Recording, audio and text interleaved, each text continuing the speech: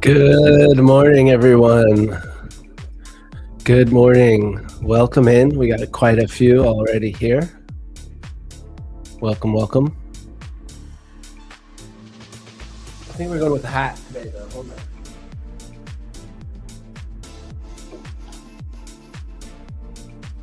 We need a lucky hat for the session, right? Oh, we're mix and matching prop firms. Uh-oh. Well, this one matches my shirt, so that will have to work. Welcome in, everyone. Welcome to the stream. It is 4:06 a.m. Eastern Standard Time, and that is April 8th, Wednesday, guys. Wednesday, April 8th, 4:06 a.m. Eastern Standard Time. That makes it 9:06 BST, Bacon Standard Time, as we might say. And let's see who's with us today. So give us a big, warm welcome in the chat here, and we can know who's joining us bright and early today for this London session. So you have made it to the Prop Firm Match TV stream, and I'm your host, your first host, Luna Trades. And following me, we'll have Zach Anthony picking it up at 8 a.m. Eastern Standard Time, and Tmade Alex at 12 p.m. Eastern Standard Time. So again, BST, it's just 5 hours after EST if you're trying to do the math. And man, we got a lot of stuff going on today with the war and news coverage. I was actually seeing a lot of different stuff yesterday. And so we're still, yes, there's constant new news coming in that's maybe changing things. But I'm still considering this to be very interesting times to be trading. And some of these days, you know, I'm like, would I really want to trade today? Is this really the type of day I want to be putting risk on in my capital? And if I wasn't trading prop firms, the truth is probably not, you know, probably not. So it's really important that we stay very grounded in what's happening around the world, and knowing maybe some days we need to take a vacation, we need to take a break. Maybe we just join in and listen to the stream and let me put on the risk. But yeah, like yesterday, I had one trade on during the stream. Oh, I forgot to post my trades yesterday. Okay, I still have to update my analysis channel in the Discord, in the PFM Discord. But yesterday, for example, I took one of my playbook setups, and we had a Trump post online that then made a very volatile moment, wicked me out, and it ended up actually going back and maintaining the structure that it was in. So I don't know if that means we just shouldn't be trading, or maybe we need looser stop losses, smaller size, and this type of stuff. I'm going to keep trading as normal. It's just one of those things where I would be very hesitant to recommend people trade during these types of days, right? I mean, I definitely don't expect my results to stay as consistent as normal when we have such things happening. Maybe it means we need to be a little more scalpy. There's different ways we can interpret it, and I just have to start the stream with that.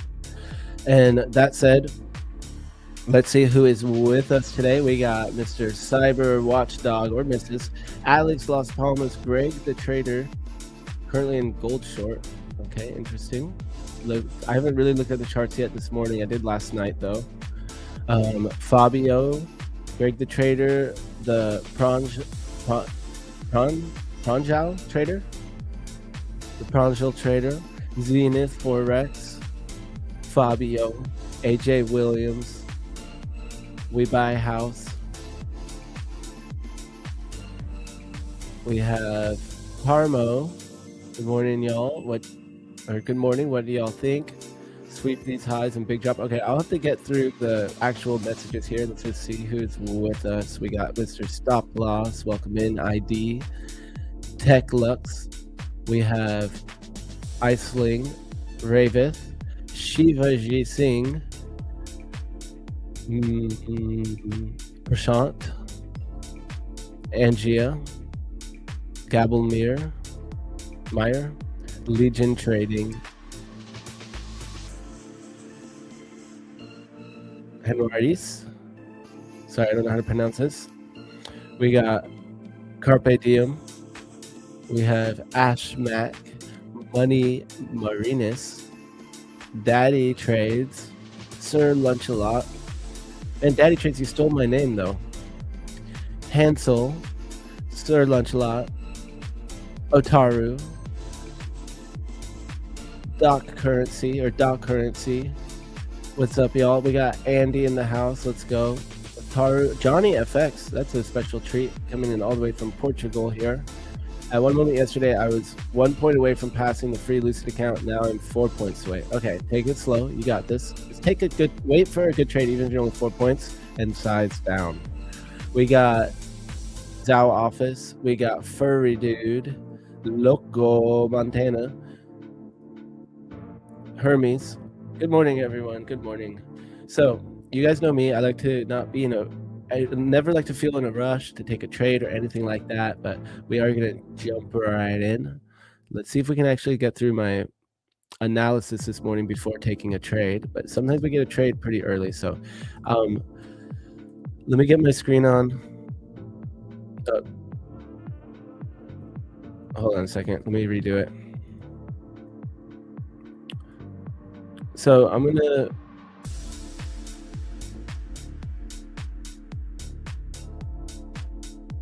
All right, let me get my screen on both of the streams. We got the mobile streaming going on as well. And here we have it.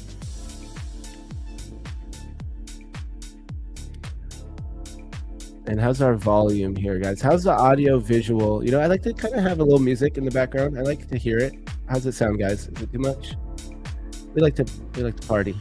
So let's just jump right in. So one thing that's been tricky for me is that I've been liking NQ better than ES when it comes to the structure lately. We have initial balance already set. Let me pull up one of my other charts on my other screen, make sure I have NQ here on the 30-minute, ES on the 30-minute, and then NQ and ES on the 5-minute. So this is where I'm looking for some of my confluences. I also have the daily chart on over here. So that's on Atos, as they might say. We have Ninja Trader open. I actually shout out trade timers, guys. So I have trade timers up. So this is a free trading tool that I made. It's completely free, tradetimers.com. And there's maybe a couple bugs on it sometimes with saving sounds and saving timers, but it's meant for trade time. It's timers with candle closes. You can do news timers, all sorts of things like that. And it helps me stay in sync with the candle closes. So I have it set to alert me when the candle closes, and I get an audio. Oh shoot. I get a little audio alert, and you can actually create your own audio alerts as well. So you can have it say different things. You can record your own. You can upload audio. So it's pretty fun.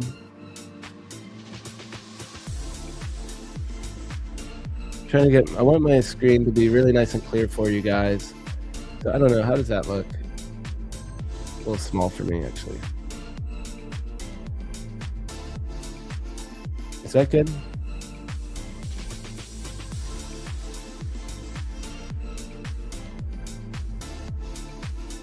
I think something like that. All right, just double checking all of my pages so we're ready to trade. And like I said, let's start with NQ. Actually, psych your mind. Let's start with the news, guys. So I'm going to head on over to Forex Factory. It's the one that I've been using the most. I do have my squawks open. I actually haven't gotten any new squawks on my thing. I guess they're shut down right now so far for the morning. They should start back up, but we had all of the war news last night, which, I don't even want to dwell on it too much because, I personally go under the belief that some of the stuff could be a, what's the word?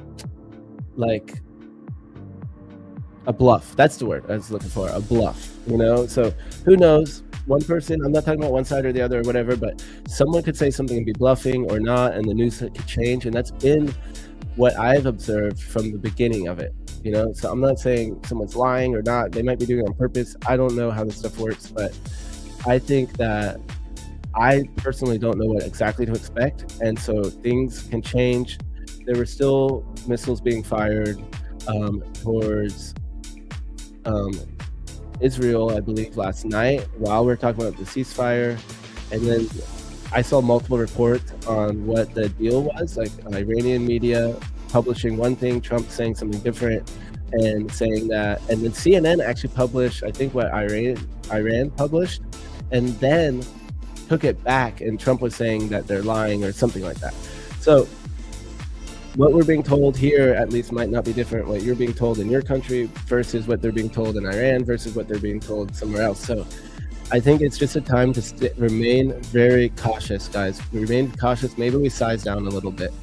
So let's see. Let's try to find some of these. Let me double check chat real quick. We're bouncing right now within IB, and IB is set. So you guys know my first trade of the day a lot of times is IB. Maybe I actually could have found the long down here if I was a little bit more ready to go. Today's one of the days though where I'm not coming in. I already had some time to set up my charts or anything like that. I just sat down, just got out of the shower. So I didn't have as much time this morning as I normally do to do my prep. So let me make sure I didn't miss anything here in chat. Yeah, exactly. Okay, so Fabia's saying what I'm just thinking without me even reading it. Right, though I'd be cautious. Strange day today. I've already taken my stop to break even for the short scalp. Weird London session. Good morning. What do y'all think? Sweep those highs and big drop. Okay, so we're talking about gold. I actually am liking to maybe focus on a little bit more on gold lately with everything going on. All good, my man. Just running the short down the target, hopefully for a nice green day. You got your eyes on anything? I don't know what this means, so I'm not. I feel like I shouldn't read it. I don't know what that means. Yo, what's up? Them funding in the house, guys. Oh, let's. I'm actually gonna pull up my. I think I hit some TPs on my Bitcoin long. I think BEM funding might regret giving me a free account here. Let's see how that goes. So I shouldn't talk too much smack because it's just one trade, but so far. Pretty sure my Bitcoin long is going to be good. All right, so what do we want to do? Let's look at the news real quick. I want to look at chat. I want to look at news. There's 5 things I want to do all at once. How many giveaways each session? I mean, you guys already know me though. I break the rules sometimes. Yesterday I gave you guys more, or I forget if it's yesterday, Monday. So I mean, I can be bribed. I'll steal giveaways, but let's just say it's 4. Let's just say it's 4. But you never know. You guys could hit some huge landmarks, and you never know. I'm flexible here. What's up, Andy? Let's see who else we got here. Did I miss any questions? It looks good, guys. I want to try and speed through my analysis. So first things first, guys, we got the news. We have Wednesday on the docket FOMC meeting minutes. So it's just the meeting minutes, nothing new. And then tomorrow we have news at 8:30. So really though, we have to pretend like every moment is news. And when it comes to sizing and stop losses, I'm going to try to remember that.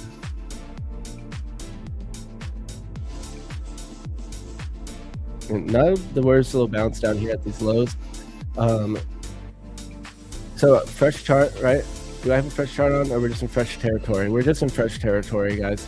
So I already put my fib extension levels on from yesterday's RTH, and we blew right through those levels. So, you know what I tried? I tried to trade an eval. I bought a few evals last night, and it's crazy. I actually shorted this 618 fib extension, and it didn't get filled on this wick. It went right to my target, and I hit the button, and then when it closed me, it had literally flashed right back up. And so it's so weird. It was such a good winning trade too. I had a solid trade, and then it just flashed. So that's the type of market we're in right now. And we can see this London range, London IB is, let's see, how many points is that? 833 about to 817. So pretty tight range, right? Pretty tight range. So let's do some top-down analysis. I'm going to start on NQ though, and we're going to go from there. I've been liking NQ a little better. Look, a little stronger push here on this rally, while ES is just at the 50 line of the London IB. So my weekly levels should still be correct on here. Let me make sure. Let me go to the 30-minute chart. Oh no, I never updated my weekly. Man, this is bad. I never updated my weekly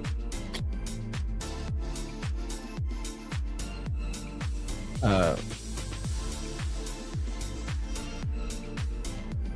volume profile. So I'm just going to do that really quick. That's hilarious. I didn't do that. It's about the same as ES. That's why I normally look at it on ES. So here we go.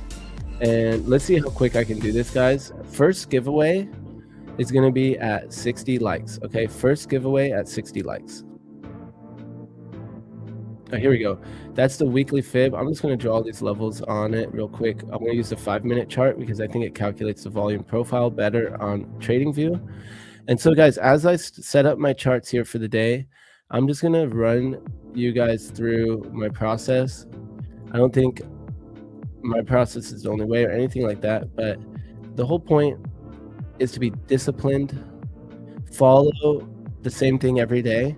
That then leads me to consistent results because I know my data, and if I stay consistent, my data's been really good, my trades have been really good. My problem has always been tilt and stuff like that when it comes to day trading. Swing trading, I didn't really have that issue because I don't take that many trades. So we're going to set up these charts. I'm going to walk you guys through my process, but you know what I do is I invite you to follow your own process, whatever that is for where you're at in that journey. Did you have something you're supposed to do before trading? Do you have a checklist?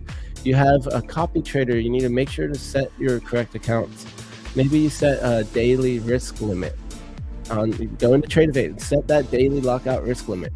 Whatever it is, now's that time, right? Now's that time before we click the buttons, before we get in and out of trades, before we start using that mental capital. I'm going to prepare for my session here, and we're just waking up here with the London market.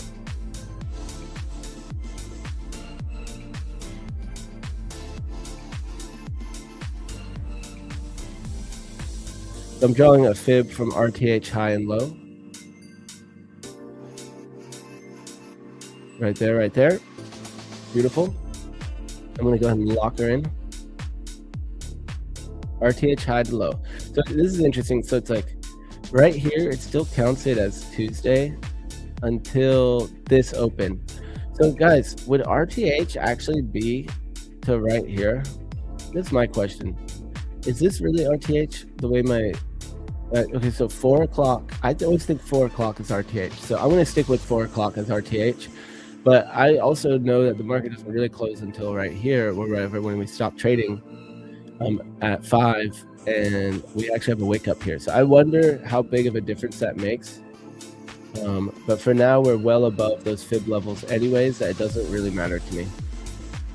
So we are still grinding up here, and we're bouncing at this London IBL, London IB low, and we're well above all my other levels. So I don't have any of my other levels here. We have previous day high, previous day value area levels, and all that stuff is down here. So lucky for you guys, you don't have to look at my messy chart because we are out of all this range. And that was a good long down here, guys. Remember that long? That was a beautiful long. Oh, that wasn't on stream. That was on in my Discord. Oh, that was on my personal stream. Guys, yesterday in the afternoon, I was streaming, and I crushed these trades here. I crushed this short, and I crushed that long back to back. All right, so we're good to go. You know, I don't have any levels here, so really we can just do price action. But I'm just making sure my chart's set up. Let's look at ES real quick. So before I get too distracted, ES, I should have it all set up. I have my fib levels on. We have our high time frame support and resistance that we blew through this last target. So I had a target for the breakout here was here. We blasted right through it, and now we're kind of at these equal highs. I have some more areas. Yeah. Let's go to the 30-minute. So yeah, we're making a new high from where I was not expecting us to, but it's close. It could be kind of equal highs, right? Could be equal highs, but it's stronger than I had imagined we would react at this zone. And you guys know me, I'm bearish right now. So we have a slight change of structure. We're gonna have to follow that until proven otherwise. And yeah, we got room up to 7,000 here is what I'm looking at. So I guess I could just draw this on as a range from up here. Let's see what it looks like. And I don't know, do we want to go all the way to the highs? I guess that makes sense here. So I'm gonna go ahead and draw this on something like this. These are our highs from February, right? January 28th. So, I mean, that's not as far away as I think mentally. And then we got like a 50% somewhere in here where a lot of these things have bounced. And all right, that's good enough for me for now. So next, what I'm going to do is draw my price action on here. Because we don't have my other levels, we do have IB. So my trade here that I'm looking for is IB. Greg the Trader's talking about gold. Let me look at that real quick. So I do really like a gold short right below here. I really do. I already have this level drawn on. I'm going to actually make sure my chart's set up ready to go with this. So we have our London accounts. Let me pull this up real quick. We got how many minutes? 3 minutes on that candle, guys. I'm going to actually look for this gold trade here and pause my focus for 1 second. What is RYH? Are you talking about regular trade RTH? Are you talking about the Russell? What are you talking about here? RYH? I think that maybe I was talking about RTH, the regular trading hours, or the New York time.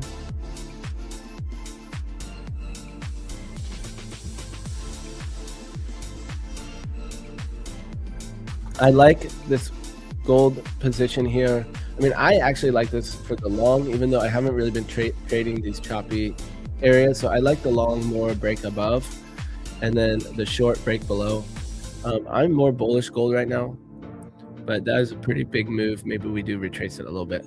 So I'm going to be locked in here looking at this gold trade, and then I'm going to jump back to the ES analysis in 1 moment. I also would love to make sure I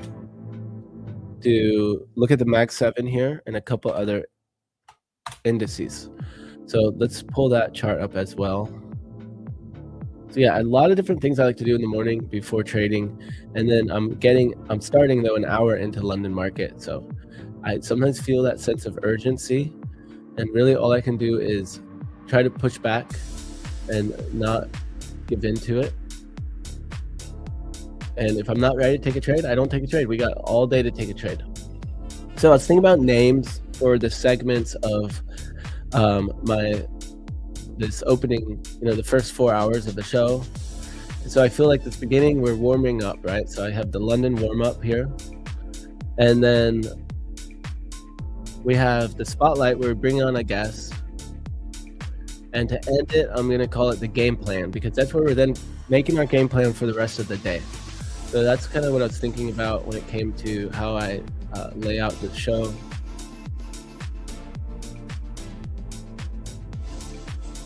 All right, here we have it. So guys, I am adding a few accounts here to my top 1 futures stack. So I bought another Tradeify account to add to it. So let's see if we can do that here real quick. Let's add some Tradeify.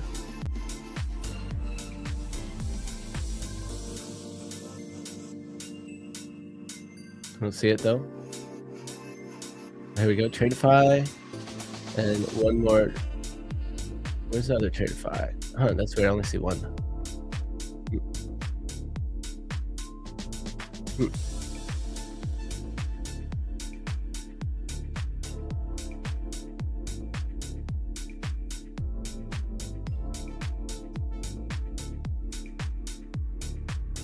What's the Tradeify consistency rules? So I need to remember this. I'm going to set my consistency rules in my copy trader.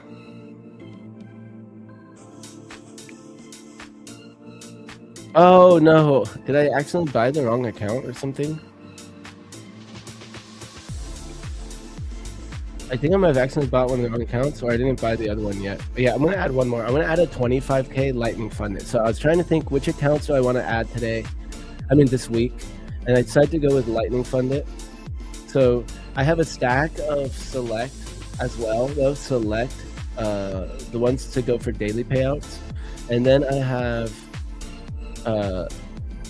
I just bought a 25K lightning funded. I'm buying that right now. Sorry. I'm gonna use code match, guys, to get the best discount, and I'm gonna be able to gather loyalty points. So that's what I'm adding here, a 25K account. Boom. So that's right in my budget. And we're good to go. So I'm gonna have to sign out and sign back in, I guess, to Tradeify. And make sure it's in my dashboard. There we have it.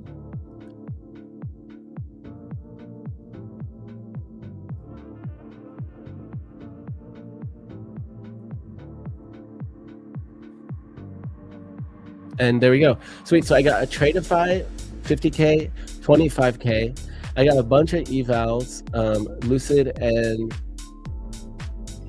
Tradeify select evals. But you know what I'm going to do?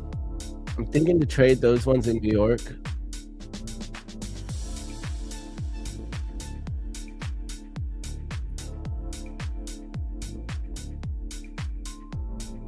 You know what? Okay, so I'm just going to leave one of each of the Tradeify and Lucid evals in the stack because I don't want to oversize. I just want to not over risk or whatever. So let me double check all of this real quick. I'm going to leave one Lucid 25K and one Tradeify 25K.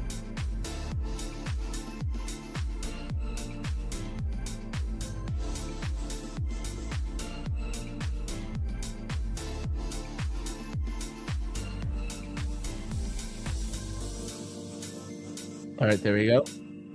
So guys, we're gonna get that giveaway at 60 likes. As I set this up, make sure to hit that like button and subscribe. If you're watching from X, you can always head over to the YouTube if you want to help those giveaways happen a little bit quicker.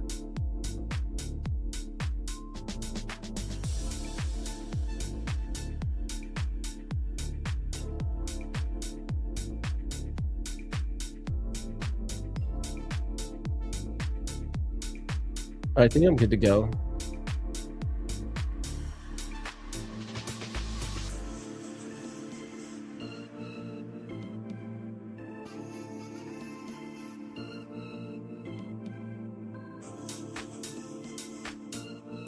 I think I'm good to go here. So I'm going to put in one of my Lucid accounts as well. All right, so what I'm going to do actually, okay, so I'm going to put in 2 Lucid, a 25K and a 50K, and 2 Tradeify, a 25K and a 50K. And then I'm also adding those Tradeify instant fundeds. So I have a pretty big copy trade group, and now we have 5 funded accounts in our group. So I already have the 3 accounts from before, and then I added 2 more now. So we have more funded accounts in our London group. But I'm doing something a little funny here where we got we're gonna push it a little bit. I have a 50K and a 25K instant funded.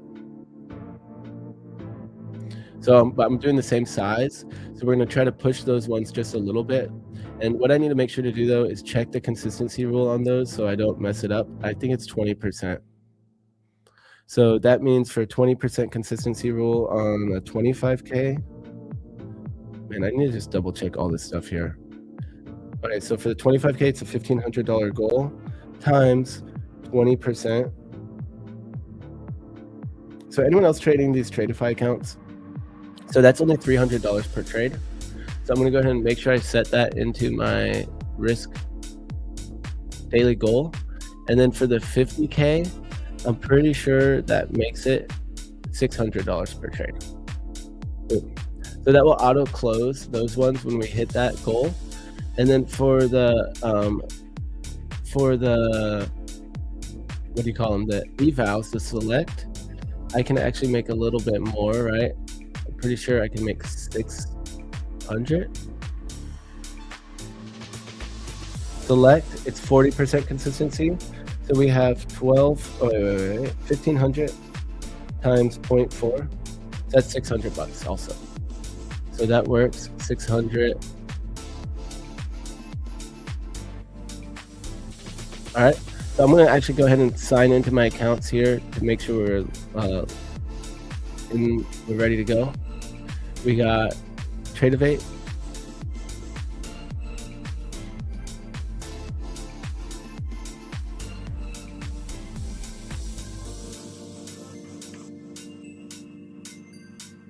Oh yeah, let me drop the form for the giveaway. My B. Guys, we already got 60 likes. Let's run it. So we're gonna run this giveaway. Let's go. Sorry, chat. I'm trying to get through my analysis and setting up all my stuff.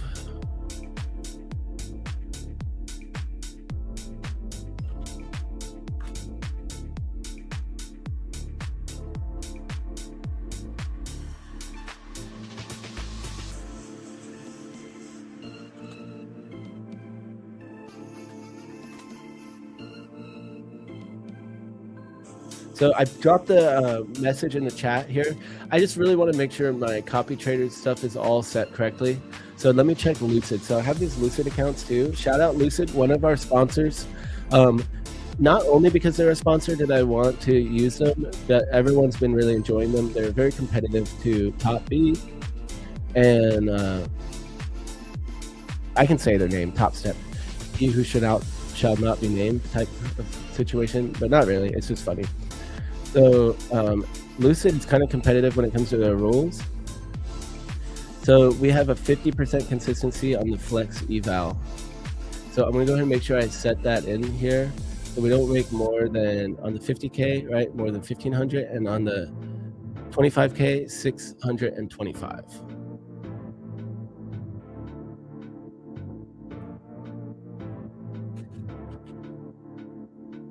And then, yeah, what did I say for the 50K? 1,500.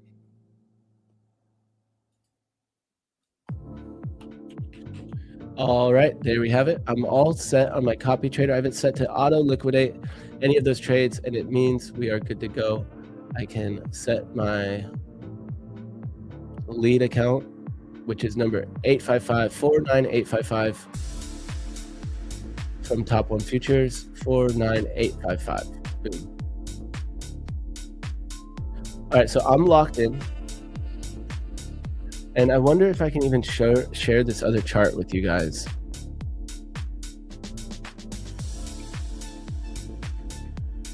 Yeah, so Sir Lunchlot says eval day. What is the discount on Apex at the moment? I believe last I saw it was like 90.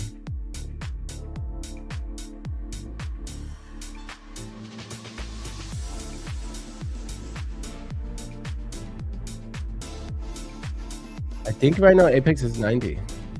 But the best way to double check, so you can still use code match and get the best deal. So you could check on Prop Firm Match, but also you can check on Apex's website to make sure in case they update it. Yeah, 90% off.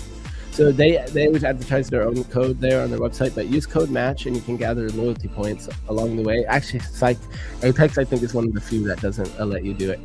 But use code match to get the best discount at Apex and all of your favorite firms.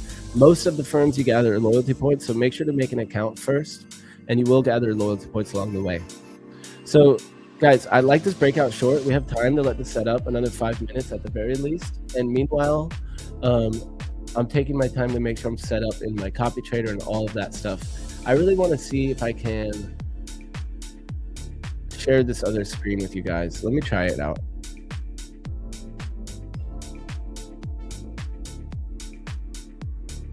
I don't think it lets me share it. It doesn't let me select NinjaTrader as one of the options. And when I do, I don't think it's going to even show it anyways.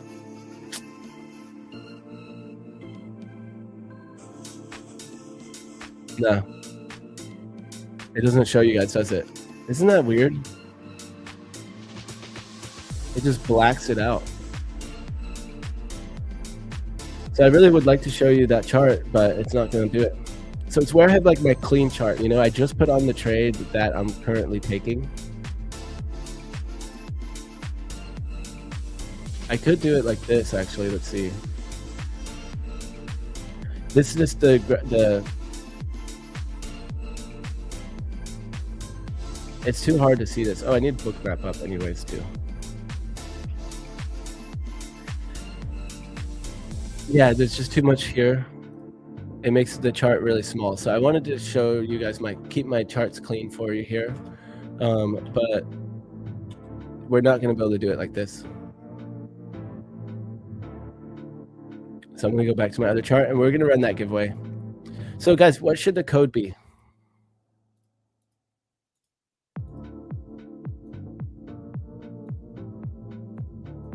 Here we go. So what should the code be for the giveaway? All right, so let's look at ES. I'm gonna go ahead and hit the daily and we can see, yeah, we've got a nice move out. We've actually had quite a few bullish days here in the past week and a half.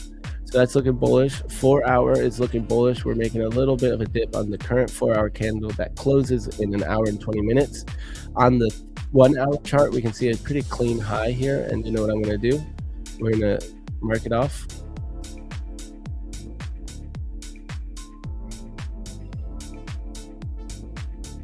Oh, Alt H. I'm gonna try to remember that. Right there. And maybe even this low down here. Let's go down to the 30-minute and see how that looks. Yeah, that's not that bad. We can also maybe put one right there. So I'm just drawing out some price action levels, kind of chart where we're at right now. And I actually do like this. I'm gonna draw these candle bodies to candle bodies down here. And here we go. So I actually like this range for both longs and shorts.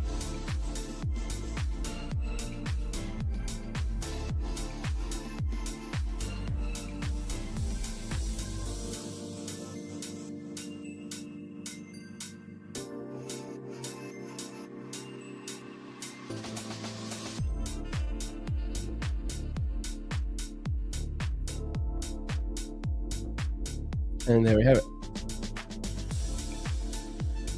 No Bomb Wednesday, Peace Day, Taco Day,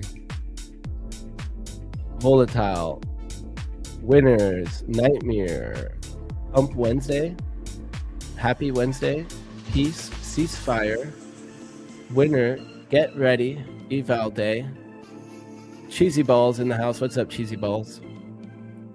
So what's it going to be, guys? What's going to be the giveaway code? I like the idea of Peace Day. I mean, I hope it is Peace Day, but I know there's still a lot of stuff going on, so it feels weird. How about, yeah, we'll just go with Ceasefire. We're going to go with Ceasefire. Or, I don't even know, guys. Middle of the week. And look at gold, actually, or ES is pushing down out of this range. So we might be getting a breakout in ES. I'm going to go and drop this giveaway form, though. Let's see what we're going to do. I'm not convinced on any of these yet. Let's see. Slash.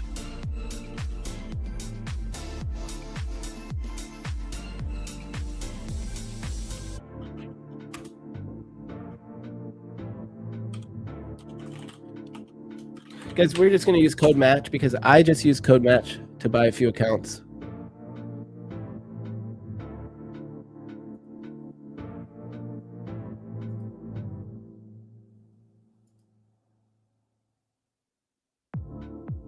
So I'm going to use code match. So enter the giveaway here in the Discord. The instructions are in the chat. Go to Prop Firm Match Discord. That's discord.com/join/propfirmmatch. And you enter right here saying enter match. So let me figure out how to pin this. I need to get on YouTube and I'll pin the message. And so meanwhile, guys, we are about to make this breakdown. The EMAs for the initial balance breakout aren't really there for me.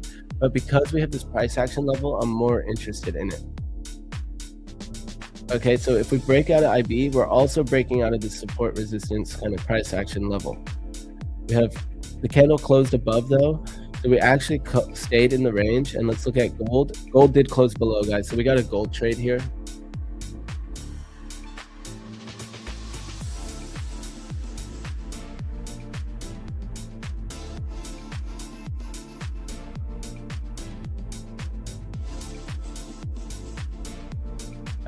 I already missed my entry. Guys, I missed my entry.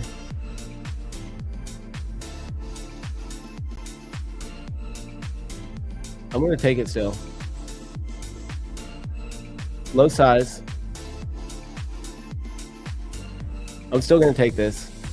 I kind of missed my entry. It would have been up here. My original fill would have been up here. I'm still gonna fill this. I could wait for the full breakout. Up, too late now. We're filled. So we're in it to win it. And I'm risking 300 bucks with a fairly loose stop loss. Not loose, but how big is my stop loss here? Not loose at all, actually, really. Pretty tight stop loss.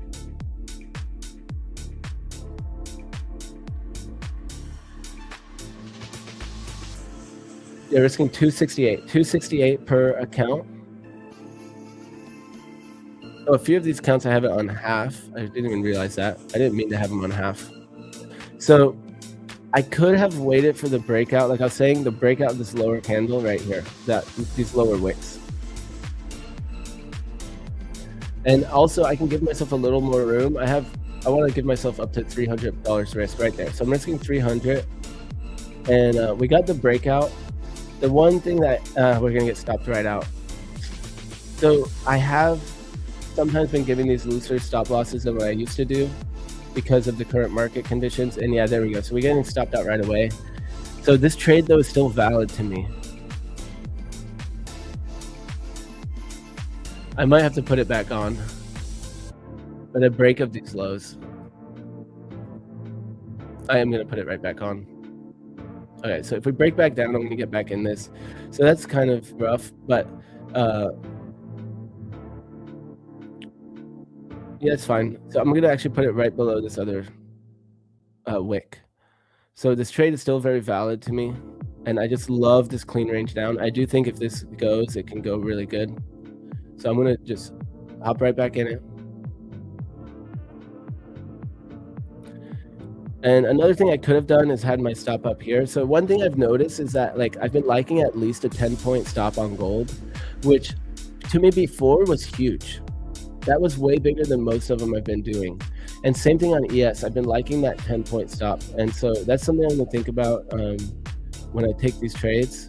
And like this trade to me is still perfectly good. Like there's no reason I really should have gotten stopped out of it. If anything, I just should have waited to fill with the full breakout of these wicks. Especially because I like missed my first entry, which would have been like up a little bit higher here, 3 points. So I'm gonna leave this on. We're gonna see how it goes. Guys, I risked down. Thankfully, I didn't do my full risk, so we only risked 300 on it when normally my full risk is 450. So let's see if we still get it. And yeah, we probably just gave back an extra 300 bucks. I didn't need to. That's quite all right. We're gonna stay in the pocket and take the trade if we break out fully of this range. So I'm gonna make sure my entry is 1 tick below at least, right? Or 2, 1, 2, 2 below the wick down. And I am gonna take a screenshot. I missed screenshotting my first entry. Yeah, something like that. So super annoying to have that happen like that, but it is what it is. And this is the trade. So I'm gonna go ahead and label it. So I am gonna have to put in my journal that I re-entered it.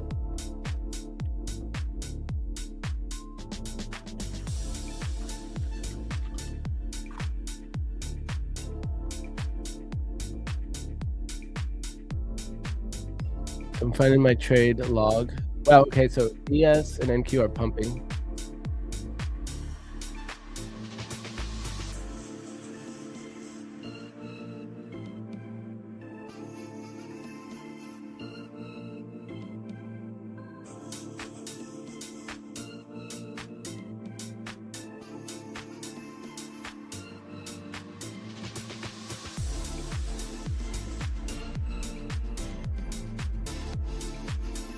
Here we go. I got my trade log. ES is pumping here. And NQ even more. All right, that's annoying that I took that loss so quick, but that happens, guys. That happens, especially when we're scalping gold like this. You gotta be ready. So I'm gonna go ahead and do my journal real quick. I'm gonna put in that one was at what time. We do have that giveaway still. I didn't forget. I'm just gonna do this real quick. So that one was at 4:45, right? 4:45 and the London. And then this next trade Still hasn't filled yet, but we're looking at 450 right now, so I'm just gonna go and put it in. But yeah, I really should have had my my entry below these wicks here to be safe, because now look at that bounce. So I could have prevented that entry a little bit, but if I was quick enough, I would have probably put it on right up here.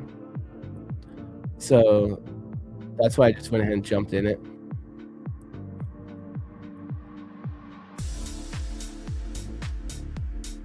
We're gonna stay in the pocket. I'm not gonna let that deter me from following my plan. And you can see we're making it a little bit higher, so I have to move my stop up there.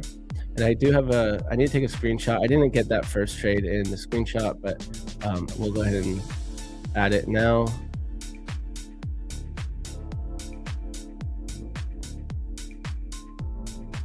And there we go. Okay, so I got it in my journal. I think it was minus 300 even. Let me see. 304.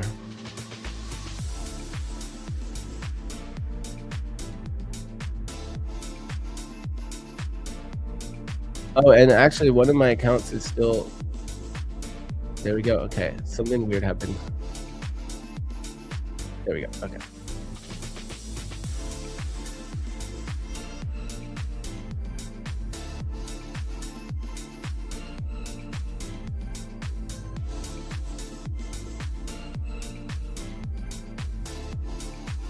All right, I just had to get the totals. I'm gonna go back and put all the totals in there. It was like 304 plus commissions. So look, we're coming right back down. We're in it to win it here. Let's see how this goes.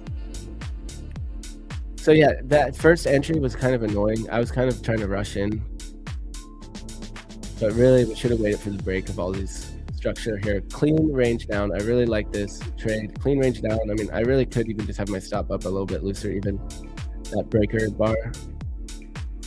Let's see how this goes. So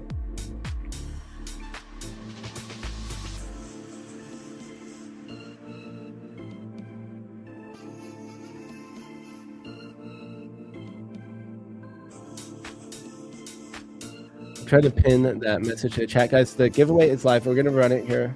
I just wanted to make sure we figure out this trade situation.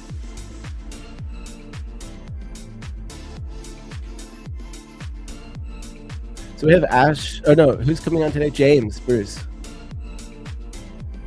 you trade currency pairs? No, I don't. I haven't yet. What a bad start for you. What happened there?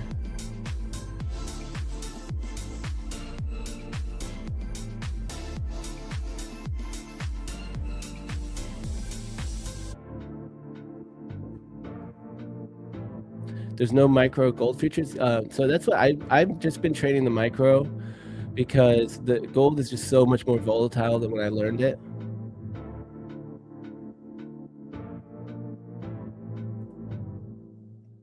Oh yeah, the BEM account, guys. So I do have that Bitcoin trade active. Let's see, where is, I actually don't know how to sign into the trading platform.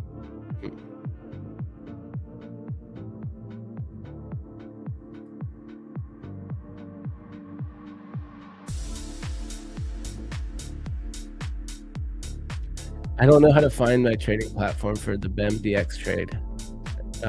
What is it? DX trade? Yeah, BEM DX trade. I have no clue how to get into my trading platform for my BEM account. It says active.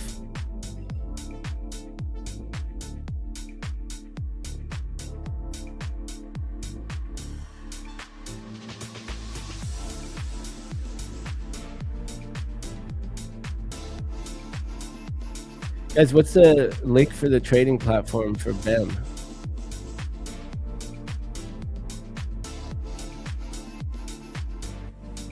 Well, either way, I know my first TP hit, right? Because Bitcoin's up. So let's run that giveaway, guys. I'll go back to this stuff here, but I got my trade on. Let's go back. So Wheel of Death, we're gonna run it. let's do this thing. We're gonna run it quick because I want to focus on my trade if we get it.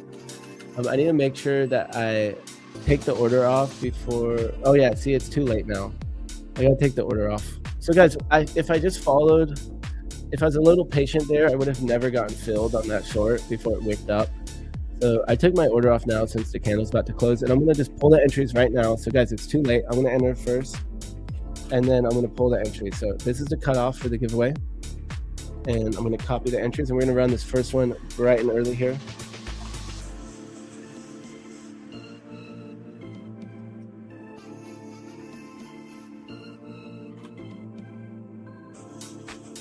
Before we let everyone and their mom enter. Even Mom Bucks' mom. And here we go. So we're gonna run it, guys. You already know, guys. This is for from one of our sponsors, either from Top One Futures or Aqua Futures. Okay, this is from either of those two. We're gonna save the Lucid one for a little bit. So Top One Futures or Aqua Futures, and we're gonna run it. Let me switch up the music though. Let's keep it party going though. How about right here? So guys, here we go. 3, 2, 1. Man, I don't even have any sound effects or anything. Come on now. All right, here we go. 3, 2, 1. All right, guys, good luck. Good luck, good luck, good luck.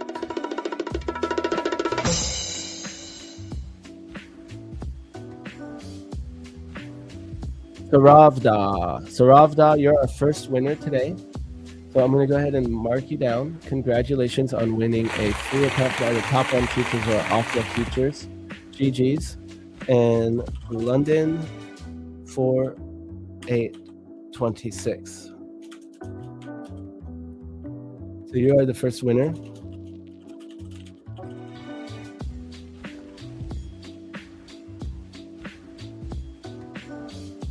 Congrats.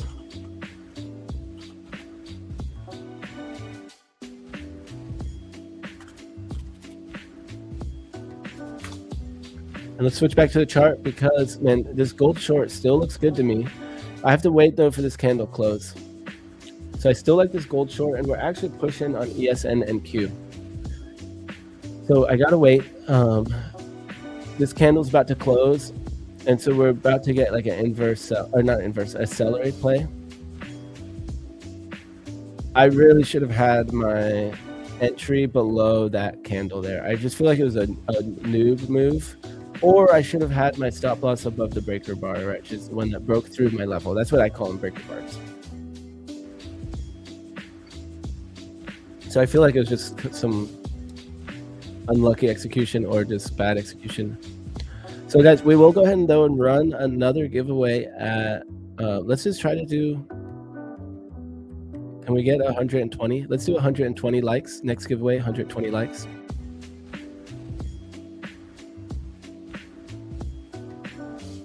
I'm going to try to get this message pinned to the chat. It's still not pinned, the instructions.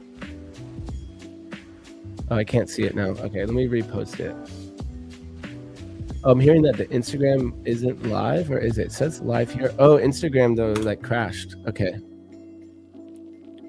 I want to try to get the Instagram back on, but I think I got kicked out of Instagram.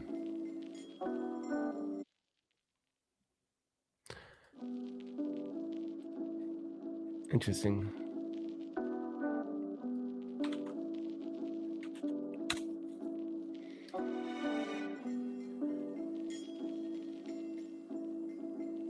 All right, here we go, guys. Gold. It's setting up for the celery.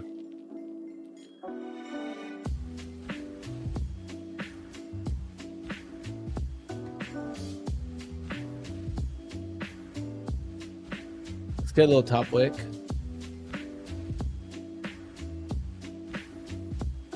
And I don't know if how aggressive I want to enter.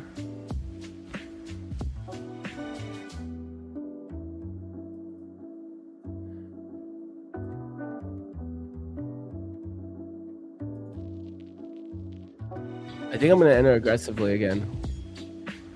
My normal entry model, which is decelerate these. We made a little top wick here.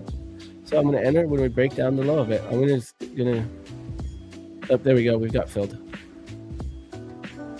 So this is celery play. And I have my stop loss above the breaker bar, risking 294.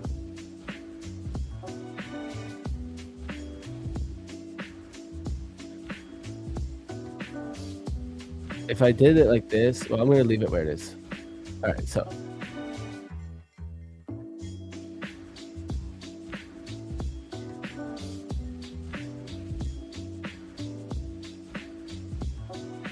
So my target is going to be, I mean, if we make this move down, I like this area where I have it right now. Like maybe even up here would be a little more conservative. And that, yeah, that's super nice. I'm going to try to go for something like this. It's more than I normally get on gold, but it matches with this wick. It matches with some previous area. So yeah, we're in it, guys. We're in this gold. We're putting on some heat on gold. So, and here we are bouncing again. Yeah, I'm definitely putting on some risk here.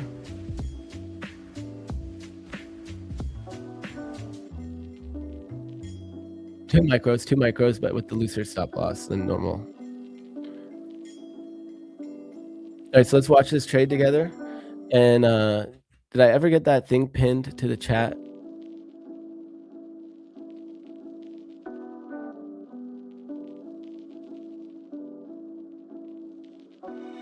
Okay, there we go. The instructions are pinned to the chat now for the giveaway. NQ swipe daily high. Oh, guys, we got a huge man. We got this breakout. Look at this. We got the breakout here on ES. We got an IB breakout here while we're looking at gold. However,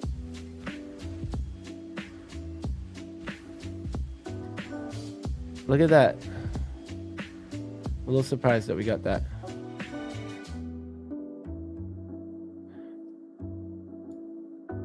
Man, so we got two trades going at once here.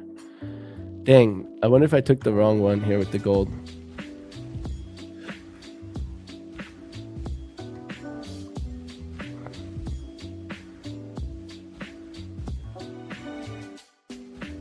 Man, a break back up of these highs. So, okay, so guys, with the ES, here's going to be my plan. I'm not going to use the IB. I'm going to use the breakout. So what I'm going to do for ES is my plan is going to be a candle close above these highs. So one, I'm going to use the TTE strat, breakout strat, instead of using my IB, because this IB would have just filled.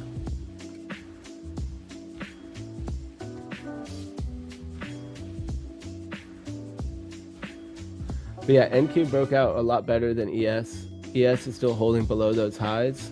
So that's why I'm going to wait for ES to close above those highs before I take an IB breakout. Otherwise, I like it better on NQ, but I haven't been trading NQ. So yeah, interesting.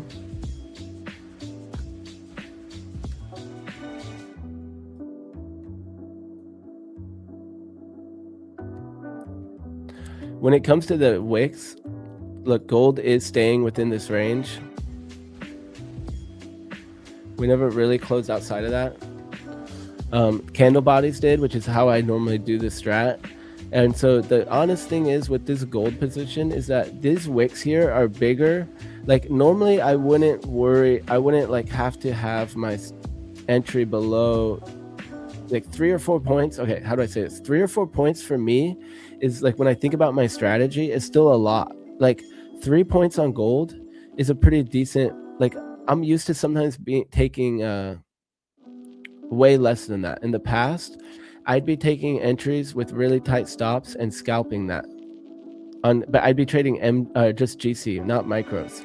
So I'm having to really adjust my gold strategy with the current volatility, and it's pretty different, right? It's very different. Like we're talking like I used to target 20 to 30 ticks for a scalp, and now I'm sitting here targeting 32 points trading micros. I used to trade minis.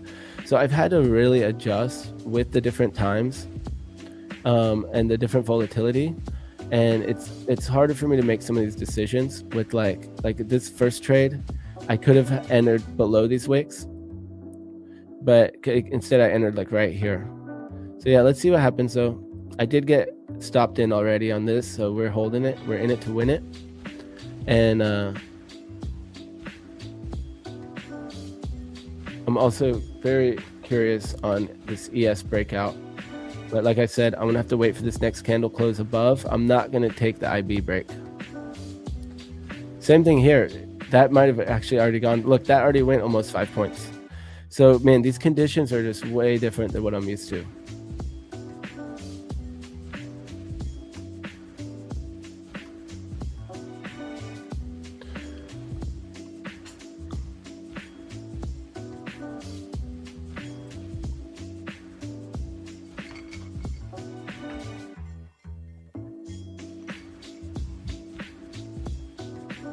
I think I just have to not be scared to be sized down and wider stop losses.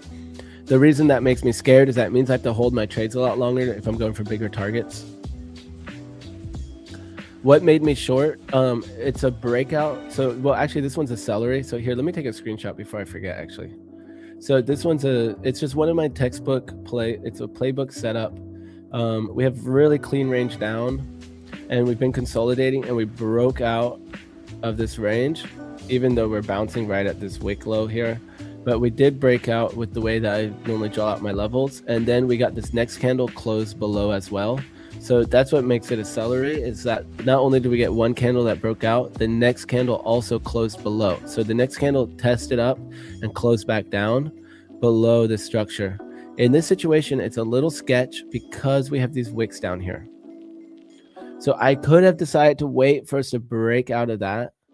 And I felt like weird though, because it's like the difference is like 4 points, which is normally like a whole, like I could have just targeted 4 points. So it's kind of weird. I'm not used to it point wise and tick wise. I'm not used to trading having such a big stop loss and stuff on gold like this. So this is very weird to me. But that's the celery. So breakout candle, we didn't ever push down, and then we had the next candle close below as well. So I'm going to put that screenshot here. Yeah, I mean,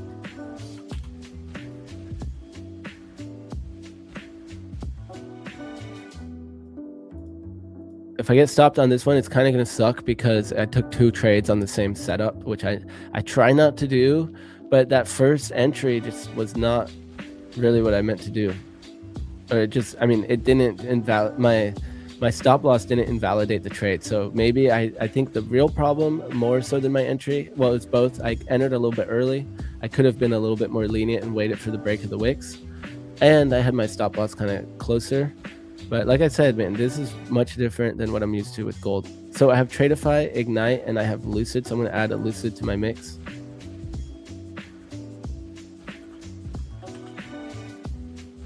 There we go. So I hadn't added Lucid in here yet, but oh, I don't have Lucid. It's not a straight to fund it. I forgot. It's just Tradeify. Yeah. Okay. And that was MGC. So re-entering that same trade. I'll go back in journalists. I did put a screenshot in. And let's just look at the charts here. So guys, hear from you guys. So already these markets for me, these are like day off type of days. And here I am still trading it, still in all my funded accounts. I'm just really trying not to be scared in general with my trading and just trust my analysis, trust my trade plans. And if I mess up, just move along, right? Don't get caught up. So we have 2 different ideas here. We got the ES breakout that I'm waiting for. I really like the EMAs and my confluences right now with ES, and CVD's been grinding up slowly overnight.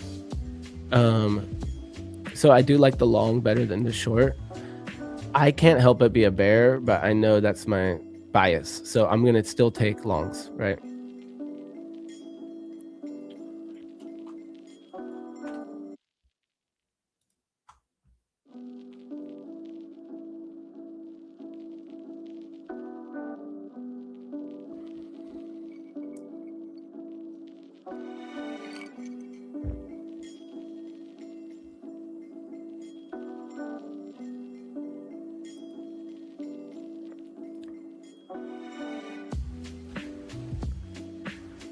Would you still take this trade outside the US session?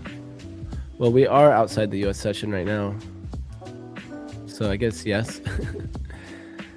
I need a template of the sheet. Message me on Instagram and I'll give you my sheet. So it's cool. You can see like my stats for different sessions. So I've always averaged around a 62% win rate, 75, 65 here for futures. My problem has always been though, I like if I cut my trades too quick, my winners, or hold for full stop on my losses. So that's something I've been working on lately. And then we can see my RSI divergence. I just took one yesterday, but I haven't taken that many of those. The initial balance breakout trade is the one I've taken the most of. 69% win rate. Breakout, the one that I'm taking right now, or wait, right now I'm taking a celery. Look, 2 wins, 0 losses so far. And this is like my newer spreadsheet. So I started this in March. So that's why I don't even have the screenshots in here. So I put all my March stats in here. So this is March on. And I only put my funded accounts. So ES is looking to break out right now. You know what? I'll just take ES2 if we get that trade. I'm going to take it. So we have 3 minutes left. But so the initial balance breakout is paying right now. The entry would have been somewhere down here. I didn't take it though because I want to clear these highs too. I'm already in that gold trade. So I'm having to be careful. But yeah, so the London IB breakout, I take that New York IB also and London IB. And this has been one of my favorite setups lately. And just trading IB. So it's hard though because I have a mentor right now who really trades based off of auction market theory. He's a very traditional trader and reads order flow and other things too. And so I've been learning his strategies. Well, really, it's like his strategy or way of trading. And then meanwhile, I've still been having really good results trading gold and trading initial balance breakouts. So I'm trading 4 strategies right now, pretty much. One of the trades I took yesterday that was really good was my RSI divergent strategy, and that's my own strat. So I have that plus the other ones. Oh yeah, so here's my oh, you can't see the charts? Sorry, my bad. Here we go. So here's my link to Instagram. If you want my journal, I'll send it to you on there. And I hope I don't get chopped up today. Yesterday in the prop for match stream, I got chopped up. I actually got taken out by that wick from a Trump tweet. So if I do, guys, this is trading, and I hope that you follow your plan, right? Follow your plan, follow your rules, and I'm gonna do the same.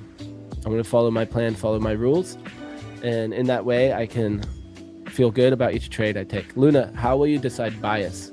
So I am already biased, but my trading strategies decide the trades, right? Every once in a while I just can't take one because of something. You know, like in this one, I could have altered. I could have said, I want the break below these wicks because we have multiple wicks down here. It's a little wicky. I could have said, let's wait to break these wicks before I take this trade, and we would have had no trade.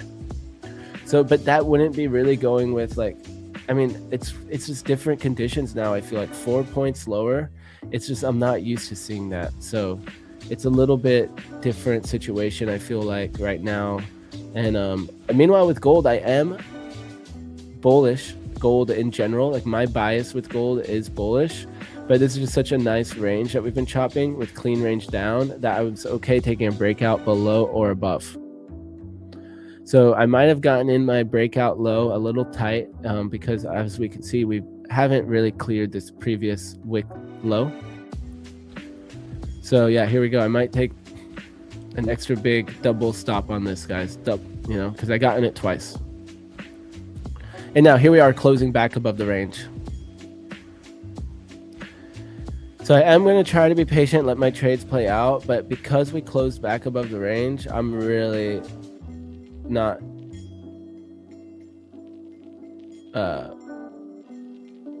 I'd rather not take a big full loss on this one again.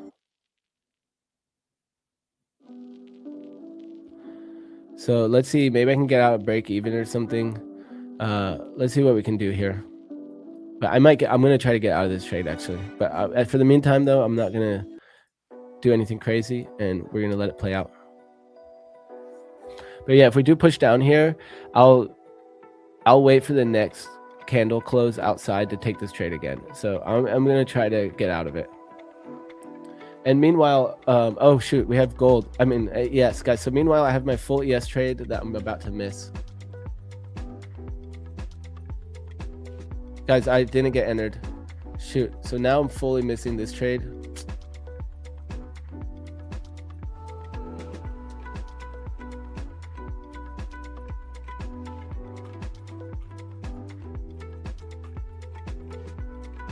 Same thing on ES here. We have this wick.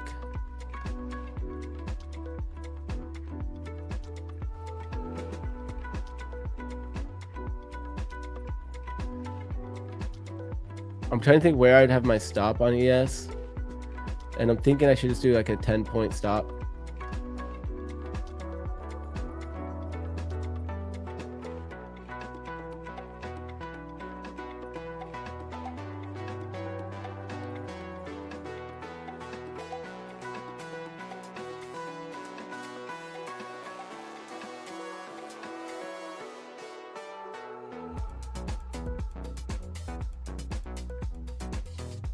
Guys, I'm going to look for this ES trade. So we got the breakout that I wanted, 15-minute breakout. So yeah, it's crazy how the market's just setting up with all these trades right now. And we got James Bruce coming in soon.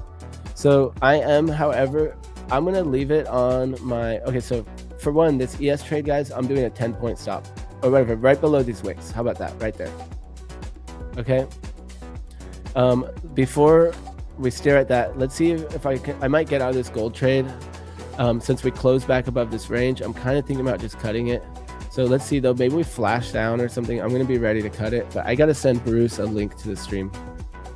Bruce, I have a friend named Bruce, James Bruce, James Bruce.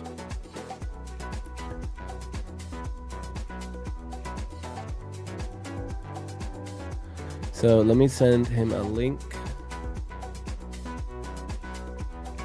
Yeah, guys, the markets are moving this morning. I'm a little sketched out, but I'm just going for it, guys. I'm going for it. I'm taking my trades, and that's just how I want to trade. Even if I blow all my accounts, I want to be strong-minded when it comes to my trading strategy and follow my plan. And so that's just where I'm at right now.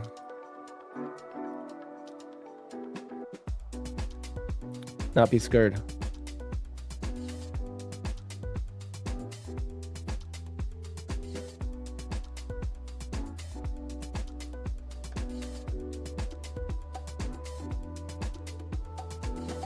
Where's Mr. James Bruce? There he is.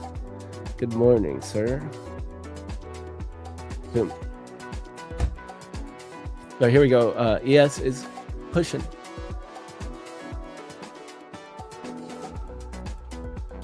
So if I followed my original rules like I did with gold, I would have been entered down here, right? So I am going to wait for the breakout though. I should have done it on gold. Oh, wow. There we go. Okay, guys. So we're in ES. So we're in multiple trades at once. This is a rare thing for me. This does not happen very often, guys. So we're going for it here. James is about to get on. So I don't even know what's happening here, guys. This is a lot of risk on at one time for my poor little accounts here. So let's see if we can get out of this gold trade since we closed above. And, meanwhile, we did get wicked into ES. So I'm in 2 trades. I'm going to actually put this right below that wick. It was off by a few ticks. And so where's my target? Target is going to be at 68.48,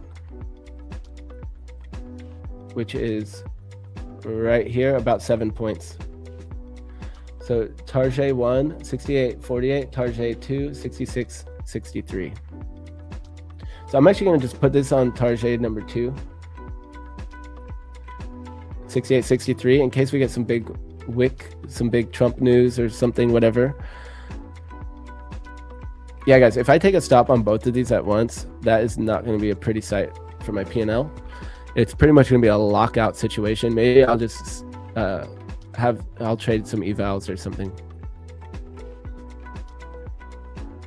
Okay, so Otaru bought gold.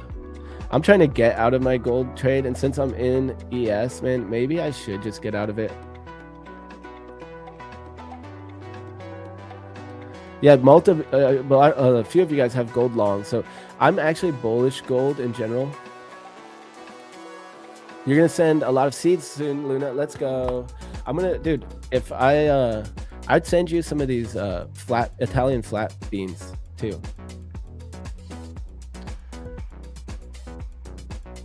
My commercial address though, right now, I don't know what's happening because something might be weird with it. So I don't know if I'm gonna be able to give you an address to send me stuff to, but I would totally take some seeds and I would trade you seeds back. That'd be sick.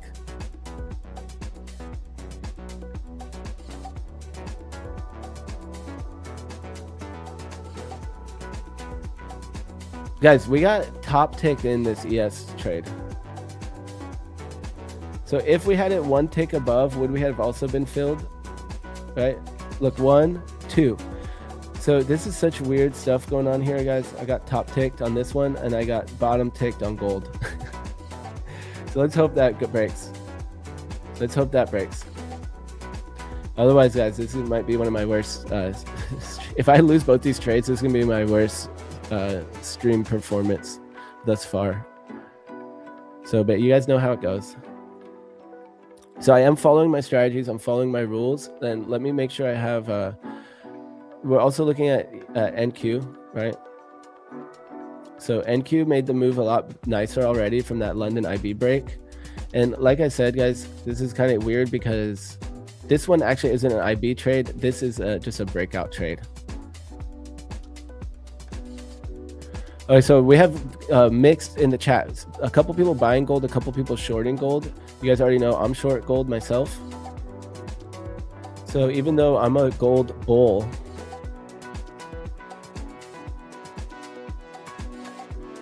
so this is kind of interesting. I don't know if it's my decision making or what, but so generally I would do 2 ticks, right?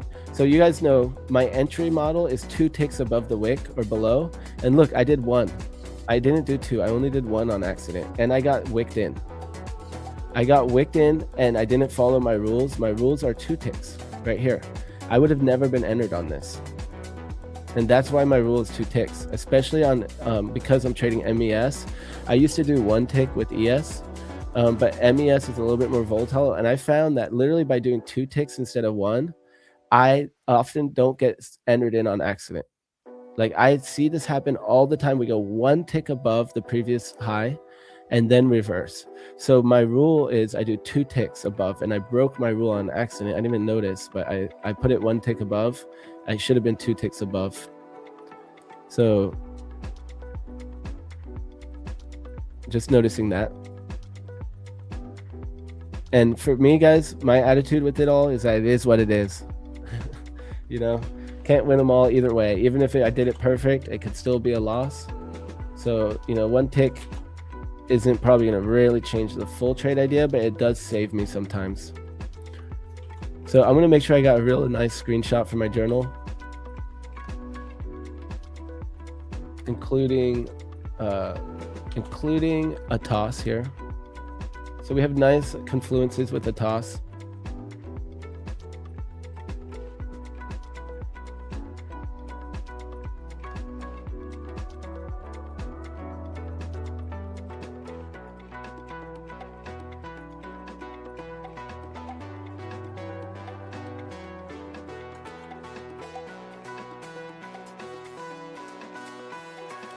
Yeah, guys, this is a lot of trades to put in this quick. This is not my normal amount of trades I get. So that was at 5:15, I believe, right? When that IB breakout, or no, is this a breakout? 5:15, same accounts, right? Ignite, oh, not the V2, Ignite 100K and TradeFi. And we have MES. And this one's a breakout. The last one was a celery. And the first one was a breakout. These are all London session. Yeah, well, we got some, we're taking some heat. I almost got my break even on the short here. That I'm trying to get out of this trade because we closed above. That was really close.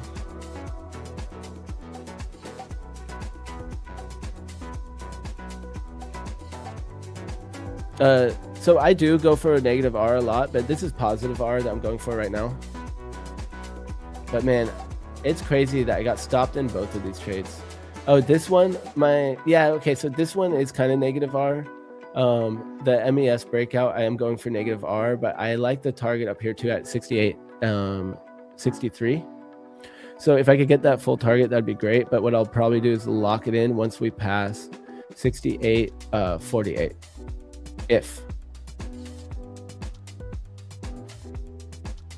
So pretty crazy to be in 2 trades at once. We're getting stopped out of this gold trade too. Man, I almost had it out at break even too.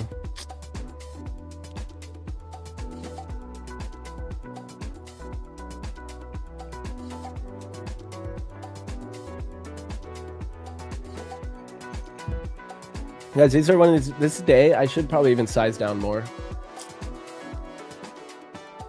I'm thinking I need to size down more. Because it's just not my normal range. Like the amount of points that gold is trading within and everything, it's a little scary for me. So guys, we got James coming in here in a few minutes. Don't forget, we got more giveaways to go. So 120 likes. Let's see if we can get 120 likes. Why not, guys? Why not? Either way, I'm gonna do all the giveaways on the stream. So again, for my MES long, we have nice confluences of the 5-minute EMA CVD and the breakout on NQ and ES.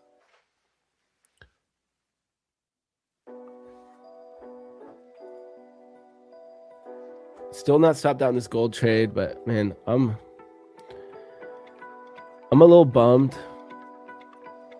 that I retook the trade the same way without taking it with the break of this low. It's just so wide. I would have only been able to do 1 micro. And so if I took it from here, guys, it was exactly able to do 2 micros. It was risking 300 bucks. So I kind of got pulled into the idea of wanting to get that 1 extra micro on.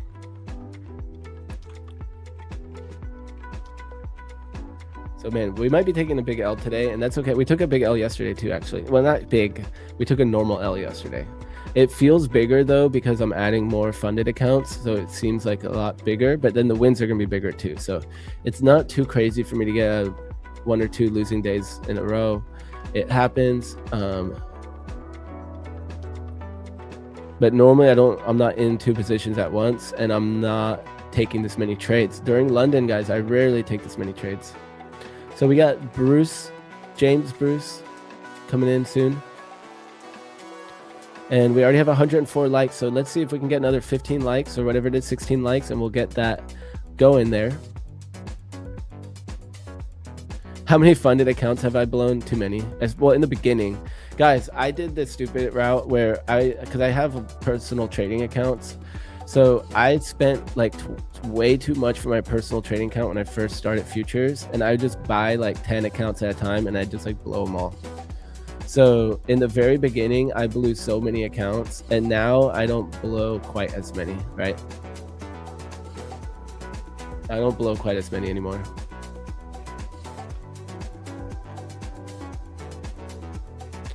On Apex, I think I've blown like 50. But all the other ones a lot less.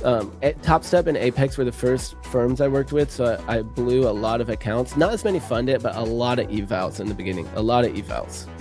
And now I don't blow. Like on this stream, guys, we've been holding the same accounts for 2 months. Right here, I'll show you Ginway. I'll show you guys my stats here. So this is so London, guys, this is my history with the London stream. So I have this thing where I want to show you guys exactly my stats that I trade on these hours. You know, I'm not going to go YOLO an account in London, in New York or Tokyo, and then get a payout and be like, here's my payout. I'm trying to get payouts only on the stream. When I show you, like what I show you guys are my stream accounts. So I have other accounts I trade during the other sessions, but because I wasn't trading London before. So Since I started London, I opened up accounts just for London, and you can see how we're doing here. So these accounts I got kind of chopped in them, but ending the month's green, right? Green, green. And now we're in April, and I took we were actually green on both these weeks, and then yesterday I took a good loss, and today, so far, we'll see how this ends up today. We'll see how it ends up. I'm trying to get out of this gold trade though, so we don't end up too bad, but I actually don't. If we can close back down, I'll just re-enter it. But yeah, so you can see here, I haven't plugged in each trade. I need to go back and edit because see how, like, so this right here, these three are the same trade, right? So I can go like this, select, select, select, right click, create idea. So that's actually one idea. It's not 6 trades. Boom, there we go. And just like this 3 right here, these are all one trade idea. So this day I only took 2 trades. Create idea. It's not letting me create idea.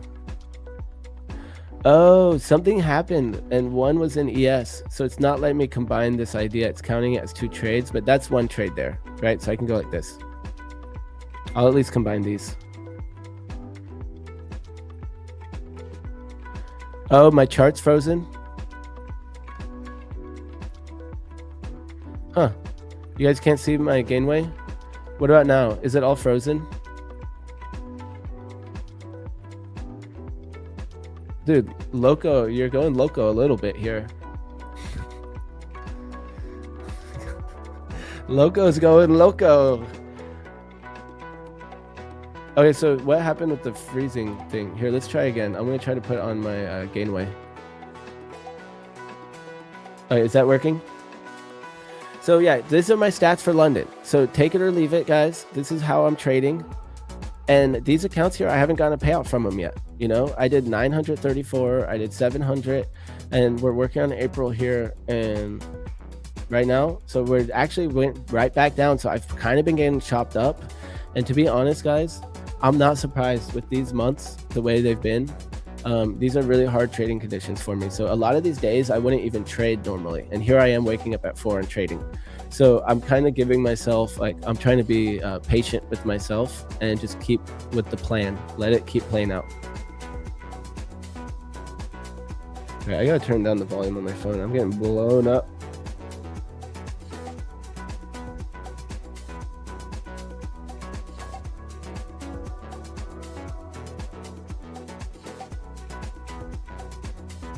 Right, so I haven't heard back from James yet. All right, so that surprisingly, guys, look, we got ticked. Look at it happen again, guys. Top ticked exactly on this entry when my real entry model was 1 tick above. So like this type of stuff, I'm just like, man, it could beat me down. I'm gonna try not to let it beat me down though, and I'm gonna try to get out of this gold trade since we closed above the range. I'm gonna wait for it to close back down. So what's the name of this track? ES Veil Bonsai. But speaking of, we've already been on repeat on it. Let's switch it up.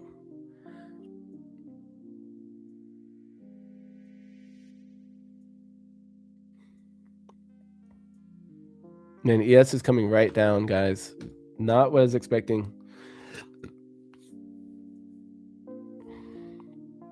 Big R-side divergence up here too. Man, this is rough. We're about to get stopped out on this one. So remember, I had my stop loss at 10 points, but we moved it down just like by a point. So guys, this is a rough loss to take because my strategy is 2 ticks above that wick. And here I am doing 1 tick, like, because I used to do 1 tick with ES. And now that I'm on MES, I have to do 2 ticks because this always happens. Like this happens so regularly where it goes 1 tick on the breakout and then turns around. So I started doing 2 ticks, and those of you who watch every day know that. And here I am though, I only did 1 tick because it's my old habit. So really annoying. I would have not been entered on that. Woulda, shoulda, coulda, woulda, but I'm just being honest about that. And then here we are. Gold is coming right back down. Oh, so we're right back at that low.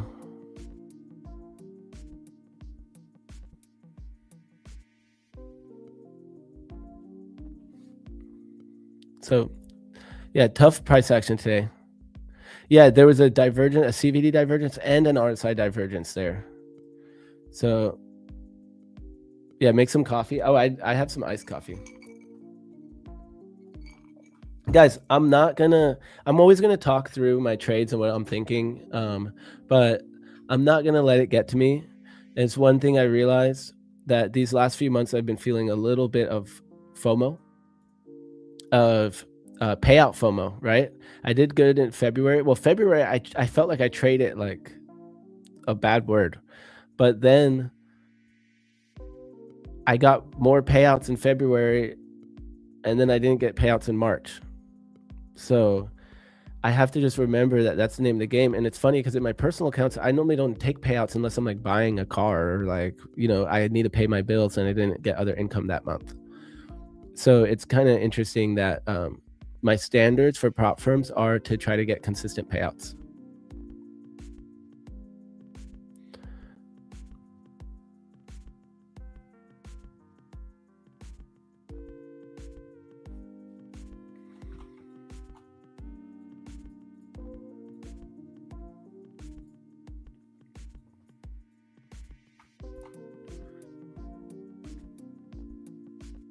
We're still bouncing on gold. Look at that.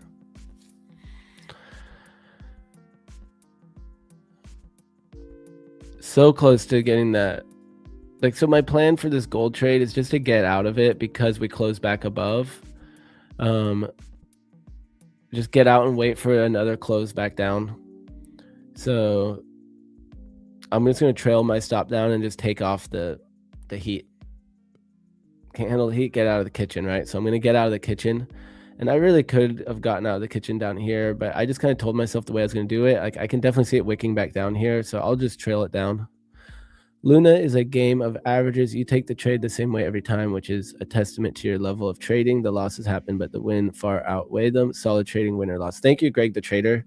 And I still have to counter that a little bit, is that I didn't follow some of my rules on this. Like on this entry here, I really should have been one tick above. I'm very mechanical like that, right? It literally was supposed to be one tick above, and that would have saved me all of this heat that we're in right now. Almost a loss, a potential loss. That would have saved me a potential loss. Same thing on gold. Remember what I did here? I did the same exact thing on that first entry, guys. Look where I entered, right here, when really I was supposed to wait for these wicks. But in my mind, 3 or 4 points is actually like a target for me on gold. Like, I used to scalp 3 points. I used to scalp 20 ticks, right? Which is 2 points. 20 to 35 ticks. So to me, this was actually a TP. The difference of this entry was a TP in my normal setup, but in today's volatility, it's not. I should have had my entry below these wicks. And so I messed up these 2 trades. Both these trades I messed up. Both these trades I failed at executing just right. If you were my boss, I would hope that you would say, hey, next time make sure to follow the model. 2 ticks above. 2 ticks. It would be hilarious if both the trades still work out after I sit there and talk about them like this. And so we have the 5-minute candle closing in. Drones aiming at key oil facilities and power plants in the south, causing significant damage to infrastructure, according to the military in Kuwait. All right, here we go, guys. I'm getting that break even on gold. So I guess I have to do it. I'm scared. I'm being greedy now, huh? Let's see. Let's see if we can just pop right down.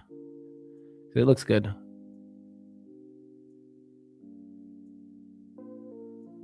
I'm looking for it to just push right below break even, and then I'm going to drop it. But that was break even. So I was that patient to do it. I'll be that patient to take it off. There we go.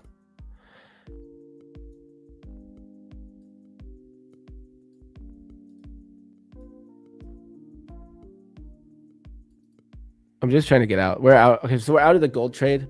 So I am going to wait, though, for this next 15-minute candle on gold. I might retake this trade. All right, so we avoided that loss. And you know what, guys? we made like 20 bucks on it or whatever. I'm gonna call it break even, and in my main journal, I'm not gonna journal that one. I'm gonna call this one a break even, and but that other one I will mark down. But so yeah, in here, when it comes to my total P&L, I'm just gonna put 0, and that will count it as a break even trade, because it was pretty much just break even, right? After fees and everything, it was probably just break even. But it does look good to me now, but I'm gonna follow that because I got in too early. And here we go. So we might take the full loss. 120 likes, let's go.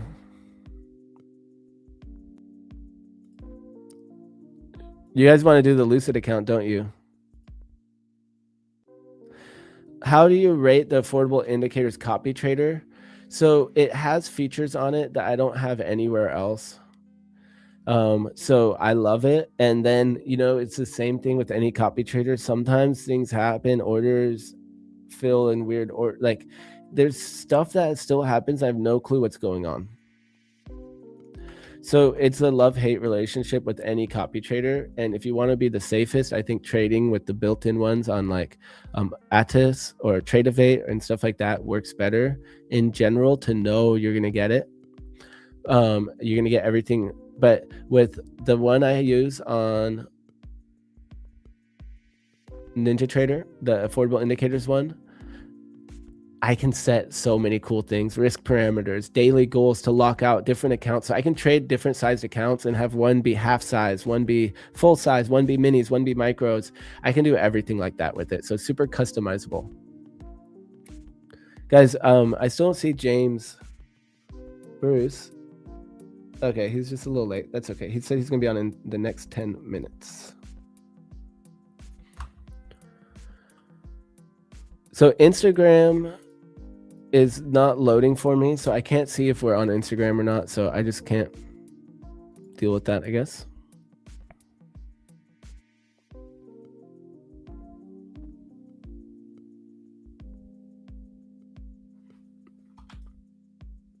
So here we go, guys. This gold is still looking good.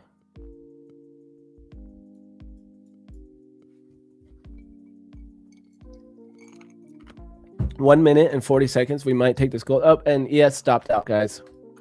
Man, so yeah, we took, that is a $376 loss and 25 cents. 376.25. That was this one, right? And that's an avoidable loss. So I hate the, so this, so wait, hold on. Minus 376 spot 25 times 5. I have 5 funded now, guys. So 5 funded here. So that is a fatty loss. Let's see. And it's an avoidable loss because I didn't follow my rules when it came to those ticks. So that is an 1880 minus $1,881.25. And that is an avoidable loss because of that one tick. Entered 1 tick above wick instead of 2 as my rules state. Also had confluence with the IBBO trade, but took it as a breakout. Okay. So yeah, I just journaled it, and like you can see here, that's an $1,800 loss, which sucks. And the reason though that it really sucks to me is that it is one of these purple trades, and I don't want any purple trades. I want to execute perfectly. So I think I need to practice my execution a little bit here. And we could end up getting this trade again. The way the market is right now, I wouldn't be surprised to get this trade again. But for now, we're stopped out of it. And time for me to probably do all my analysis. Oh, here we go, guys. We look at, now we got the gold short too. Am I gonna miss this gold short?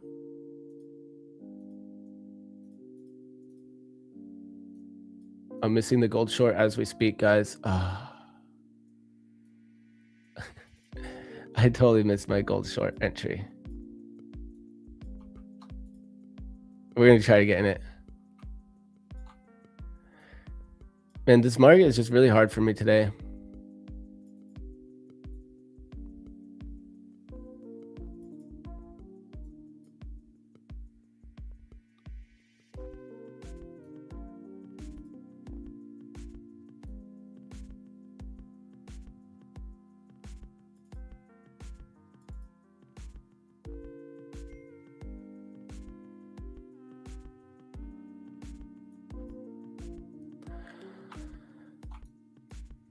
All right, let's see what we can do here. Let's see if we can have a stop up here above 48.18.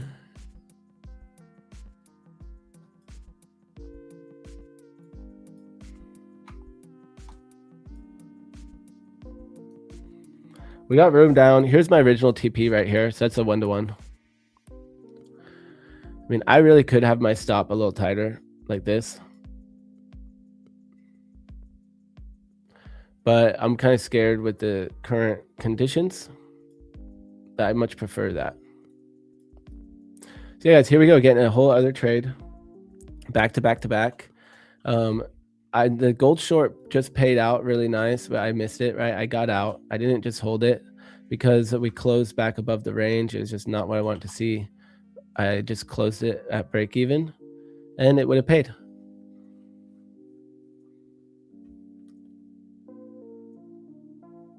I'm not trying to long it. So catching a falling knife would be longing this trade. I'm making it hard. Well, I'm just following my strategy. So it's easier for me to follow my strategy and that's it, you know. Even though it's not always easy to follow the strategy exactly, like as I'm saying, I was off by like 1 tick, and that tick made the difference. On this short, guys, on this long, look at where I got entered, to the tick at the top. And meanwhile, my real entry was supposed to be 1 tick above. So I got really unlucky on my bad execution on that. And so this short here is a breakout short, right? So we broke out. I'm just going to scoop my level down here. Broke out of my level with clean range down. So this is a textbook setup here for me. This is a playbook setup. And I don't mind this, but maybe I'll do something more like this. See if we can get that push down. And if we can get a slightly bigger wick, there's a chance I tighten my stop a little bit and can maybe put on an extra micro. But yeah, this short was solid. Look, I took 2 stops on this short.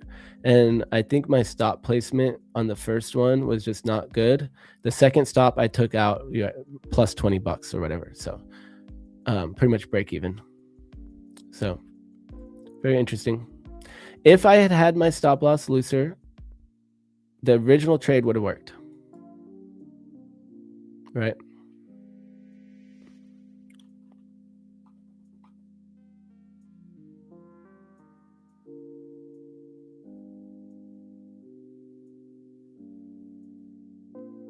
So yeah, this original entry would have been nice.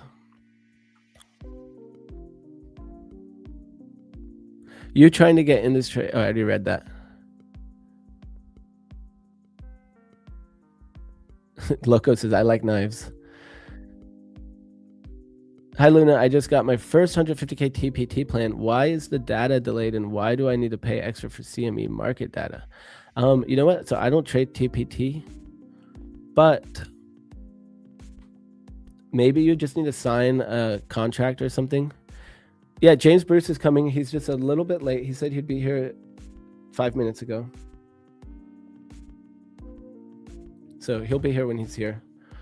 He's got family and stuff. Yeah, what up, Medi and Q in the house? And what's up, Neeks, Zed Concept, good morning. Luna, what are you doing? I am streaming the London stream here for Prop for Match TV. How about you? What are you doing? I am trading gold and ES, and the market is needing pretty wide stops. So I took this short. I got stopped out first. I re-entered it.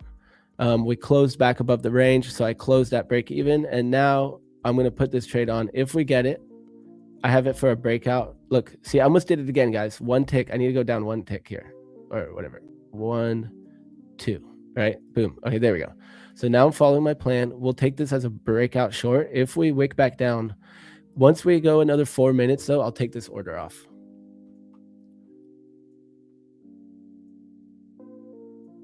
Nice. Malaut says, I'm only longing today. 900 up now. Let's go. I would rather take a long right miss. Well, I hope you did take it because that was a good trade there. If you got that, that's 15 points on gold. So GG's. Good call. So yeah, I just trade my strategies. You know, I don't trade because chat tells me to do something. That'd be crazy.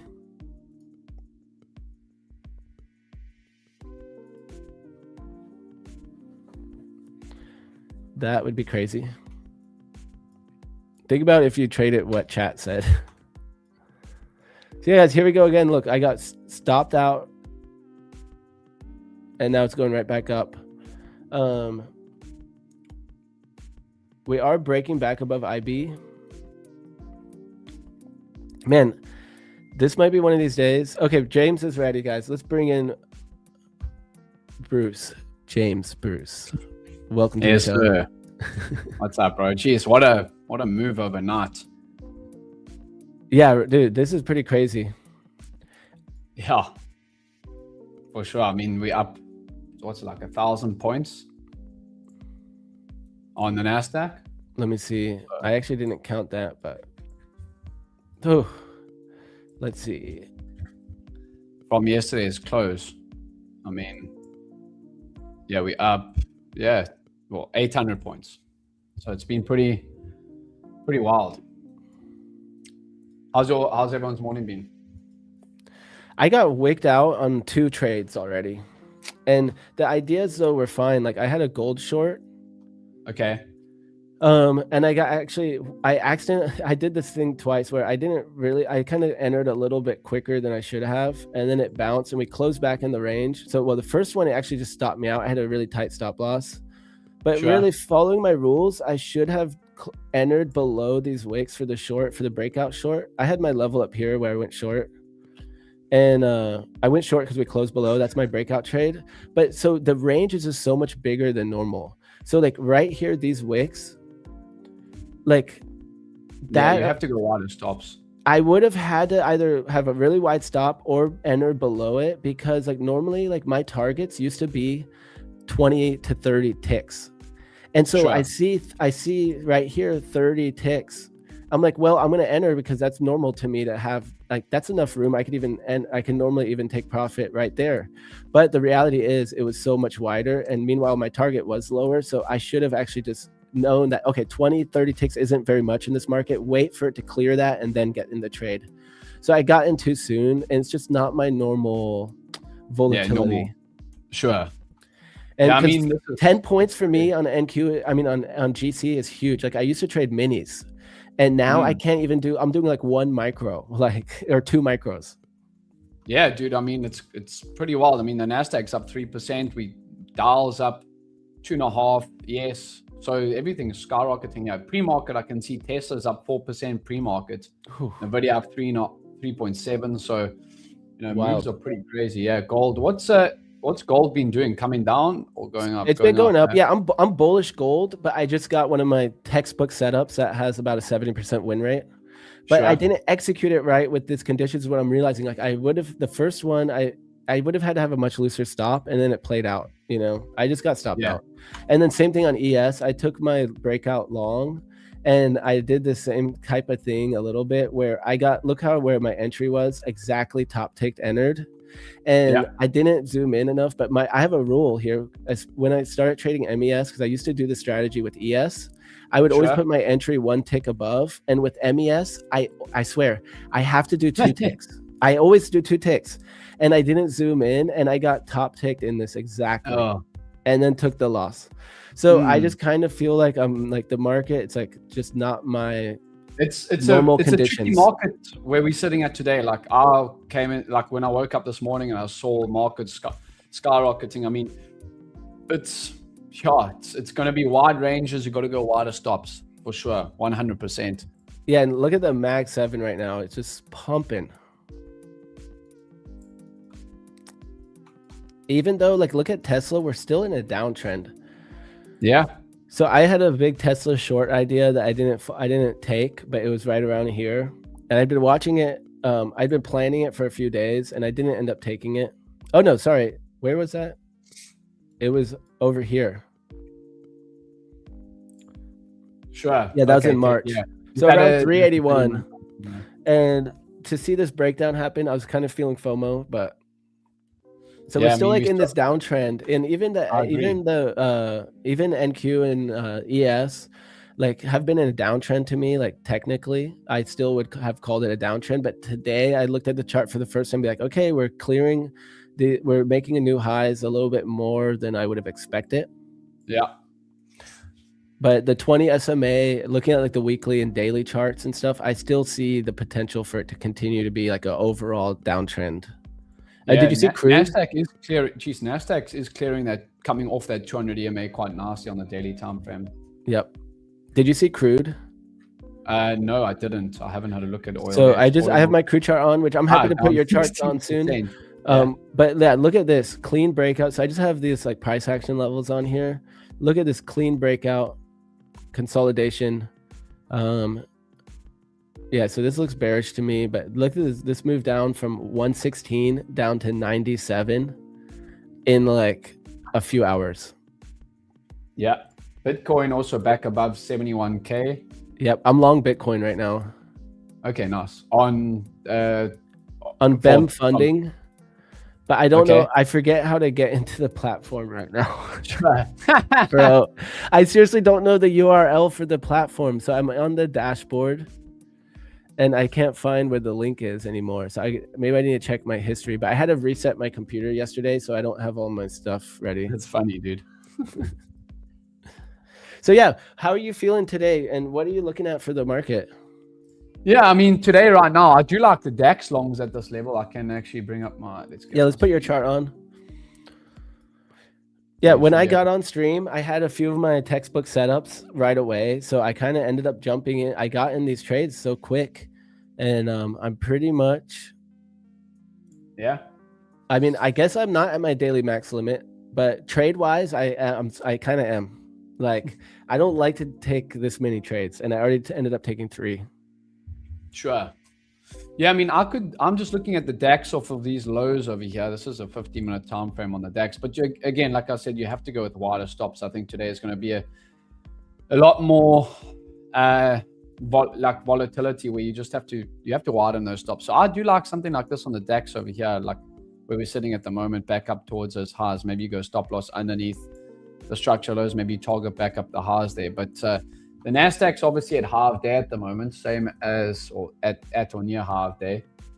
So that will obviously be pretty interesting to see what we do get heading. Are we going to just grind higher today? That's also something that you can see on these days where you get these massive gap ups overnight.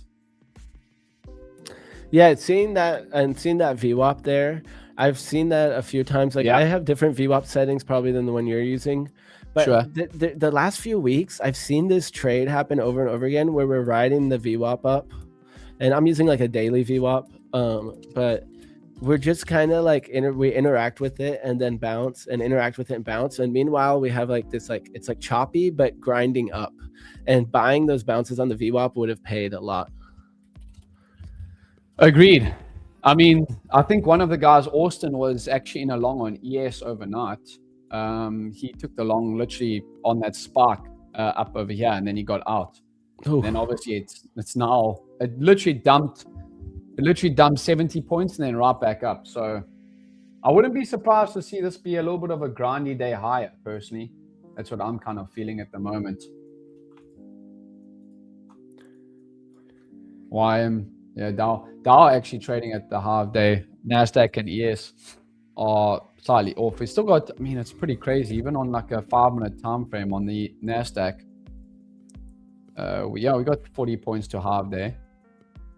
What are you looking for on gold though? Longs on gold, Luna? I mean, yeah, I'm biased long, but I really just trade my setups. Sure. So I had a short here and I ended up closing at break even when I actually finally went. But I actually have a short right here on gold setting up right now, a celery. Okay. So I'm allowed to short this. I mean, Oh it man, is below is my VWAP chart at the frozen? Dude, my chart's frozen. My entry chart isn't working. Huh. Yeah, I have a little bit of a frozen chart situation. Yeah, so what so yeah, my idea with gold is that we just broke down into this area where we have clean range below. Let's get your screen up there, Luna. I think they can still see mine. Oh, here, I can put it on. There we go. Yeah, sure. How's the so how many trades have you taken this morning though? 3. Yeah. I ended up 2. It was like the same trade, and because my stop was yeah, I took the same trade twice, and in the second entry we closed back in the range twice. So I ended up just closing it at break even, and then it made the breakout again. So now I'm interested to actually reshort it at 48.08, like spot 6. And it's interesting though, because my I would have to reload Ninja script here. Let's see if that works. Yeah, my Ninja Trader is actually glitching right now. It's not updating the chart. Ninja Trader, yeah? Yep. I've been seeing a lot of issues on Tradervate and that, but I guess they're on it, right? I guess so. I mean, Ninja Trader's been around forever, but yeah.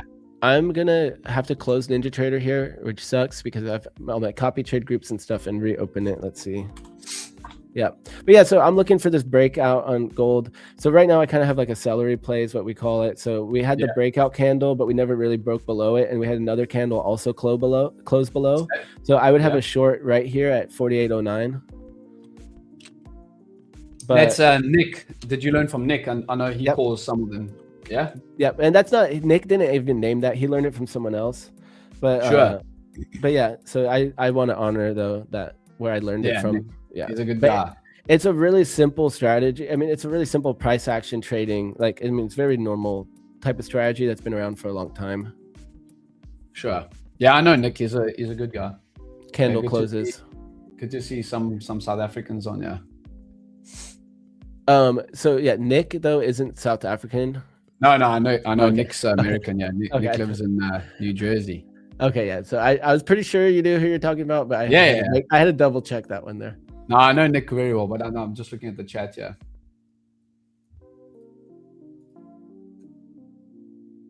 Jeez, yeah.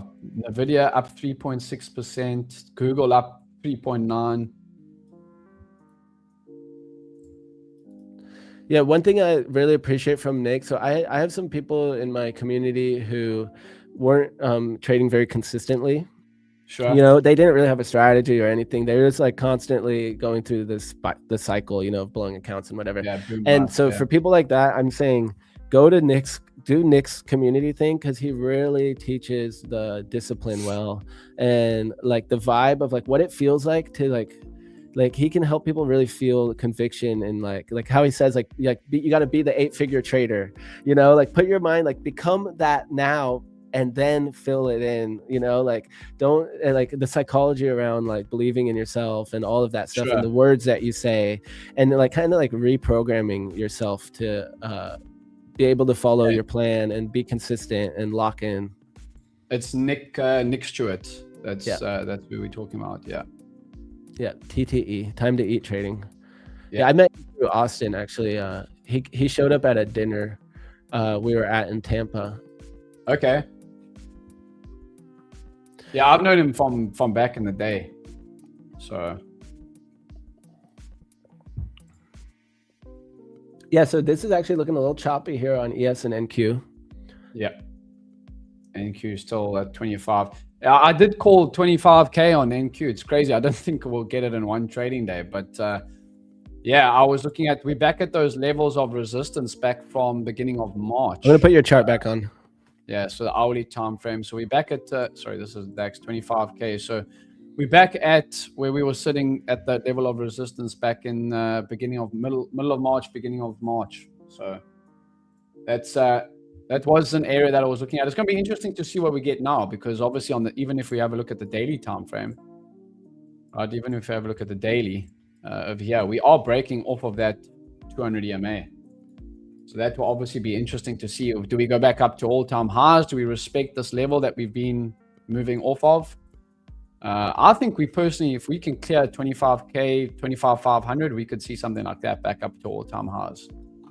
But from an intraday perspective, I mean, this is just grinding higher. Very, very, very tough. I think you just got to be long and try and hold, with a wider stop, personally. So are you basing that opinion on the charts, really? Or are you thinking, okay, ceasefire, we're back, or that type of stuff? Because I'm not convinced with that news, because I think you never know, Yeah, I technicals. Yeah, I don't really. I mean, no one knows what's going to happen with that. So that's all technical reading. Yeah, I mean, even Bitcoin, as you said, you're long Bitcoin. Bitcoin looks nice to break out of this level over here, bro. I like it. Back up. Maybe if we clear, 75K, we could maybe see back up towards that daily 200 EMA back at 84K. So yeah, we've been consolidating here on Bitcoin since February, for the last quite some time. Let's go like this. 63 days. But yeah, all technicals, Luna. Nice. I like that. I never trade it. I'm not, like, I obviously, from a stock perspective, if I'm buying stocks long term, I might have a fundamental play, but to look at that from a perspective of rationality can be quite difficult, because there's so many. It's like 1 second it's on, then it's off, then it's on, Yep. I was actually I probably shouldn't talk about my exes too much, but I was dating someone. I was dating someone some years ago who is a trader. She watches sometimes too, I think. But so she works at TD Ameritrade or whatever. Now it's Charles Schwab. Okay, yeah. But so she's a trader there, and I think she's now. Shout out her if she happens to be watching. I think she's a level 3 now, so that's pretty sweet. But she would argue with me about fundamentals versus technicals, and she's just like, it's not real. TA is not real. This is like bro science. Like, she was convinced on that, and she makes it work in her way, and it's funny. There's so many different ways to trade. You got to find what works for you and hit that hard. I've got another payout with FTMO today. I got a $6,000 payout. Dang. Like 6-1. So yeah, just keep on ticking over, right, Luna? That's the way. So how does the payout model on FTMO, dude? Which GG's, that's a big payout too. So how long now until your next payout? So I've got 3 100K funded accounts. So last month I took 25K in payouts from FTMO. And then, so how it works, Luna, the accounts. So I've got 3 individual accounts, 3 100K funded accounts. If you make $1,000 on them, you can stop trading and you can get paid every 2 weeks on those accounts. That's a payout model. There's no consistency rules. There's no consistency rules. So if you make $1,000 and you're happy to withdraw that, you can take it out and move on to the next account. Okay. Yeah, but that's only once you're on the funded stage, right? So yeah. So I'm going to drop this link for you, Andy.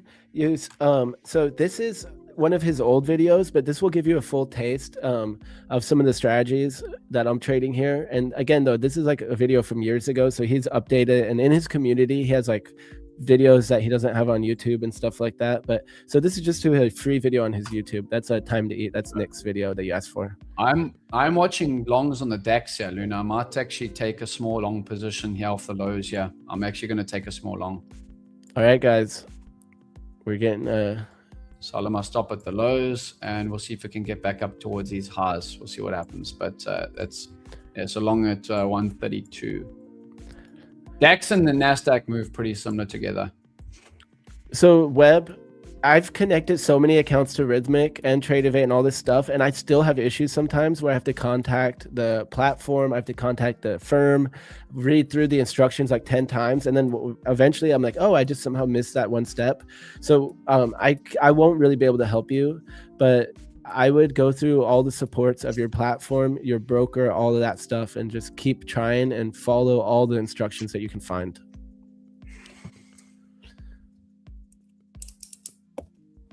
So What will you walk us through your idea for your DAX trade here? So I'm just trading off of the gap low. So where we gapped up to start the Asian session. So I'm just trading off that level and looking to take it back up to the daily view app, which would be at like 216 on the DAX. So coming off of this gap low level, and this would be technically a counter trend to the daily view app, but I mean, we're moving higher. It's just because of the massive gap up. So if you could even look at from like the previous days, so let's go like this, like previous days, like New York Open, even like we well above that. So the only reason we're trading underneath the current day's view app is because we have this massive gap higher.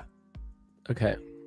So I just like it off a technical level and then looking to trade back up towards that view app, right? Just go like that. Sorry, I want to actually remove that. And you're targeting, it looks like you're aiming at those candle bodies at the highs. Yeah, exactly. You're just kind of looking at that structure and being like, yep, that's exactly how I kind of do it. And what time frame are you on? This is a 15-minute, but I mean, we can go down to a 5 as well. Nice. It looks pretty good. We're basing out at the moment. So I like it back. I'll look up to trade, like I'll look to take profits back at these highs. Yeah, Luna. That's where I'll be looking to take profits. Shout out 15-minute. Not that many of us are sticking to anything over the 5. Yeah, exactly. I did take my gold order off because there's only 5 minutes left of the candle. Take my order off. It never broke down, so I didn't get filled. Sure. So I'm just sitting on here. On gold, yeah? Yep, on gold. And meanwhile, ES and NQ. Well, ES is actually back in the London IB range. And NQ is actually holding above it. NQ had a much stronger breakout than ES did. Sure. So I'm watching that. And man, I'm going to try to figure out how to get into my Bitcoin account. Yeah. Seriously, though, you think I'd be able to figure that out?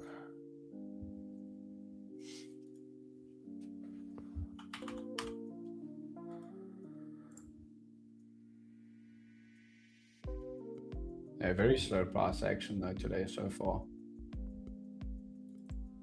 After, I mean, Asian session's been the session to trade, bro. Yeah, right. No wonder you're getting up so early. But I'm trading London. Yeah. I don't trade Asia. So I used to trade Asia, and I was doing really well with it, especially on gold. But I would actually, to be honest, I wouldn't do well with it if I traded NQ. Sure. I used to trade NQ. Now I'm just trading ES. But so when I started London stream, I had to completely stop trading Asia. And I haven't been trading London at all. So I started fresh accounts just to trade on stream here. Yeah. So that I could track my performance, because I didn't really know how well I do. Compared to different sessions. Yeah, exactly. Yeah. And NASDAQ with a 5-minute bar down, but these bars down have just been getting bit back up. I mean, you could look at something like this where even on the NASDAQ, you could look to buy that and see if it can bid back up towards the highs for like a scalp, something like that. Bars down have just been getting bought this morning. Luna needs sunglasses too. Yeah, Luna, put your sunglasses on. I know. Well, that's what I did last time. Yesterday, dude, I get so sore from the light and streaming all day, because obviously I stream in the evening, my time. So when the bright light is on and it's dark, it hurts my eyes. Dude, facts. I mean, I'll wake up at 3 a.m. and get on the stream. And like people are sometimes, man, like, you look tired or something. I'm like, well, why do you think I look tired? I'm like, I need to put my shades on. It's 3 a.m, dude. But no, I've been adjusting pretty well.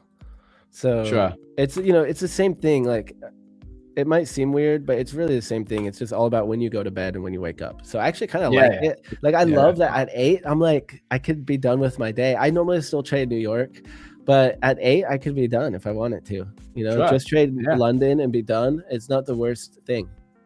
Of course, especially if you have a nice winning trade, and you trade. I think you can make any session work, but for me, I do enjoy trading the New York session. So, I mean, I'll come on London session now and see if there's opportunities. Of course. Yeah, over and over again, it's been the same story where what matters to me is that consistency. It is, Same time. you know, okay, so gold is still looking really good to me, guys. I might just take it. Let's have a look at your gold chart. I'm interested to see. Hold on a second. Let me get this trade idea on. Yeah. I kind of want a bigger top wick.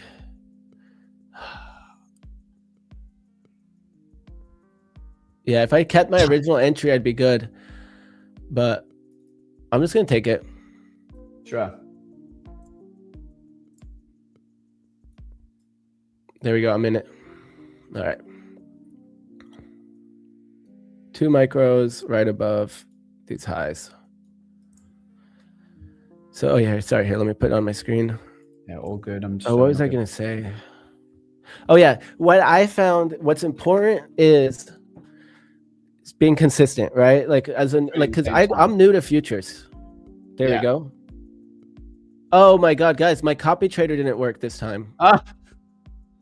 I'm seriously, that is messed up, guys. My copy trader didn't fill only one account after I took all those trades on all my other accounts. Oh my god. What copy trade are you using? Affordable indicators. So I'm down on all my accounts. Look at, I'll put a screenshot in because it's hard to see. I just took these fat losses, and this trade is the one that it doesn't copy trade. Oh goodness. Maybe the orders are still on and they just didn't fill or something, but it should have been market orders. And I have no clue why. You gotta love like trading is difficult enough. You gotta love like technical glitches. Jeez, they irritate me. So my first TP is going to be right here. I really am kind of thinking about maybe I just close it and try to get back in. I'm going to close it and get back in. Let's see if it works this time.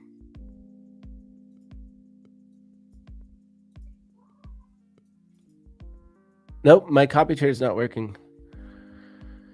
It worked on those first 2 trades. Man, that's super tilting. I'm not going to lie. So I was going to say something that I actually think is kind of important. So for me, I'm a new futures trader. Like I'm a new day trader compared to my past trading history. So I'm a swing trader.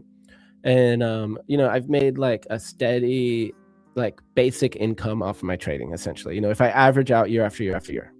So, and I've lived off of it too. So I've always kind of also spent it. Man, I have no clue what's going on with this copy trader. That's so weird. James, do you trade DAX on FTMO or on your pop futures? I'm asking because the spread on DAX is usually higher. I traded on FTMO. I found the spread pretty fine.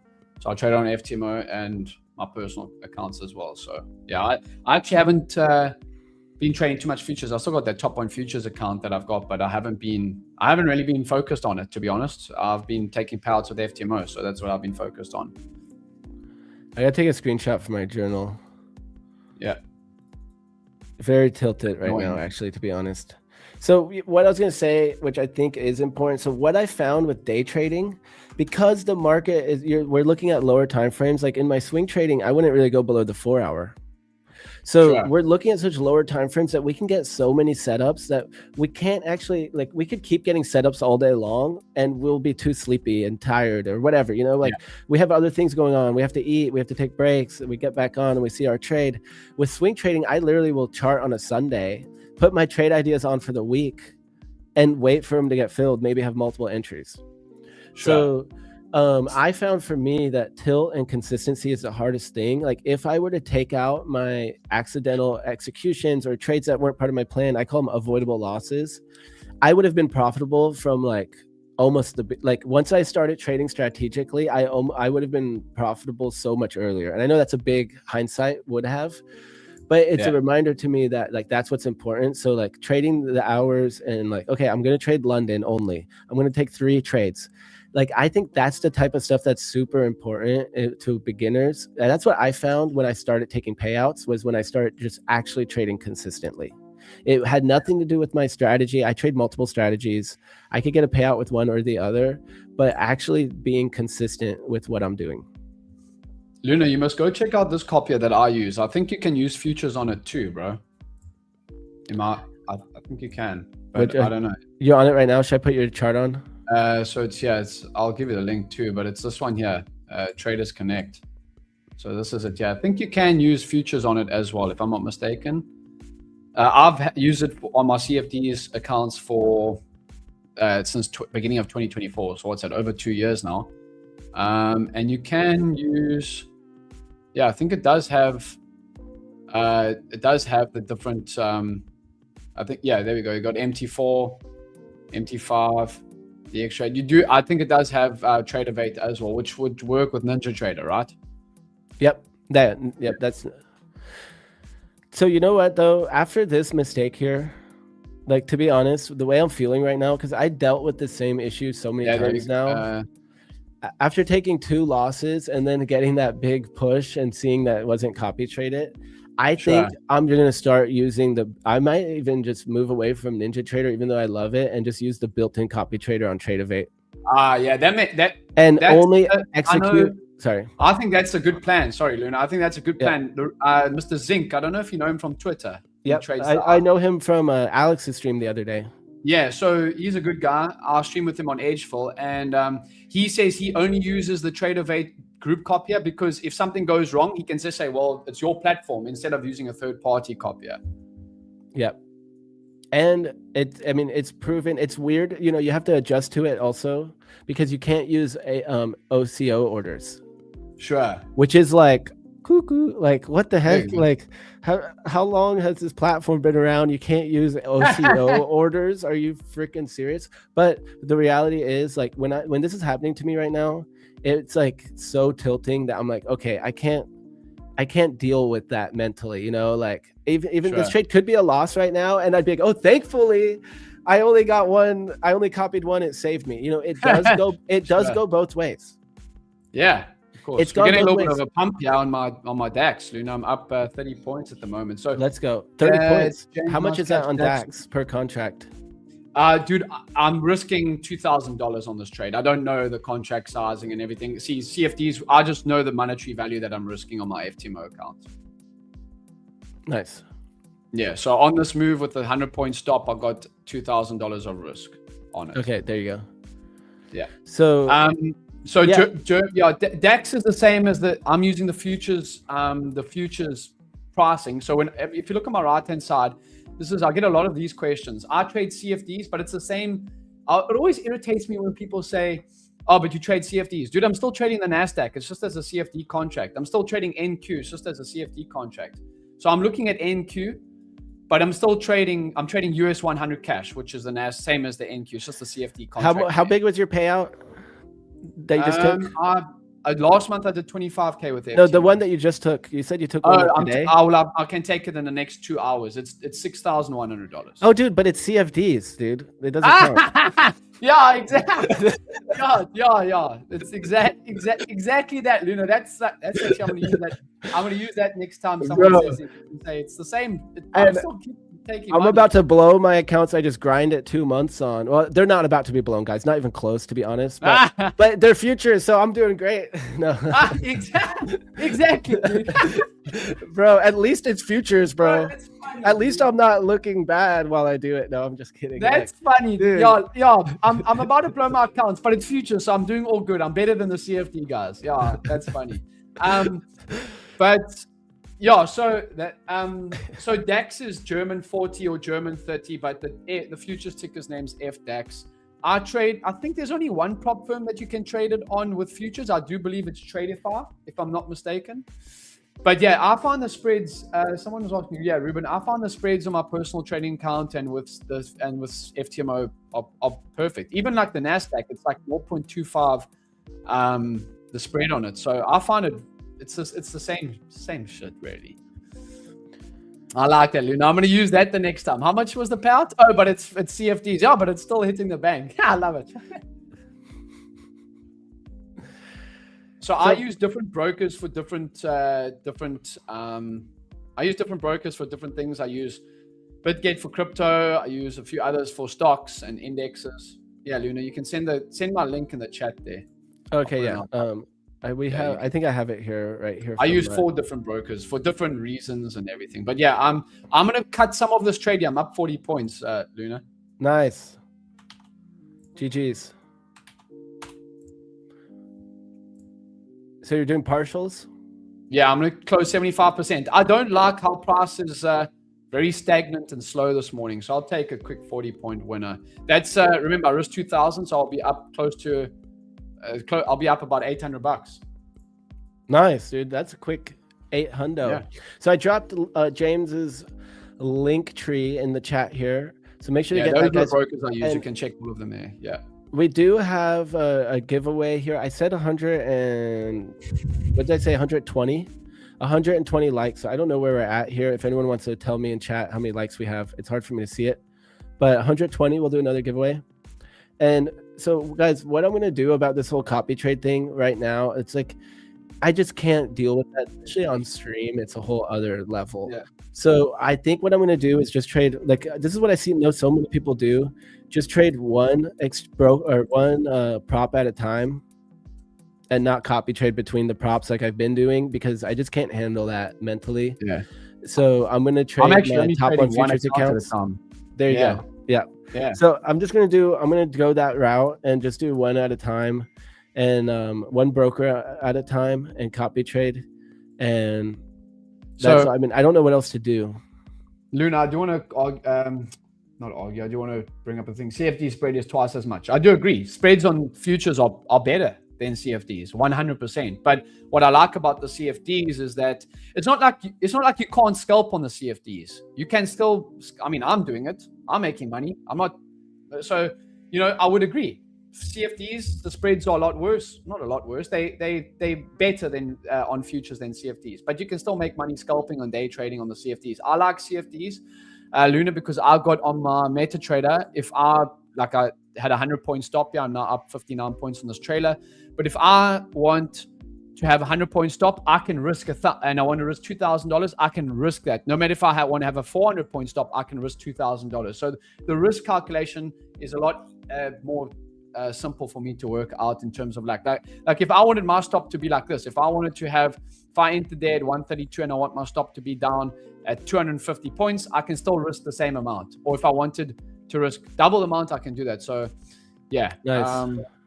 But yeah, I'm gonna probably close full out here, Luna. I'm gonna take full out here. Yep, almost at that VWAP. Yeah, almost at the VWAP at the highs. So I'll take full out. So I'll be up just less than 1,000, probably like in the 800s, I would assume, with because I closed before half R on that. But we just stack the wins, right? Yep, stack it. Stack it. I'm looking at this at ES and NQ. NQ staying a little bit stronger, but ES is also about to close back up above that first hour of the London market. So that's one of my normal trades. And in this situation, it is a little bit choppy where we're at right now. So I don't know if I'm going to take this one, but I have a minute and 20 seconds for this candle close, which is crazy because I've already gotten 4 trades. So I might stay out of this one just because I'm feeling a little tilted with that copy trader situation. Yeah, that's always annoying, dude. But at the same time, I'm trying to take my trades like the same, it's my trade is my trade. If I have a setup, I don't want to sleep on it. Sure. So I don't know. We're going to see how this looks. And I might take a long here on ES. Let's see, or MES.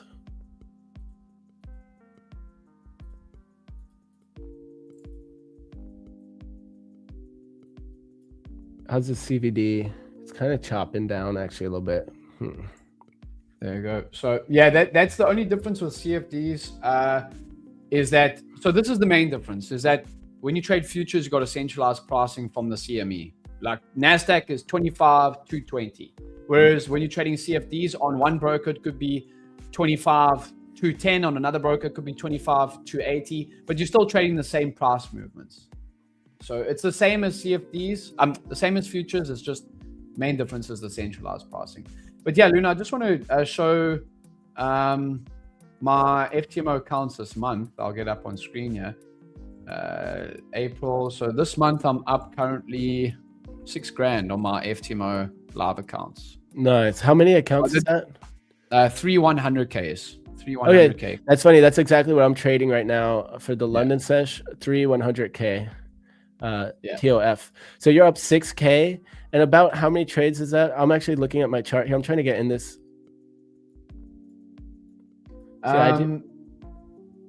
Nice, Luna. So yeah, I did 787 on that trade, Luna. 787. Risking 2K. There you go. I don't care about RR really. I made money. I don't. As you said, when they ask for my payout, that doesn't say, sorry, you've got a 0.5 RR. You can't take this payout. I mean, I don't like those payouts. I'd rather it be with a 2R minimum. For payouts, I only like to take them on 2R trades. I don't like to take payouts on other types of trades. Sure. I'm a natural troll sometimes, but yeah, it's actually good. You got to have fun, bro. If you're not having fun doing it, it's there's no point. Guys, I'm the host. I'm allowed to troll, but chat, if you troll, you're getting banned. Okay. So quick. Yeah, CFD is a good man. Just like James said, you can customize position size. Exactly. That's why I like it. Like Luna, if I wanted to buy, this is the nice thing. Like let's just say hypothetically, I wanted to trade on the daily time frame on the NASDAQ, and I wanted to risk I wanted to put $10,000 into a personal trading account and risk 10 grand. I could trade along here and literally have my stop all the way at the bottom, 2,000 points, and risk 10 grand. Or if I wanted my stop over there, I can risk with $1,200 the points, I can risk 10 grand as well. So the customization of that is pretty nice. Way more like a personal account. Yeah. But it's interesting, as I said, where we are sitting on the NASDAQ right now, Luna, we are back at those highs that we were consolidating the whole of March. So yeah. But yeah, nice little trade this morning. See, you can trade. I do find some trades in the London session. So I'm really tilted on my copy trader right now.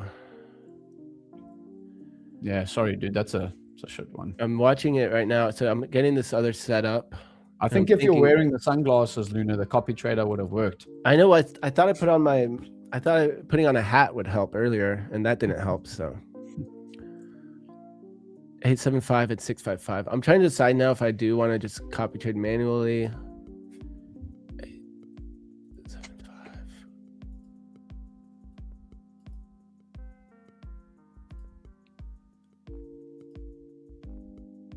I'm just going to do it manually here, 655.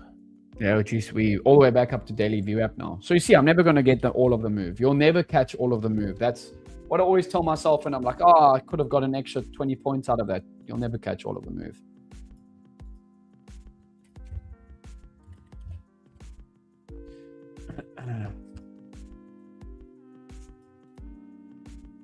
Yeah, Luna, sorry about that. It's a shit one when things don't work like that, dude. Yep. I'm at least not going to let it, I'm not going to try to make back that loss or something, whatever. I'm not going to do anything about it besides make constructive progress towards what will protect me from that in the future. But this is the type of thing where it's happened so many times. I email the company or whatever, and I figure it out, or I did something wrong probably. Yeah. And then, and then I'm like, okay, well, it's my fault. And then I do it. But just because, if it's not working out for me, it's not working out. So I'm going to have to do something about it. And it sucks because I spent like $500 or something on this software. Oh, dude. Yeah. No, sure. It's of course, when you pay for something, you want it to work. It's like when you pay for a prop firm account, you want them to pay out. That's why go look at prop firm match and see what prop firms suit you. Check them out. You always want to do your background checks, right? Facts. Can I just give also a piece of advice when looking at prop firms? Please, guys, don't go for the cheapest accounts. If you're looking at an account, like I had someone the other day. Bro, I'm gonna grab some coffee real quick. Is that okay? Yeah, 100%. I mean, it's just a fact. Like if you're looking at accounts, you're like FTMO's offering, an account for $500, and this other prop firm's offering an account for $200. They're offering an account for $200 because there's a reason for it. Go with proven prop firms that have actually paid out. That's my own opinion. Don't just go for an account because it's cheap.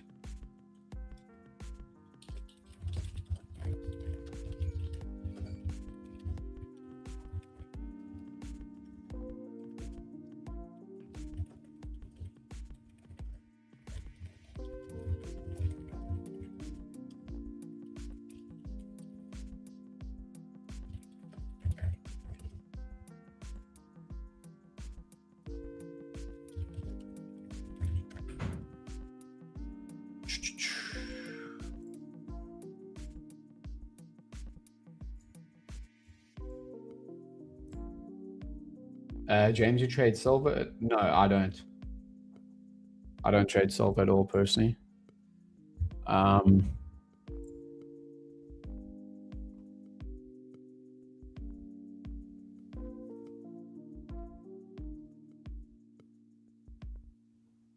What's your opinion on gold? So I was actually mentioning this on my stream yesterday. We can go to gold, yeah. GC. Yeah, I personally, I've probably taken, I used to trade gold quite a bit in, I used to trade quite a bit of gold when I first started trading back in 2018, but now I'm mainly trading stocks and indexes. So that's what I'm focused on. But I like gold for longs. I was saying we were trading in quite a big range here yesterday, since the 2nd of April. Obviously, we had the Easter weekend, so it's no to be expected. But I think now that we've taken out these highs at 4,800, I think we go back up to 5K. Maybe back up to this level of next resistance, which is at 5K on gold. So that's where I think we move back up to. But intraday, we are moving lower at the moment. Maybe a pullback before long.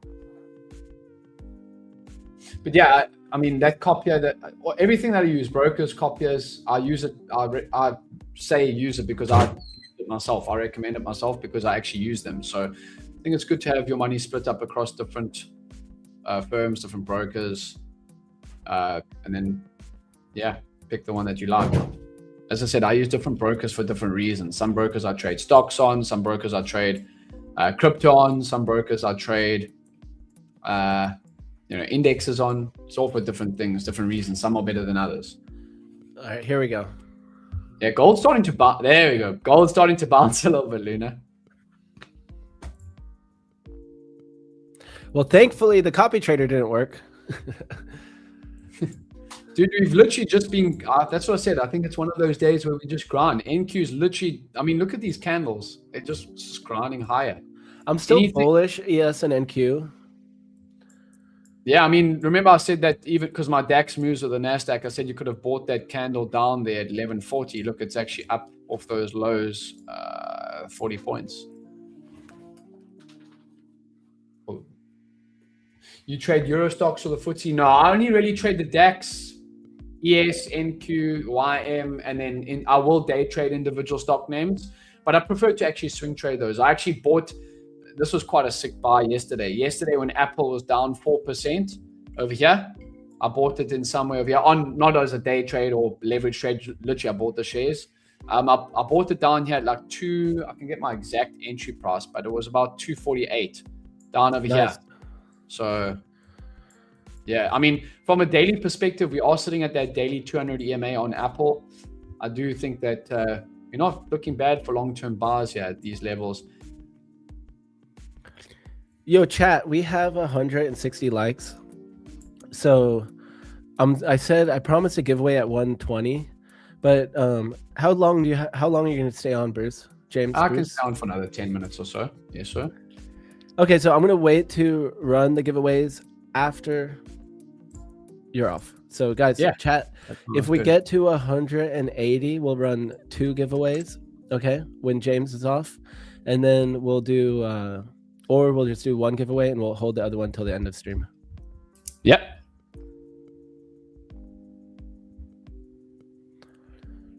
Okay, so I want to actually look at the Mag 7. Everything's so green right now. Look at that. Oh, dude, you don't short. 5%. Meta's up 5%. You don't short on a day like this, bro, personally, at least right now. Bitcoin hit my 72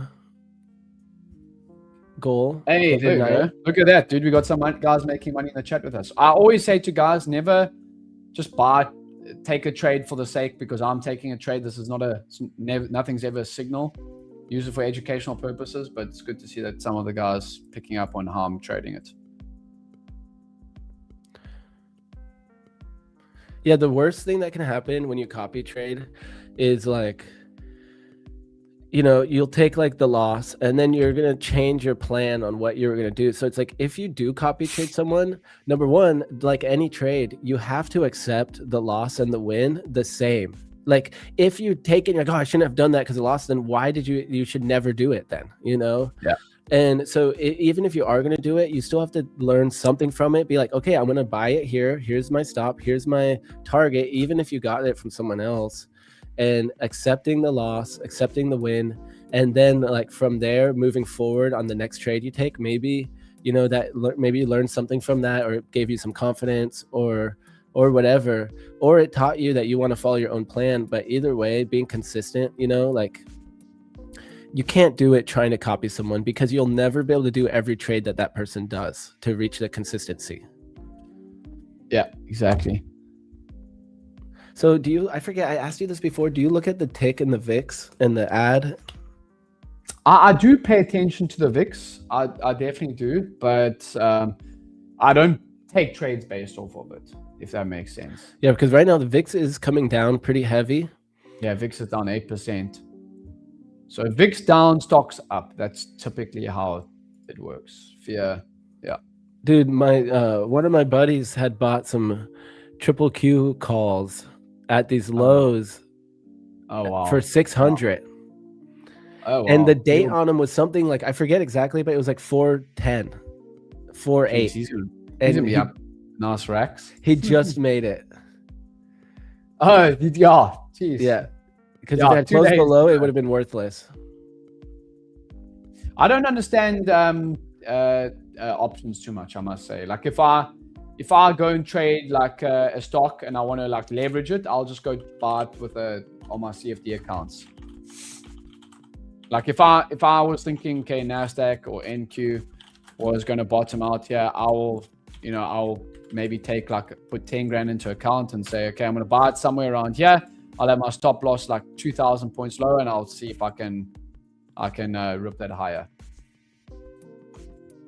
But yeah, he just made it. That's going to be a killer. DAX still moving higher now, 240. I got out. I was full out at 190, 193.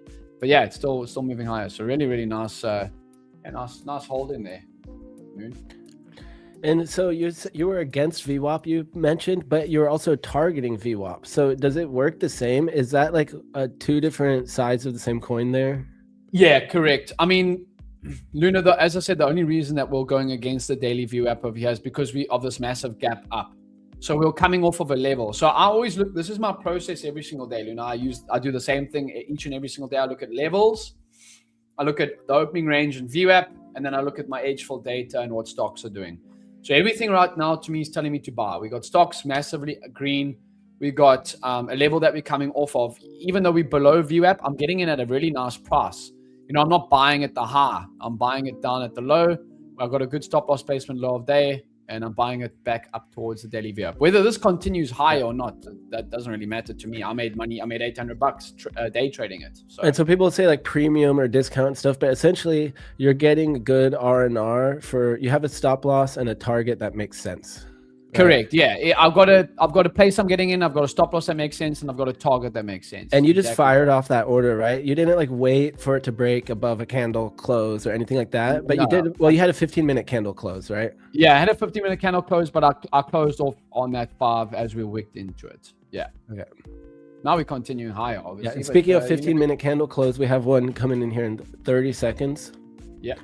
So I've tried to have a habit of rotating between my charts when we have those 15-minute candle closes. Make sure I don't miss anything. But yeah, we are holding above initial balance.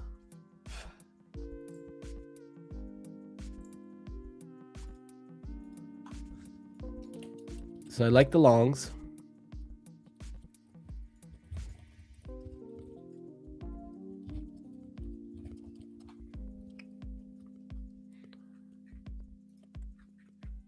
Yes, I'm so done with, I'm going to have to be done with Ninja Trader, I guess. I feel like it's like breaking up with someone, you know? We have so much history together.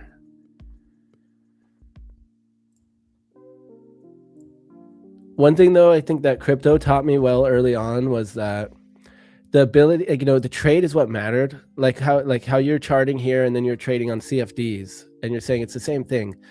It's like I would trade on a DEX, a centralized exchange, you know, whatever. It doesn't really matter, and take the same trade. Just like with stocks too, I'll do that. I'll like buy. I'm like, oh, if I like a trade, I'll just buy it on Robinhood, you know, I don't need to buy it in my TD Ameritrade or whatever, my TOS.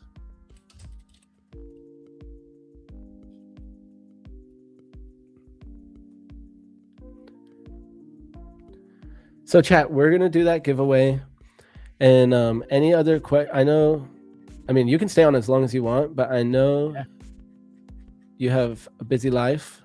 Yeah, well, I do have a busy life before market open. That's when I'm on dad duty. And this, yep. So, any other questions here, guys, for James while he's on? Questions? Make sure you follow me on my YouTube, my Instagram, Twitter. I do stream live every single day on my YouTube. So, yeah. What time do you do that at? Always at the open, so 9:15 Eastern time, and then again at 12 Eastern time, and then on ASFX TV Monday, Wednesdays, and Fridays 1 p.m. Eastern time. So, you know, every single day on YouTube and ASFX TV. Let's go. But I'm probably not going. I'm probably not going to trade as much this week later because into the New York session because it is Masters golf weekend. So it's Masters week. So I'm going to be watching a lot of golf. Are you also a golfer? Oh, I love golf, dude. Yeah. Man, I want to learn. I've only done it a few times. I think golf is so similar to trading in the fact that like you can hit a good shot, but you can still maybe be punished for it. Like you hit in the water or hit in the bunker. You can actually still hit a great shot, but it's the same as trading. You can take a great trade, but maybe you take a loser. So I think it's about bouncing back, same as trading. So that's why I love it. Nice. I think I'm more cool with disc golf. Chill. It's in the woods. You have trees. You have shade. Right. Golf. You're out in the sun. Sure. And but other than that, same fun time. The last time I went golfing, it was like $400 or something, or $300, I think.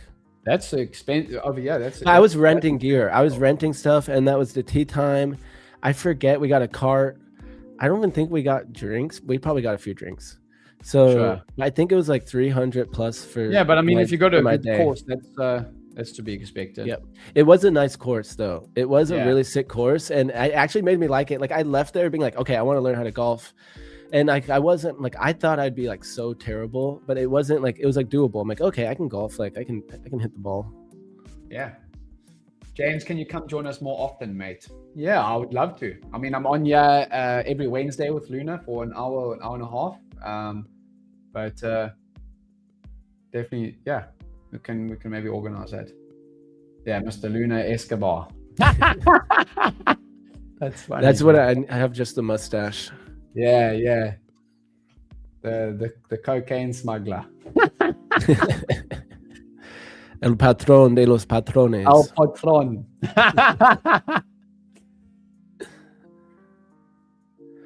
So yeah, appreciate you joining us. And I mean, if you're gonna stay on a little bit, totally cool. I'm not trying to kick you off, but no, you're good, Luna. Yeah, I can head off in the next minute or so. But I always appreciate being on with you, Luna. Sorry about your copy trading stuff this morning, but you are green, so yeah. You are green today, yeah, Luna? No, I'm not green. So I took 2 losses. Yep, and 1 break even. I just saw the first one. Sorry, the one where you got top wicked on it. Yeah. Yep, it's 2 losses, 1 break even. The break even, I ended up closing the trade at break even. Then it actually ended up going a little bit good in my favor. Shucks. Well, that's Luna bounced back, dude. You've been trading well, bro. So. You know, you manage risk well. That's all you can do, right? I've been ending the month. So my last 2 months, I got a little bit chopped up. I've been ending the months green. So that's really all I'm caring about right now. And you have a payout coming soon. I'm copy trading. Payouts coming soon? So on some of my other accounts, I've been chopping around like a few days away from a payout on my Apex. Sure. But on these accounts, question, Luna, one of the guys asking me how with Tradeify, do you recommend the select account or the growth account? With Tradeify, so I've never done the growth account, to be honest. I've only done the straight to fund it, and then now the select are like the new one.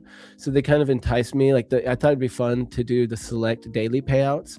So actually, I just bought 5 of those select daily payout accounts. Well, you pick daily payout. You can go either route. Okay. And they're a pretty good deal. And yeah, they're pretty cheap. No activation fee. Yeah.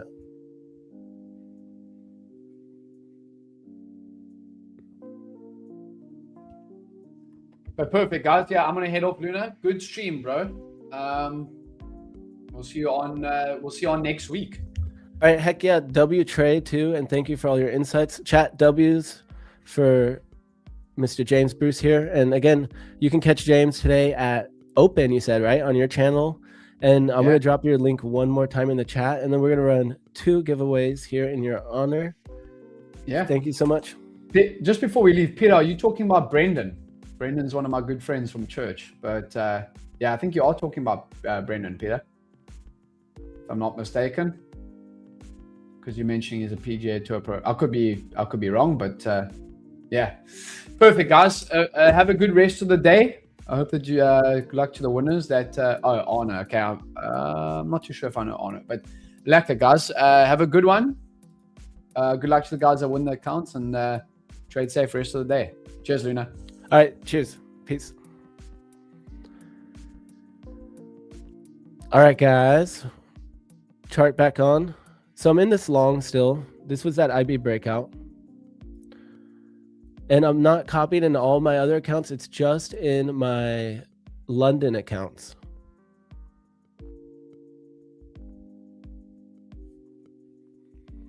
Just in my London accounts.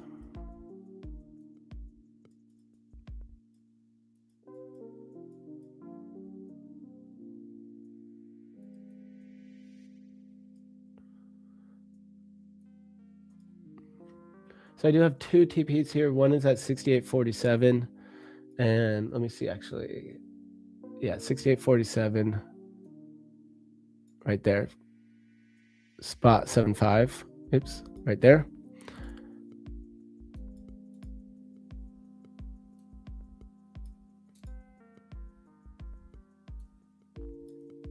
And then TP2 I have set right now at 68.63, which I don't really have it set at that, but that's where I want it. 68.63. And I'm really only setting these. That's like for if we get some crazy Trump candle or something. Because it's happened multiple times where we got huge moves out of nowhere in this market. So I'm just prepared when I set those orders to at least like capitalize on that possibility if it does happen. You know, it's like the opposite of a stink bid or whatever. I don't know what you would call that. And okay, I can take my shades off now. Oh, but now it's really bright. Okay, now once you get used to the shades, you kind of want to keep them on. So this was the initial balance breakout. I'm pretty much getting rid of this range idea, but I am going to put that up there like that. The crazy thing is that now this trade, I'm not in it in all my other accounts that took the L earlier. But maybe I lock out of those other ones. They're like new evals, right? So I'm just going to lock out of my guess and just trade my London accounts.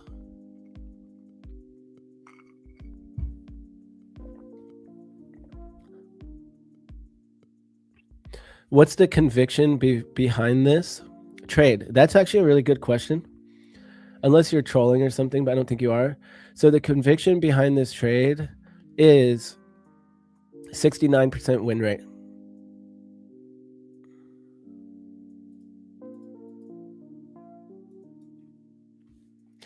Before, though, I took it as a breakout. We had it, but it would have been down here. And it pretty much paid.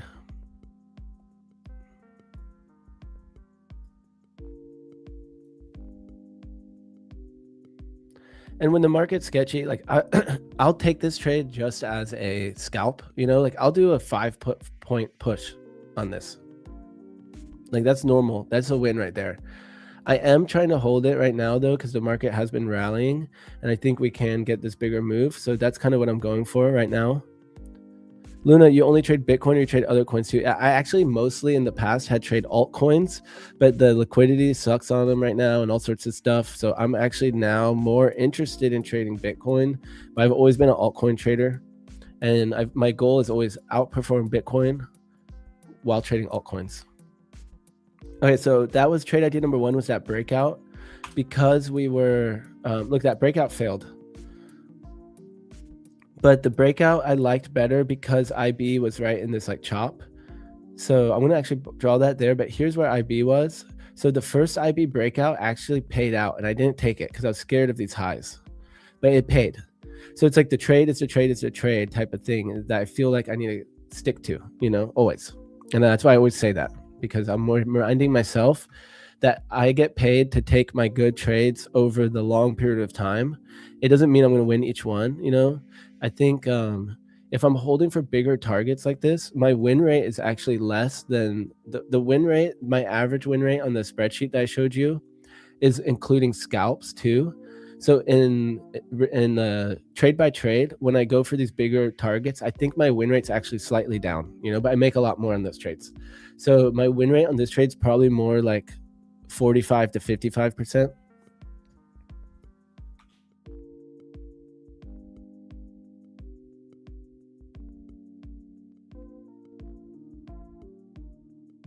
Sorry about that. So I know that there's like, you know, I'm either going to win or lose it, and that's the probabilities, but I have all the data to back it, you know. Right now we're above the 5-minute EMAs. So here's really what I'm looking at. Let me show you guys what I'm looking at.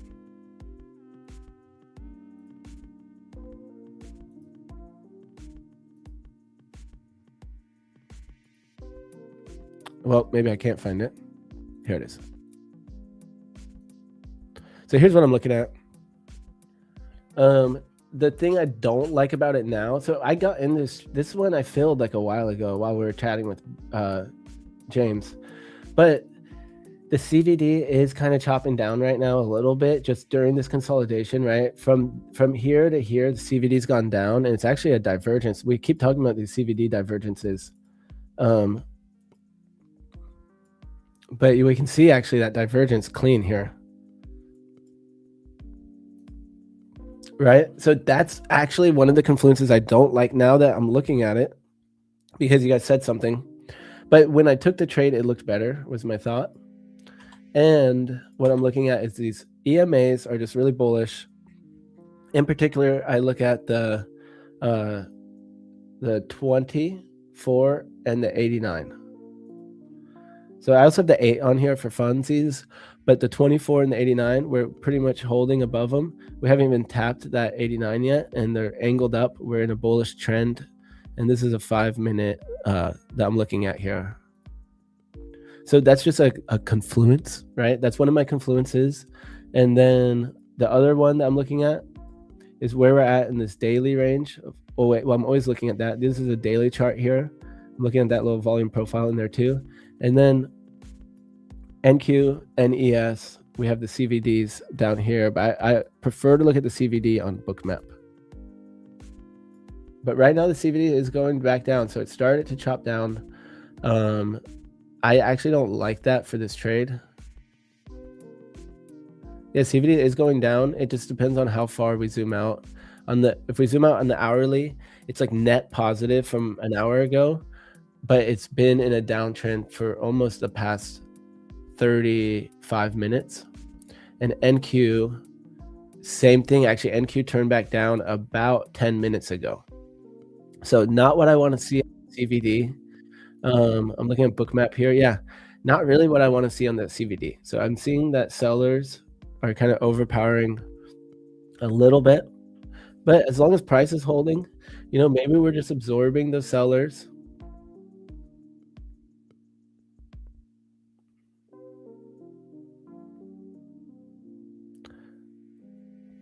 Let's see, gold. I don't even want to talk about gold anymore, guys. I got chopped out on this gold trade.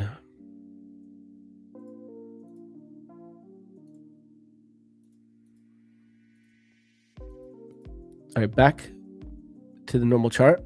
So yeah, I got chopped out of this gold trade, guys, and my short was good. My trade was good. I got stopped. Look, so here's my original short. Stop loss above the bar that broke through might be more appropriate for this market and keeping it loose. I mean, this still looks great to me, this trade.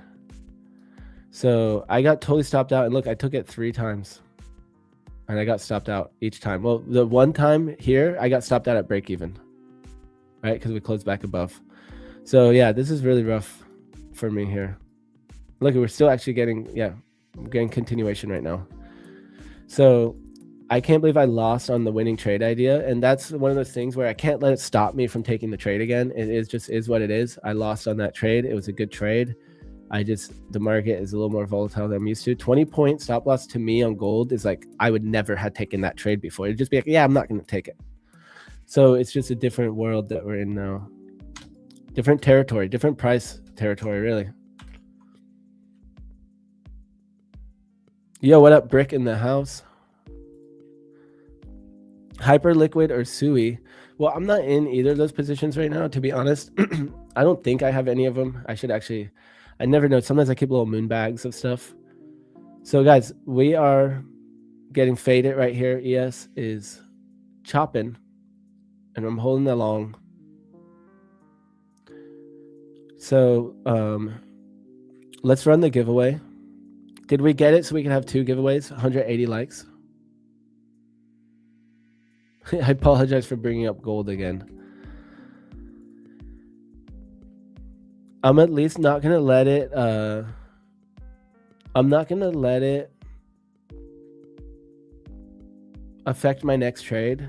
But this is to the point now where I have to like pretty much lock myself out. You know, like I'm not allowed to take more trades than this. I already went one too many. So than what I normally like. So yeah, it gave me a lot of entries and it chopped around a bunch. So I'm going to have to do that.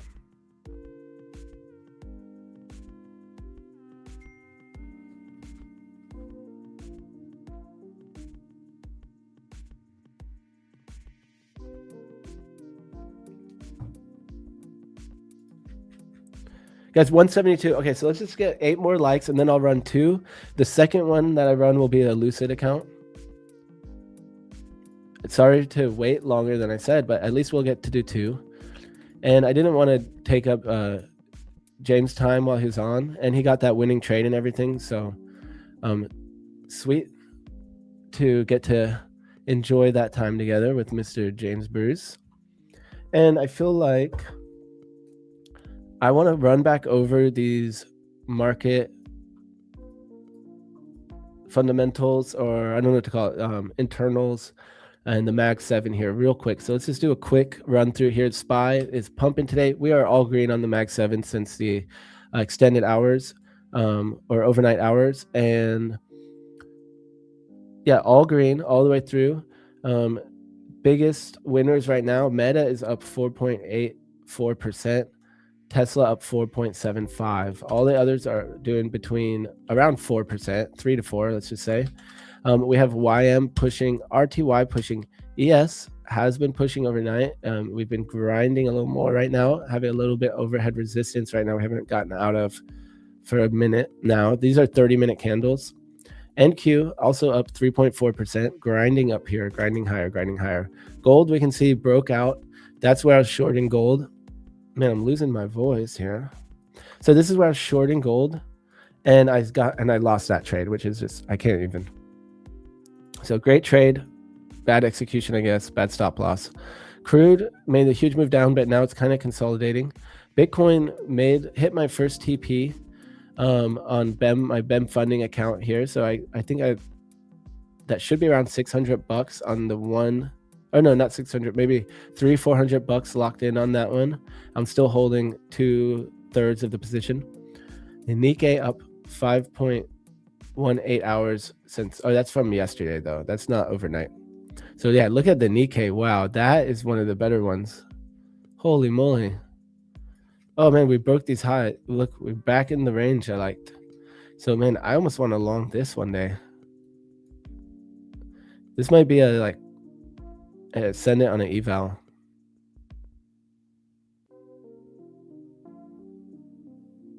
FDAX is chopping now, but good trade for, well, not really chopping it. Well, yeah, it is kind of in this whole area. So great trade though there by James. Back to VWAP. Tick chart is down -592. Interesting. VIX is coming down, and the ad is right around the middle at -77. So to the triple Qs, it does look like it's slumping over a little bit here, but we've had this great rally overnight, and the triple Qs bring us back to the triple questions, right? So where are we? Oops, what happened? Thank you, Microsoft. All right, there. So let's go back to MES and zoom out a little bit and say, where are we? Where's the value, right? So where's the edge? Where do we have edge here? And so it's tough because we broke out of this. Look at this. We had very solid distribution here. And once we broke out of that, or whatever we want to call it, accumulation, or really just this range. That's what I wanted to call it, a range. So we have really tight structure within this volume profile area. So a nice even D-shaped volume distribution. And then we pop out of there and we just go with that news, right? And we keep going, keep going. So how high can it go? Can it chop in between? All the things can happen, really.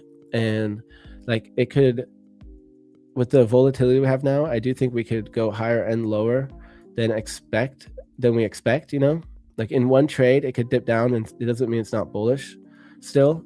So I think trading the range that we're in right now to the bullish side makes more sense to me. I took the London IB breakout here just because it's my playbook setup. And either way, it's going to win or lose each time. It's going to go one way or the other. But I like the idea, too, of maybe taking an onion, like a 2-bar reversal type of situation from these lows. So I'm going to put my main trading ideas on. And this would be an onion, essentially.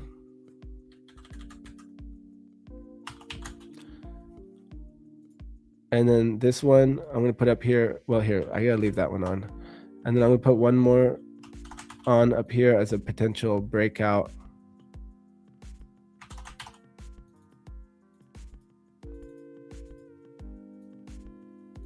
Oh, shoot. No. Okay, I almost ruined my trade. Okay.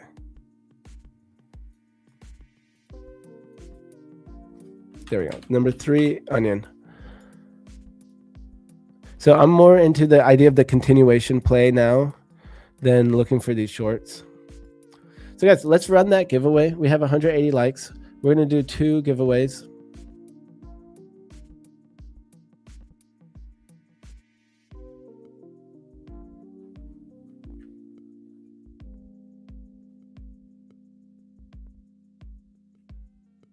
So guys, the link is pinned to the chat already, but you know what? I'll just drop it in here again.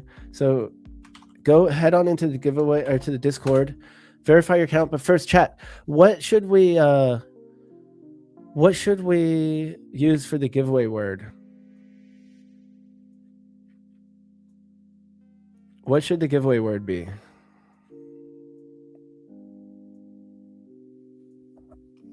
Need new eval.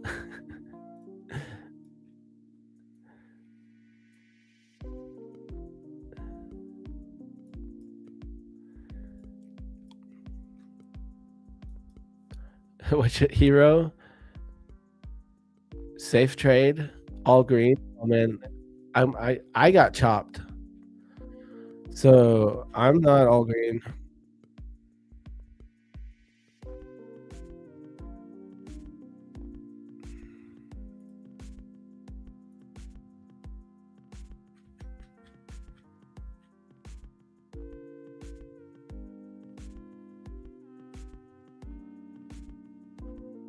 Don't get chopped out. Bruce, James Bruce. Check yourself before you wreck yourself. I got chopped. Hashtag I got chopped. I got chopped and all I got was this lousy shirt.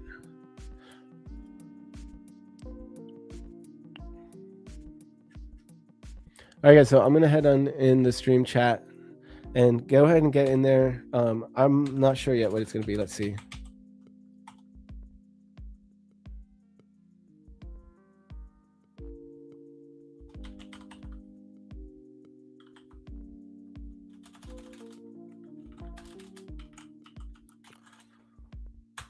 All right, guys, I know what the code's going to be.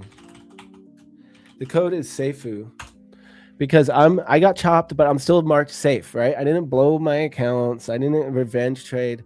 I got chopped trying to take good trades, and I executed my trades a little bit incorrectly on a few parameters that would have made the difference in the situation. So go ahead and jump in that Discord, go to the stream chat once you've verified yourself, and enter SAFU, because I mark myself as safe, right? SAFU.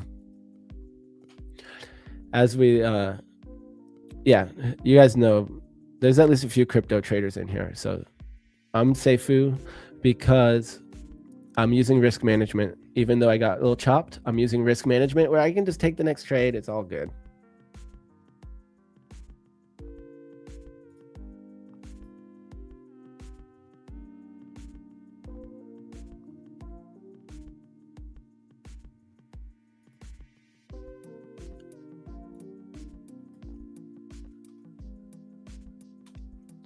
Are you guys ready?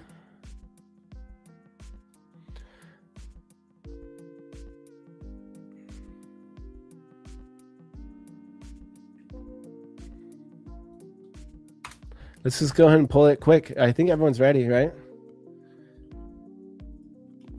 Everyone's caught up on the stream.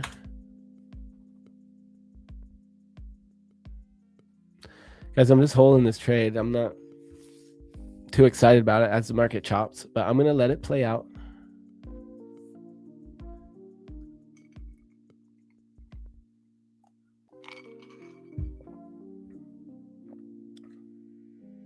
Are you guys ready to go? No one says anything. I never got a check mark. Is the giveaway bugged? It is bugged when everyone tries to do it at once. So sometimes you have to hit it a couple times. It worked for me. I got the check mark, or whatever. It says Luna Trades has been registered. One day I'm going to win it and try to slide it on support and be like, yeah, guys, I won the account. I get that account, right? All right, everyone's ready? Let's go. All right, guys, let's do it. I'm going to pull it.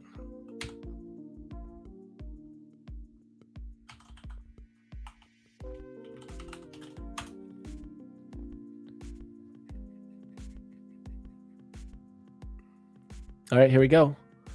Let's do it.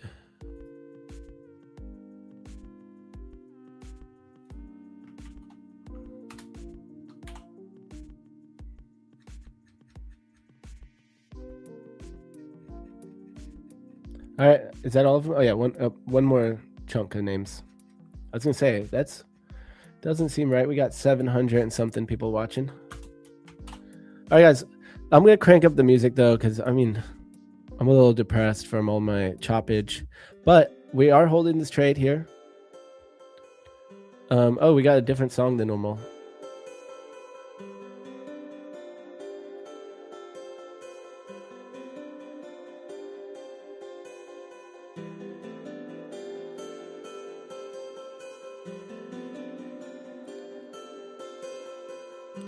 All right, I think that's everyone. And let's run it. So 232 entries. So guys, we're just gonna hit it up nice and easy here. 3, 2, 1.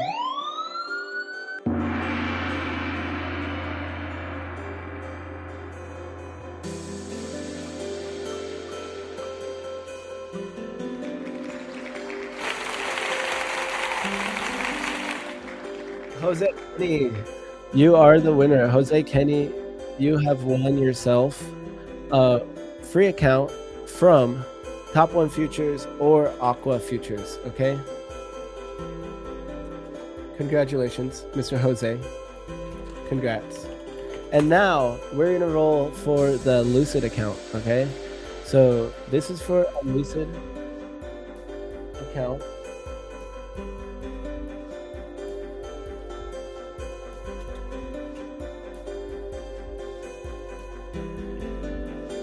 All right, guys, we're gonna roll it. Yeah, I'm trying to get chat up. Where's chat? Here we go. So Jose, yeah, if you're with us, Jose, say what's up in the chat. And here we go. So 11, we also stream on other platforms as well, like X and TikTok. So people probably don't come over and hit like. But yeah, this is for a Lucid account, guys. Okay, you ready?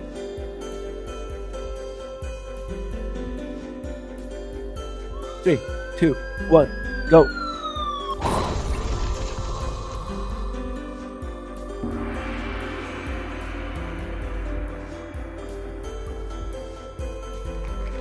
MNQ Trader 12, MNQ Trader 12. GG's, you have won yourself a Lucid account. Everyone, a big round of applause for MNQ Trader 12. And I'm gonna mark you as a Lucid-er. Lucid or Lucid. Boom. All right. I got you saved. And I'm going to tag you in the Discord as well. So say what's up if you're with us here. I've seen you around for sure. Congrats on winning a Lucid account.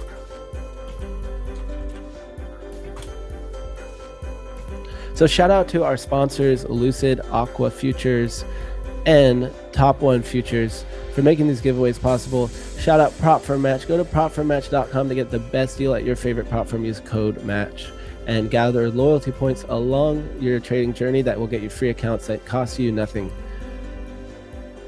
So back to the trade. I'm in the chop here, holding the long. And you know what the thing is? Guess what stop loss I really like here for like the big picture long is the stop loss all the way down here.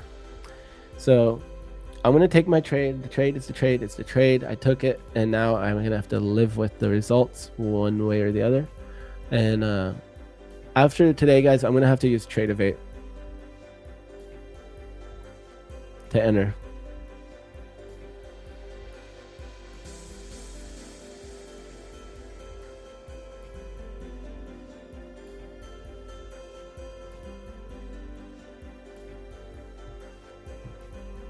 Wait, he already won this week? Uh-oh. See, we do so many giveaways. People are winning twice in the same week. Look at that. I'm looking through the names.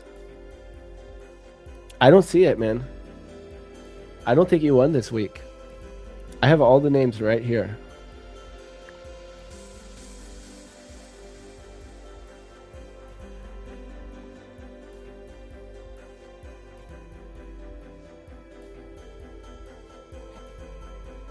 No, I don't see it.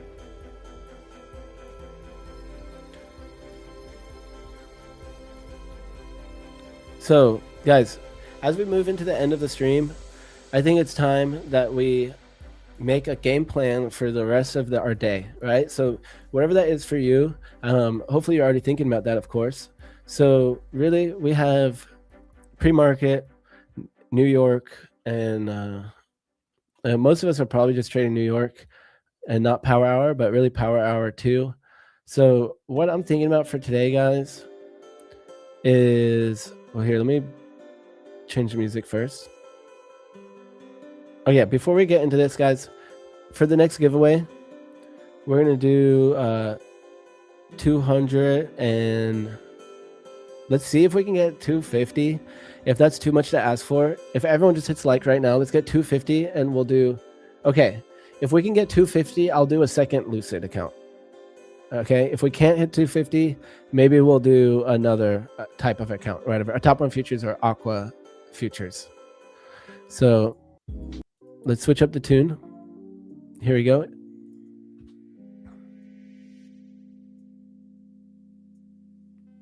Yo, what up? We got Ekin, Only Bam. Dude, okay, Ekin, can you help me out here? What's the website to get on my DX feed account? This is so embarrassing. I can't figure out how to log into my account. So I go to BEM funding. Oh, maybe I actually just found, that's so funny. I said it out loud and then I think I actually found it. Okay, I found a different dx.bem funding. Maybe that's it. And then I have my BEM funding dashboard with my password. Dude, I think that's so weird. I couldn't figure it out earlier, but I think I just figured it out now. All right, let's see if this works. I think I figured it out. That's awesome. Okay. Oh yeah, we're in. Okay, there we go. I saved the address this time. So here we go, guys. Here's my Bitcoin long. Here's my Bitcoin long.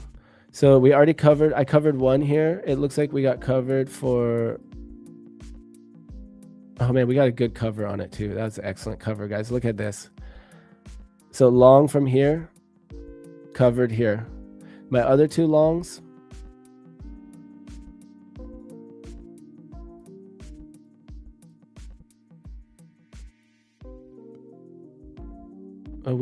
my first trade. Huh. That's actually really weird. So I kind of want to cover a little bit more on this, guys. We're up 415. So I think I covered this one for probably around 200 to 300 bucks. What's it say in my account equity? Yeah, it's probably more like 200. So I'm up 416 in this other position and 181 in the one that was bought higher. And you know what I kind of want to do here is I'm going to close this one right here. We're going to close it right now. Boom. All right. So I locked in 700, whatever. We're up 744. And this is my first trade in my BEM crypto account. So I took this one on stream, and when the BEM CEO joined me, Mr. Kaya, and I'm going to hold this runner here for now. And at some point though, I'll probably drag this stop loss up. I'm risking 200 bucks on this position. So I probably will just go ahead and drag the stop loss up a little bit here. I mean, I could do it like here. Yeah, I'm going to move it to the break even. There we go. So stop loss has moved to break even, and we're chilling. So we're up 415 currently in this position. So maybe they're going to regret giving me this free account. We'll see how it goes. All right. So what I was saying before, let me check chat.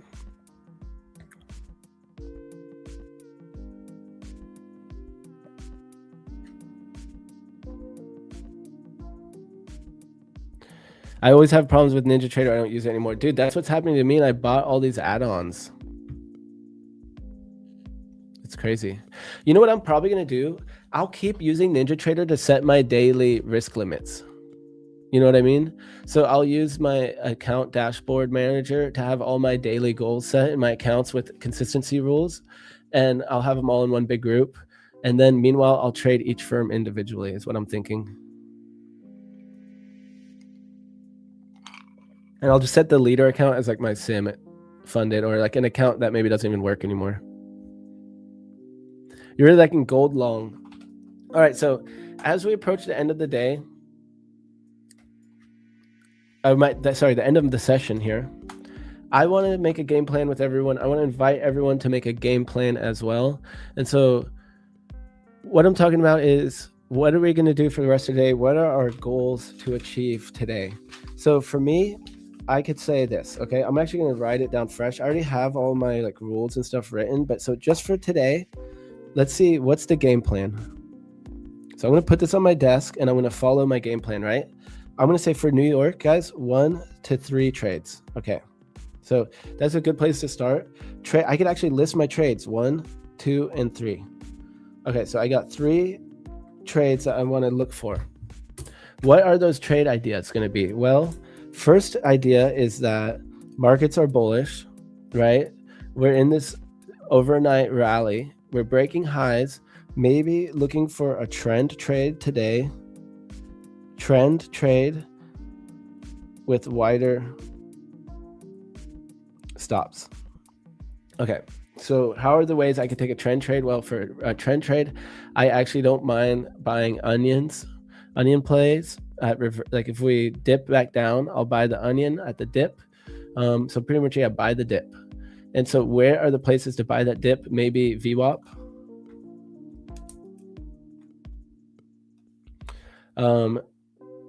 Maybe onion range, onion play. And initial balance. Initial balance low, for example.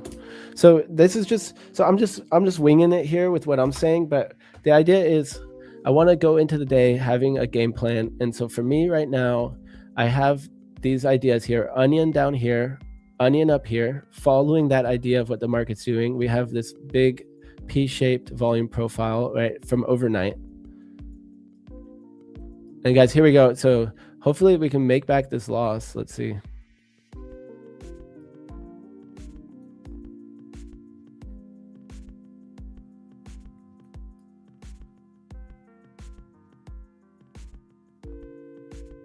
So an onion is like a 2-bar reversal at a pullback.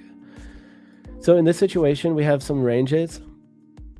Okay, so let's actually turn this range off on the 15-minute.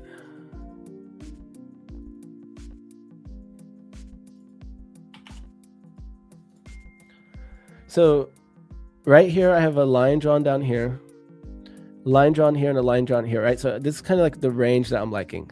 Range low, or whatever. This is range low, range high, and then this is like range 2 down here. So that's what I'm calling that. And so an onion is, if we go back down, we're in a bullish trend, but we pull back to one of these levels.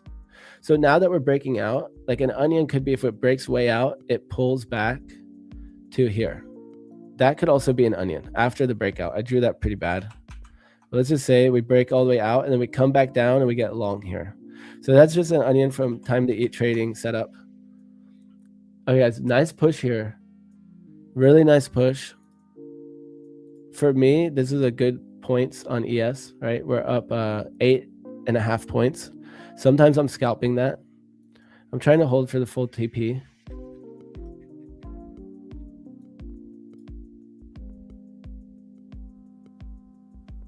But I don't want to be a dick for a tick either, so let's see what we get.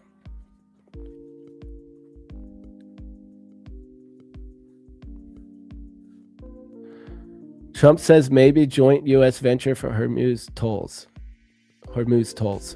Okay, guys, we got some news coming in here. I actually missed it from 4 minutes ago. The United States will work closely with Iran, which have determined has gone through what will be very productive regime change. There will be no enrichment of uranium, and the United States will, working with Iran, dig up and remove all deeply buried B-2 bombers, nuclear dust.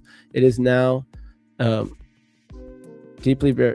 all deeply buried B-2 bombers, nuclear dust, in quotations. It is now and has been under very exacting satellite surveillance Space Force. Nothing has been touched from the date of attack. We are and will be taking tariff and sanctions relief with Iran.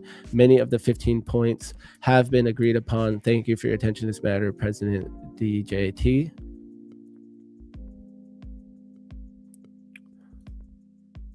Man, should I try to hold it? Do we run up? Use a trailing stop, perhaps?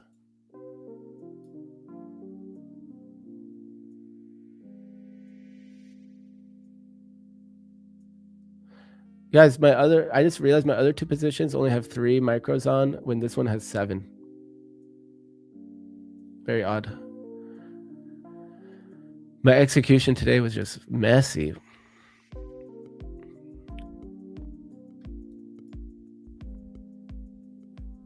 Okay, so gold. All right, so my basis today is, at the moment, we're looking for longs, trend continuation. This is my game plan. So my 3 trade ideas here are going to be looking for onions, pullbacks to these levels, or initial balance breakouts. And at this point, though, my other strategies don't work, right? We're not in the previous day range or anything like that. So here we are.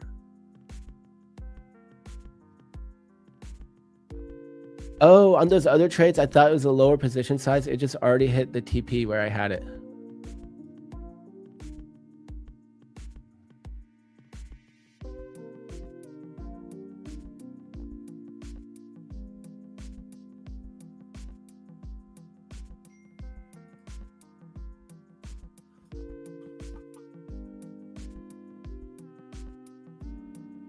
Interesting.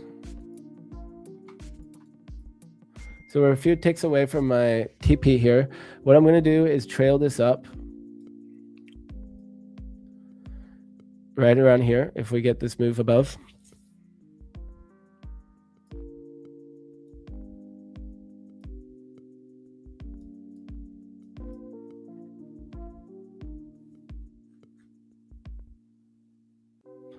Oh yeah, what's going on with NQ? Yeah, you're right. NQ, look at that. The NQ is struggling here a little bit more. That's weird. All right, well, it took off 4 on 2 of my accounts, and this one account I didn't take off any. So it's kind of interesting. So yeah, now look, ES is a little bit stronger here. Man, the opposite was happening before, wasn't it? NQ was leading. So very close to our TP, and we were really just up 1 point away exactly from my TP. So that is where I could have been I might be being a dick for a tick, but I'm gonna wait. I mean, everything is bullish right now to me, these indicators and all this stuff. So I'm gonna try to hold this.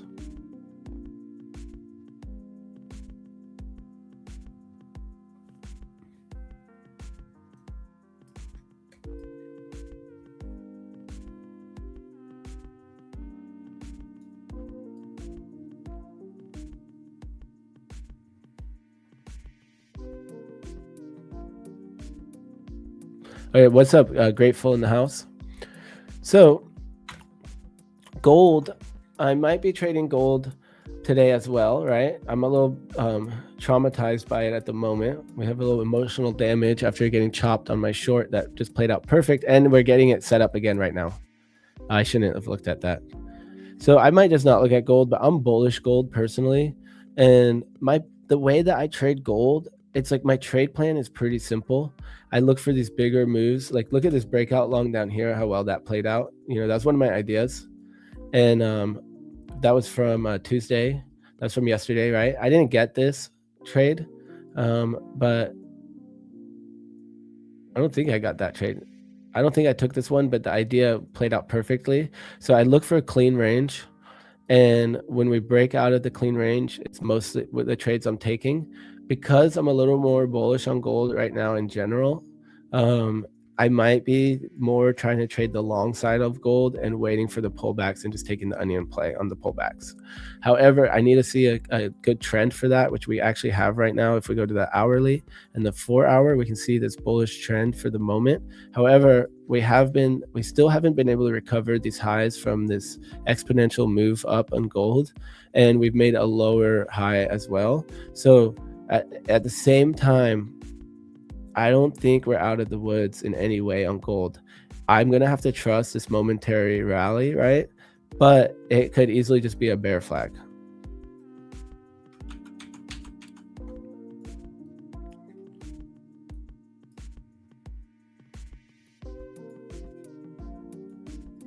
So with that given, I'm going to look at this trend. Okay, look at 4 hour candles breaking up. We have a little bit of resistance here, but nothing crazy. So even though now though in the 1 hour, look at all these shorts. I can't look, I got chopped out 3 trades shorting. So all of this is still shorting here, and we have range room down. So I still actually like the short, but I'm not going to take again after getting chopped out of it 3 times. So a close back above this range, I could potentially look for the long up here, back into it. But the reason I don't like longing into this is because of how choppy all this gold range is here. So I am going to wait for trade idea number 2, I guess technically, because I already took trade idea number 1. Trade idea number 2, breakout long. And you know what? I'll probably have these targets pretty clean just right here where these wicks are.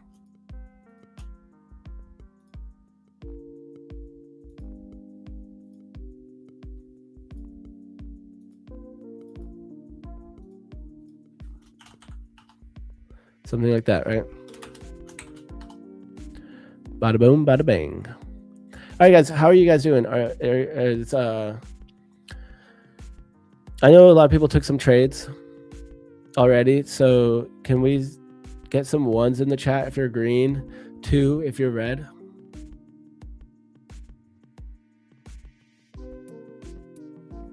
Three, no trades or break even.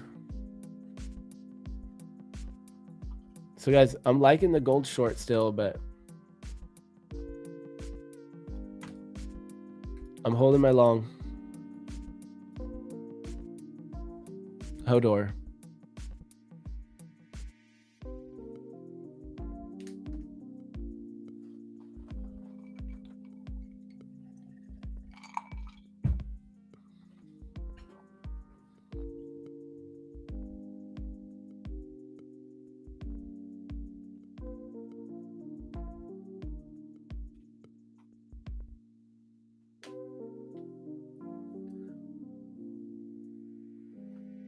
Oh yeah, let's do a community spotlight. So I'm gonna check in the Prop for a Match Discord where you guys can hang out with us. Tmade made his analysis channel, so I'm excited to check that out. I have my analysis channel where I put all of my trades from the streams in there. I need to update yesterday's. I still didn't do that. And man, today I'm gonna have to put these chop trades in. So, and then Zach has his channel as well, so that's pretty sweet. But then we have the chart room where everyone else can publish trades as well, everyone who's part of the community. So I'm gonna see what's been posted since today, and let's share some of these trades here. So I'm gonna go ahead and open this link here. This is from, wait, what? I'm on multiple StreamYards. Wait, what? It says I'm on 3 different StreamYards. But okay, no clue what's going on there. So Greg the Trader says simple CVD divergence entry model on gold. Boom, big divergence here, took the short, and beautiful trade there. Stops just above that current swing high. Bro, clean machine. Very clean.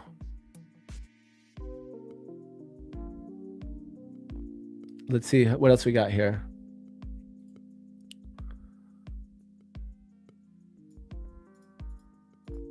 So we have from L or Blade L9. Gonna try just 1R trades, mostly short on ES. So I love that you're gonna have that goal of just doing 1R because it means you're simplifying your trading and that you're gonna find more consistency, you know, and kind of know where you need to grow, what you need to do, if you can at least stick to that one thing. Because 1R works, 2R works, half an hour works, whatever. People make it work in their models, you know, people who are trading specific R&R. But if we're not even doing anything and we don't like, or if we're just doing random stuff all the time and it's always changing and we don't feel any consistency.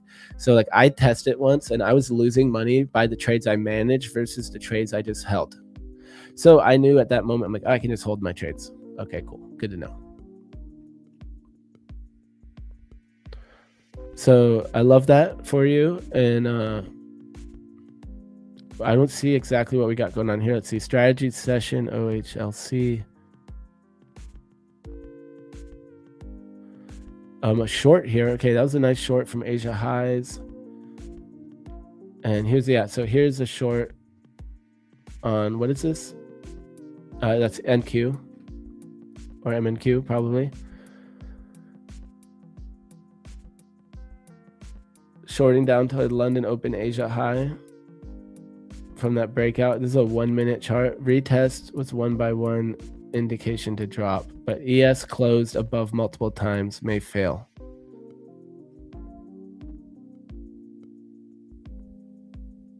Guys, so let's see if we can get this other giveaway. I said I'd do another Lucid if we could hit 250.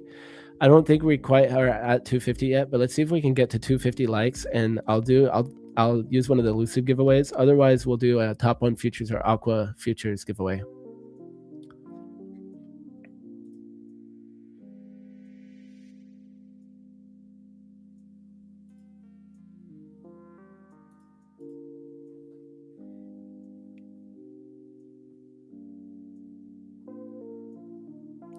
Bro, Binance and Bybit. So, are you talking about like their coins? Does Bybit have a coin? BNB though is a coin.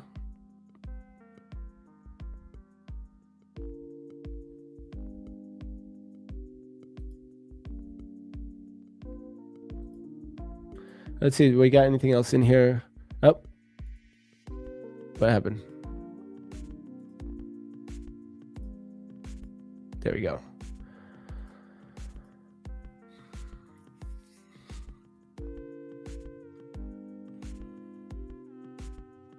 More trade idea from L. Let's open up the most recent one here.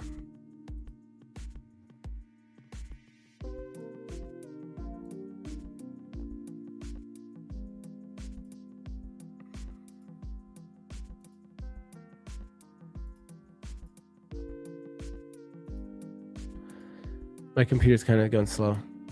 There we go.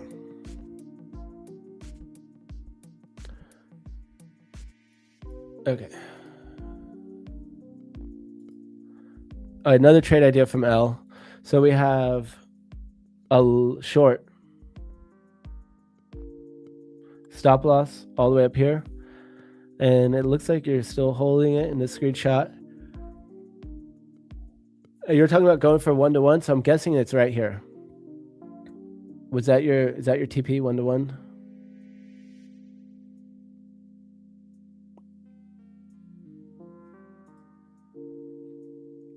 Can you check NQ again for a break to 24,450 or 25,450? Okay, I can do that. So right here, GT short. I'm trying to see what's going on here with this NQ trade. Exited early with a loss as managed by candle instead of stop loss points. Okay, so you managed it and you got out early. It's what you're saying. So I'm not sure exactly, but okay. So let's just move along here, and you want to look at NQ. We'll look at NQ. So you're talking about NQ to 25,450. So that's a pretty good move. That's up towards the yearly open. And these highs up here, look at that. So pretty wild that we're pushing like this. We have the previous month high right above us. And all in all, guys, I'm just bullish. So I can't not be bullish right now while we're trending. So that's why I'm holding my trade so well right now and not just taking it as a scalp. And I mean, so I don't know what you'd want to look at for a move up here to 450 in particular. That is that like previous high. So that makes sense to me. But like if you're looking for confluence, I don't really know what to tell you. I mean, maybe there's some fib extensions or something we could look at, but the way the market's moved here, like there is exactly. It just depends on where you draw it, right? Because everyone draws these things differently. But actually, look at that. Right up to that yearly open. It's actually right on the money here. Look at this one, the 424, which I like. But I drew it on a certain way where I knew I'd get more levels up higher, right? So, I mean, so many ways to do this. But yeah, the way I did it, I liked it better down here like this. Weird way to use a fib. You know, some people might say that's not the correct way to do it, but so I'm using it just like from when we made this big push, started chopping, and then that last swing low. So like using that measured move like this for the next measured move. So it's kind of a weird way to use it. But yeah, I mean, to me, it's such a huge move, right? That I'm normally not like trying to go for trades like that. But man, my third IB target could potentially be on NQ. What would it be at? 25,355. Pretty wild.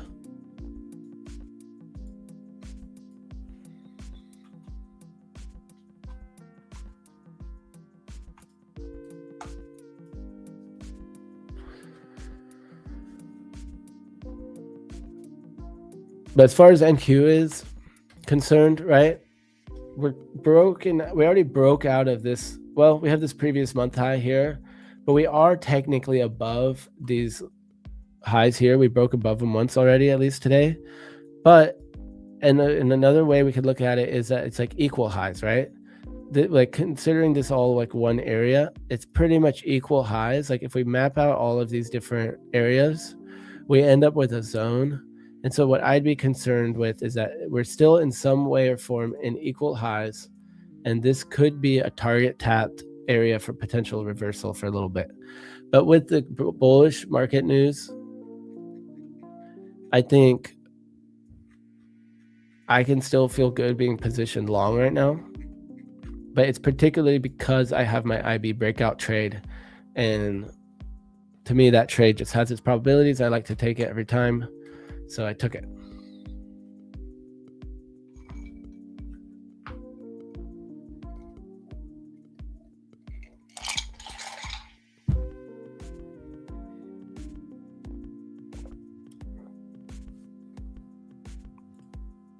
All right, let's switch up the tune, guys. Are we going to do that giveaway?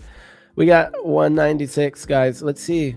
Can we get, how high can we get into the 200s? Do you guys want to do the Lucid or what?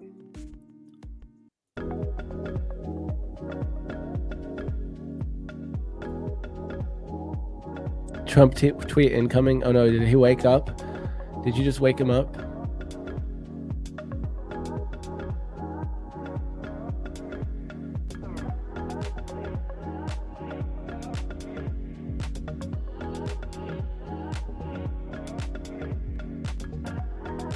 Oh yeah, you guys want the Lucid? All right, so how many likes do we have? Nice to see CL drop. Prices are ridiculous AF at the gas station. Facts. So yeah, speaking of crude, we can peep crude real quick. I want to get this giveaway going though, so let's see if we can hit 250 likes and get ready for Z-Man coming in, guys. We got Big Day, Zach, we got Tmade Alex. They have guests coming on as well, so it's going to be a full day, and the market is pumping and a lot of headlines. So good day to keep your ears, even if you're not trading it. You can always just join in the stream.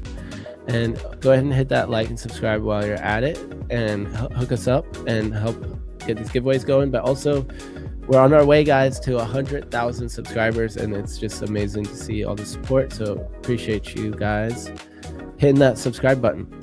So we're looking at the Mag 7 here, and we can see the Mag 7 is bullish across the board.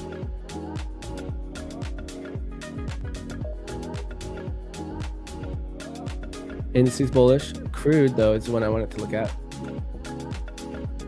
Still coming on down.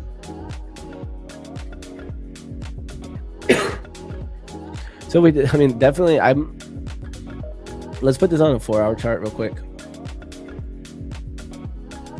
So yeah, I mean, we're in this lower range. I'm gonna just move this down. So yeah, I mean, we're coming down, guys. I think we have room down on crude. Like, I almost want to try to pass some evals on this or something, but maybe I'm a little late to that party, right?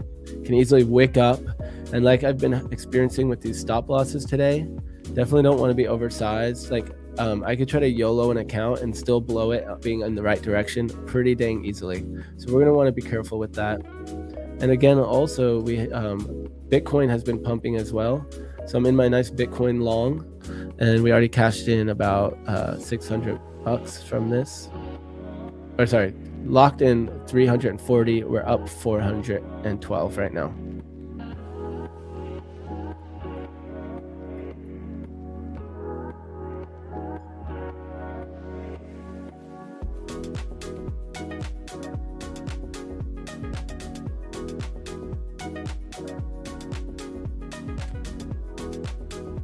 Can you not drop the form in here, and I'll give you my Discord? What do you want to do that for? What form? I'm not sure what you're talking about. Brooke says, what's up, Brooke? Welcome in. Brooke says, the only problem I have with GC is it's still in a long-term recent bearish range from when this war started. It rejected 50% retrace, is now consolidating. I see exactly what you're talking about as well. And kind of like actually I pointed that out, right? We had that lower high right here. I have it mapped out here. Well, we got to go to the 4-hour. So yeah, potential lower high. So right here, lower high, potential lower high here. Chop, chop, chop, chippity chop, and maybe even test some lows, right? We can kind of consolidate to this range down here, and then still have a lower high. You know, anywhere in here, it could still pump a little bit. I'm like long term though. I'm still, you know, I'm bullish gold in general. You know, it's been a mistake to not be bullish gold historically, But on this chart, you can't see it, but you know, the much bigger chart, but we still have always had these big blow off tops where we have an exponential rally and then it fades back down pretty much to the bottom of that rally is what I've seen on gold and silver if we look at the historical price charts. So I'm going to be careful with that and just take my trades. Yo, Luna, I finally passed my first 100K eval, man. I'm trying to activate it on Apex. How long does it take for me to get the account? Do you know? Thanks, man. If you just passed it, you have to wait till the end of the day. Other firms have been changing that. It seems like the trend is to change that.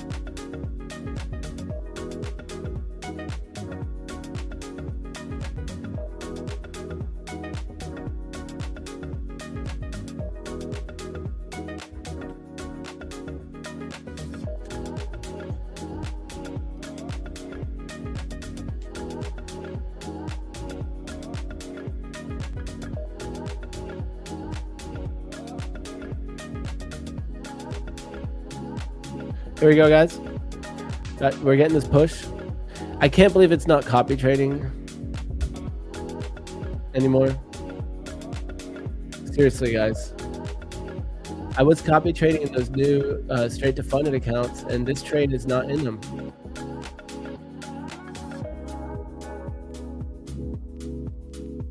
So annoying. Guys, did we get the likes for Lucid? We got to run that giveaway now before Zach comes on. So let's run that giveaway. How many likes do we have? How many likes?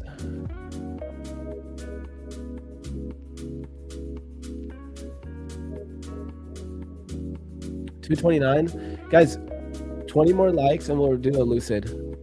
Where are you from, bro? You look like a pro skater from Brazil. I don't want him to know.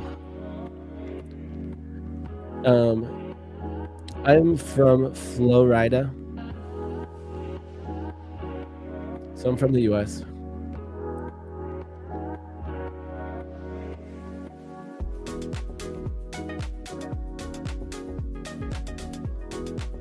I have a little Latino side.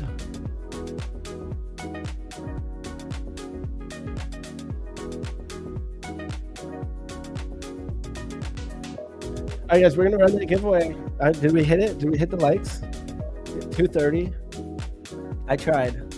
So we're just gonna do. I mean, you guys still have a chance here. I'm gonna set it up. So the street.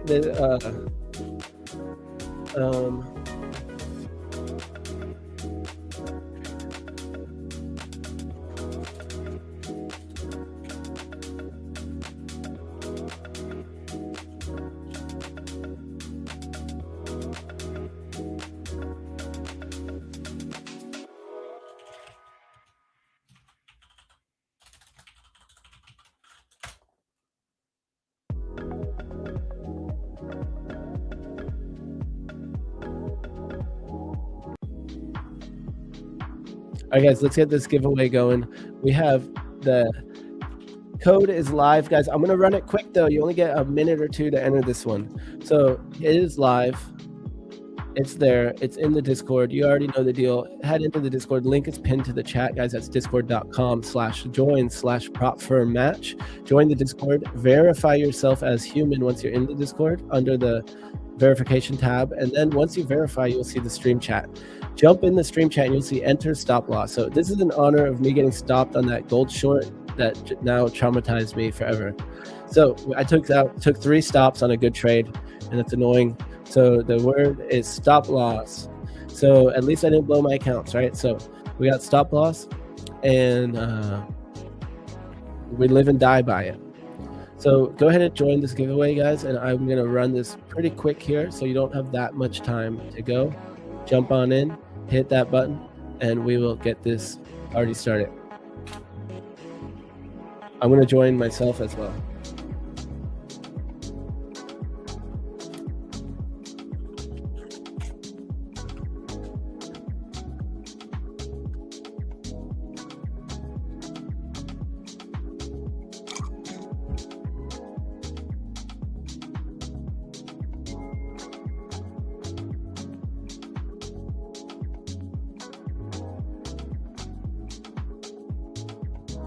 Why has the NQ shot up since Trump's latest tweet? I know, right?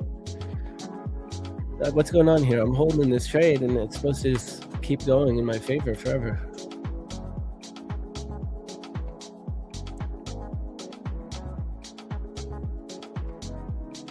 Everything does look fine, though. Luna, I'm long MGC 2 lots. What's up, Joe Mama in the house? Mr. G Wiz Mac Daddy, aka Mac Daddy Joe Mama. If you know, you know. A lot of you guys, you don't know, but that's the Mac Daddy. So you're long gold. Okay. Look at this little retest action here of these previous highs. Are you long using the MACD? That's why he's called Mac Daddy. Playlist on YouTube? Nope, you can just here. You have to hang out on the stream all day long, and you can keep jamming out.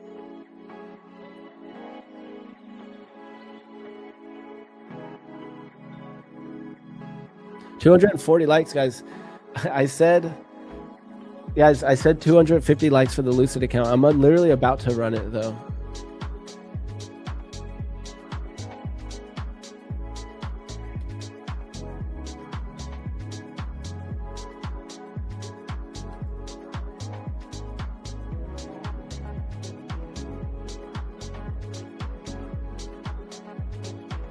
So we're gonna run this giveaway here. I think everyone had a chance to open it. So I'm gonna go ahead and make sure did I enter already? I did enter.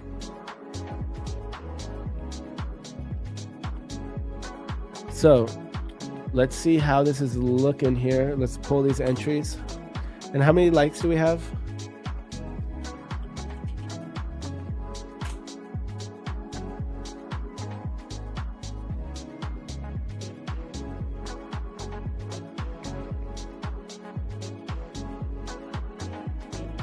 $246. So I guess we won't do the Lucid.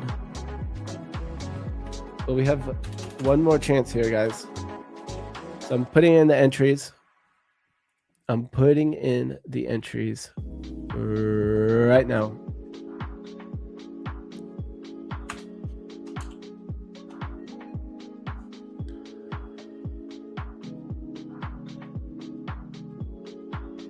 Are you guys ready? So this is for a top 1 futures or Aqua futures account. Are you ready? I'm gonna call the party police on y'all, and we're gonna turn on the rock music. Okay, 3, 2. Wait. Did we hit the likes? Should I give you guys? Should I ask? The last I heard, we didn't hit the likes. 246. So no Lucid account. Is that true? Is that true?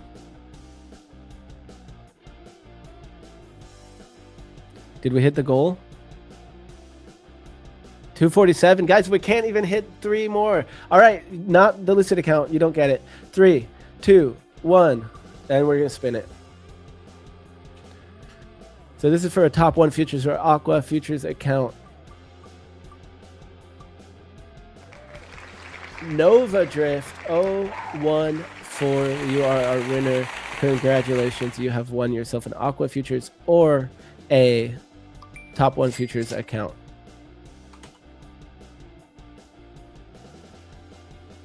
So you guys were too slow for those likes, because you know the streams are like 5 seconds delayed or something like that. So you guys really dropped the ball on that one. I'm not gonna lie, you guys kind of dropped the ball on it.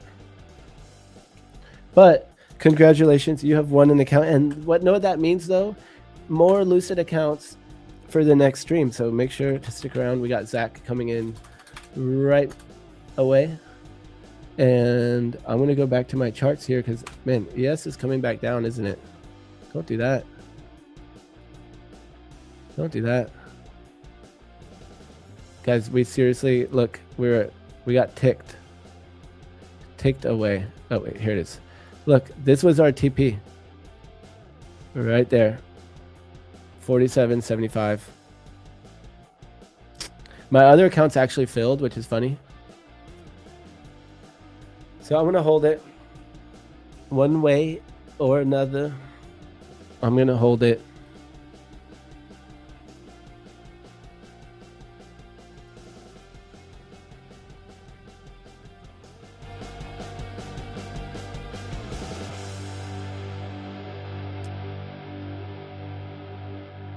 All right.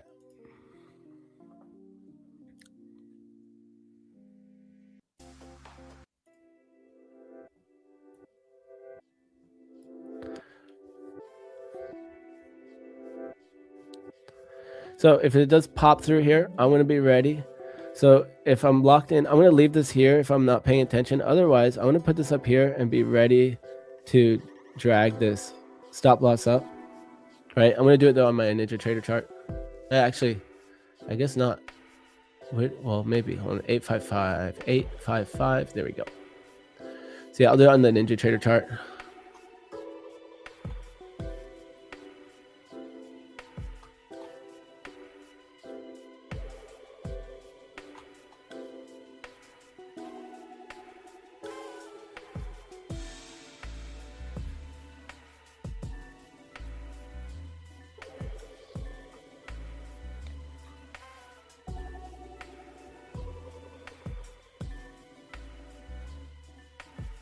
So we got Mr. Z-Man coming in here. And who are his guests today? Oh, yeah, here. Also, as I'm thinking about it, I'm going to tag Mr. Nova Drift. So say what's up if you're with us. Let me check on the chat, actually. Nova Drift. Congrats.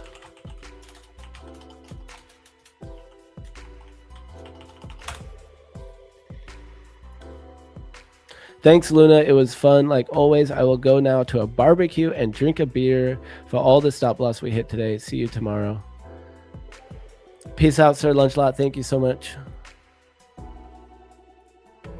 Diamond Hands Luna. Yep. Following the plan. Just following the plan.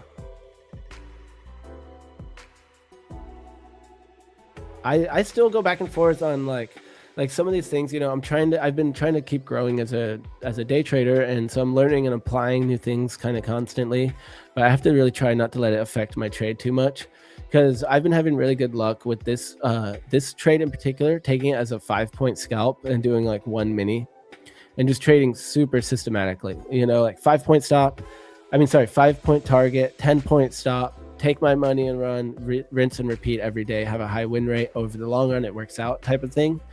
But these market conditions have been changing so much that I'm kind of deciding when to take it in different ways. Like this one right here, I'm taking it with what I call the traditional model, you know, where I'm holding for my full take profits. And so this is MES. Initial bounce breakout trade during London. I don't even know what time. I did bad about journaling today a little bit. And yeah, so this one I'm gonna make sure to put in here that's traditional. I'm holding it.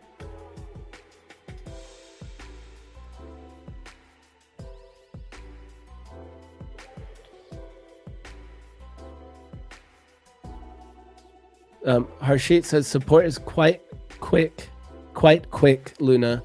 Shout out to PFM support. Won the account yesterday and received it today. Thankfully to the team. W's Harshit.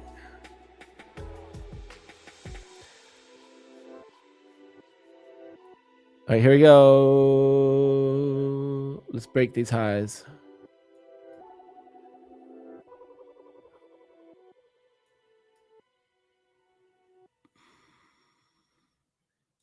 Make it all back in one trade.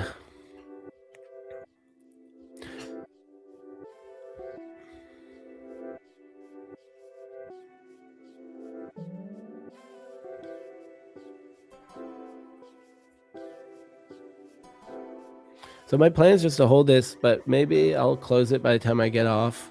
So that, because I want to have all my trades be done on stream. That's kind of the point with me trading only London accounts.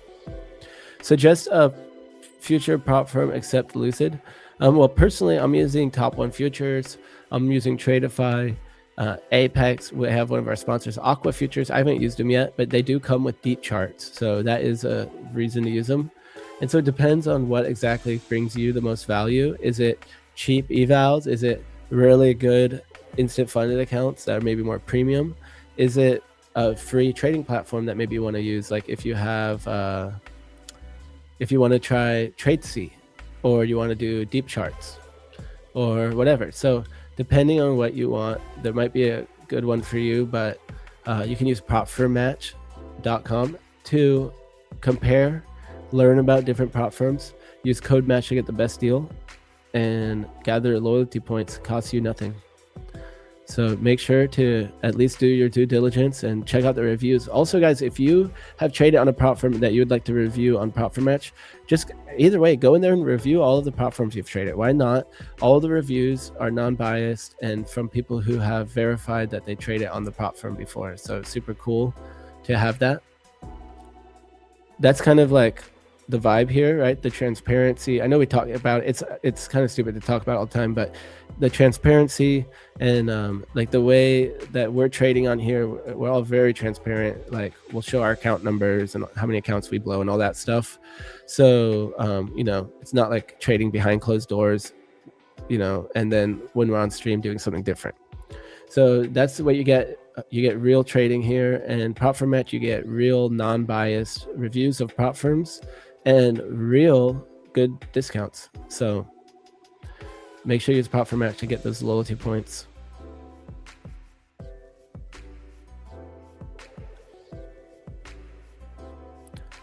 And you guys know we're getting some news in here from chat sometimes quicker than from my squawks. That's not good. Hex up, yo. I think your camera is zoomed in.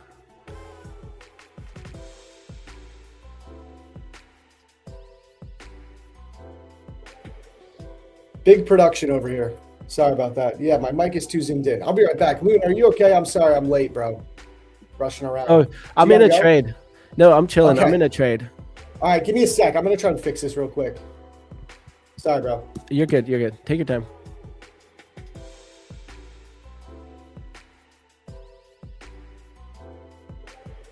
Luna, do you know how long it takes Tradeify to activate a passive out? So I might have heard that they're doing like quick activations now, like same day. Is that true, or is that another firm?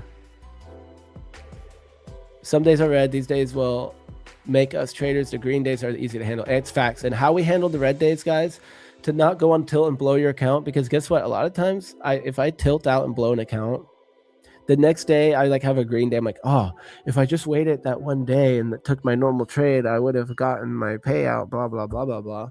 But that's just that's the name of the game that we're playing. And the worst thing we can do is then give back all our progress just because we're a little tilted, right? So, but we all have, I think I'm convinced now that we just have to learn. You can't like tell someone, hey, stop being on tilt.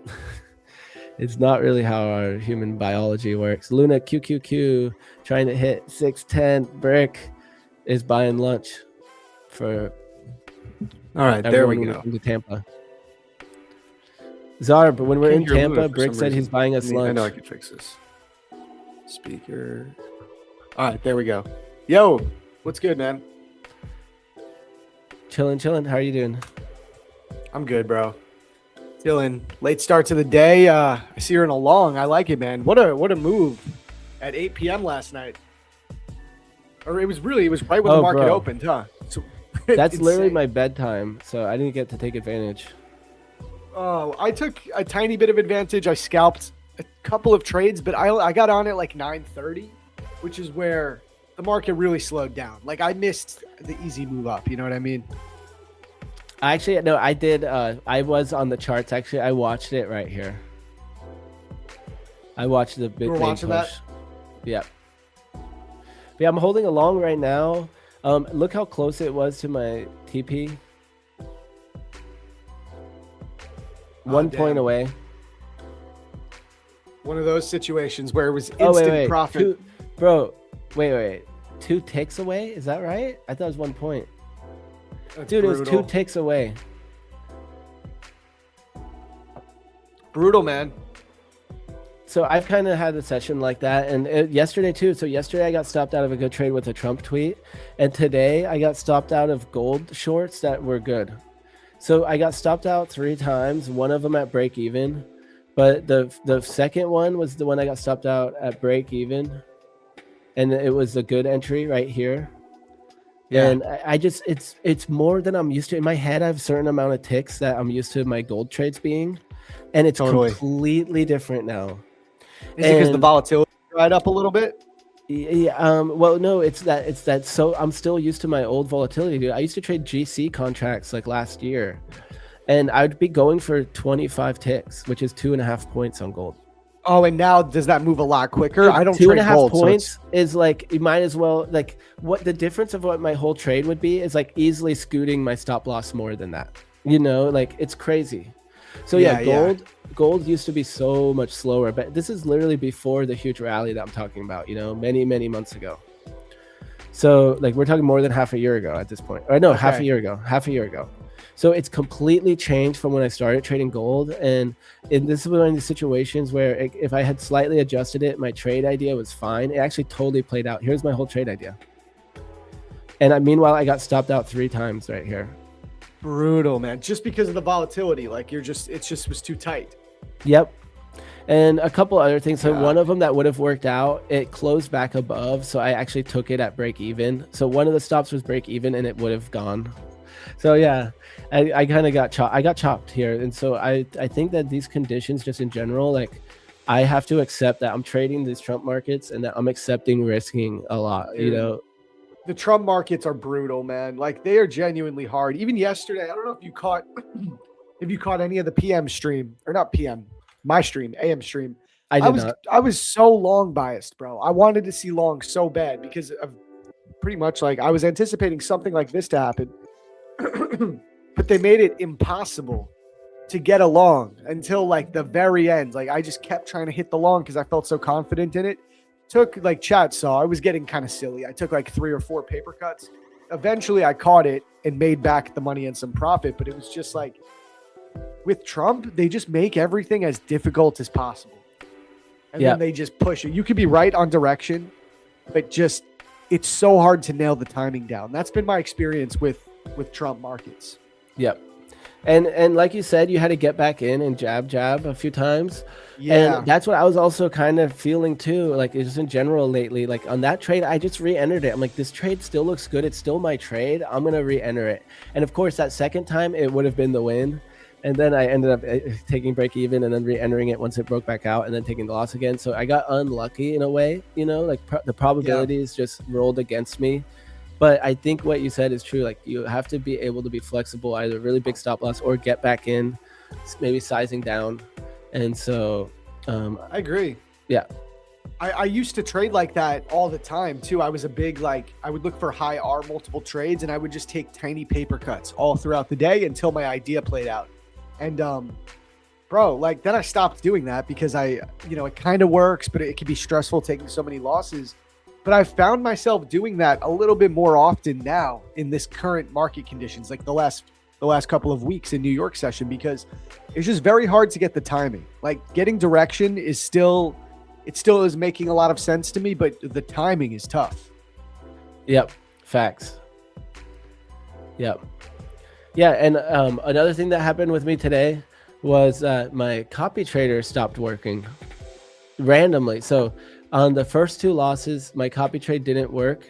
And then on this trade, it didn't work. And then it did work. And then on this trade, it didn't work.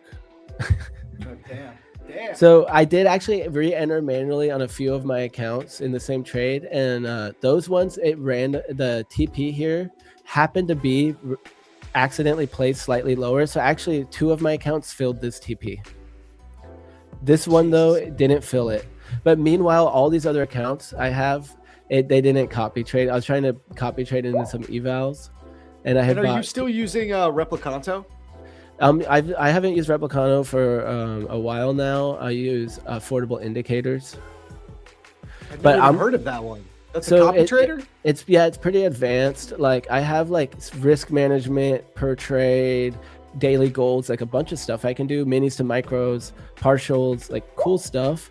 But it's like it messed up. It keeps happening every month or 2. I end up having a day where I just like, I don't know, my copy trader is not working. And sometimes it's my fault. You know, I find out I did something.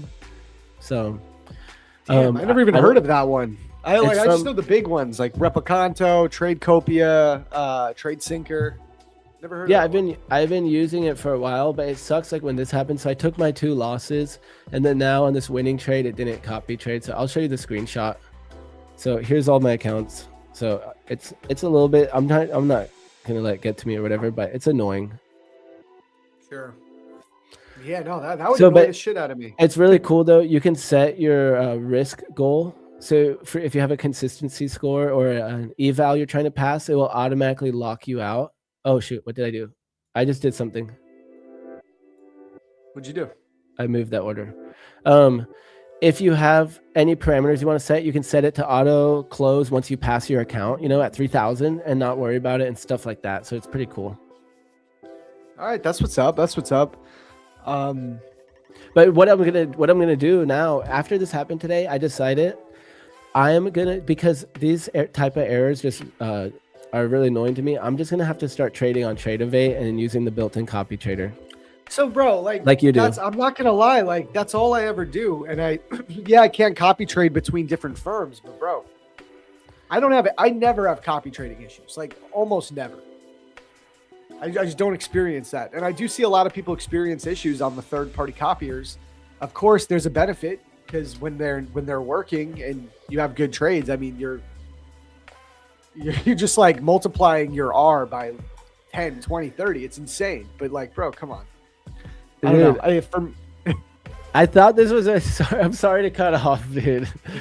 Do you see that? So I'm reading the comments too. It threw me off. So, bro, there was the first one I saw, I thought this was a throwback the other day because I was teasing about like how I talk like a 9-year-old girl sometimes. Like I'll get a phone call from a telemarketer and they're like, "Are your parents home, sweetie?"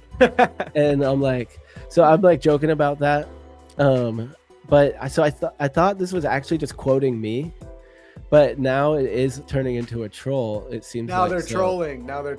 And it's like a bot account. So it used to be a different bot account that would troll me, and now it's this one. Wait, so this is someone that's trolled you like in the past too? You've been trolled by?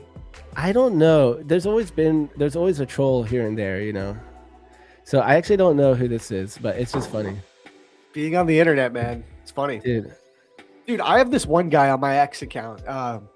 He has like 30 followers. And I swear, every time I post a trade or a payout or anything, this guy comes on and he's like, okay, I posted the $80,000 lifetime payout certificate from Tradeify. Just posting it, talking about how I'm going live. And he's like, Tradeify payout spend 72,000. Like, I'm just like, bro, you're an idiot. First off, it's not true. I spent a total of about $18,000, but I'll tell him these things. He did it with Take Profit Trader. I was posting the payouts. He's like, you probably have reset those accounts 50 times. I literally went into the dashboard, screen recorded because I was feeding into the troll. I shouldn't have, but I'm like screen recording my dashboard and showing it to him. And then he goes, okay, well, that's okay. But what about the other firms? And then I'm like, dude, why am I doing this with this idiot? Why do I waste my energy? It's like, you don't even know who it is at all. Like, it's funny. Yeah, no, it's very funny. And then there's also people who will DM every day. And so there's people who are DMing or it's like sharing something, a video or a link, but every single day. Yeah. And then there's also people who DM like annoying stuff regularly. Yeah. So it's just funny. There's all these different. It's just people behind keyboards, and I kind of have fun sometimes trolling a little bit. We're on here. I'll troll chat back. So I get it. Yeah, but it's fun. We're professional. Yeah, we're professionals. I like to have fun with it sometimes, but that guy, he just goes so often that I've fallen into the troll sometimes. Now I just ignore him. When Zach gets rage baited. Yeah, exactly. Yeah. Damn, look at this trade. So 2 ticks away from your TP, and now. So what's the plan? Do you go break even in a situation like this, or you just? I could have. Yeah, I mean, so a lot of times I will have a level where I will make myself go break even. In this situation, though, I didn't really like the stop loss there. I like the stop loss where I have it. Yeah, fair enough. And here we go. We're getting stopped out. It's interesting though. My other 2 accounts did close 4 of the 7 lots. It just so happened it was randomly a tick or 2 down on accident. So yeah, I gotta take the loss. So it's just one of these days. It's brutal for me today, but gold is dumping apparently. Yeah. So let's see, gold. Oh yeah, Well, it's still chopping, really. Gold, it's chopping here. Yeah. So, but no, in this trade, when I put it on, I decided I was just going to hold it with the trend. So I wanted to get the loosest stop loss I could. So I kept my original stop loss because we've just been trending, and all my confluences were really bullish. So I was happy I was going to hold it win or loss, but I was a dick for a tick essentially. You know, I could have just hit, like if I was watching at that moment, I could have hit close, but I wasn't. I mean, bro, it just missed the stop. Oh, wow. I spoke too soon. Damn. Yep. So here's what it is. But I take this trade two ways. Sometimes I take it as a scalp. Sometimes I take it for the full TP. And because we're in a trend, I took it for the full TP. Yeah, fair enough. I have a thing, bro, where no matter what trade I'm in, if it goes if it goes within a point or two of my TP, I just go break even at that point. Like, unless it's like one of my negative risk reward scalps, because that's kind of hard to do because it's so quick. But anything else, like it just kills me if I get that close. You know what I mean? Yeah. It does hurt. It does. I know. I get it though. I'm trying to check. I'm checking my account. When I hold for the full TPs, I have probably about 20 to 30% less chance that trade hits. So I go from like a 60 to 70% win rate to like a 40 to 50% win rate. How does it go down? It goes down about 20 to 30%. If you if I go hold break even? If I hold my traditional long, which would be like holding for the full TP, I'll get it. Which was higher up. It reduces my win rate. When I do the scalp, it increases my win rate by up to 30% when I do the scalp. But then my losses are a lot bigger when I take the loss. Yeah. Because you're using a wider stop or more size? Because, well, I'm using about the same size, but yeah, my stop will tend to be wider. But it's really because I'm targeting more. It's more about the target. Gotcha. It's going from a negative R to like a plus R. Someone's asking, hey, Zach, can you describe the TPT account based on your experience? I've just jumped into the 150K. I've heard a lot of good things about this prop firm. I got nothing but good things to say about Take Profit Trader. I had an amazing experience with them. I finally blew those accounts after taking out 10,000 from them. But man, my first time ever being funded with them, I only had 2 of the 50Ks. I exploited the daily payouts. I did it over and over. I think I did a total of 5 or 6 daily payouts. Every single time, money would be in my bank account within 24 hours. Like, just truly, just an awesome experience. Like, masterclass in how to run a prop firm. Shout out TPT. I got nothing bad to say, man. The only thing, be careful about the intraday trailing drawdown in the funded stage. You know, that's the hardest part to get through because there's no consistency rule, no payout cap, daily payouts, but you got to get through the trailing drawdown, which for some people that's a problem. So just be wary of that. Yeah, it's the same. It's similar on a lot of the firms with those rules. Like that is tricky to go from the eval and then to go into the trailing, you know, that switches, but you just have to be aware of it. So yeah, guys, this, for me on this session, I definitely took more than my normal amount of trades. So that's something I'm going to have to journal. But like I said, I felt like it was just like I had to either commit and get back in or, you know, keep taking my trade ideas. But man, that's crazy. So my stop loss on the second one was literally above this candle here. I'm pretty sure it was right here. So that maybe would have never got stopped. That's wild. So it's an interesting day, man. When NQ and the indexes move 700 points in the Asia session, it's going to be a weird day, chat. That much I can tell you. I do want to bring up real quick, for anyone that is into prop firm match, I just wanted to let everyone know. Let's double check this. I think it's still 40% off right now. Take Profit Trader, 40% off with code match. So lock that in if you guys are interested. This is really like a travesty that Take Profit Trader is on the second page on PFM. Lucid went on there. Like they were always on the first page, and then Lucid came in and just blew through everyone, which is fair enough. But TPT is so underrated, man. Like I don't know why they're on page 2.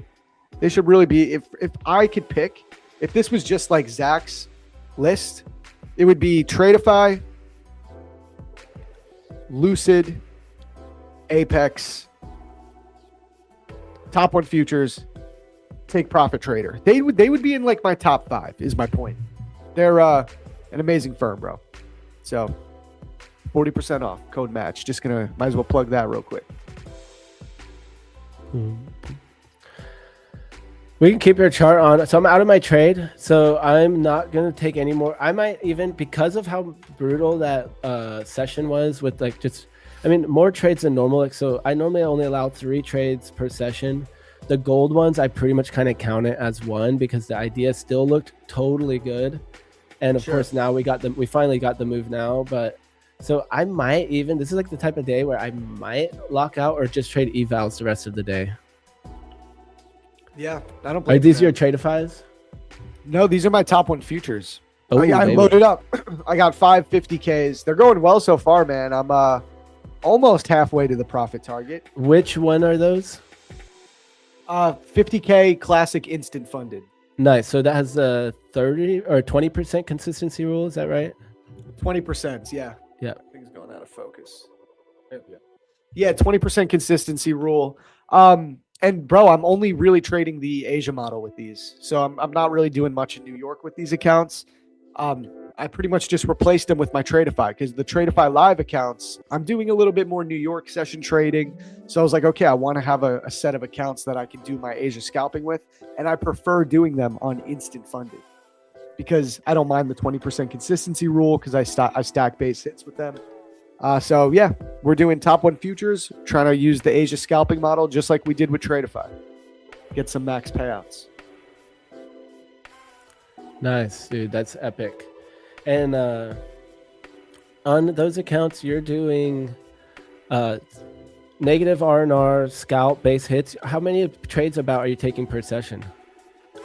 Anywhere from 2 usually at least 2 to like 4 maximum. I will not take more than 4, but usually it's in between that. It's like 2 or 3.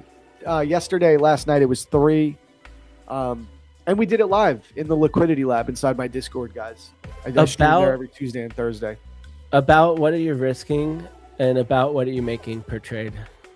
I'm risking about $500 to make $100. Okay, so super negative R&R. Super negative R&R. 500 to make 100. Yeah. And so what, you have like a 95% win rate or something? If on the dashboard, 90? I can go to Top 1 Futures. I think it's 85% right now. So I did take like 1 loss maybe so far. I can go here. 82% win rate. I don't even remember what loss I took. The thing is, Luna, like sometimes I do add my discretion. So sometimes like the market may go, I may be $300 into drawdown and then it might wick back up towards my entry and I may just cut the trade and say I'll look for a better entry. Like I am discretionary with it, but the initial stop loss is always $500. And I'm looking for 5 to 10 points. That's it. That's all I'm looking for. So that's like what I was doing last month, I guess 2 months ago, with doing 1 mini and just taking that 5 points, you know, and maybe trying to get a little bit more than it. And I was risking $500 per trade, which was exactly 10-point stop loss on ES. But with the market right now, it's like I don't want to just have a 10-point stop loss. Yeah, sometimes no, it's too tight. Like it's so easy to capture 5 to 10 points, but you need to give it a lot of room. Like my stops are like 30 points, bro. And that's on NQ. And NQ. I don't. But are you adjusting that with the market, or are you saying that your stop is just 30 points? Right? It's with the market, right? Yeah, it's with the market. It's not like static, no. But lately it tends to be around 30 points. Yeah, and you're doing micros still, right? Last night I was trading minis. Ooh, let's go. Just one mini. Like I'll never go, if it's a 50K account, I'll never go above one.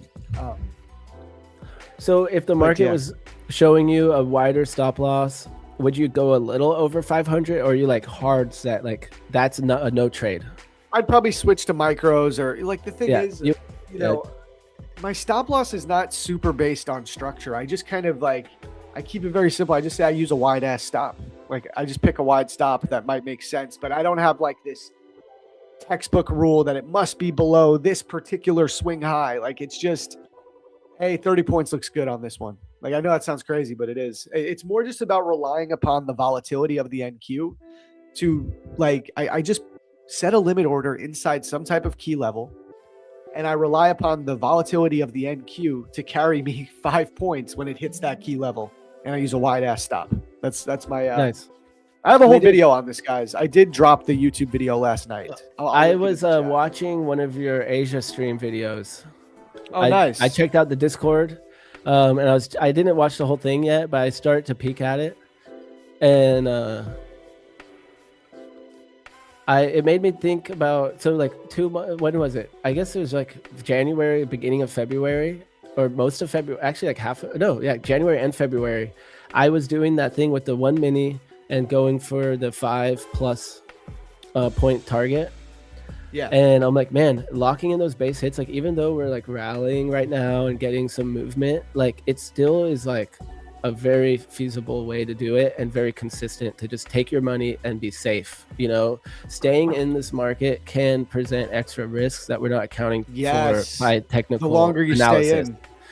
And I'm feeling that like after this trade that I just took, you know, it was a really good trade for a while here. We broke out and I was holding in the profit until the one wick that came all the way down and stopped me out in one candle. Yep. So it's like, dude, man, it's brutal. Tough conditions. Yeah, and I always recommend people, like if you're brand new, you might not want to trade a negative risk reward, but it really can work very well. But the key is being as patient as possible, because a lot of people, and this has happened to me, bro. Like here it is, by the way, guys. This is the Asia video.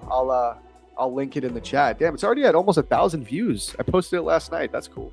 Wow, nice. People were waiting for this one. I've been hyping it up a lot. There's the video right there, guys. Sick. Okay, people are saying they liked it too. Great video. Video is really helpful. Watched your Asia Scout video. It was so good and dumb. Even a 10-year-old would understand it. Quality video. That's definitely the point. Like the video is super it's so simple, bro. Like but what was I gonna say? Oh yeah, so the thing about it though is you really have to pick your spots, because listen, if you lose 2 or 3 trades in a row, like you're kind of cooked. You can't afford to do that. And I always tell people that, like, first off, this is not a model I necessarily would say trade your personal cash account with. This is for prop firms. This is for playing the game of prop firms. That's number one. Number two, if you start trading a negative risk reward style, you will begin to get cocky, because you will start thinking it's impossible for you to lose. Like 30-point stop loss, 5-point TP. How bad would I have to be? I should always win. I should win every trade. The odds are incredibly stacked in my favor, but that's when you mess up, because you start to get cocky and you start to think you can just close your eyes and just enter a trade, you know? And I've done it. It's happened to me. And that's where you'll take that trade that finally it goes, you're buying up at the high or something with no strategy, and it falls right down 30 points, especially NASDAQ. Like 30 points is a wide stop relative to a 5-point take profit, but 30 points is not a huge move in the NQ these days. So it's in the realm of possibility that you can get your 30-point stop hit if you're not picking your spot and actually following the strategy the way it's intended. So that's the one caveat I always tell people with negative R. It's like, if you're going to do it, you have to pick your spots. You have to be patient, even more so than someone who's maybe going for a 1-to-1, because it can really mess you up if you take a bad trade too many times. So, yeah. Yep, that's the truth. I found that out by gathering data. I tried the scalping method, where I had all these, I was using Gex levels. This was like a year and a half ago or something. I had these Gex levels that were really good levels, and I would scalp I forget how many points and whatever, but I had it set up with an automatic order that would trail the stop up once it went above 10 points or whatever. This was on NQ. I forget now what the settings were, but so I had my stop loss, and once it went above a certain amount, it would trail stop to break even. And then it would trail it like 2 ticks behind it on its way up. And sometimes I'd catch a ripper, and other times I'd catch a small win, and it had a steady 90% win rate. But the risk of ruin when I lost was like brutal, because I was doing minis on 50K accounts.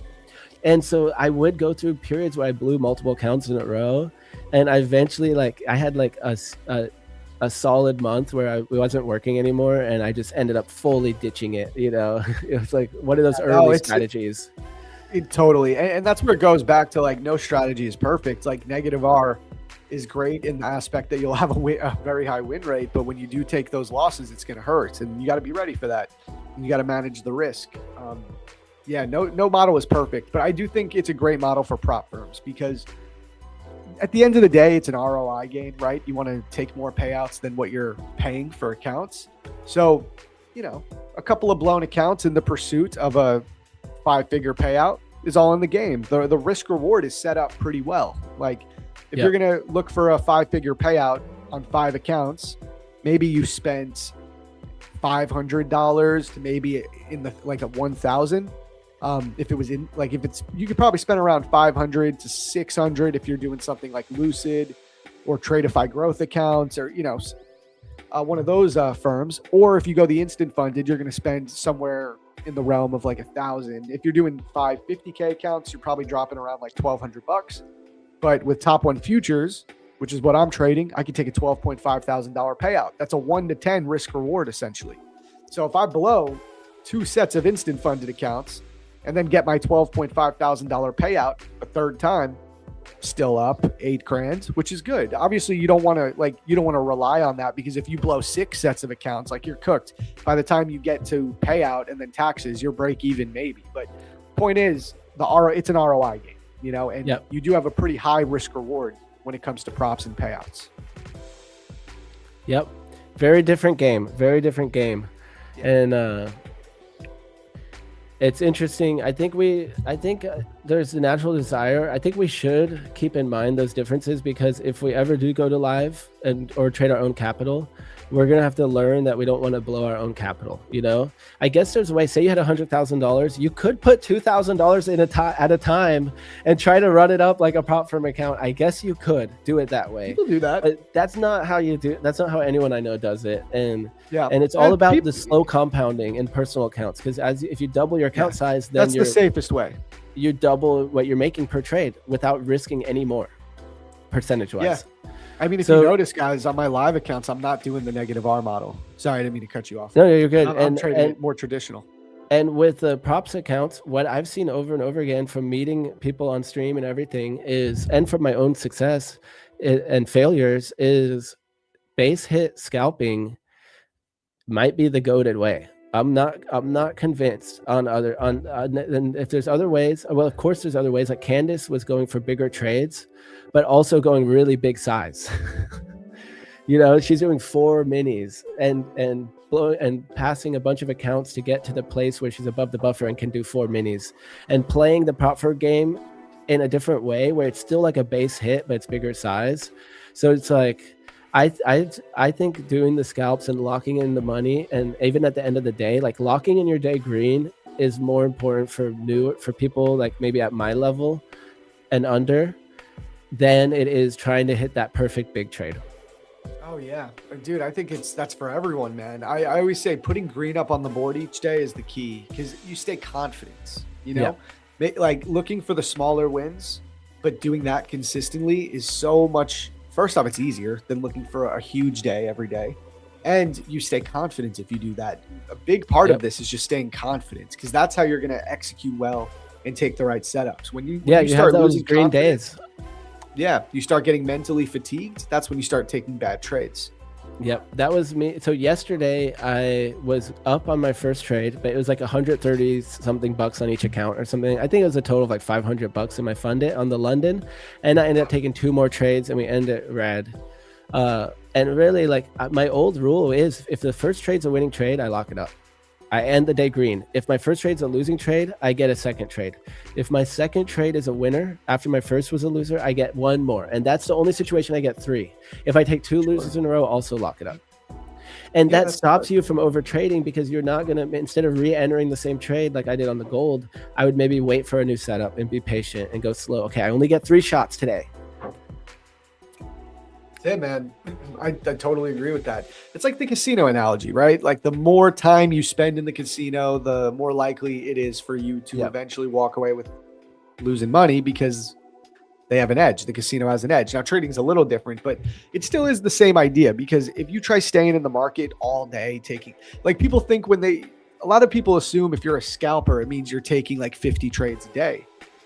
Couldn't be further from the truth for me. Like, the goal is to take 1 to 3 scalps that are high probability, lock in the base hit, and do it again tomorrow when I'm mentally refreshed again. Because if I start trying to take 10 scalps in a day, eventually, especially with negative R, you're going to take a bad trade. You're going to get mentally fatigued, and you're going to, take something that's not optimal. So less is more.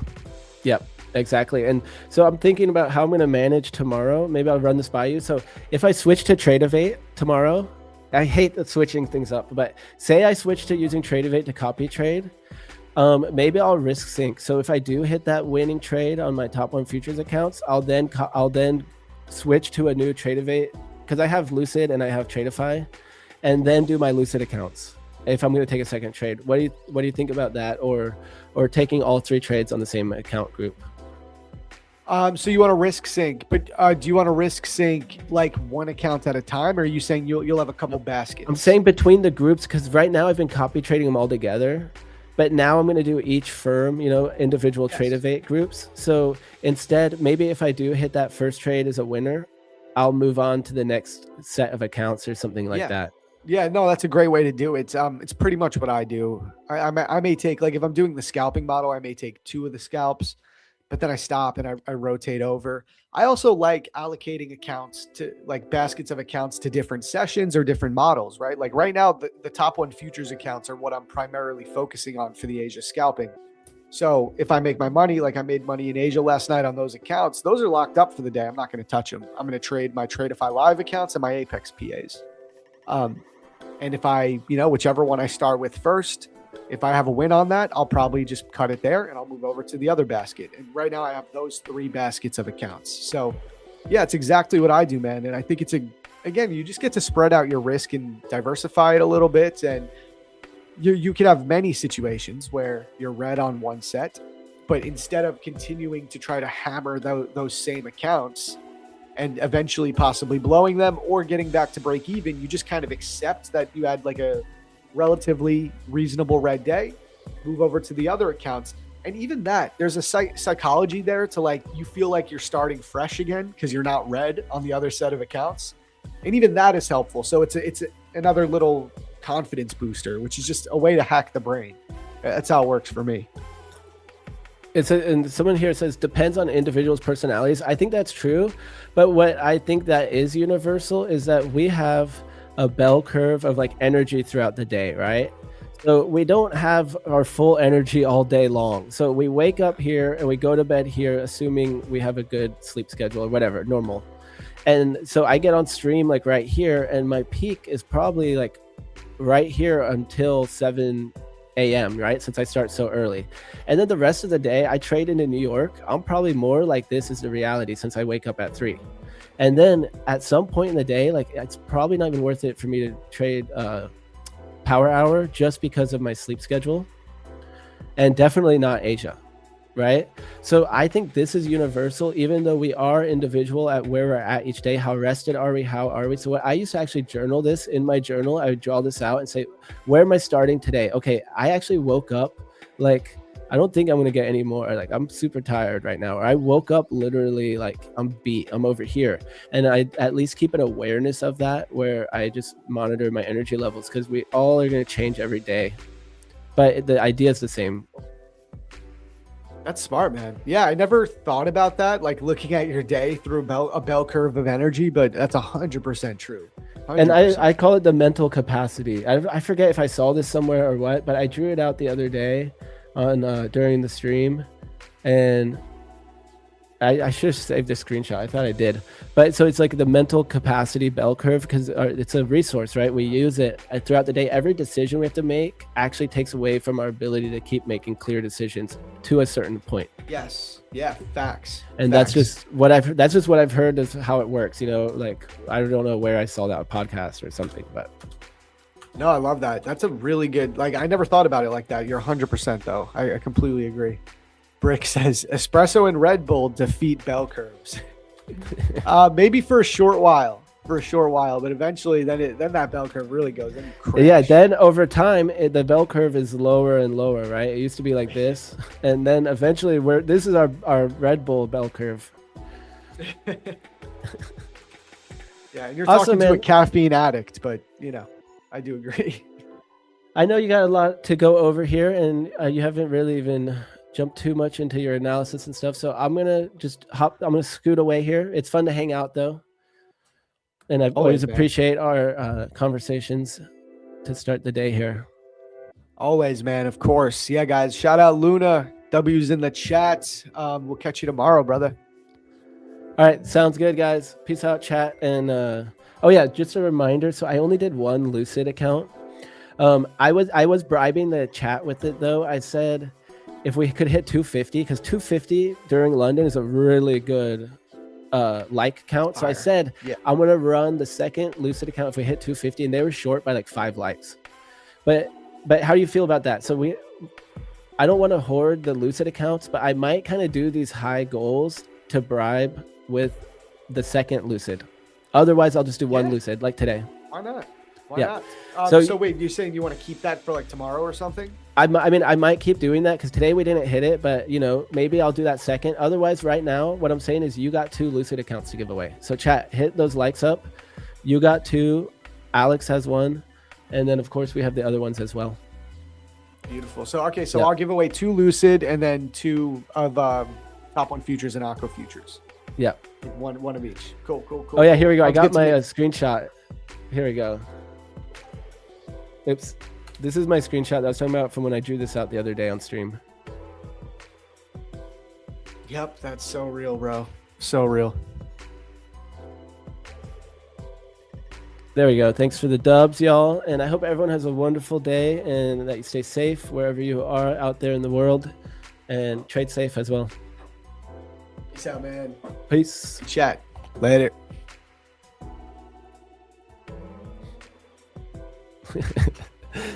We both. I try to help. All right. See you guys. Bye. Peace, bro. All right, chat. What's good? What's good? Good morning. Good morning. Happy to be back with you. Happy Wednesday. 8:48 a.m. So we got the open at 9:30. I'm thinking we should definitely run a giveaway before market open. So I got 2 Lucid accounts to give away, so that'll be fun. Let's hit, we're at 284. Can we hit 300 likes real quick, and I'll run a giveaway for a Lucid account. 50K Pro. Or 25K Pro. I don't remember. Either way, Lucid Pro account. So smash that like button. We'll get that going. Why can't I think about who my guest is today? That's bad. Let me double check who the guest is. Let's talk about that. Who do we got on today? Usually I'm pretty good at remembering, but listen, sometimes I forget.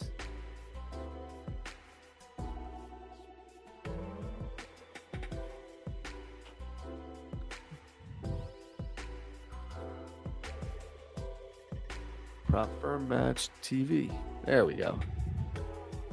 Let's see who the guest is today. Oh, we got Los trades coming on. I forgot. Los is trading with us on Wednesdays now, I think, instead of Mondays, which I'm excited for because he doesn't really trade on Mondays. You know what I mean? You guys remember Los. Like he's never been able to take a trade with us because he just doesn't really trade Mondays like that. So I was always like, damn, we got to get you on a different day. So I'm glad that worked out. He's on Wednesdays now, I believe. So Los will be with us at 9:30. Shout out to the homie. And then I'm assuming that our PM guest is Joseph Trades or Jose F Trades. So shout out to this guy. We follow each other. I've been watching him. He seems like a really good dude, solid trader. So that'll be good too. We got a jam-packed stream, guests all throughout. Remember, we run all the way until 4 p.m. now. We don't end at 12 p.m. anymore. We run a 12-hour stream here at Prop for a Match TV. What up, guys? What up? What up? Yeah, we'll do a top-down analysis. We will definitely do that. Laws, not lows. Oh my God.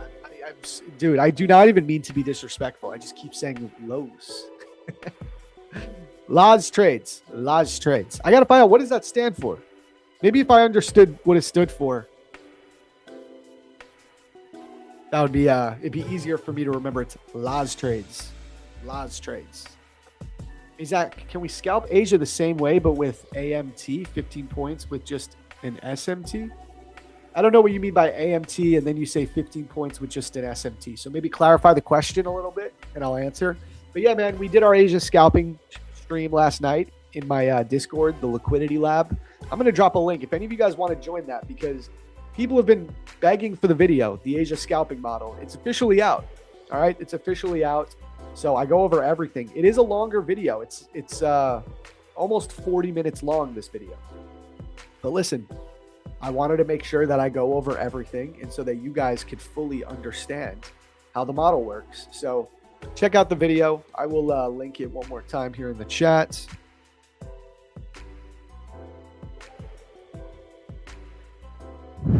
Sorry, what's popping, my dog? What's good? What's good? Chloe's okay? I don't know who Chloe is. But yeah, there's the video, guys, and I'm also going to drop the Discord link, okay? So it's a free, it's my community. I stream in there a few nights a week. I'm actually doing 3 streams this week because I streamed Sunday Night Open as well, which I'm trying to do more often, because there's actually some really solid setups at the Sunday Night Open for the Asia scalping model. So there's both of them. If you guys want to go get me over there. And we'll do a top-down analysis. We'll do some giveaways, and we'll just have a good stream. We got about 40 minutes until Laz comes on. I meant Zoe. Oh, Zoe. Zoe's great, man. Zoe's doing great. Thanks for asking, bro. Great video. Saw it today. Loved it. Hey, let's go. Thank you, man. Thank you. Thank you. All right. I mean, yeah, we can do a top-down analysis. I mean, guys, who was watching yesterday? What did I say about why I was bullish? Like, we got to go over this real quick. What have I been saying since last week? What was my analysis? What do we remember? From the daily charts. Do I have a mentorship? I don't have a mentorship exactly, but the Discord, the Liquidity Lab, is like the closest thing to a mentorship that I have for now. And it's totally free, so might as well join it. Maybe one day I'll do like a real mentorship, but right now I'm having fun with just giving out sauce for free, man. It's just fun to have the community and build it up. Daily IFBG. My dude, Sonny knows what we're talking about. There we go. There we go. So here's your daily IFBG. We talked about this. I was talking about this here, okay? Last Tuesday, guys. I said, if you get a daily candle closure above 24,300, which would invert this bearish fair value gap, right? That was the key. If we get a daily candle closure above, I literally said we should run through all of this low resistance liquidity here rather easily. Like those were like pretty much my exact words. I said it would be an easy move up once we inverse that gap. And look what happens. Look what happened. So technicals made perfect sense for this move up. Of course, it was accompanied with some fundamental stuff going on with news, mention of a ceasefire. But this is why I pay attention to just technicals. Like, of course, I know what's going on in the world, but I'm telling you right now, the charts will tell you what the news is. Charts will show you the news. It's not news will tell you the charts. That's my philosophy, and it works well. If there's a reason for the market to go up from a technical perspective, you can almost guess what's going to happen in the news if you know what type of news is going to affect that market. Should I pay you for a one-on-one? I just, like, man, a lot of people ask me that, and I genuinely don't feel like I have the time. I mean, I'm open to like a one-time one-on-one if you just want to chat for a little bit. You could DM me on X or on Discord and we can maybe work something out. But like doing one-on-one mentorships, like talking with people once a week, I just don't have the time right now, unfortunately. You know, I got like a 3-month-old. We're streaming all day. I'm running the Discord, but eventually I'll be leaning into doing more of that. But right now we're just having fun. You can DM me and maybe we can work something out like for a one-time thing. Yep, Daily IFEG. Well done, man. I thought of you when I saw the move this morning. Missed it. I'm in Asia. Hey, shout out, Wags. We like the sauce for free. I bet you do. Most people do. Preach. All fundamentals are priced into the charts. I really believe this. I really do believe this. Show me the charts. I'll tell you the news. Take our money, Zach. The people want you. What's good? 4X Ike in the building. How you doing, man? How many scalps did you take so far at your desk? Dude, do your employees, do your coworkers just think you're like a monster? You're just at work and then you're just making $1,000 extra on the day? Are they like, bro, tell me how to do this? How do you make this look so easy?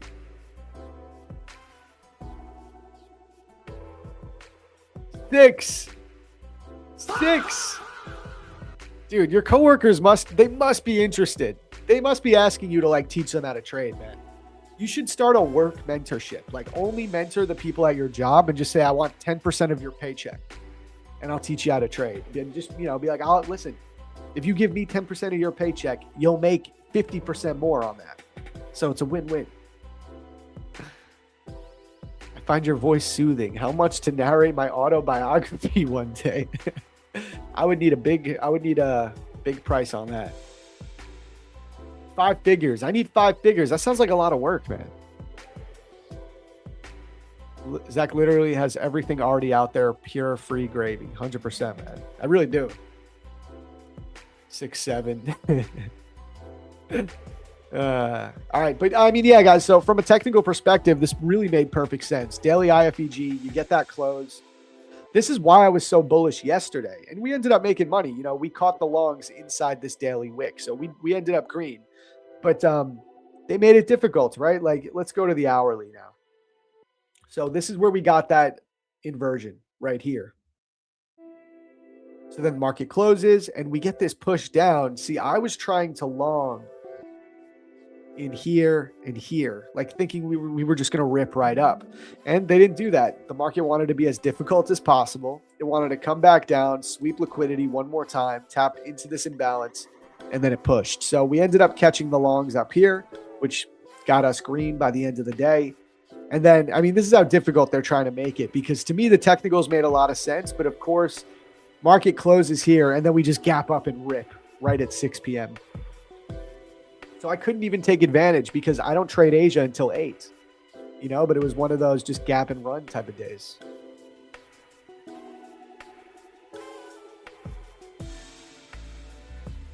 Isaac, now that you are profitable, looking back while still unprofitable, what is the main difference in terms of your approach to the market now versus then? I would say 2 things, man. Number one, just from a technical perspective, I would say moving over to a base hit style of trading. Instead of, I used to look for like big R multiple trades. I used to look for 3R, 4R on every trade. I had a very low win rate, but the win rate made up for, the low win rate was made up by the higher R multiple. And I did all right like that. Like I was taking payouts, but it wasn't as consistent. When I switched over to a 1-to-1, to a base hit mentality, and that doesn't mean I don't also take 2R trades, but really just widening my stop loss in general and giving my trade more room to breathe, that's when things really picked up exponentially. And so switching to base hits, learning to just be okay with making 300 to 500 a day, especially if it's copy traded to multiple accounts, it really adds up. So from a bankroll management, it was that. Like from a risk perspective, it was switching to a base hit style of trading instead of looking for big home run trades. But the second aspect, and this kind of goes hand in hand with it, but it's a little different.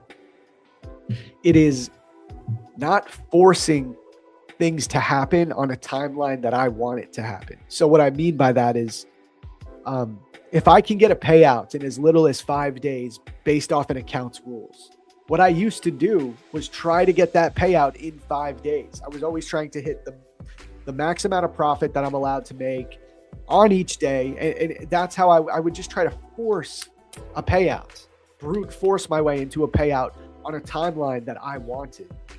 And what changed is I threw that out the window and I said, I'm just going to trade and I'm going to focus on putting green up on the board and ending the day green, even if it's small green.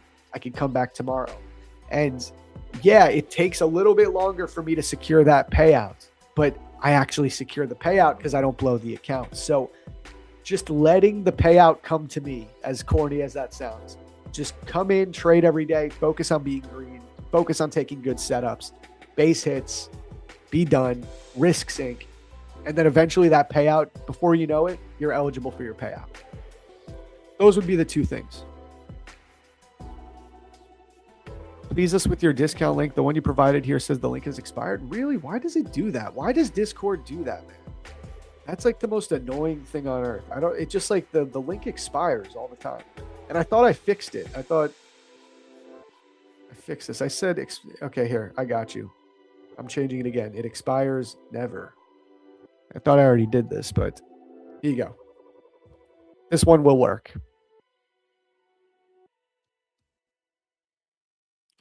I'm gonna have to update my link tree again. I have to update it like every 2 weeks. It's so weird. But there's the link.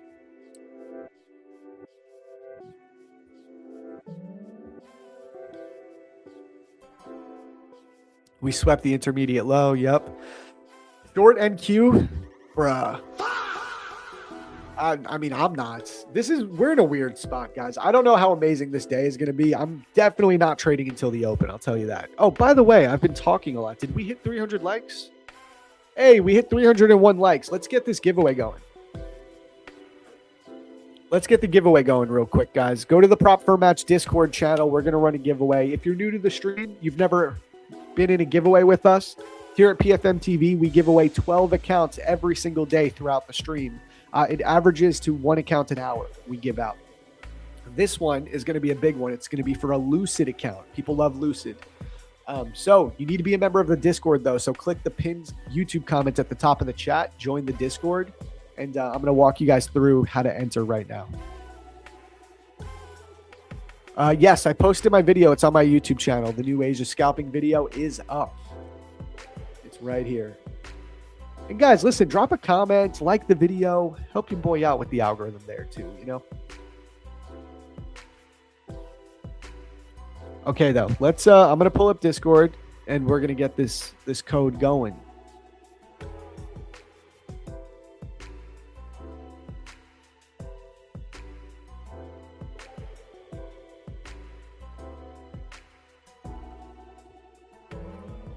Here we go. So once you're in the Discord, you do got to get verified. It takes like 5 seconds. You're going to come down here to PFM TV. You're going to go to the stream chat. Scroll down. I'm going to create a code. You know, in honor of the new Asia scalping video up, let's make it Asia Scalp. Asia Scalp is the code. Bam. So there's the entry portal. What you're going to do now to enter, you're going to click on this. You're going to click enter.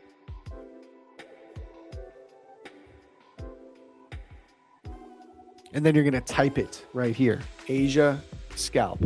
Just like that, click submit.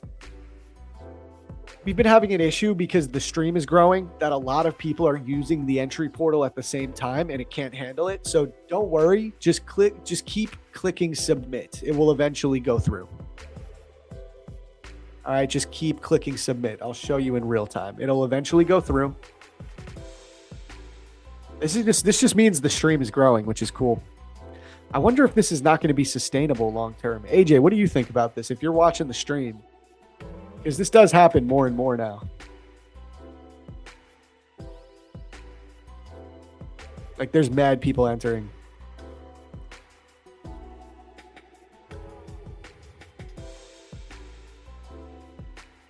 Let's try again.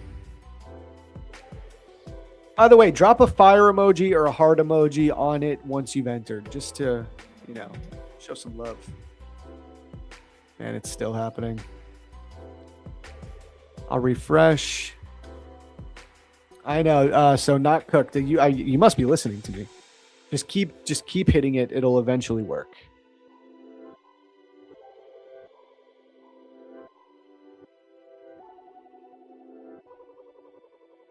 Man, are you guys getting in? Chat, let me know. Are you guys getting in? Because it usually doesn't happen this long. I usually get in.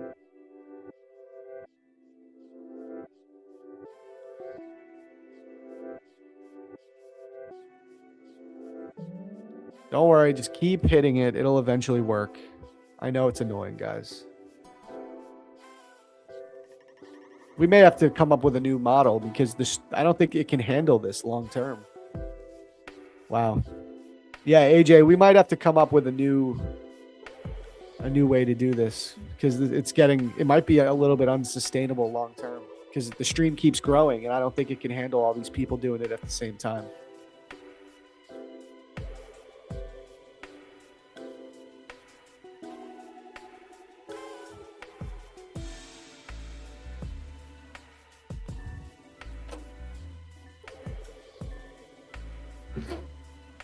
I'm going to just keep doing this with you guys until I get in because then it'll show you. Just keep going. It'll eventually work.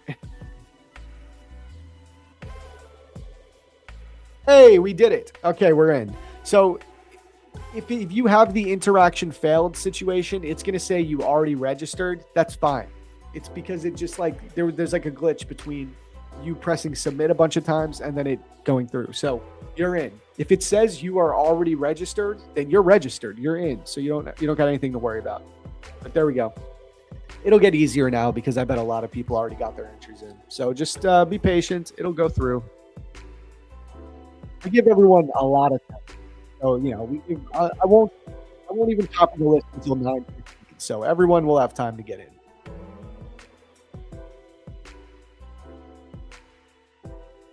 Just keep clicking, guys. It works eventually. Yep. This is not just the stream growing. It literally started 2 days ago. I mean, bro, we've been getting more and more viewers every day. So I definitely think that's the issue. Just keep going. Just keep entering. It'll work. I'm giving you guys till 9:15, so you'll get in. But we may have to come up with a different way of doing it because I think it might be unsustainable. Zarb, do you think we will get a dip and rip at market open? Maybe. Let's do a top-down analysis. We were in the middle of that. I think we did sweep out this 4-hour swing high. So we have taken some higher time frame liquidity. I got a feeling we're not done though. I think we know we're going up. We're going higher past this. The next target would be here. Let's actually make this a horizontal ray. Okay, this will be the next 4-hour swing points that I think the market will be trading into. But we could get a dip and a rip. You have this huge imbalance right here, this 4-hour gap, right? It's massive. I don't think we need to erase the entire move, but maybe something like this. Just tap into the gap a little bit and rip it up. I can see that. Let's see if there's any SMT with ES though. No SMT. Okay. So what else? What else can we look at? Let's go down to the 1 hour. I could see a move like if we do get a dip and a rip, just something really tight. Like nothing crazy. You know what I mean? I am interested to see where midnight is. Oh, okay. I like this. I think we could definitely get a rip down to midnight. I was worried that midnight was going to be way lower.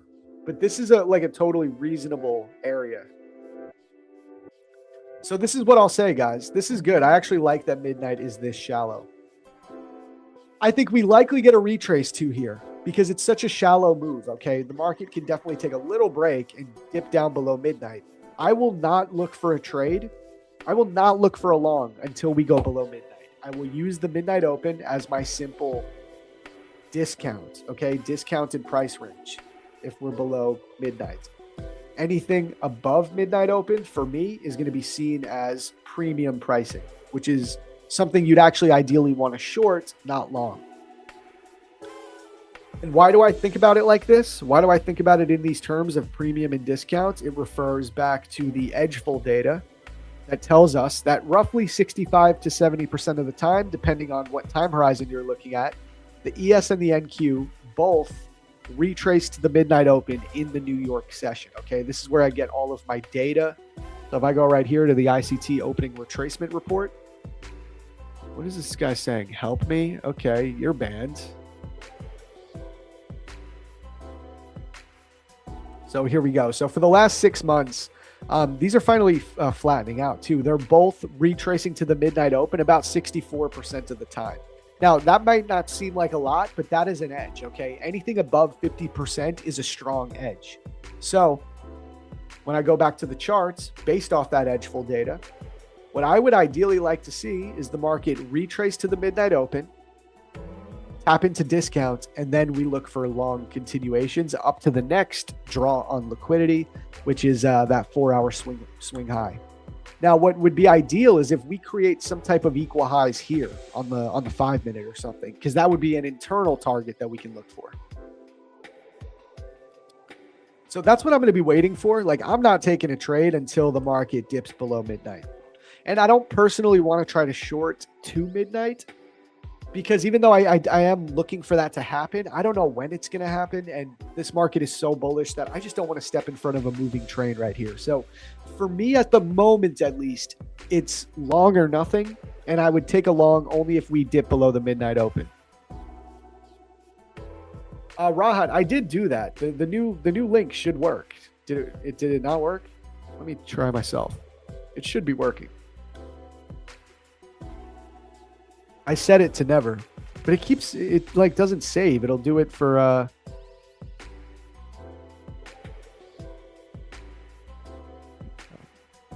this should work. Yeah, this one's working. Here, I'll drop it again for you.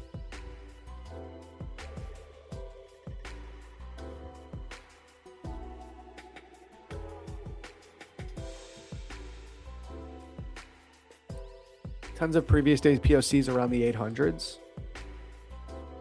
Above or below? Are there like untapped POCs? Naked POCs, as I call them? No, we don't have any naked point of controls above. We literally don't have any. We don't have any naked point of controls below either. We just have previous days point of control, but this is going to be a tough level to try to target. You guys know I love the 80% setup, man, but if there's ever a day that I don't think the 80% setup is going to play out, it's probably today. I mean, this would be insane if the market came back down here to mitigate the 80% setup. You know what I mean? That'd be a lot. So I'm not looking for this. Like, listen, if the market sells off hard and the market starts showing its hand to me that this is where it's going, then I'll play the 80% setup. But right now, we're way too high up and we still have targets above us. So I'm assuming that this point of control is going to become a naked point of control that we'll trade to down the line, maybe later in the week or next week or a month from now. You know, those naked point of controls will become relevant later. Yeah, so we don't have any volume profile levels to look at today because we just gapped up and ran. So there's no volume profile context for us. We got to use pure price action, midnight open, fair value gaps and structure. That's all we got today. You think after the news last night that we will have a retracement below midnight? Yeah, I think we're likely going to retrace to midnight because we're just so overextended. And this is such a good premium and discount range that I think a move below midnight will still be insanely bullish, right? But at least we'll stop out some people and gather up some liquidity because it does look like the market is getting tired here. I think, you know, they're going to need a refuel. How does the market refuel? It takes buy stops and sell stops, right? So I think we're likely going to get that retrace to midnight, but that doesn't mean I want to short it because I don't want to fade this crazy trend. So what I'm going to do is just wait for a dip below midnight, and then we'll try to frame out a long. That's really all I could think to do right now. And it's about to be 9:15, guys. I'm going to copy the entries for the giveaway in a second. Please, what is the 80% setup? It relies on the data that tells us that 80% of the time, the market is going to touch its previous day's point of control at some point in the trading day. So on days where the market opens up above or below the previous day's point of control, we can look for a setup to trade back towards that point of control because it does occur with an 80% probability.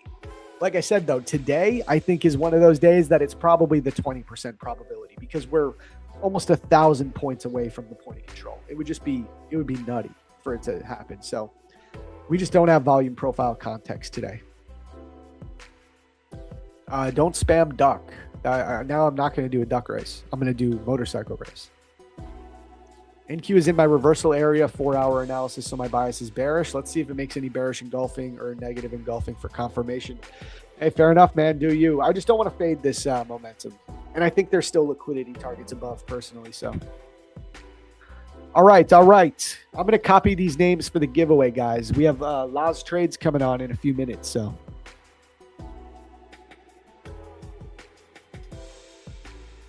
Let's get this giveaway going. Remember, this is for a Lucid account. So if you guys wanted to trade with Lucid, here's an opportunity. In the meantime, though, listen, if you don't win a giveaway, remember, Lucid is running 40% off right now with code MATCH, guys. 40% off is really good for them. They're usually doing like 30. They usually don't go above 30. So it's a good deal. Take advantage while it's here. I love that firm.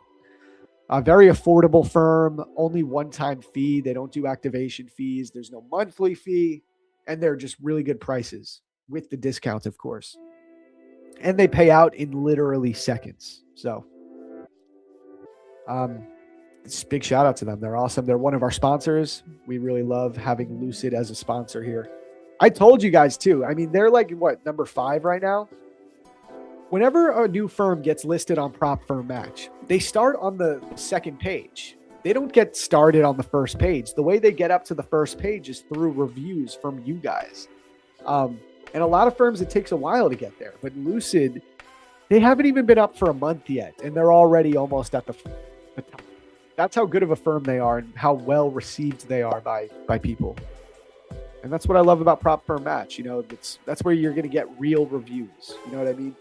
You can't trust Trustpilot, even though the name says it's called Trustpilot. You can't trust that as much these days because anybody can go in and write a Trustpilot review, right?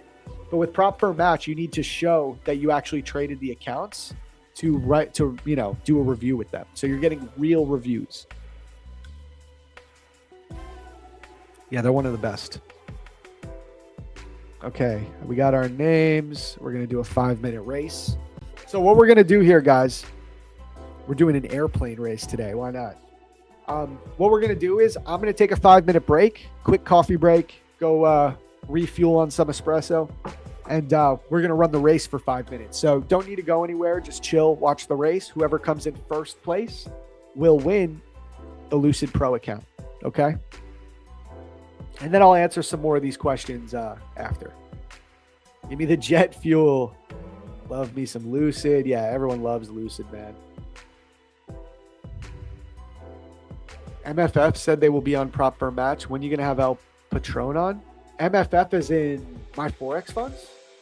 That would be insane. Imagine my Forex funds really comes back and they get on Prop Firm Match again. I would love to interview the CEO of my Forex funds. That would be one of the best experiences of my life.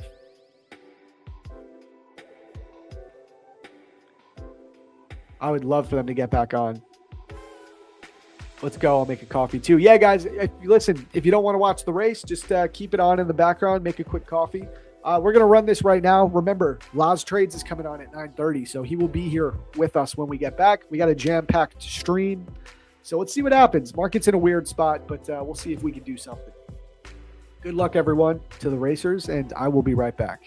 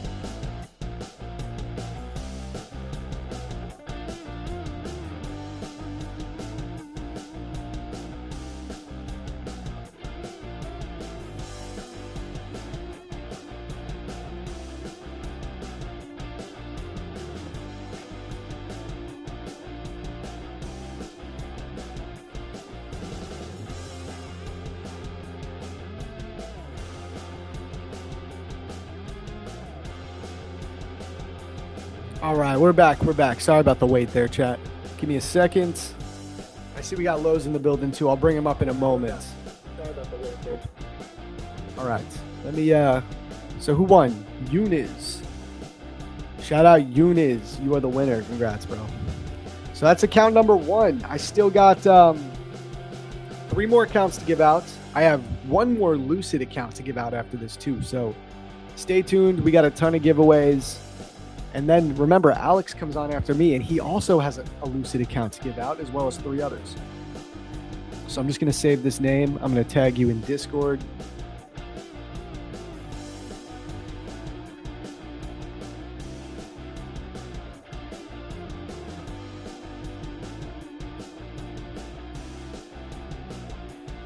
There we go.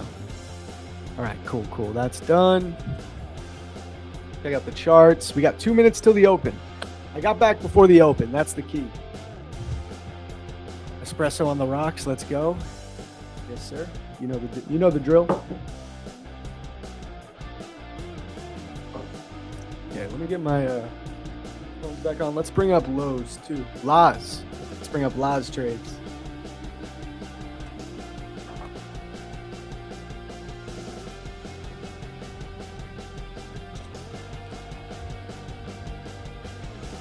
Hey, brother, Hello. What's up, man? Hey, bro, how you doing? Can you hear me? Yeah, I can hear you all good. Can you hear me?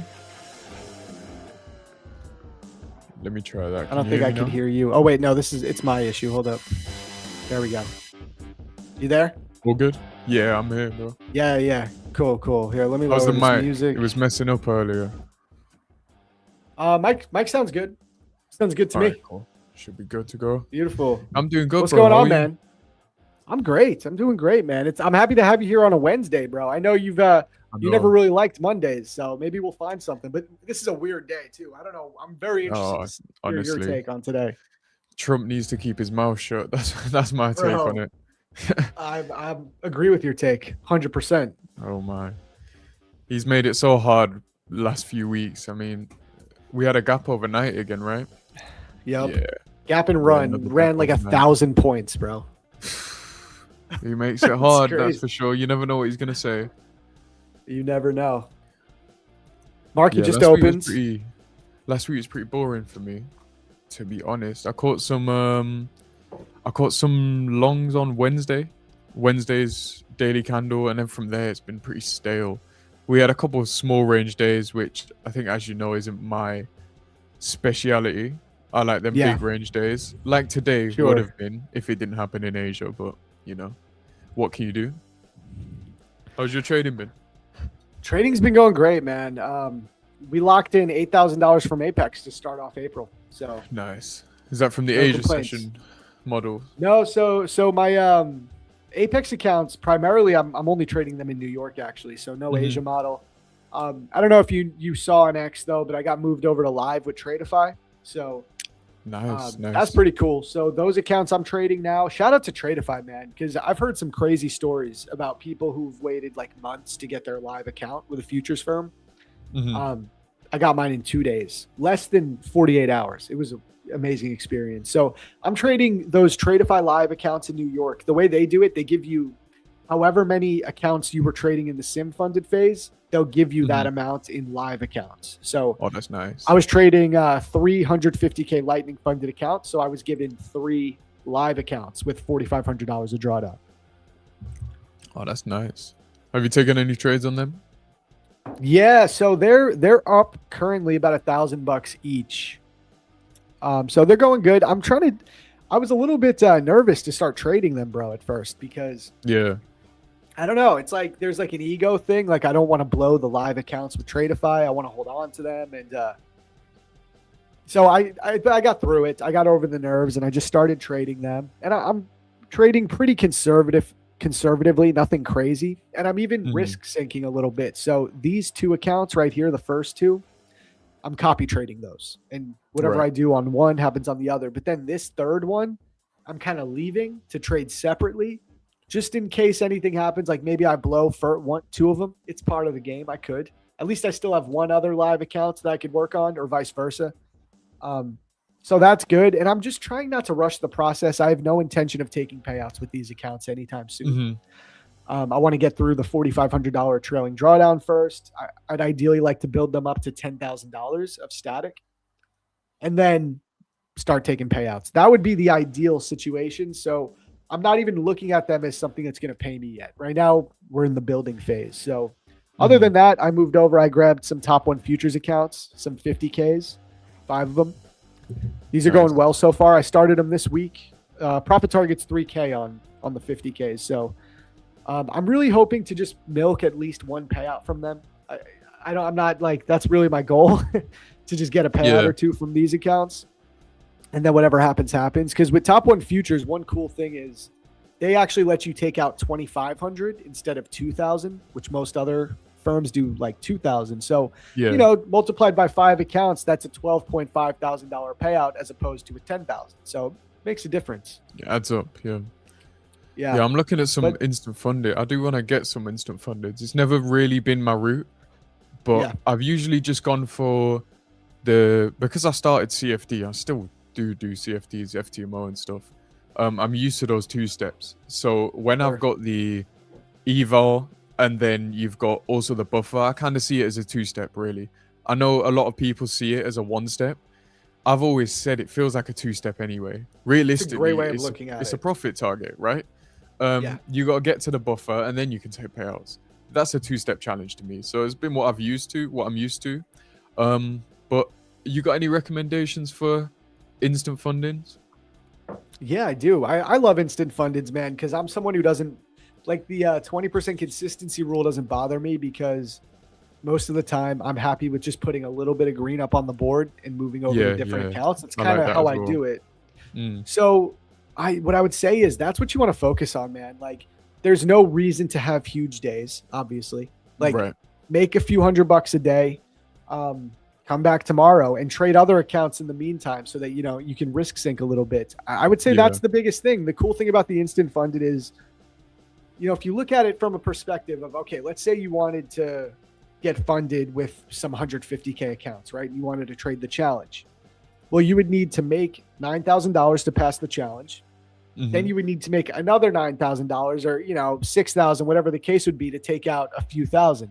You by the end of it, you've had to make like $18,000, $15,000 to get your 3K. Now, if you copy trade, it's fine. You can take a big payout like that. But the cool thing about instant funded is you're skipping all of that. All you got to do is make 9,000 on the, you know what I'm saying?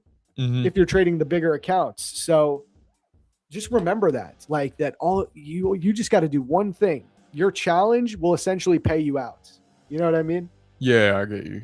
Yeah, that's the way I've been looking at it. I thought why not? Because I take these accounts slow, the eval ones anyway. I'm trying to build them up, and I thought I may as well do the same with some instant fundeds as well. Exactly. If you're building it up slowly, why not? Yeah, I almost risk. What was the word you used just then? Risk sync. That's the one. I almost do that across different pairs because I've got the CFDs. So when I'm looking at some currency futures, I'll trade the CFDs when they're higher probability, and then I'll switch almost risk sync with futures versus CFD accounts. That's always been my approach. So I thought, why not do some instant funded? So yeah, I'm gonna look into a few. What firm are you thinking? I'm not sure yet. I've not done too much into it. Any suggestions? Yeah, I'll give you some suggestions for sure. Can't go wrong with Tradeify, man. They're one of the top firms. They're great with instant funded. I will say one thing about them. I mean, they're doing 40% off right now with code match, which is they usually never go above 30. So the 40% is an actual discount.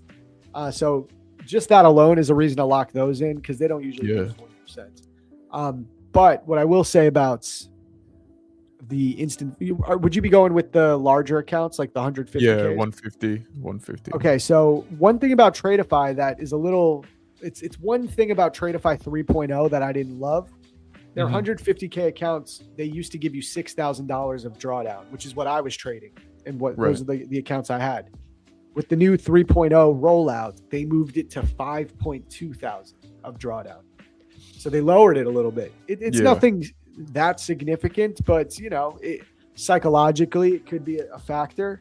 So Yeah. if you like the idea of having the $6,000 drawdown, I would go with Top One Futures. They're still doing $6,000 a drawdown on the 150Ks. Got it. You know, that little bit, it can be a make or break situation if you True. go into drawdown. It could help.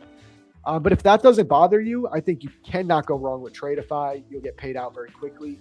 And then Lucid also has a direct funded option as well, but I haven't tried them yet, so I can't speak on it personally, but everybody loves Lucid. Like they're just like a major force in the space. So I think I could confidently recommend them. I'm actually interested what their drawdown is on the 150K. I feel like I remember checking and it's not 6,000. But I want to check that.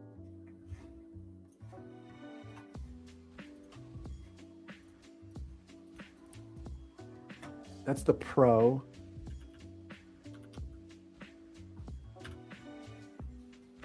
That's the Flex. I want to go to Instance. Oh, you know what? They don't even give a 150K account instant funded, I think. I think that's the thing. What's the I max? think they only go up to 100. Okay, not bad. Yeah. So that's something to consider. So if you want to go the bigger one though, the 150K, you got to go Tradeify or Top One Futures. Those would be the only two big recommendations I'd give for Okay, nice. instant funded. I'm gonna take a look after this. Code match, guys. Code match. Get them discounts. But yeah, man. So we're moving down to midnight right now. I kind of was hoping to see this. I said if I was to take a long, because I don't know, I can't bring myself to short this just yet, even though there's a lot of room down here. Yeah. I don't know, man. From a higher time frame perspective, like we did just sweep 4-hour liquidity. We could pull back. Maybe we pull back, but I do also think these stacked highs are next on the chopping block. Like we're probably going to take those as well. Agreed. I think we've shifted gears now. I think we spoke about that last time, where we might shift gears to bullishness from here forward. I was looking at this. I don't know if I said this with you. I said if we inverse this this bearish gap, we're going to push up because this is all low resistance liquidity to me. And I mean, yeah, they made it happen during the Asia session, but it still happens. You got that inversion right here. One more like kind of consolidation day and then gapped up and taking out this liquidity. So like, I don't see why we stop here and not take out these, but we of course could pull back first is kind of what I'm seeing. Yeah, I think we will pull back. I don't want to short this high up. Long this high up. It's just, it is a real pain because I was looking for longs all through today and then all of a sudden Asia gaps up. It just makes it a lot harder. But I think we could see a nice PM session move, to be honest, today. If we get down into a discount and we start working higher, then I see a nice PM session move. I agree. I could see that too. By the way, guys, the chat's correcting me. Thank you for confirming. Lucid does have a 150K direct with a max loss limit of 5,000. So pretty solid still. Similar to Top One then, no? Top One, it's 6,000. So I mean, that's a big difference to me. Was it Tradeify? Yeah, Tradeify is the one. Tradeify is 5.2, I believe. Okay, similar. So they're all relatively similar. Yeah. Do you want to get your charts up and show us your perspective? Because yeah, man, I don't know what to do here. Like I did my Asia scalping last night on one set of accounts, and now it's like I don't know if I want to put risk on the live accounts today yet. I mean, bro, at this point, I wish I could scalp Asia. Only problem is 2 a.m. for me. Yeah. Bro, Asia be moving clean these days. It's crazy. I know. It's been the cleanest session for a while. Obviously, we hit that weekly FEG back here. Something I did want to point out as well to the chat, anyone interested in like higher time frame stuff. I look a lot at Nvidia right now because if you think about the NASDAQ and what it is, obviously it's the top 100 stocks, right, in the US. So if you look at Nvidia, something I look for on a long-term basis is SMT between Nvidia and NASDAQ. Only when I'm expecting some form of low to be put in. This is just something to aid your analysis, something I've seen over and over again. It happened last year. I think it was down here. It happened with these lows. NASDAQ took this low out, and then we got a bull run. Same thing here, where we have SMT on these lows. So if you look 2nd of September, go to NASDAQ. Obviously, we've taken out September by a long shot. I think if I go to the continuous, yeah, we took all of these lows out. NVIDIA did not. right? So you got an SMT there, and then you start Oh, working so higher. interesting. Just something to Wait, note. so I don't mean to cut you off. So you're using an SMT with NVIDIA and NASDAQ. Yeah. What you want Very to do interesting. Where'd is you start that with? Like, the where'd you come up leading with that? stock. The leading stock of whichever's going to be, it comes a bit down to fundamental analysis a little bit as well in terms of finding the leading stock for that year. But once you've found it, and to be honest, for the next few years, it's probably going to be NVIDIA anyway, with the way AI is moving and all of that stuff.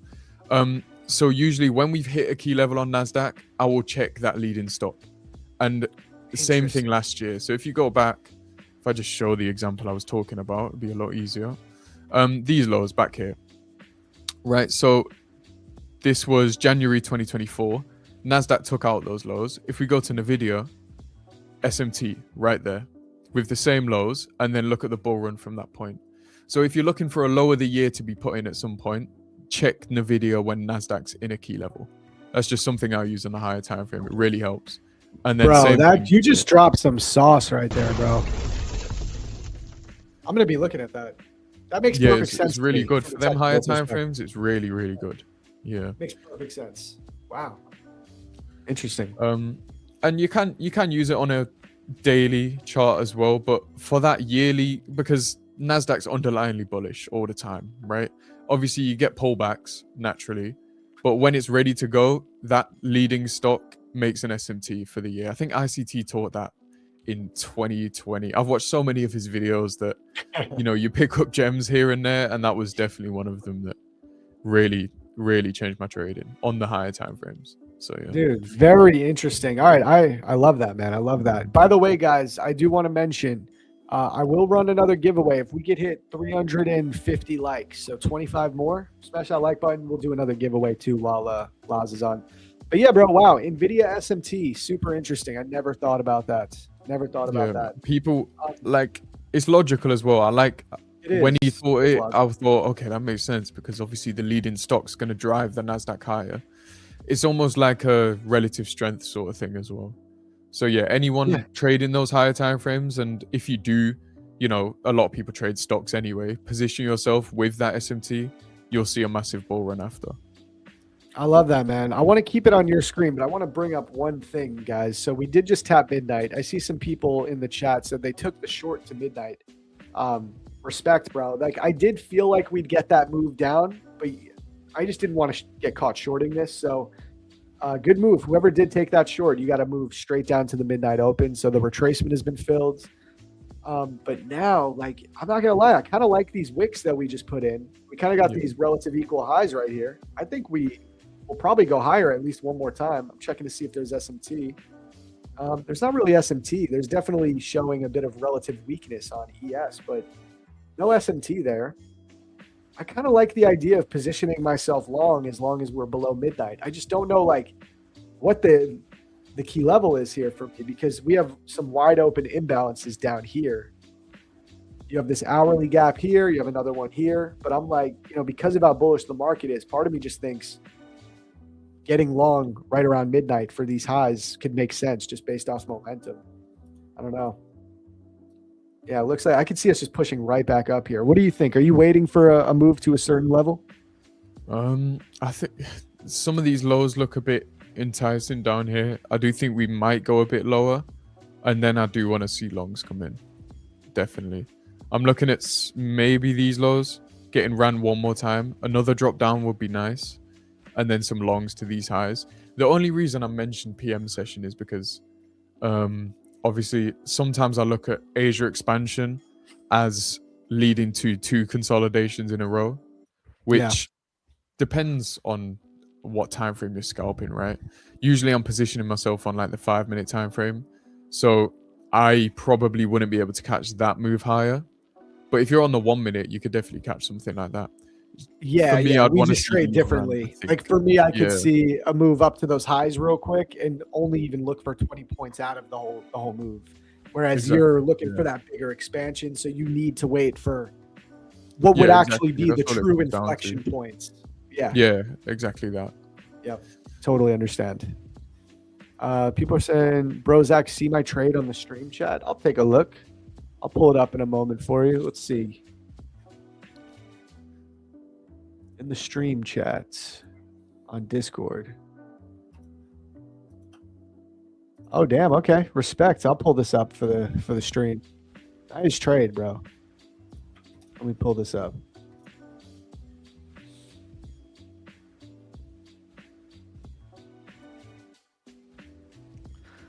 Got the executions even. Perfect execution. Nice, That's man. straight. Short right up there. Right down to midnight. Yep. Beautiful move. Beautiful move, man. I like it. I like it a lot. Killer. Midnight retracement strikes again. Oh, whoa. Did you see that candle right there? That was a crazy 1 That minute just candle. happened. Oh yes. Yeah, that was I quick. think it rip might go down. for this again. Yeah, I would like that actually, because I'd love to. I would like to get a long up to these highs. I feel like we're gonna get there, but I don't want to do it too early here. I think so too. That would be 3 drives lower as well. If we do, That'd it be looks perfect, like yeah. it might just rocket from here though. I know that's because we are insanely bullish today. You know. Yeah, of course. Someone's asking what are the stats on midnight. I will show you those stats in a moment. So let me just pull it up. They're going to be different depending on the horizon that you're looking at, like a 6-month time horizon or a 3-month or a yearly. But if I go here, this is Edgeful. This is where I get all of my data. I'm too lazy to back test myself, Laz. So I use this software and they back test things for me. And there's certain reports that I use. understand it. Yeah, I hate back testing. I just don't do it, bro. I don't got the time these days. I used to backtest. It's not like I never did, but nowadays, not into it. But so they call it the ICT opening retracements. I call it the midnight retracements. But if I go to NQ, just let this load. For the last 6 months on NQ, we have retraced to the midnight open in the New York session around 65% of the time, which I'll tell you right now, it's been higher in the past. I've had this go for like 70% for multiple months in a row. Right now, it's a little bit lower, but it's still an edge. Anything above 50% is an edge that can be exploited. And generally, this is what ICT teaches as well, is, I just use midnight open as a general gauge for premium and discount to the daily trading range, primarily for like maybe the first hour of market, first couple of hours of the market open. I don't, obviously, if the market ends up ripping up all day, I don't constantly think the market's in a premium if we're going towards other levels. But for the first couple of hours, it is a really good gauge of premium and discount. And there's data behind it. So that's kind of how that works. And I get all that data directly from Edgeful. Oh, let's bring Lowe's back up on. We lost him for a moment. I'll drop the link for Edgeful if any of you guys want to check it out. There you go, Lowe's. You're back. What's up? I'm back. I don't know what my Wi-Fi is doing.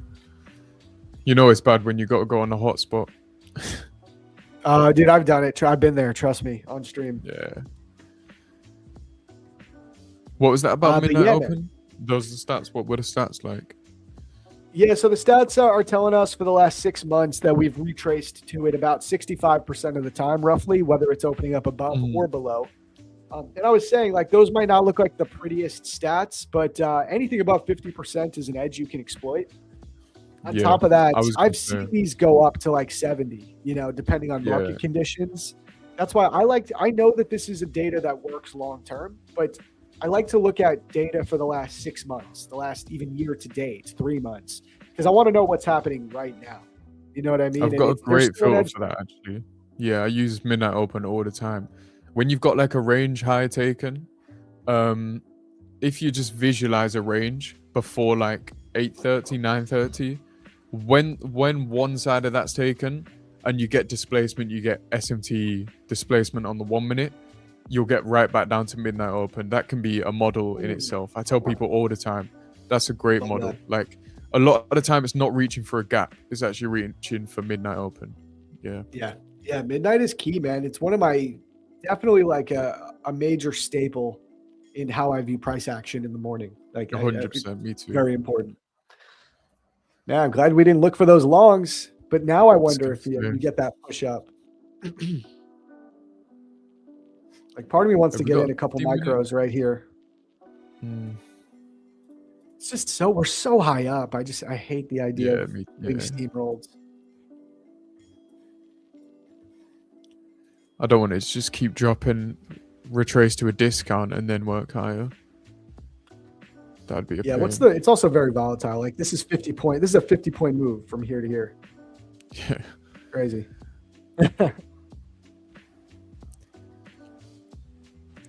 Israel attacked Lebanon. I hope that's not true. I thought there was a ceasefire. Please, I hope that's not true. Let's hope that's not true. Could get a reject of the daily VWAP and opening range low. They say risk 1% of your account per trade, but in prop firms, the target and max drawdown matter. So what percentage of account drawdown is best? Because 1% is so low. I always say a good rule of thumb for risk for me, 1/10 of whatever my drawdown is. So if you're trading a 50K account with $2,000 of drawdown, Yeah. I like to use $200 risk. Keep it simple like that. I think if you have a win rate above 50, 60%, even if it's for 1R or 2R, and you actually follow that system, it's going to be pretty hard to blow your account if you have a system that is actually profitable. What do you think, Laz? Do you agree with that? Completely agree. I always say give yourself 10 shots. Whatever that comes out to, give yourself 10 shots. There you go. Yeah. And then you have to take it slow as well, because if you get above the buffer, now you get more than 10 shots as you climb above the buffer. Yes. So keep it low. Yes. There's no reason to rush it. I know everyone wants to get these massive payouts in 2 weeks, and it looked great on Twitter, but there's a difference between Twitter and real life and what most people can do in trading. Bro, I completely agree with that. And again, I feel like I'm constantly mentioning this, but it really stuck with me. I keep referring back to this interview I had with AJ, the CEO of Lucid, and he said the one thing he sees that's consistent among all of the people that take multiple payouts and are net profitable with the firm are people that just don't rush payouts. Like he said, examples of like people he sees who are like $100 away from locking in their payout on a Friday afternoon, and they just wait the weekend and then come in on Monday and lock that payout in. Little things like that. He said there's people who will get payouts in the shortest time window possible, but most of the time they're not net profitable because they blow so many accounts trying to do it. Like just And that's trade a slow. prop owner telling you that. No reason to lie at all. Yeah. He really doesn't have any, because he's going to be raking it in no matter what. So he really doesn't have any reason to lie. People are not going to listen anyway half the time. So yeah. Exactly. Yeah, no, they're not going to listen. That's why he's exactly. So it's funny. I've seen so many prop firm owners. I've seen them be so honest, and it's like, damn, they really are confident that no one's going to listen to the advice. Yeah. Exactly. Yeah. It's easy to listen to it on a live stream, but then when you sat there on a Monday afternoon, the motivation's gone, right?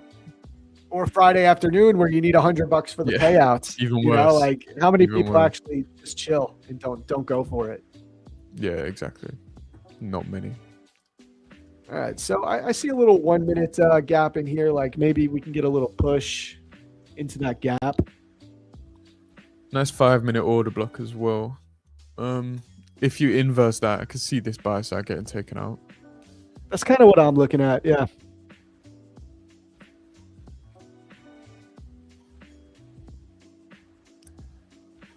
We'll probably at least pull into the gap.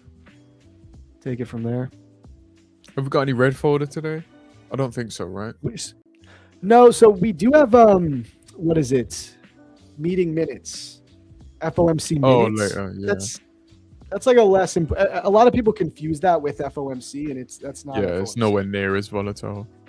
Yeah, exactly. So I'm not too concerned about that. Alex will be trading in the PM session, so I'm sure there'll be a little bit of volatility, but nothing crazy. It's nothing I'm too concerned with. Okay, you might get that push before you tap into that gap. This is what I love about inversions. You just wait. If you get the inversion, great. If you don't, go trade. I do have to take a 1 micro trade today on Apex just to simply get my payout. I need 2 more minimum trading days before I can request the $8,000. Like everything else is met. The profit targets are met, minimum account balance, consistency rule, all of that. But I need the minimum trading days, just that silly rule. So I'll probably just look to take a 1 micro position, but I'll still wait for a good setup. I've done that a few times with your inactivity rules. Just to Where keep the sometimes I accounts won't open, get a yeah. trade for a week and a half, but then obviously that's not ideal for scalping.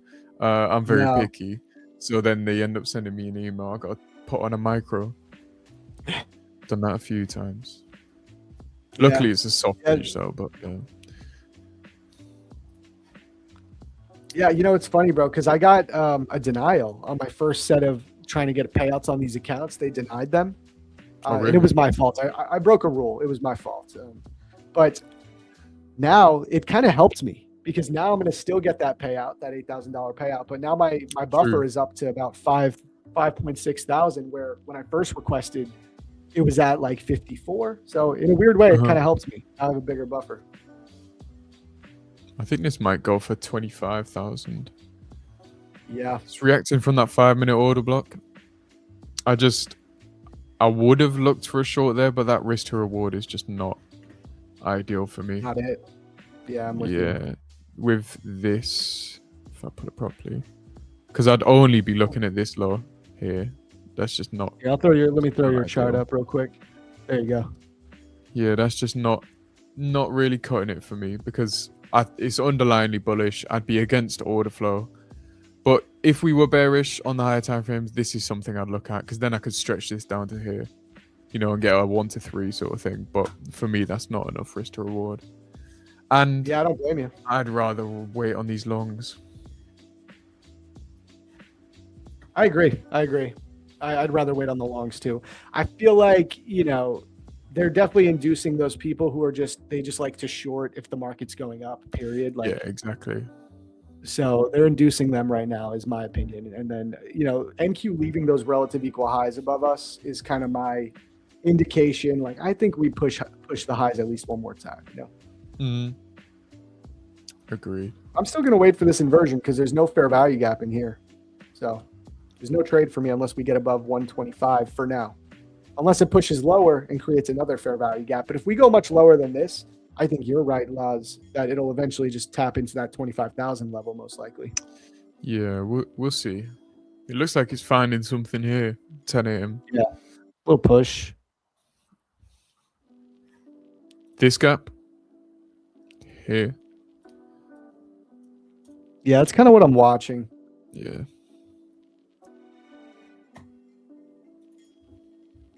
It's just like you've said earlier, with everything going on in the world, like the market is just it's not just volatile. It kind of gets unpredictable because we could have a headline right now and the market rips down 400 points. Like it's just such a crazy time to be trading.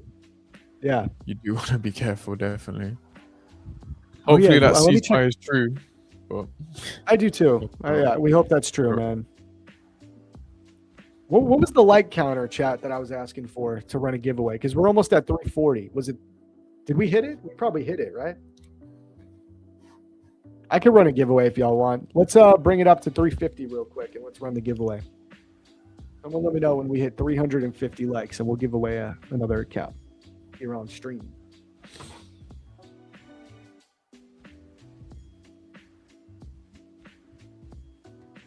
Man, these wicks on the 1 minute are gross. If you're one of those traders that's like zoomed in on the 1 minute right now, you're probably just like losing your mind on these. I can't imagine the 30-second. And they're like, we're so volatile. These wicks on the 1 minute are 30 points a piece, up and down. That's crazy. It's crazy, dude. I mean, even this wick here, that was 50 Yeah. points. Yeah, that was nutty.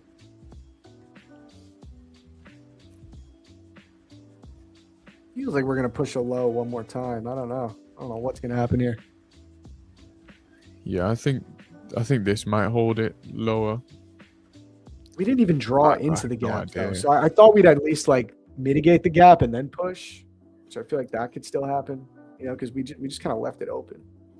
Yeah, there's two scenarios here. We either break out the consolidation lower and then start to work higher like that, or the three, we could do nothing at all, or we expand and then potentially work higher from there. But you gotta wait here because no way am I buying or shorting that. No, I really do. I do like that 25,000 level. Yeah, this low looks really good. Yeah, that It's 25,000. that connected range there, where this whole move up started. Mm-hmm. I'd like it to get down there. I do like that level.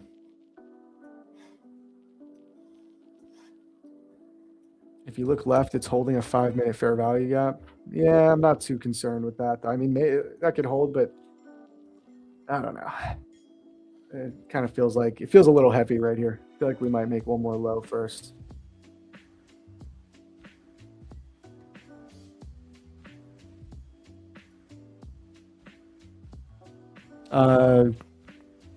Disgusting sight at the moment.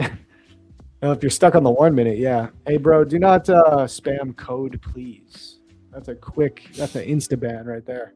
We will run a giveaway though. I'll run a giveaway for you guys. Let's go ahead and do that. Go to the Discord, guys. We're gonna run this giveaway. Let's do it. Let's give away some accounts.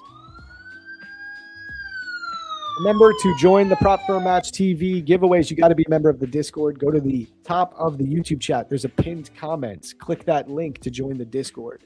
I'm going to pull it up over here, and we'll get a giveaway going. Let's do it. Because market's not giving me anything I'm interested in just yet.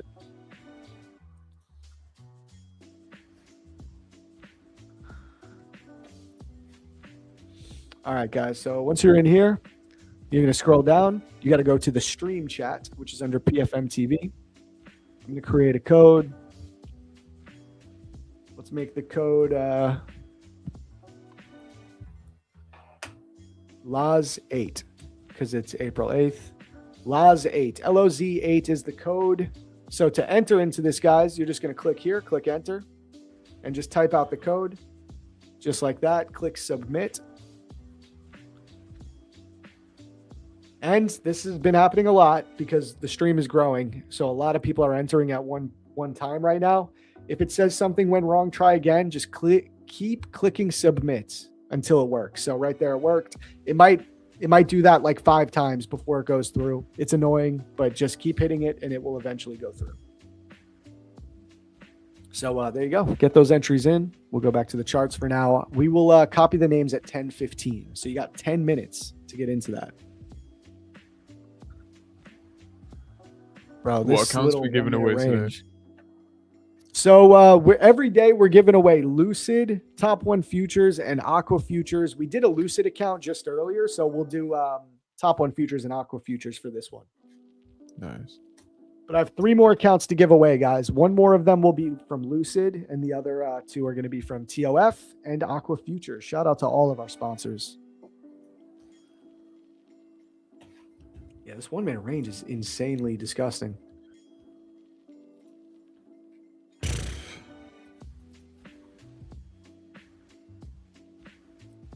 like what is happening here? Bro, I'm telling you, like the new session is Asia. Everyone's got to just trade Asia. You gotta leave New York in the dust. It's been way better. New York is really a very difficult session There you go. to trade these days. Okay. Let's do the push. Go ahead. Imagine this market actually just completely reverses today. You never know. You genuinely never know. Oh, and then, yep, straight back up. Okay. Kind of want to see it touch that 1 minute gap at least. And then I could decide, like, if it rejects there, it's going to 25,000. If we inverse, we go higher. But we just left that gap open.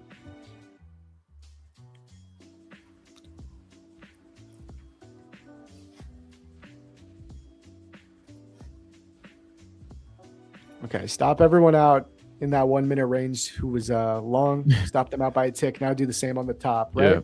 Yeah. AMD on like the smallest time frame possible.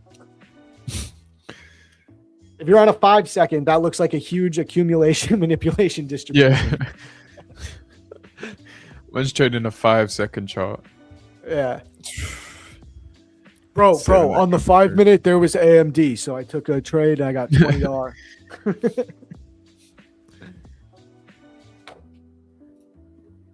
NQ's we're more just bearish chilling, than guys. ES. Yeah, it is. Yeah, ES did tap into the 1 minute. 1 minute. Yeah, the 1 minute it's 1 gap. minute gap. Yeah. Okay. Okay.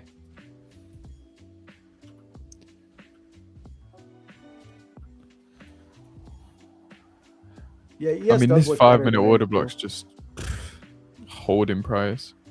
Yeah, it really is. Zach, will you ever give away take profit trader accounts? I would love to, but I don't know why we haven't. I don't know if we got to ask. Maybe I'll hit up the guys, who work in the back, see if we can get some TPT accounts. That would be great. I know that they're a bit like they only have a few affiliates now, so I don't know how into like doing giveaways they are, but if they are, I'll try and ask because I would love to give away take profit trader accounts. I love that firm now, man. That's another firm, Laz, I would recommend to you, bro. Take profit trader, daily payouts, no consistency rule, no payout cap. Whoa. Okay, that just maybe the 5-minute does hold. There you go, finally.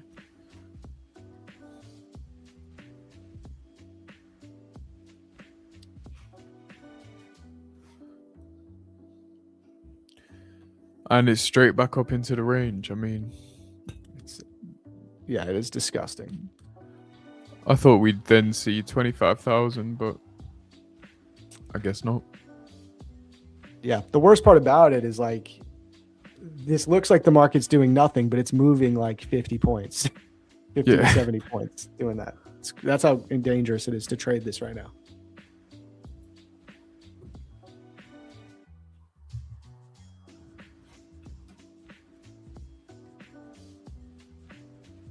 SMT again on the 1 minute. Is that what? Yes. Let me see. Yep, yeah, there is a 1 minute SMT.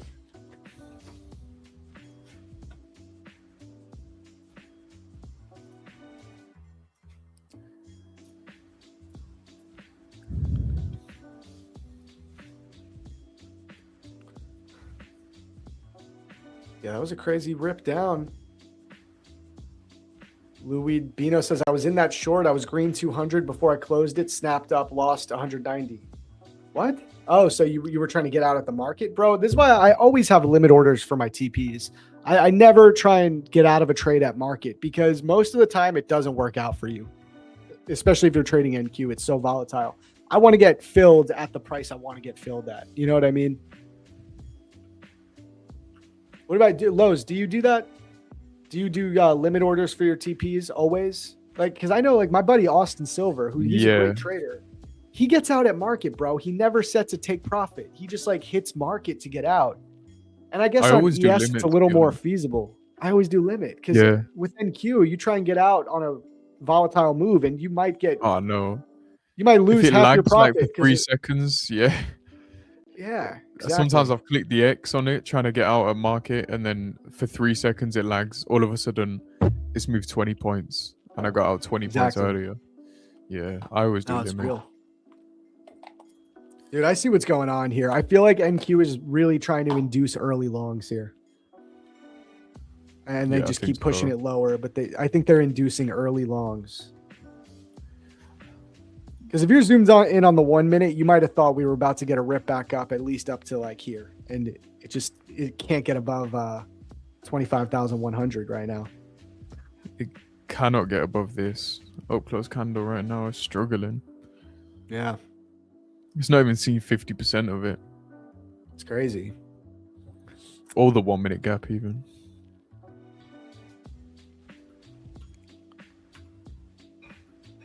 SMT again on the 1 minute, apparently. A slight one, yeah. It's not like, it's just really just a chop fest. It's hard to even call it like a useful SMT at the moment. There's just nothing. We got to break out of this 1 minute range. We got to do something, yeah. Yeah.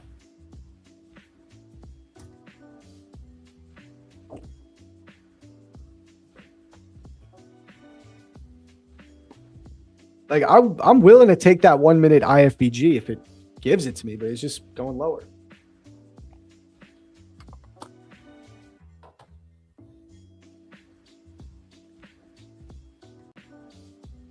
Look at YM. It's doing its own thing again. Is it? What's YM doing here? Let's see. I mean, it's still somewhat trading similar, but it is doing more of its own thing, which YM always does.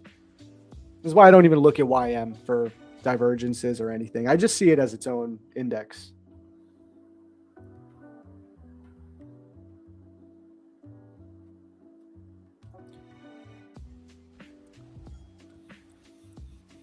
Okay, I do still like the longs, Laz, because when I look at the 15-minute here, like I like that there's an unmitigated 15-minute fair value gap above. Like that, those are my favorite draws on liquidity, unmitigated 15-minute gaps, right? So Yeah, push up to there would be nice.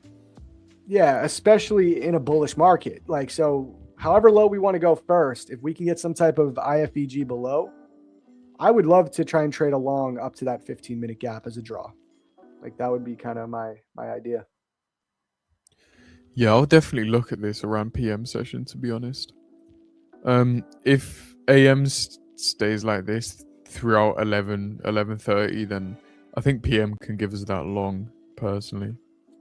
Yeah, which happens often, right? Like if the AM session is a chop fest, you'll get expansion in PM, vice versa a lot of times. Yeah, exactly. It's the same way like Asia. If Asia expands, then usually AM session's pretty bad. You get a lot of this. Same goes for AM and PM. Yeah, exactly. You get this on the 1 minute.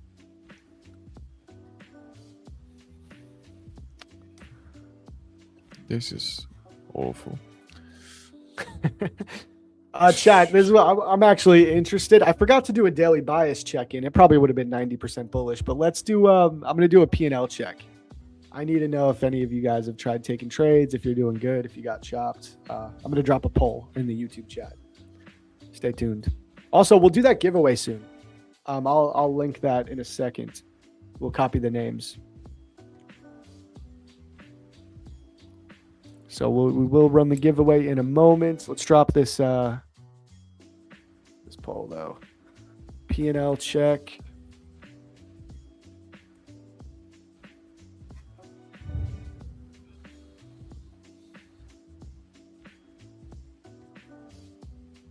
I'll add a flat option. Everyone gets mad at me when I don't add a flat option.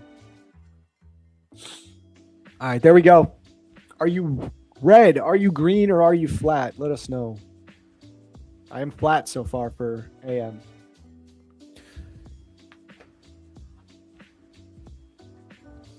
Was there a day where the entire session just chopped? Of course, there's been many days like that. They occur.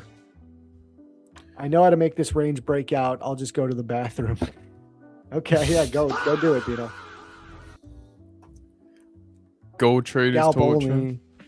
Let me look at gold. Trading gold is just torture in general, in my opinion. Yeah, true.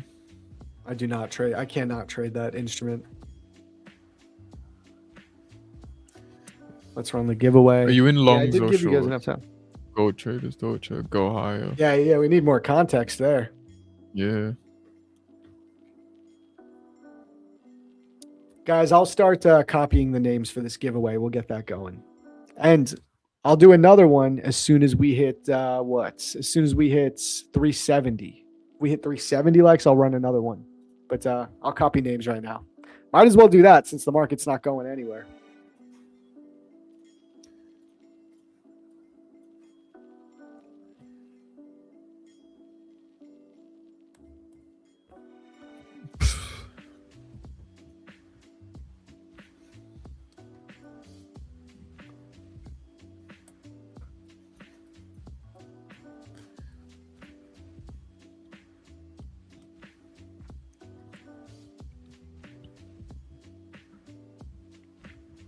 What would when the market's chopping like this, I like to ask myself, what would ICT do? Go live. Like us. Go live and talk about Wyckoff.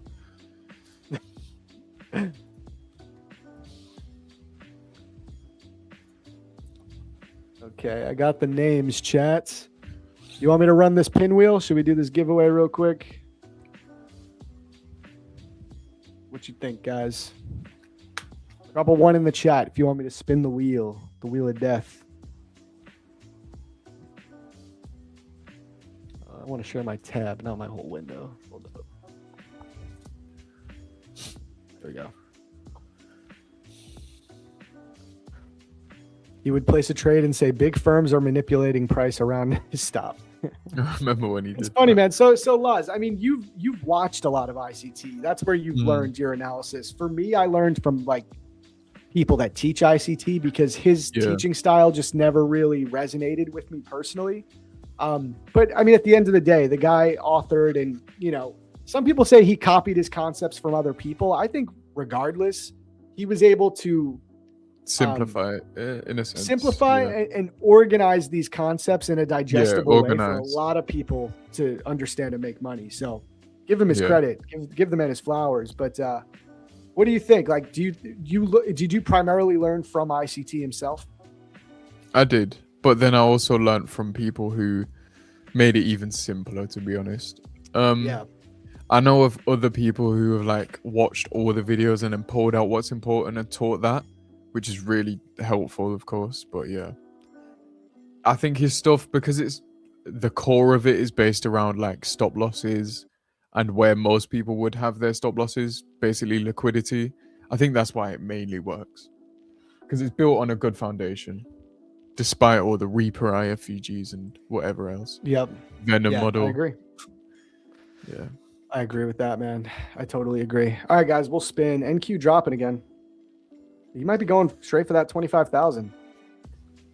It's getting, I think you're going for 25,000, guys.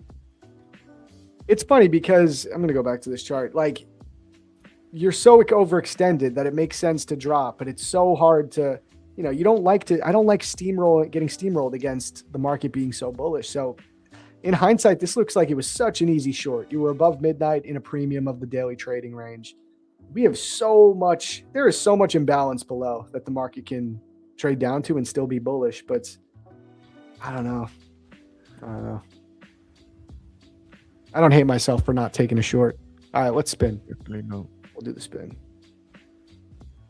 Here we go. 1, 2, 3.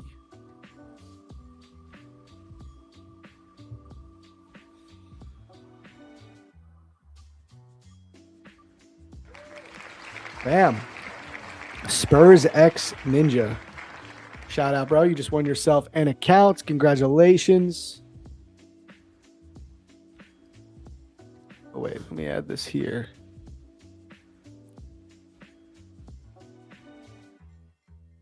There we go. I still got 2 more accounts to give away, guys, including an account from Lucid. So stay tuned. If we can hit, what was my number? 380? No, 370? 370 likes, we'll run another giveaway. So we need like 19 more. You can do it. Smash that like button. It helps the algorithm, all that good stuff. But yeah, congratulations on the winner. Going back to the charts, still a whole lot of nothing.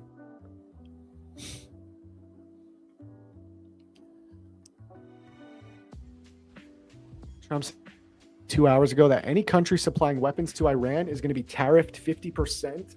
And since then, it's been dropping. He just can't help himself, huh?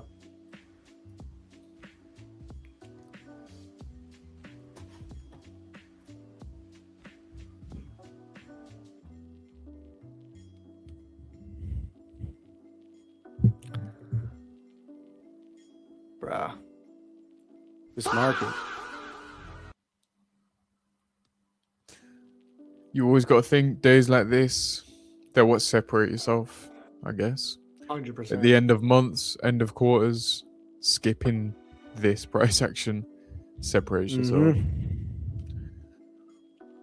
Yeah, man, it really is true. Like it's funny because I do tend to take a trade every day because I'm streaming and I always have, and I scalp. So there are more opportunities that I can find as a scalper. I can find an opportunity just about every day, but there is still like a way for you to be safe. And if you're trading every day, you got to lower size. You got to manage risk in a different way on days like this, size down, look for lower hanging fruit setups. Don't look for anything crazy. Be more patient. These are those days where you got to adjust. You can't be coming into the market overly confident in price action like this. Here you go. Getting that push. Going for the 1 minute gap. I think that's probably the draw right now. You could probably trade some type of like quick scalp. I'm not going to do this one, but like this would be like a scalp for me. down here, down to the 1 minute. Look to just mitigate that gap. 0.5R, even like 0.8. I think that's a trade, but I'm not going to take it. We can mark it up though and see if it works. See if it hits. Is there a 1 minute You got that S&T on those lows? Let me check. I was about to check that too. Not really. No. There's still an overall SMT, but not an immediate 1 minute SMT there. And that's why I'm not taking it. Look at that. This market, it's crazy right now. It's doing nothing. I think you're right, Laz. I think 25K is the draw here. Yeah, I think it will get down there. I don't know when. Maybe not even this session, to be honest. The way it's moving right now. But if that low goes and then we look at some rejection from there, I could see some longs come in. But yeah, okay, I agree. Also, so people are talking about some news headlines. So I guess there was an attack on Lebanon. It's insane if there was. It's just, I don't want to talk about it. It is crazy if there was supposed to be a ceasefire. But I'm gonna take this seriously. So Iran will apparently withdraw from the ceasefire agreement if the attack on Lebanon continues. So if that continues, listen, we could erase this entire move just based off the fundamentals. And I'm not someone that pays too much attention to the fundamentals and the headlines. I like to focus on technicals. But a situation like that, when we ripped up overnight, you could see that pullback. You could see that market go right back down and erase the move based off a headline like that, in my opinion.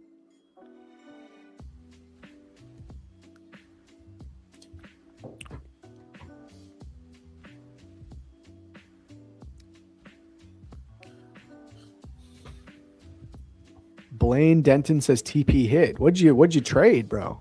Where'd you make money in this? Send the markup.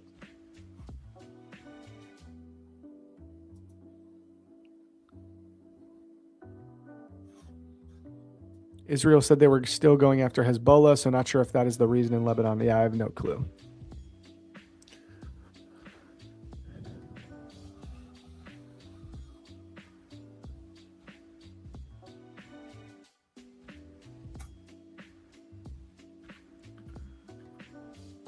Let's see if NQ can at least hold this IFVG now on a 1 minute. Like let's see how these 1 minute candles print. If we just close right back below, I would kind of see it as a failed IFVG already.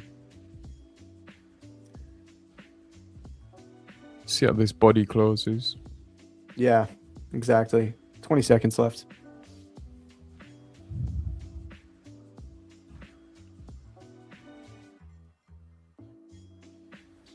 Yeah, honestly, man, we could just. I'm starting to think. I mean, definitely 25K, but who knows, man? If those are the headlines that are actually going on right now,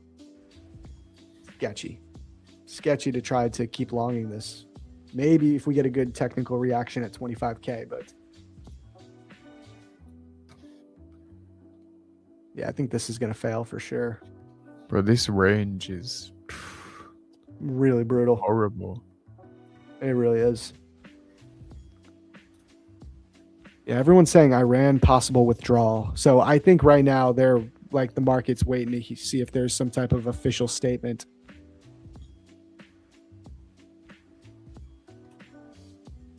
Finally, the torture is over. I don't think so, man. I think we're in the midst of it.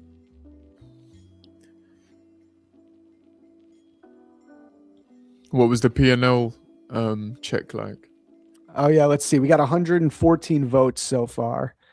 Let's see. So it's 31% red, 44% green, 24% flat.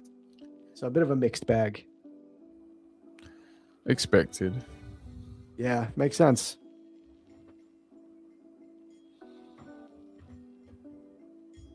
Gold dropped and kicked me out finally. Gold looks horrible as well. Waiting for crude inventory. Oh, yeah, that's every Wednesday, right? What time is that at? Is that at 11 a.m. or is it at 10:30? Crude oil inventory. That actually might, like, usually I don't pay attention to that for NQ, but with everything going on in the world, I think that actually could be a factor here. That's 10:30, right? I think it's at 10:30 every Wednesday, right? It's usually 10:30, yeah. I used to be a big CL trader. I traded CL me too. exclusively for like 6 months. I loved it. You did too? Yeah, I used to love oil, but then, I mean, it's very real world influenced. So, you know, when something big's happening, it's so hard to trade. And I Yeah, find that oil's a exactly. bit like gold. It will just visit your level like 3 times and then finally leave or just cut through it.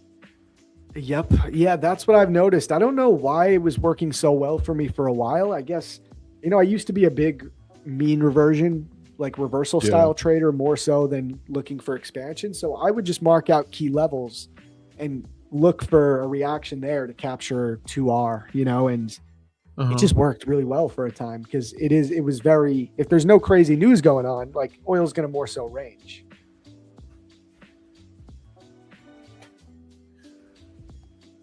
You must kill the markets in Tokyo session. I've been loving Tokyo. Laz, do you have a mentorship? Someone's asking.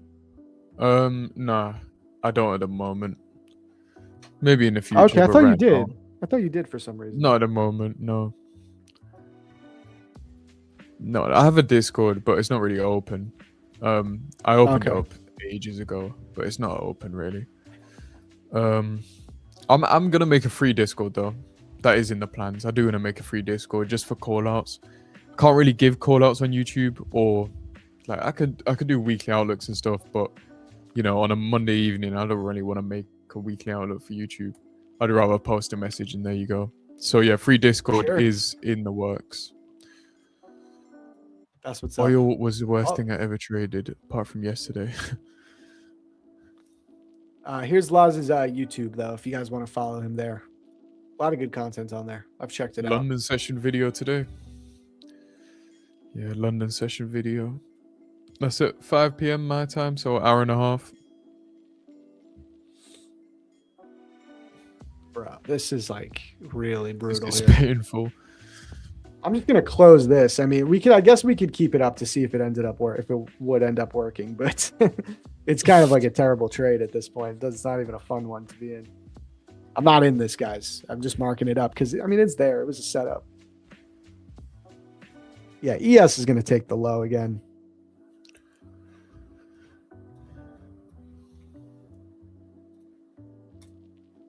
Yeah, there's nothing in here for them to bounce the market here on ES when I'm looking at this. I think it's starting to tell us it's coming for that hourly gap.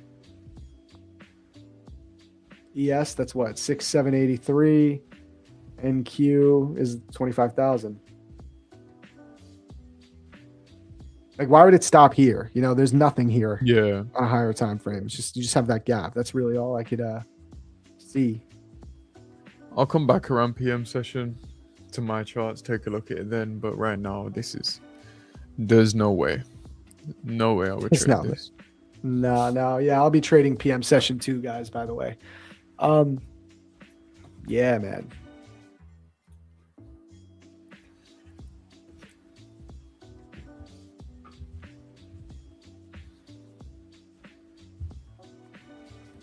Okay, give us 25K already. Okay, they just took the low. So this would have failed. Hopefully it doesn't now. I mean, I guess that 5-minute order block held after an hour. I guess so. Or not.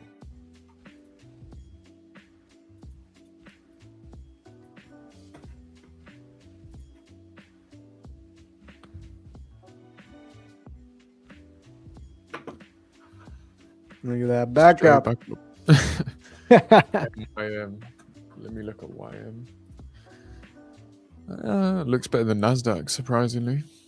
It does. Yeah, it looks like it might keep dropping. The guy who asked about YM. I think it'll probably keep dropping. Like it created equal lows right there, it looks like a little bit. Yeah. I mean, looks better than NASDAQ, so I can't blame you for being in that. No, not at all, man. I just don't flip through different instruments. These days, man, all I do is execute on NASDAQ. I look at ES, but that's it. Like, I don't flip through indexes or other instruments. I know you trade other instruments, though, right? I trade Forex, though? I trade Forex on my CFD accounts, yeah. but only when it's going to move, because sometimes it can be awful. On like, I'll trade the weekly candles direction on, say, the 4 hour or the 1 hour for entries.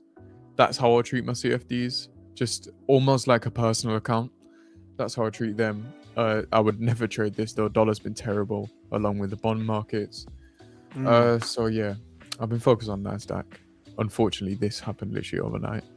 Longs today would have been perfect because you got that previous day low run rejection from it, and we already mitigated this for value gap, and then looking for longs today, and then all of a sudden the longs happened straight away. Yeah.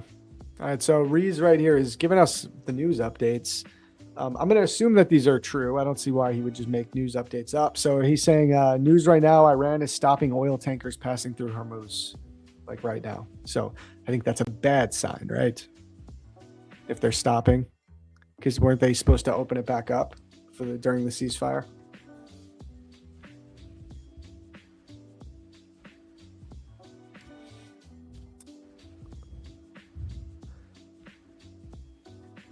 All right, so let's see how many likes do we got? Maybe we just get another giveaway going soon. We need 12 more likes. Let's at least get that going. Hook you guys up with some accounts. Let's hit 370 likes and we'll run another giveaway, chat.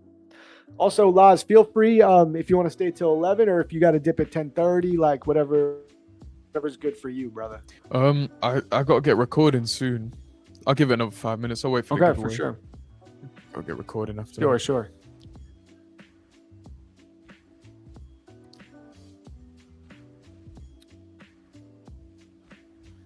Are we going to get 25,000? It's got to happen. I don't see why we push up before you take 25 at this point. What I like is that we're creating fair value gaps to the upside that can be used as a draw. Like I like this 15 minutes. Yeah. This hourly, we got 25 minutes left on this candle, but we'll likely print some type of hourly fair value gap, and that could be a strong draw. Yeah. If we hit this hourly FEG back up to there, yes, that would be nice. That's exactly what I'm thinking. So maybe in 25 minutes there'll be a trade set up at 11 a.m. Maybe you look for that mean reversion up to that hourly gap. I'd be surprised if we fall right down to the ground. I'm not really expecting that. So let's just tap this 25K because it looks like that's where it wants to go first and take it from there.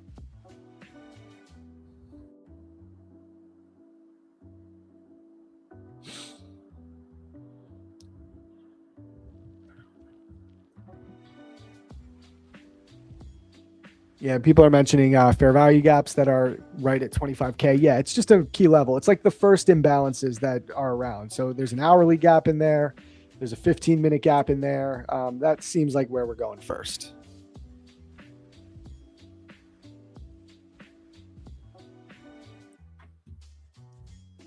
Hit All right, let's see. Let me refresh. And look for 1 minute.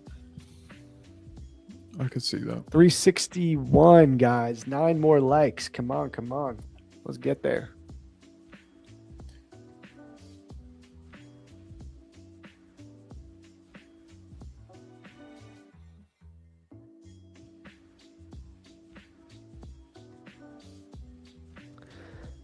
Do you trade ETH? No, I don't trade any crypto.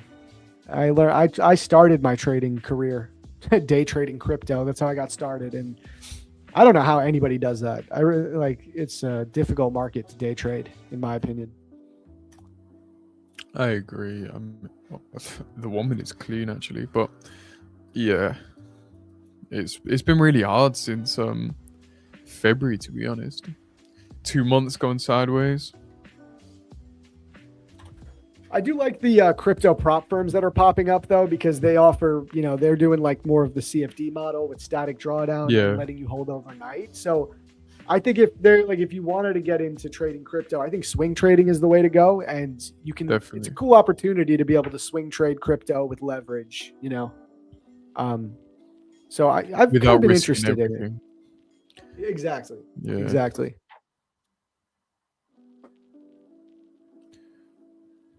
All right, maybe get a pop up here. Laz, I'll let you go though, bro. I don't know. We're kind of slowing down on the likes, so we might not hit 370. So no need to keep you, bro. Thanks for hopping on as always, man. Yeah, So been a I'm guessing, pleasure, are you bro. coming on Wednesdays now? I think so. I think it might be That's good. Wednesdays now. Hopefully Trump doesn't speak before I get on next Wednesday. We might get something. We'll see. We'll see. But yeah, brother, always good chatting with you, man. Love Always your a pleasure, analysis. bro. And yeah, always. Take We'll care. I'll catch you speak next to week. Definitely, bro. Peace, Take bro. care. Bye-bye. Later.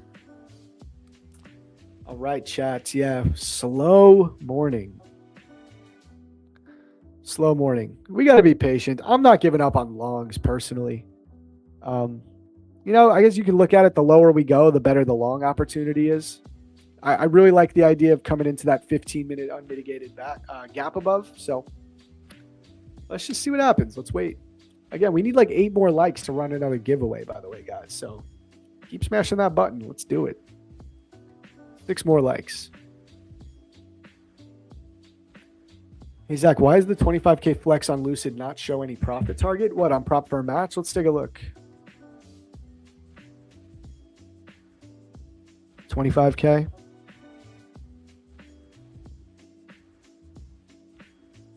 Lucid step flex profit target 1250. It says it right here. See, max drawdown 1,000, profit target 1250. Oh, did we just drop again? Oh no. Okay, we're in the same spot. So yeah, it's a $1,250 profit target, $1,000 max loss limit. One of the things that people love about the 25K accounts is this, that your profit target to drawdown ratio is essentially a 1-to-1. There's people who I know a few people who have actually been cleaning up with 25K accounts. Shout out to Mr. Zink. He did $20,000 last month with Lucid on 25K accounts. He traded 5 25Ks and then they brought him live. So you can do it. You can make good money trading 25Ks. And this is why a lot of people like it. It's a really easy drawdown to profit target ratio. You just have to trade small. You got to trade micros. You can't be trying to slap a mini on there or even 5 to 7 micros. It's going to be too intense. Oh, that's on their website? Yeah, maybe they got a typo. Maybe they're updating the website. Not sure. But that is the profit target.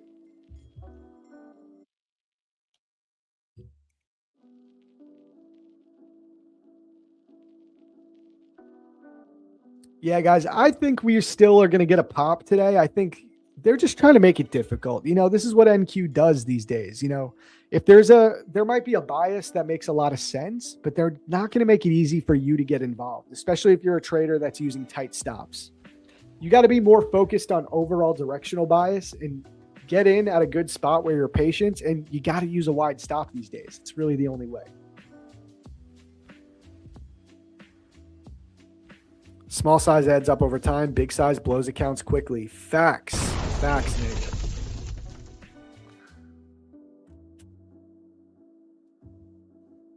Big facts. All right, we're at 369 likes. So one more person, hit that like button. We'll run a giveaway, guys.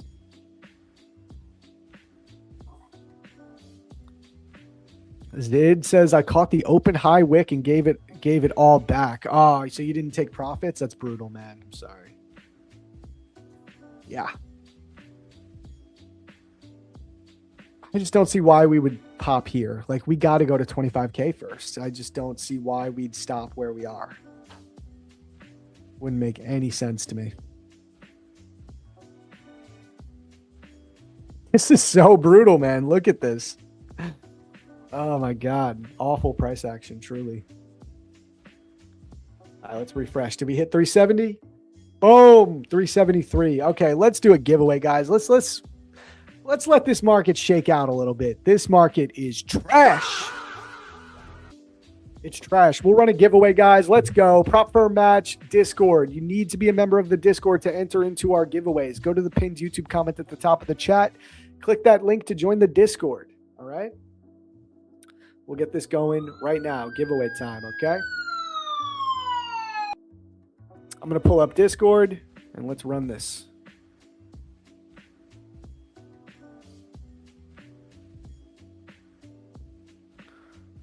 We'll create a code. What's the code going to be this time?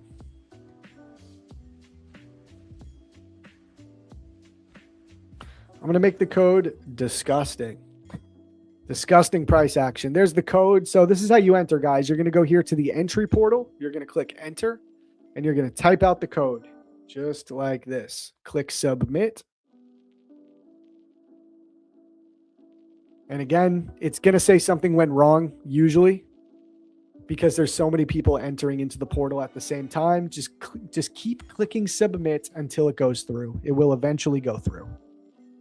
All right. It's annoying. We may have to get a different way to do giveaways because this is what's happening now, but it will eventually go through. Just keep clicking submit. All right.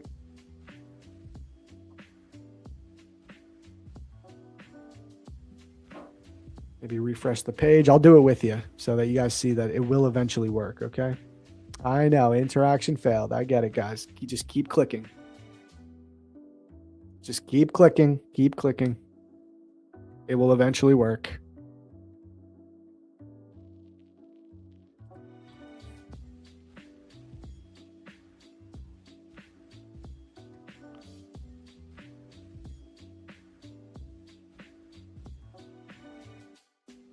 Yeah, I'm going to have to get with AJ because we might have to find a different way because this is just not really working anymore. It's a little unsustainable. Because I can't expect to tell you guys to just keep clicking no matter what. But there you go. Okay, so I just got in. It will eventually work, okay? Drop a fire emoji or a heart, whatever, once you've gotten in, okay? There you go. It will say you're already registered. Once that happens, that means you're in, so don't worry about it. We'll go back to the charts.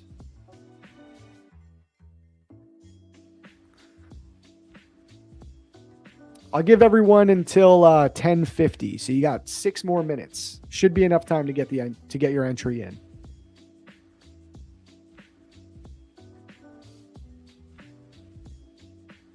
Oh my God, just go to 25K already. This is insane. Like, we know it's going here. Just go hit 25K. Jesus. I'm going to mark out this low right here. This is where it's going, guys. Like, it ain't doing anything until it hits this level.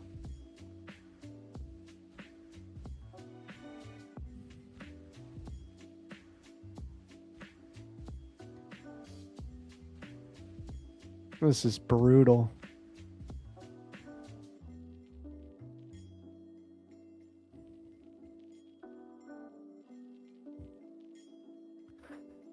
How many enter for each round? A few hundred every time.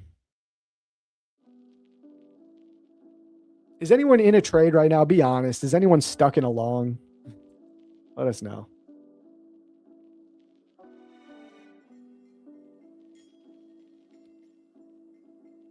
This has been a full hour of this. It's crazy.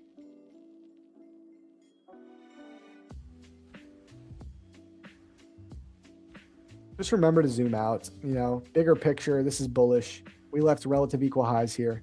But remember, like, does it make sense that we're pulling back deeper? It really does, because we took a very clear 4-hour swing point here. All right. Like, that's a very clear liquidity pool up here. Even if we're ultimately going higher, makes sense to pull back, to give it that deep pullback. So at the end of the day, you look back at the market, it almost always does make sense.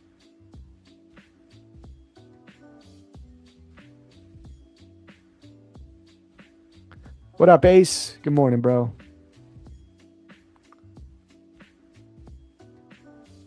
Some of you are short aiming for 25K. Nice. I think you're going to get that. I think you'll get that eventually. There you go. Hit 25K already. Jesus.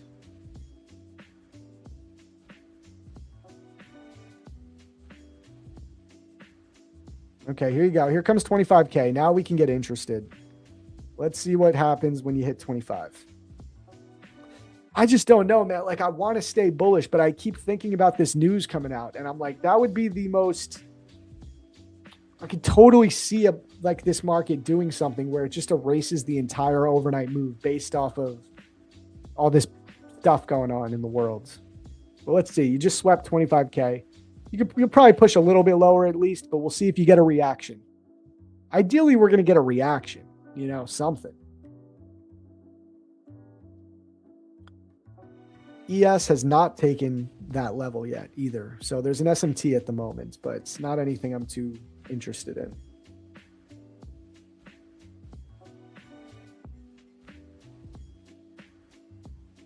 This is a tough market, man.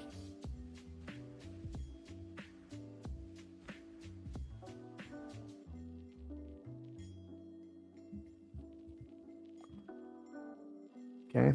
Hit 25K. See if you get a reaction here.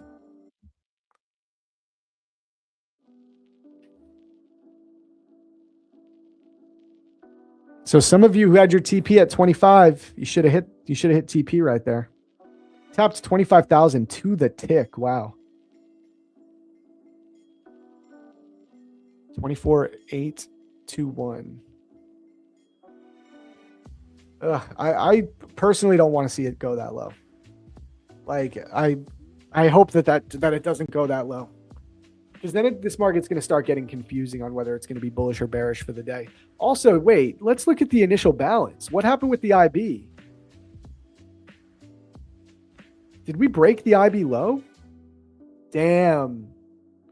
Chat, we broke the initial balance low. That's crazy. Technically, based off of Edgeful data, there is a very low probability that we will take the initial balance high now. That's crazy. Let me bring this up. This is actually really significant. I will say yesterday's initial balance, you got a double break. So we could have a double break with everything going on, but look at this. For ES, 76% of the time for the last 6 months, we have only broken one side of the initial balance, meaning if we break the low, there's only like a 25% chance we'll come all the way back up and break the high in the same session. That we did break the low. Wow. What I like to do, this isn't anecdotal, but I try to see if there's strong 5-minute closures below it. Like right now, we're just kind of wicking below, but if we get a deep closure, I think this whole long idea might be cooked for the day if we want to follow Edgeful data here. Yeah, this market is going to be difficult. They might not push this up. Like we got to see. We're at our key level, so let's not put too much weight on the data just yet. But listen, the data's there. I think this is your line in the sands, though. This overall zone from 25,000 down to 24,920. The market could still be bullish. If we get much lower than that, I think it's over. At least it doesn't mean we fully reverse, but we could be stuck in a range all day, like a really tough range to trade.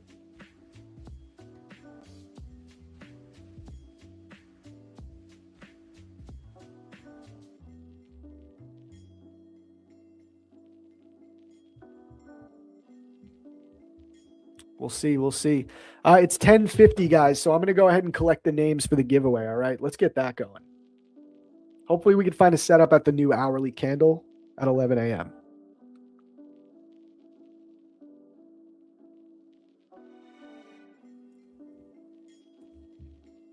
So I'm copying the names as we speak.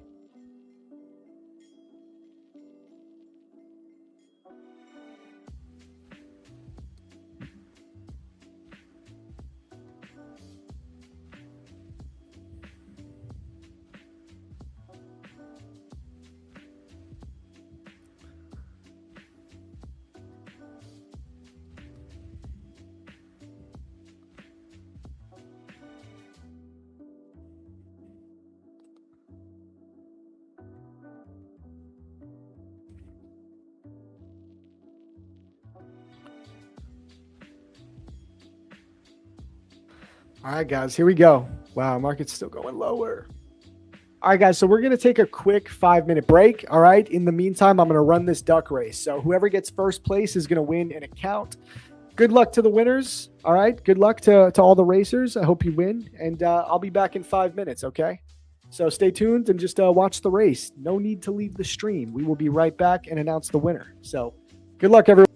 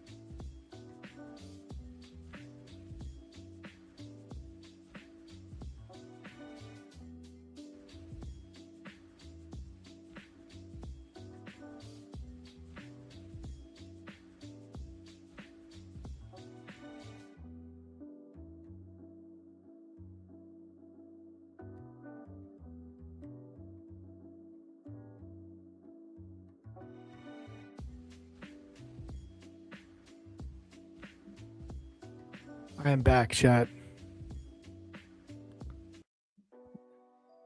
This market is still going lower.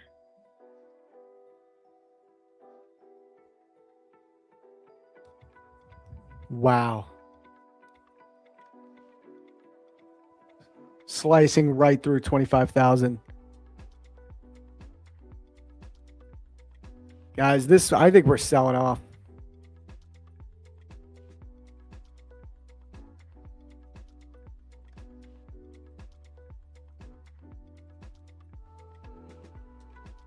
We are selling right off, guys. Oh my goodness. This is like classic, bro. This is absolutely classic. I'm like annoyed. I'm not going to lie. Wow.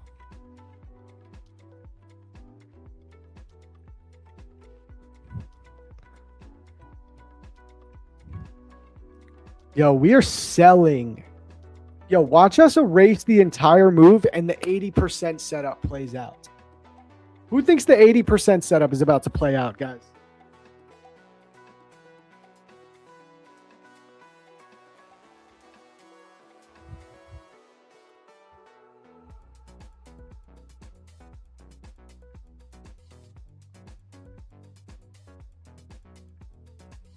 Okay, ES just took it slow too. Sorry that I'm paying attention to the charts more so than the race. All right, there we go. Shout out to the winner, Kishan001819. Congratulations, bro. Congratulations. Let me add you to the list. I still got another giveaway to do. The last giveaway of the day is going to be for a Lucid 25K Pro account, by the way. So next giveaway will be for Lucid. And I'm not going to run that one until we at least hit 400 likes. So we're at 380. We should do it. Let's hit 400 and we'll give away the Lucid account. But in the meantime, let's watch these charts.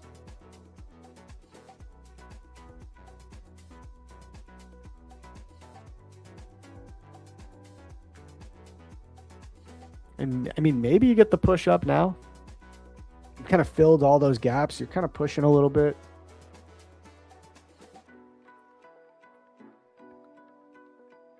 You know what? Am I logged into Apex? I'm going to do my 1 micro trade right here. Again, I really just need to flip micros for a day, but I also want to try and take a real trade so Apex doesn't get annoyed with me. So I just got long 1 micro on Apex. I'm long from 983.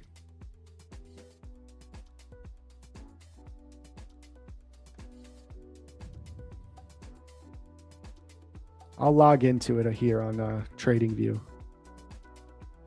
Even though lately I haven't been able to log into my accounts on TradingView and Tradeovate at the same time. I don't know if it's like a glitch that's been happening, but let's see if I can.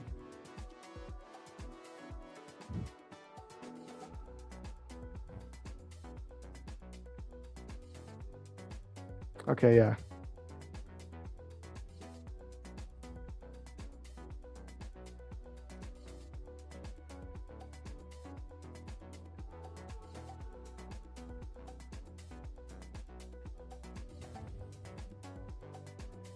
We have to, like, if the market's going to be bullish today, it has to hold over here.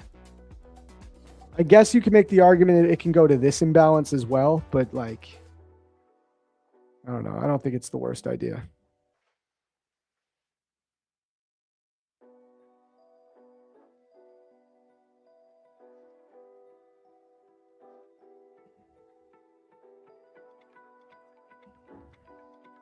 What I don't like about this is we don't have any fair value gaps to target to the upside here. The closest gap we have is this 15-minute all the way up here.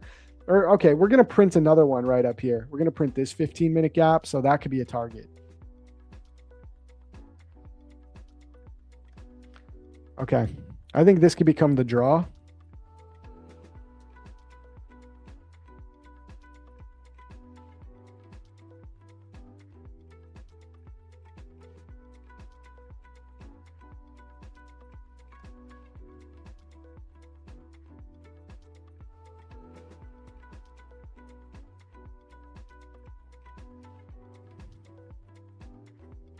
We'll see if this plays. The 15-minute gap would be my draw, this 15-minute that we just printed.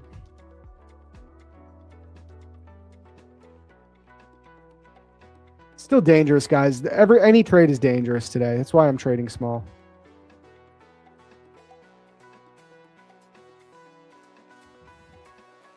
I don't even really need to hold this because I'm just trying to flip micros for the day, because I'll be able to request once I have 8 minimum trading days logged. I need 2 more. So part of me just wants to close it, but I figure it's 1 micro. We could try to let the trade play out at least.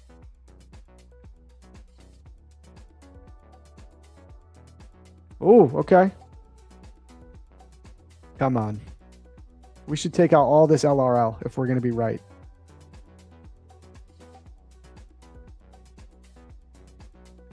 We're going to trail stop.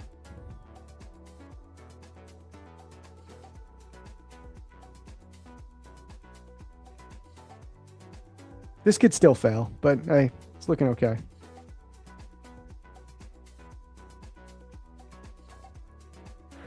Is Martingale allowed in Tradeify? I think it is. I mean, Martingale's the wrong word. Like, I think you're allowed to dollar cost average. Like, you could buy into a losing position to make your position size bigger and get a better average entry. I think you're allowed to. Obviously, you shouldn't just purely Martingale, though, because you'll just blow your accounts in the long run. Marky Butcher, what up, bro? All right, come on. Give us that 36.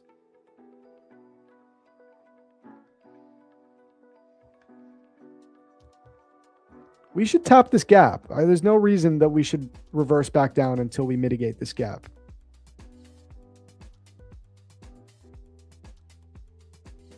Look at that. We filled this imbalance like to the tick.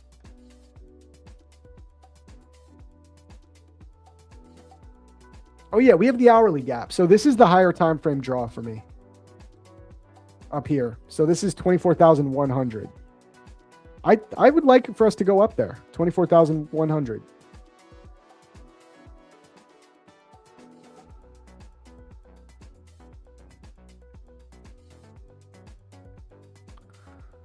How many ticks do I use for TP? It all depends on the market. Like, again, I have a few different models. So my Asia scalping model, I'm doing like anywhere from 25 to 30 to 35 to 40 point stop losses. In New York session, I may do a 50 point stop loss, like depending on the volatility. For New York session, it more depends on structure. Martingale is trading bulls in ES and trading bears in NQ. No, that's hedging. That's hedging, Kate. Martingale is when you are constantly doubling up your position size or like dollar cost averaging into a losing position and then making a small amount of profit right back up. It's like a strategy where, like, if you lose a trade, you double up the position size. Hey, let's go. W's in the chat. How patient were we for that setup, guys? Look at that trade. Bam, 15-minute gap.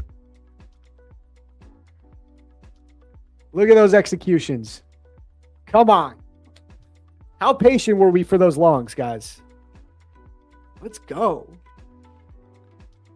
Who doing it like us? Who's doing it like us on Prop for Match TV? Come on.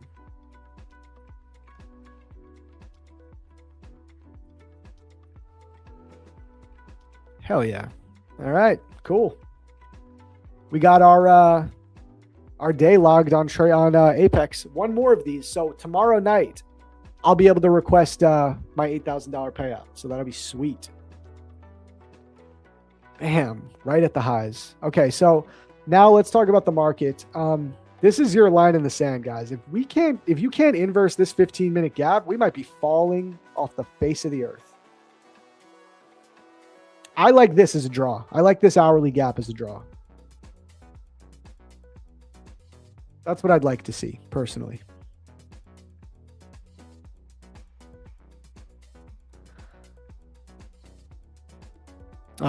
Sorry about that. Sorry to hear that, Kate. But yeah, yeah.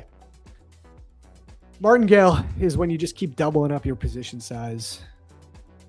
Hope your dad's okay, though, Kate. Send him my love. I used to arbitrage, hedge, and sports betting, made 12K, and then got banned. Yep, that'll happen. W, so pleased. Lots of wins today. Nice. Nice, nice, nice. Time to position 100 contracts and F it. Oh, boy. Oh, boy. I don't know about that.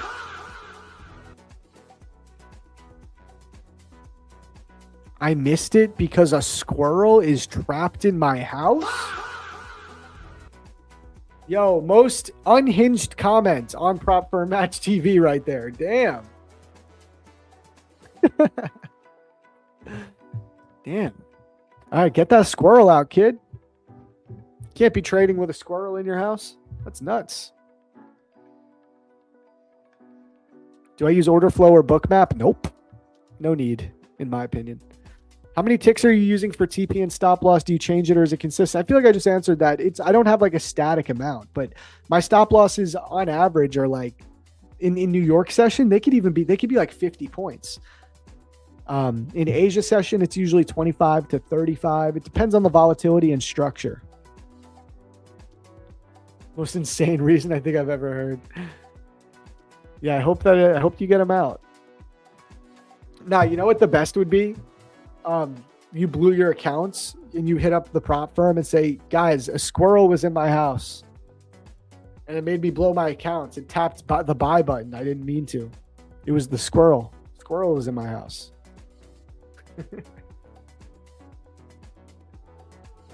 Oh, that's rough, Mom Bucks. That is rough. I missed it because a penguin is tickling my toes. Yeah. Why? Is squirrel against the rules? I hope you're joking with me, right? The squirrel is trying to get part of the nut from Austin Silver. That's funny. All right, guys. I mean, we tapped that 15-minute gap and we're rejecting, so we'll see what happens here. I'll be annoyed if we keep going lower. I'm not gonna lie. It's gonna be annoying. I really want to see an inverse of this gap and then up to the 1 hour. That's what I'm shooting for. That's what I want to see.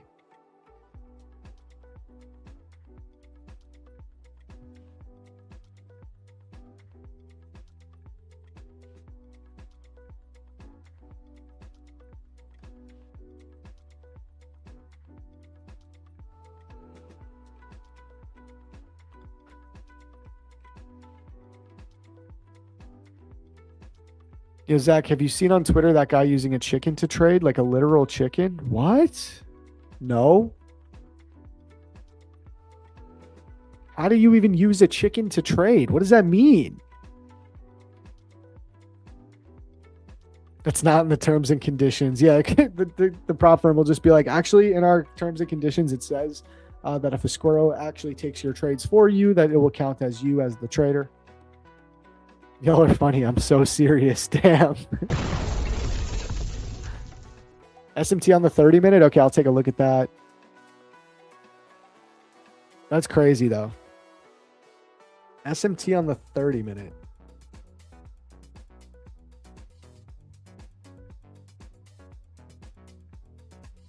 I don't see it. They both took out this low from 1900 hours last night. I don't see an SMT personally.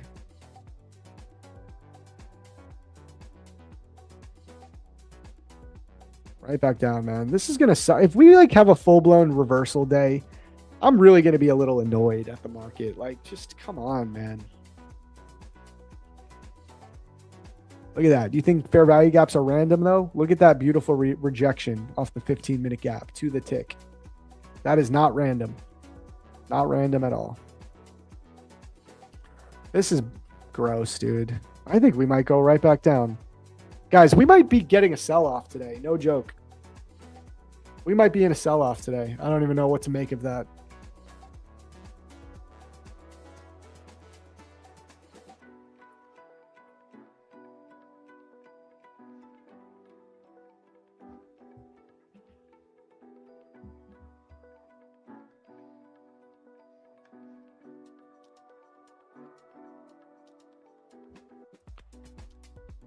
Bro, are we actually just going right back down? This is insane. I don't know. I don't know what to make of this price action. I don't know. I feel like we have all this low resistance liquidity here. I feel like we should pop up and take it. But that 5-minute is not looking great anymore. It's really not looking good. I do not like it.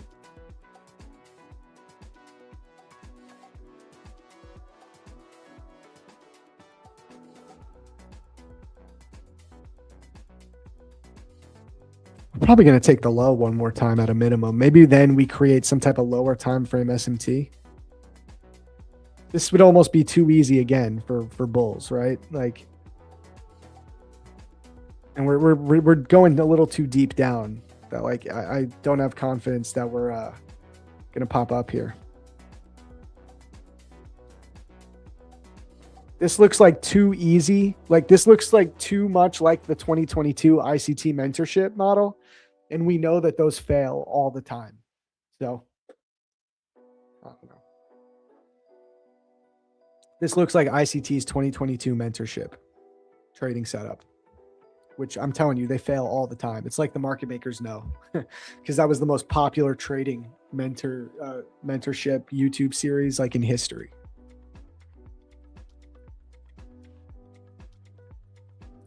I had a bullish overall bias, but my gut is telling me I'm dead wrong. Yes, something like I feel like I should remain bullish in here, but something just makes me feel off about it. That's why I'm glad I took my long and got out at the nearest draw liquidity. We're in, we're out. I'm not looking to hold trades here. And I'm not looking to get too into a directional bias because it feels not good. Zach, there's no divergence for a reversal to the upside just yet. Spotting one on GC, but all still seems heavy. Doesn't mean it won't pop to the upside though. Sure, yeah. You use divergence? What kind of divergence? RSI, stochastic, or are you talking like price action divergence like SMT? ICT is affiliated with market makers.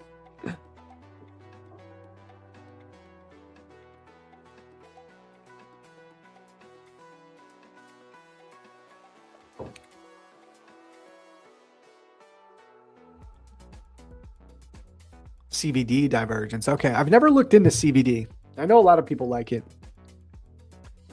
We need a decent closure above 25.27. Yeah, at a minimum, definitely. What else? Guys, I don't know if I mentioned this. My new podcast with Austin Silver is coming out. Let me post this. Where is it? It'll be out on Saturday on the day trading show. Let me repost this actually. Where is it? Where is it? Austin posts so much. My God. Here's one clip. Here's the thumbnail. Bro, this is not me. Austin used AI. Like, I know it looks enough like me. It's pretty good, but they gave me curly hair, bro. That is not what my hair looks like. They made me like Jewish. They made me look Jewish, chat. That is not what my hair looks like. They made me Jewish. Meanwhile, Austin's the one who's Jewish. They gave him straight slicked back hair. What is this? Did he prompt them to do that? That is not my hair. That's a fake Zach. Justice for Zach. They made me Jewish, chat. Why'd they do that? AI. Yeah, it's AI, dude. It's like an AI photo of me. It's crazy how accurate it can be. Like, it's got my face, but no, I listen, I got a bigger nose. I'm Italian, but it gave me like it gave me a little hook. You know what I'm saying? What is this? And the curly hair, crazy. I'll repost this though. Yeah, so new podcast coming out on Saturday. It's going to be a good one.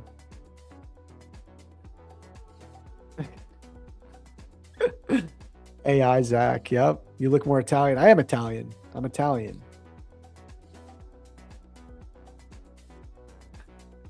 How old am I? I am 31. 31 years young.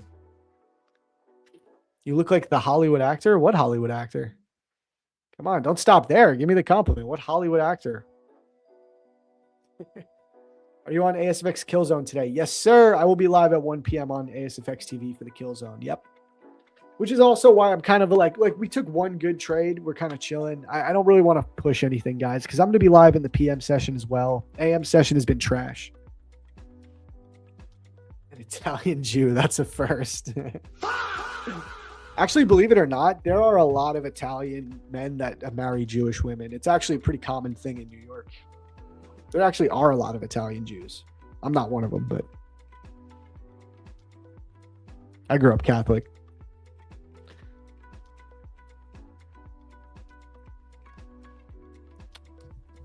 Okay, I mean, NQ's holding up here. Holding up. Let's see. Can we actually get this? I don't know. I don't want to be confident in it. This is your key level, though, man. Like, I do not want to see the market go below 900. That would just be, it would be dangerous. What time and where do you trade? On Killzone, I trade on my personal YouTube channel and on ASFX TV at 1 p.m. for the PM session. And then, Kate, I don't know if you're in my Discord, but remember, I got the Liquidity Lab Discord. And I stream in there as well. The Asia session. I teach my Asia model in there. Now I know how Zach is so profitable. It's the Jewish. Oh my God. Zach, which account is best in your opinion? Lucid Flex or Tradeify Select? It just depends on what you want to do. So if the daily payouts are very important to you, you got to go with Tradeify Select, right? Because they offer daily payouts. The Flex account, though, they have no consistency rules. Okay, no consistency rules. So with the Select account, you have a consistency rule to get your daily payout, I think. Or there's a consistency rule in the funded stage, excuse me. Sorry, I'm bugging out. There's a consistency rule in the evaluation stage on the Select accounts, where Lucid Flex, no consistency in the funded stage at all, and only 2-day pass. So there's some key differences. Also pricing, like the Flex account with Lucid is significantly cheaper than a Select account. We can go over the pricing. Like if I go to challenges here, we'll start with Lucid. Here's a Lucid Flex 100K account, right? $135. That's a one-time fee. No activation fee, no monthly cost. One-time purchase of $135 if you use code MATCH. Remember, code MATCH will get you 40% off. The original price is $225, but if you use code MATCH, you'll be paying $135. It's pretty cheap for 100K accounts with no consistency rule. But if we go to the Tradeify Select account, 100K, it's more expensive. Even with 40% off, I believe it's going to be more expensive. So let's take a look.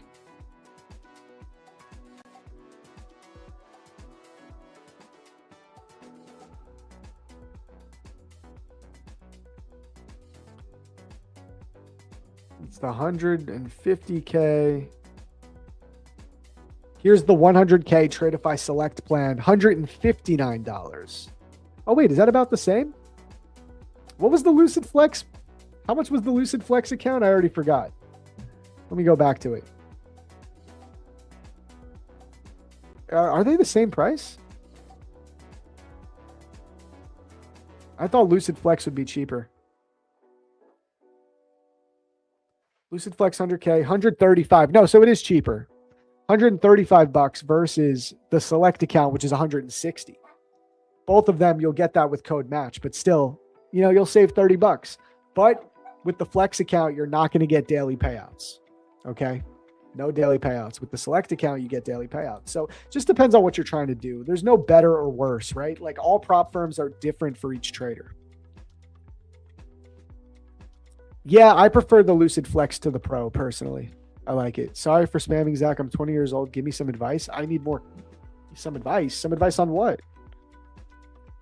Advice on life? Advice on... Give me a little more.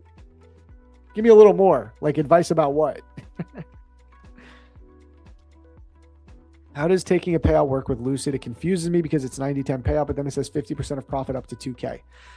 Yeah, you just go with the profit, the max payout. So with a 50K, you could take a $2,000 payout. To do that, you'll need to make 4,000 because you could take 50% of your balance. Okay, so to get a $2,000 payout, you got to make 4,000, right? Because then you could take out up to 50% of your balance. And then the profit split, they'll take 10% of that. So you'll get like, I don't know, $1,800 around there after the profit split. Advice on everything, bro. I need more. My advice Okay, here's my advice. You need to be more clear. You need to be more specific. That's my advice. Maintain discipline. Sure, you want to say maintain discipline is my advice. Trading life, everything, bro. It's be patient. Be patient. Like, dude, this is the thing. It needs to be specific because all I'm going to do then is give you some like generic platitude of like, stay disciplined, be consistent, go to the gym, eat clean. Like, you know what I mean? Like, you want me to say that to you? I'm not even trying to be mean. But like, I'm just going to give you a generic thing. Like, be a good person, you know, eat good, be disciplined in your trading. You know what I mean? It's not, I don't think that'll help you. You need to give me a specific question and I'll give you a detailed answer, you know? Advice on squirrel capture. You've been in trading for 5 years and you are not bald. How? That's a good question. I don't know, man. Genetics, pure genetics.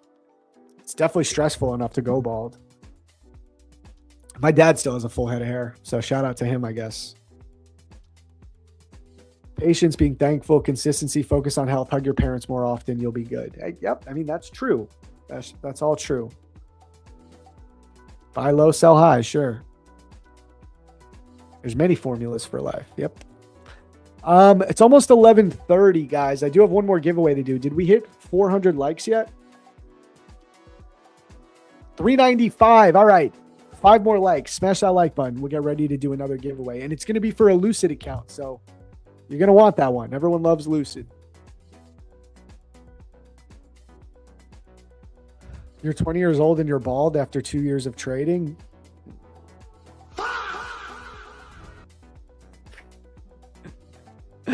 Okay, here's my advice. Since you're bald, get jacked. That's your only option. If you're bald, you got to get jacked. You got to go the Joe Rogan route, you know? There's the advice, specific advice.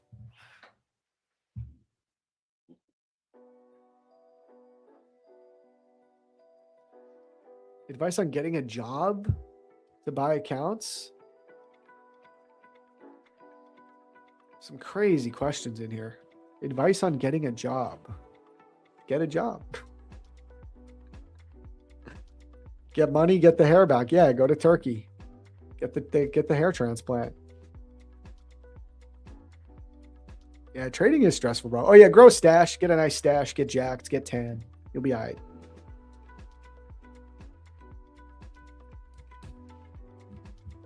I'm still kind of liking the longs here, guys, but I don't know. I really am not into it. I'm happy I took that nice little long on Apex. I'm up on top 1 futures already for the day. I think I'm chilling, you know? Who needs hair when you have cash? Maybe, dude. I don't know. You know, if you follow the black pill says hair is life. You know, if you're trying to look smacks, they say hair is more important than money. I don't think I agree with it, but that is the looks maxing way of life. Zach, I prefer no consistency in funded stage, but I'm confused in which one to buy, Lucid or Tradeify, because it looks very similar in all the attributes. It is similar. So again, the Lucid Flex account, you'll have no consistency in the funded stage, and it's a cheaper upfront cost, which is nice. With like the Tradeify Select account, there's also no consistency rule in the funded stage, but it's a little more expensive upfront, and it takes longer to pass. So Lucid Flex, you can pass in 2 days. Tradeify Select, you can pass in 3 days. Also, Lucid Flex. Wait, if there's no consistency, no, is there a consistency rule in the Lucid Flex? No, there's no consistency rule, but you need 5 minimum trading days with Lucid Flex. So you can't get paid out in less than 5 days with the Lucid Flex. That's what I was confused about. The Tradeify Select account, you can get paid daily. So those are some of the key differences. Either way, there's no consistency rule, but you're still going to need 5 minimum trading days in Lucid.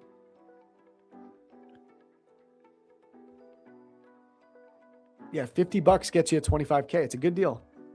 Code match with that. You're not going to get it for $50 without code match, guys. Your Asia Strat video is really good, Zach. Keep going, man. Aim. Thank you, bro. Thank you. Try my best here. I'm going to link my video one more time, guys, because a lot of people have wanted that video for a while. Like, people have really wanted this video. And it's finally out. So if you guys want to watch it, here, I'm going to share it right here. Here's the new video, Asia Session Scalping. This is the model, okay? I'm going to drop it in the chat.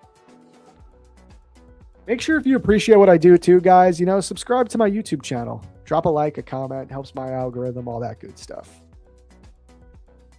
And join the Discord, because I go over everything in my Discord, the Liquidity Lab. When is the giveaway? Soon. We'll get it going at 11:30. I'll start it at 11:30.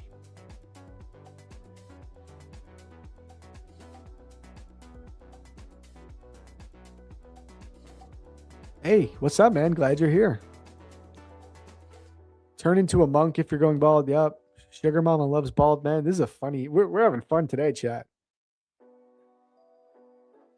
Zach, tell Tradeify and Lucid CEO to unrestrict Morocco. Okay, we're on my way. On my way.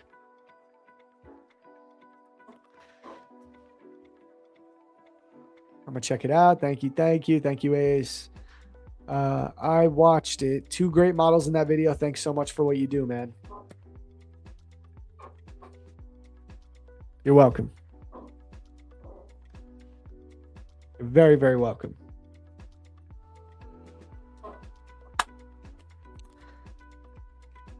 Market is trash. Trash.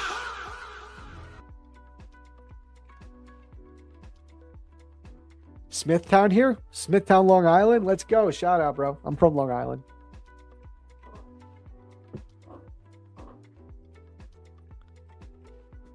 The squirrel is bald. Oh my God, guys. This market is so bad. We should have been prepared for this. When you move up, can we just measure this move? Let's measure this move. So here's market open. We wick down, and then we moved 3,000 ticks, over 3,000 ticks in the Asian session. Of course, the market was going to be trash today, guys.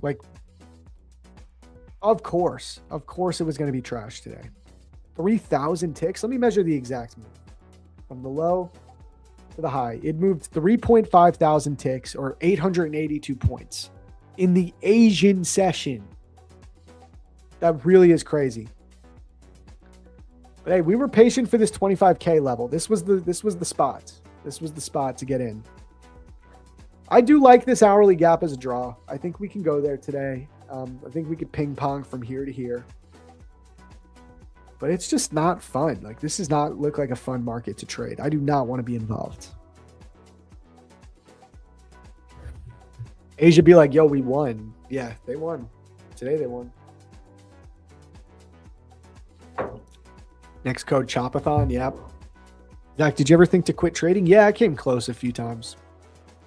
Man. Trading's hard.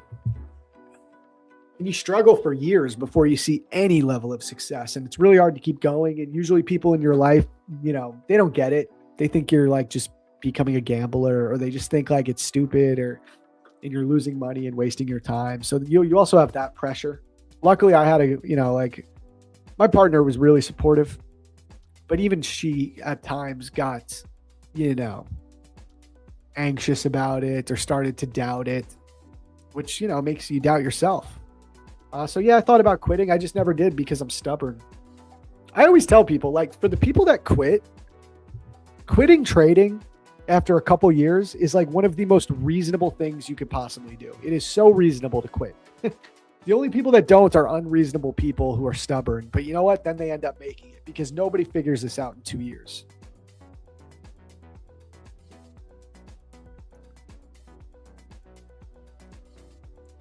I'll probably make the code squirrel. Zach, how do you give one draw precedence over another? That's a good question. there's always nuance and discretion. There's no easy specific answer I can give you, but one good way to keep this a little bit to simplify picking a draw on liquidity is trend. So like we're in a higher time frame trend, right? So you can give the draw on liquidity that is above you a little bit more weight than the one that is below you because we're in an hourly trend. So I think following trend is a good way to put precedence over a certain draw on liquidity over another. But other than that, it's going to come from like just putting your reps in. You know, I love double tops, double bottoms as draws on liquidity. But I'll tell you right now, a double top that also has an imbalance right above it is an even better draw on liquidity. You see what I mean? If there's confluence with them. Asia session high is a draw on liquidity, but if Asia session high also has a double top or a double bottom, it's an even better draw on liquidity. You see what I mean? My family thinks I'm a gambler. Funny thing is they go to casinos and I don't. Worried. Feel that.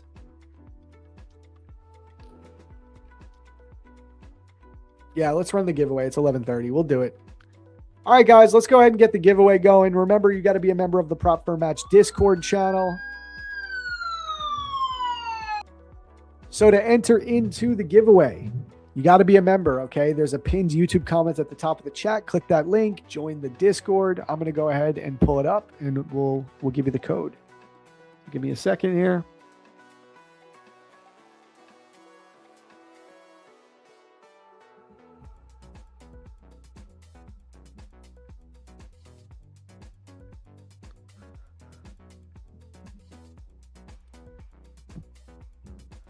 Okay. The code is going to be squirrel. I hope I spelled that right. I think I did. Squirrel is the code. So go ahead, type it in. Remember, there's a lot of people entering at once. So it's for some of you, it's going to say interaction. Just keep going until it goes through. It will eventually go through. I'll do it in front of you guys. It is very annoying. I know.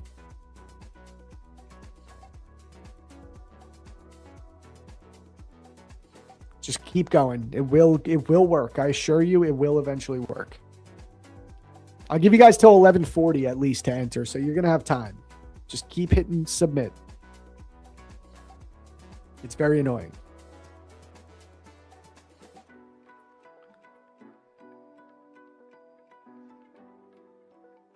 There we go. See, I just got in. It'll say you're already registered. That's fine. That means you're in. Drop a fire emoji once you made it. All right, we'll get back to the charts for now. We'll run the giveaway at 11:40 maybe, around there.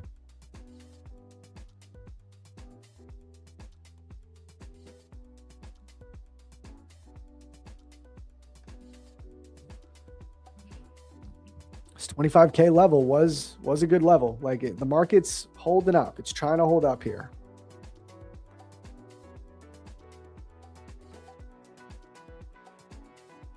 This is for Lucid. Yes, we're going to give away a Lucid account. My travel journal, shaking my head. I really hope you get the squirrel out of your house. I really do. Good luck.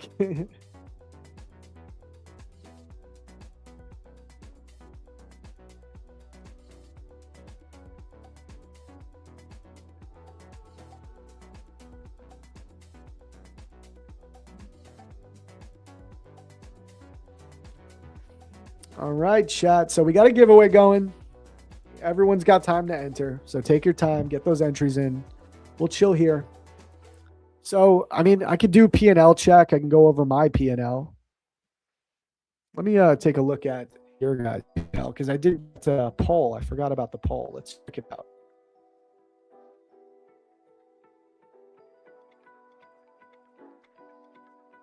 Where'd the poll go?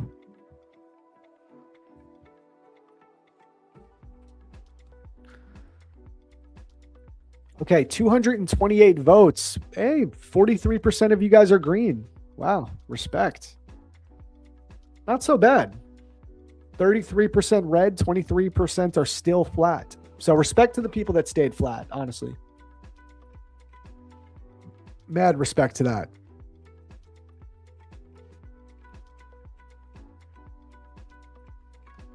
Can you use emojis for the giveaway code? Using an emoji would actually be faster. More people can ping the site. See my engineer days in Cup America paid off.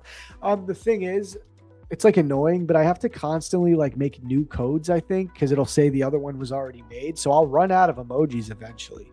And it's going to be harder for me to remember which one. I mean, I guess I could do an emoji and then the date. That's what I've been doing a lot. Like if it's a code that I've used before, like I'll do code match 8 for April 8th. You know what I mean? I made 75K on replay trading in Asia. Nice, dude. Code plus date? Yeah, maybe.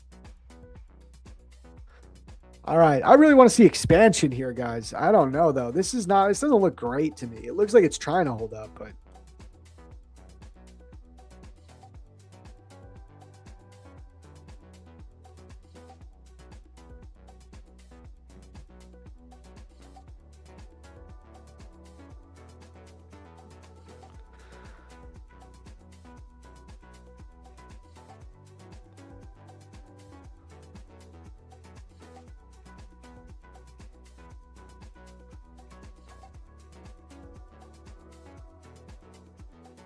Oh, yeah. Let me go over my P&L. I just totally spaced out. Jesus.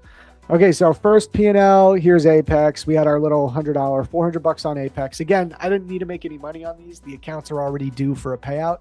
I just need to log 2 more days. So I'll do this again tomorrow. And then tomorrow night, I'll be able to request $8,000 from them. So that'll be lit. That'll be $8,000 to start off April in payouts. So happy about that. And then real quick, I'm going to log into Top 1 Futures. I'll show you guys the trades I took there, or the P&L at least. Who was in the Discord with me last night? Because we traded Asia together. We did Asia scalping. Who was with me in Discord? Let us know. So here's P&L from the Asia session on Top 1 Futures. Not bad. Solid day. You were there, Mark? Let's go. Let's go. Who went long at 25K? I did, but I'm already out. I took profits. We took profits at this 15-minute Sibi right here. So now let's see if we inverse this. You got 6.5 minutes left on this candle. If you get an inverse here, I think you push up to the hourly gap. For real. So that'll be nice. Bro, when you do Asia, is it 1 or 2 a.m.? Oh, yeah, that's too late for you. I feel you. Every night Asia session? No, just Tuesdays and Thursdays, and sometimes I'll do it on Sunday night open. Just that for now. You're getting a little push here. It's starting to be more convincing. We already made our money, so I'm kind of just chilling, right? But wait for this candle to close, guys. If you get a 15-minute IFVG, I think you push up to the hourly gap. I think that's a good level-to-level play. Cool. Thank you and see you then. Yep. 100%. I'm also running a giveaway on my own channel, guys, through the Discord. So if you're not a part of my Discord, where is it? Here's the giveaway. I'm giving away a 50K select account to enter. You got to be a member of my Discord and go into the entry portal. Go to the giveaway section in my Discord and you'll be able to enter. But if you want a chance to win that, I'm going to announce the winner on my Thursday night Asia session scalping stream. So if you want to check that out. Here we go. 50K select account. The winner will be announced on Thursday night during the scalping stream inside the liquidity lab.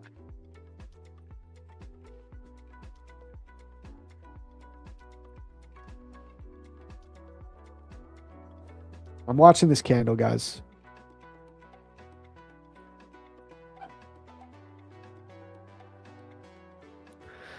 And I almost forgot. We still have a whole lot of stream left because Tmade Alex is coming on. He'll be on in 20 minutes, gang.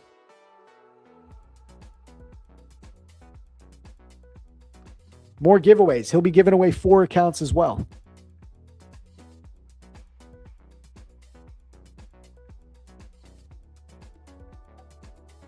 you have any free stuff on your Discord or with payment only? No, my Discord is completely free, 110% free. All you got to do is join. Coming up on VWAP could make or break the IFVG. Yeah, for sure. We are approaching main VWAP. Okay. It is only available for those who will be active in the stream. Well, no, but I'm going to announce the winner, so it'd be ideal if you're there. I'll drop the link for you guys again.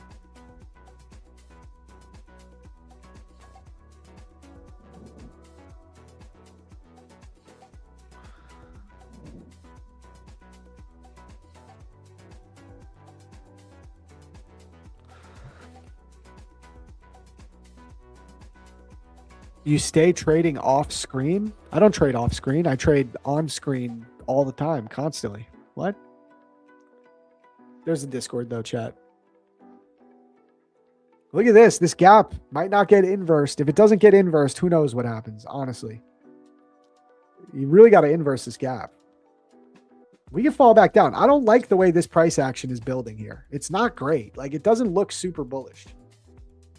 It looks slow. There's no fair value gaps in here. Like, there's been no actual displacements on the 5-minute time frame. The only way we'll get some type of displacement is if we inverse this gap. So we're still at a critical point. Don't get too excited on longs just yet, in my opinion. Have you ever recovered a funded account they only had a small amount left to lose? Yeah, I just did this with my Tradeify accounts. I had $800 of drawdown left in those accounts at one point, guys, and I got them back to pay out. And then I proceeded to withdraw $24,000 from them last month. And I got moved over to live. So yeah, you can do it. You got to trade small. You got to lower your risk and just take your base hits, come back tomorrow. Don't try to make it all back in a day. That's the key. That's the real key. Do I trade different during kill zone? Not too different. No, not really.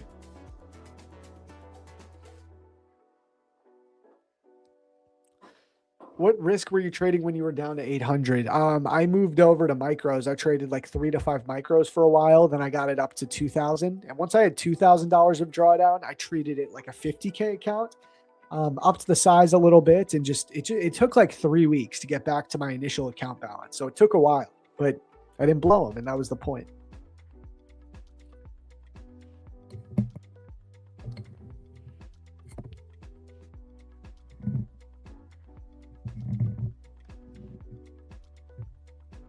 Okay, minute 50 left on this candle. We're popping above. I would love to see this inverse. But anything can happen here still. What's the contract size on 50K? Well, on evals, I don't do much. On evals, I just trade large size and try to pass them quick. You know, mini. I usually trade minis. Oh, my headphones died.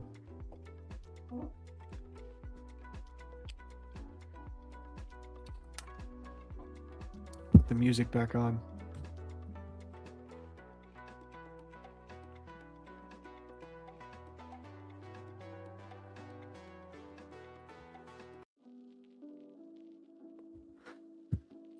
Am I active on Instagram? A little bit. I post on there, but apparently there's like people trying to impersonate me lately. So stay away from that. I'm never going to DM you out of the blue, just FYI guys. So I'm just saying, like, I do use Instagram a little bit, but not as much as X and everything else. And apparently there's like people on there trying to impersonate me. So be careful. I'm never going to DM you out of the blue. Just saying that now.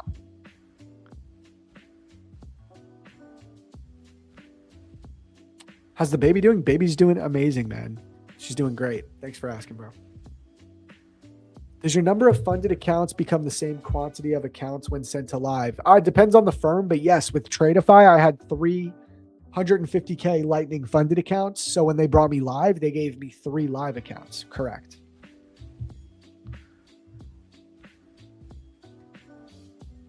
You guys getting sleep? We're getting some sleep. It hasn't been too bad lately. She sleeps through the night pretty well. Problem is she doesn't nap. Like, she doesn't take many naps throughout the day. So like, we're always like, we can never put her down for a nap and get a break during the day. That's the hard part, but we are getting some sleep, which is good. All right. We just inversed that 15-minute gap, guys. Let's hope this holds. Look at that. That's a nice inversion. That's a nice inversion coming from a key level.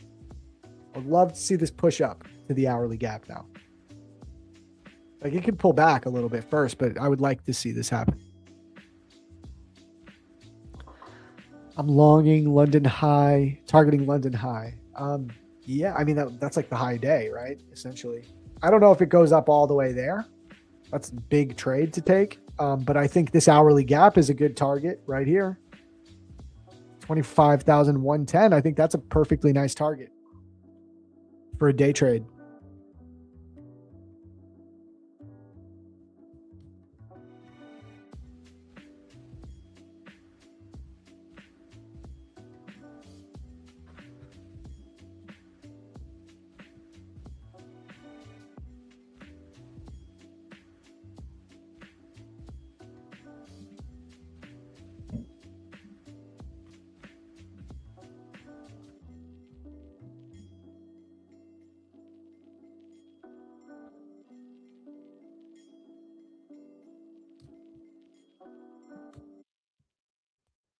Oh yeah, we should run the giveaway. Should I copy names yet? Did we do that? Sorry guys, I'm like forgetting what we did. Let me check.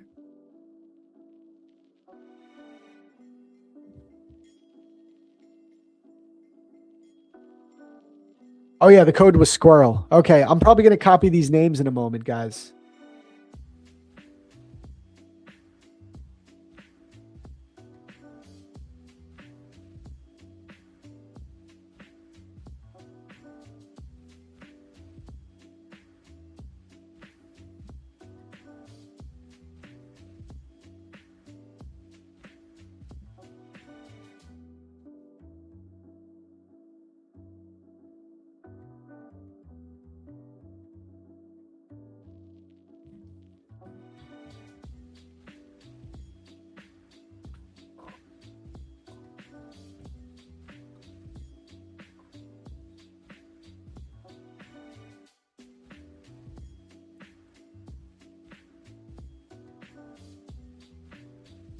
All right, all right, all right. We're pushing, guys.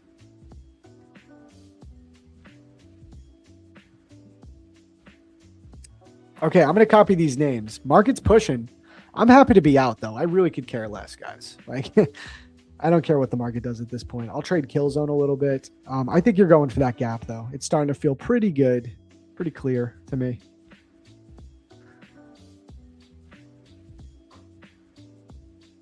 All right, I'm copying these names. We're going to run the giveaway, though, chat. Just bear with me while I get these names ready. And remember, Tmade Alex is coming on soon. Yeah, we're going to do a race. We're going to do a race.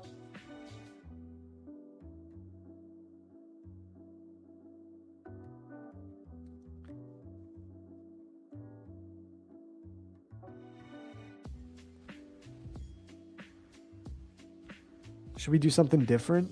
Should we do a different race?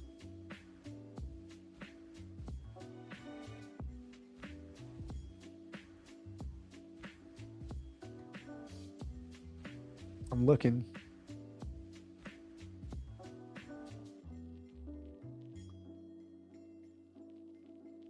Let's do a swimming race. We're going to do swimming. All right, let me copy these names.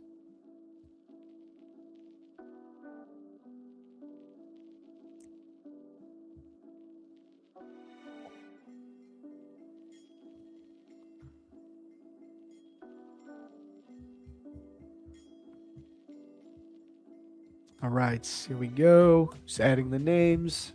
Bear with me, chat.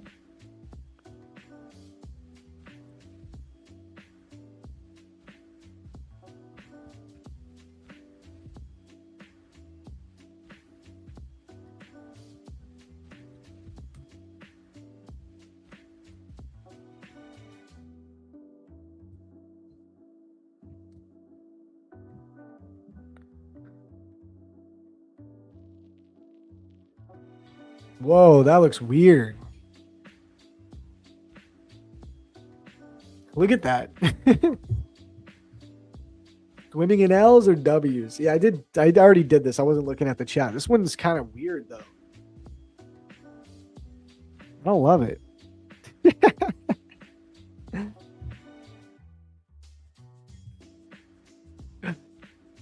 I think the 80% IB strategy doesn't play out today. What do you think? I don't know. Double break of IB, it could happen. It happened yesterday, so the odds of it happening again today are pretty low.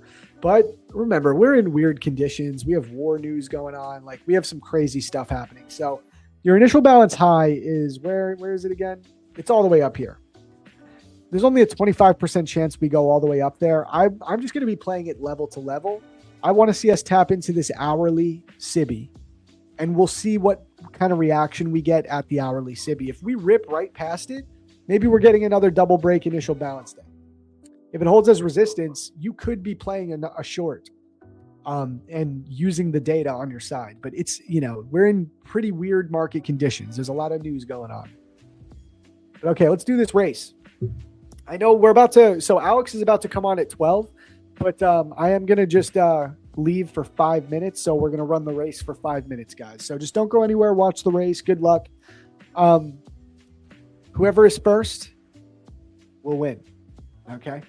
So I'm going to hit start, and I'll be back in a couple minutes. How to claim giveaway if you win? You do it through Discord. Please help me to get it. Just open a ticket in Discord. Okay, here we go. On 3. 1, 2, 3.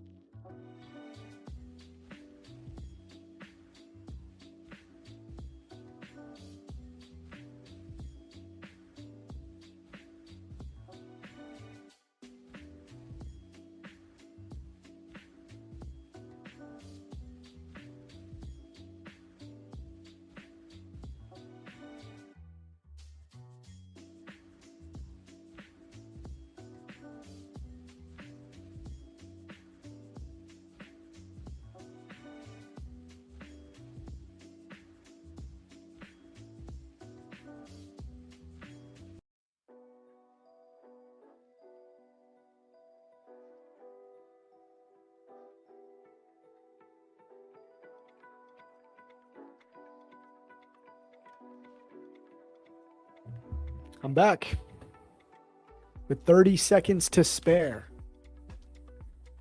Who's it going to be, chat?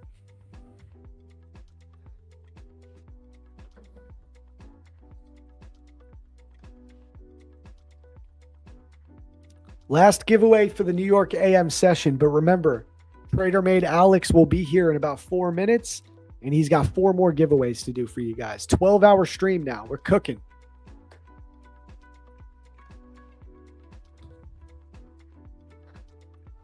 All right, let's see.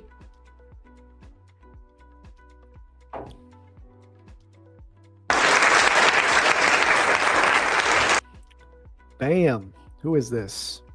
Mook Shambani. Shout out Mook Shambani. Congratulations. I'll throw your name up in Discord.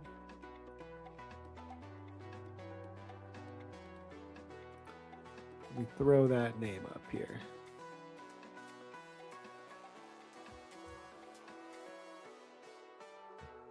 There we go. All right, guys, that's going to do it for the giveaways for my stream. But remember, Tmade Alex is coming on. He'll be doing giveaways all throughout his stream too. So let's get back to the charts. Yeah, we're pushing. I do think we probably come for that gap. I think we'll probably come for that gap, which I like. I like that actually happened. We were talking about 25,000 the entire time. You finally hit 25,000. Now it's going back up, following trend.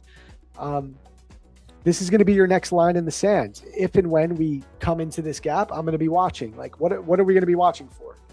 Price to either grind its way up through the gap, maybe some chop and then higher, or is it going to reject? Oops. Or is it going to come into this gap, and this is where you're going to get some type of reversal play, right? To continue lower. That's what we're trying to find out. I mean, the higher time frame is very bullish. We kind of have these relative stacked highs right here. I like the idea of pushing up, but you got to remember the data behind Edgeful is telling us it's a 25% probability that we don't take the initial balance high today.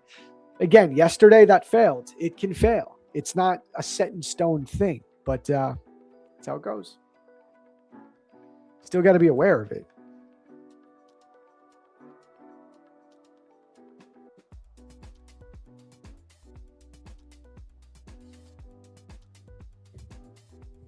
Make a poll, reject or continue up. I could do that real quick. Is it going up or like, do you think, okay, let's just make it this. I got an idea. Will the market make a new high of day? Yes, no.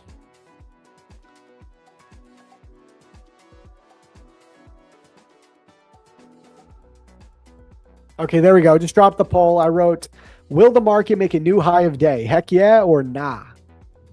Let us know. What do you think? I'm watching these votes happen in real time. So far, it's leaning into the nah. People are thinking no.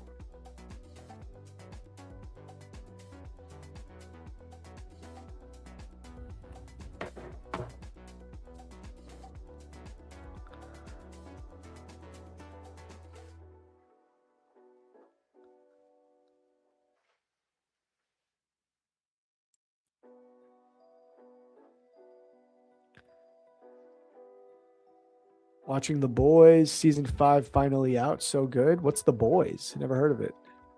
Hey, Zach, off to bed. Thanks for the stream. Hey, appreciate you, Wags. See you tomorrow, bro. Peace. Will it push above the 1 hour, Zach? I'm long from 25K. I hope so, but we can't say. Well, all we could do is wait for the market to get into the 1 hour gap and watch the reaction. I can't tell you if it will. You know, we have no idea. We just got to play the reactions.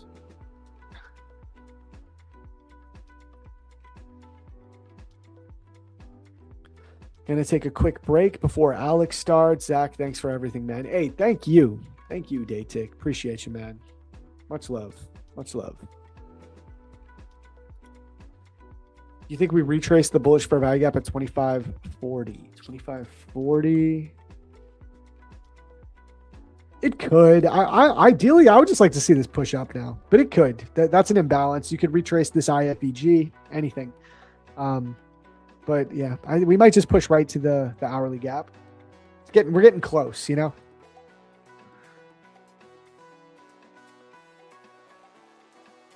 There's a block at 25-1 going solo Mio for a quick slice. Yo, shout out Smithtown. Shout out Stony Brook, man. Damn, I would love to get some solo Mio. What's up, bruh? Yo, what up? What up? What's up? How's it going, man? How's your morning? It's going good, man. We've been very risk off today. I took a trade on my Apex accounts, mainly to flip an account, but we did take a trade. We caught 50 points on one micro, so that was fun. And then that's all I did. Dude. I caught the long here after we tapped into 25K. We swept Asia low.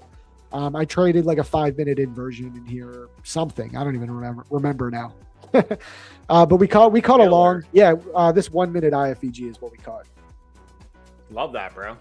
Yep. I actually stayed off my trades this morning. I took that 3.5K payout yesterday. So between Tradeify and Lucid. So I saw today's price action. I was like, I don't know if I really want to get involved. It's been sketch, bro. It's been sketch. We're just high up. Yeah, we're so high up. I mean, I don't know. I don't love the overnight session, 1,000 point boop, 1,000 pointer to the upside. So yeah. I mean, we did take Asia low. Did we take it on? We took it on both assets. So like what, I don't know. What's the deal now? Just chop back up.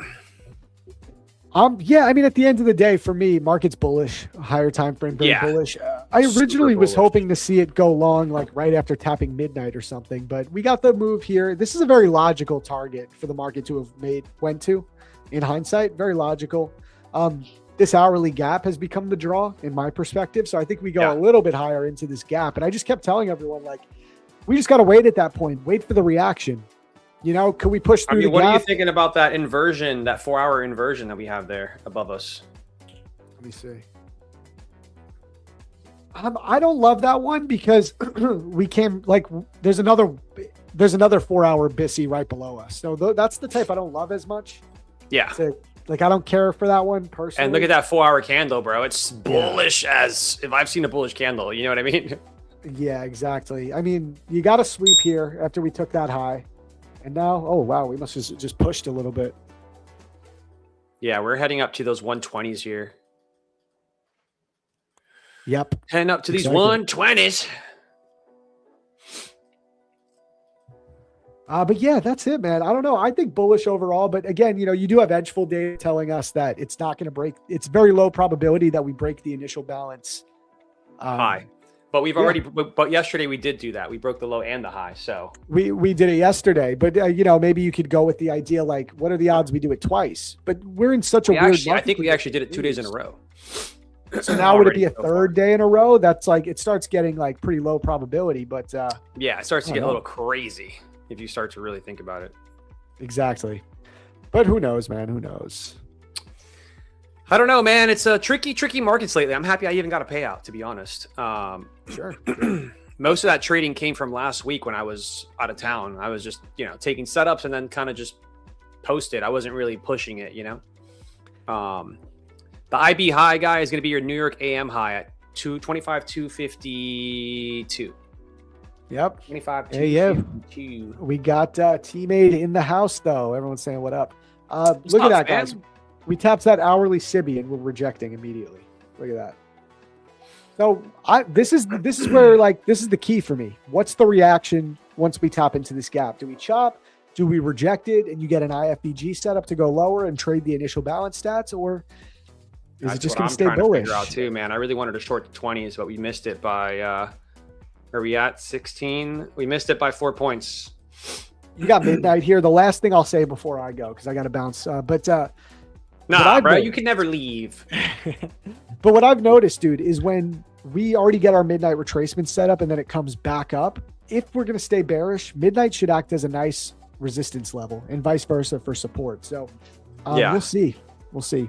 But yo, I got to bounce a little bit early today. Usually I'd like to stay on a little bit longer with you, but I'll let you go. I'll be tuning in the background, brother, and have a good stream. You have a guest today too, right?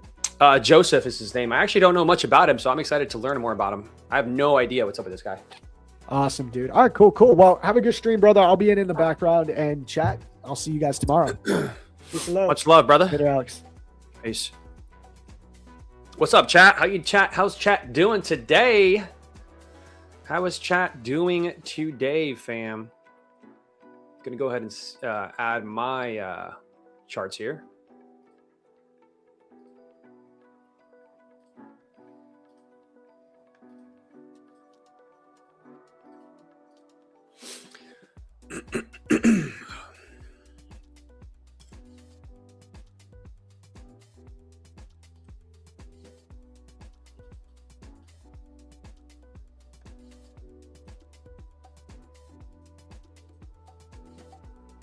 Let me go into that mobile studio, guys. 1 second, fam.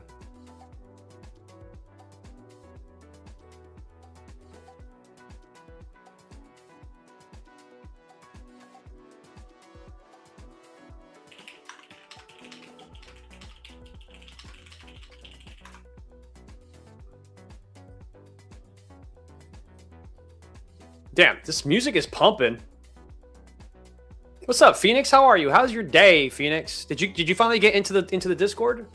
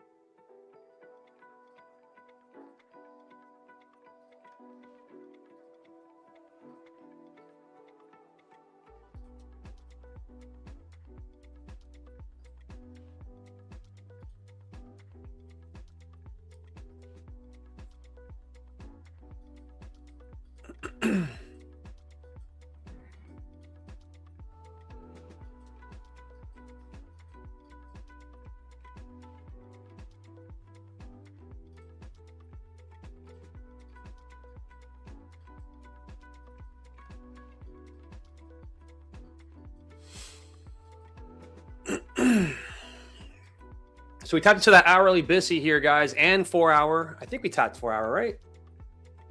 Kind of missed that 4 hour inversion there, but we're in this hourly BISI. So we're getting a nice rejection from there. I really wanted to see a push higher into 24s. That would have been epic for the short.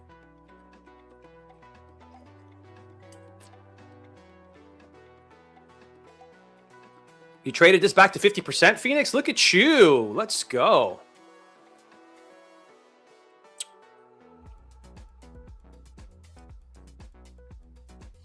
Guys, this music has me jamming.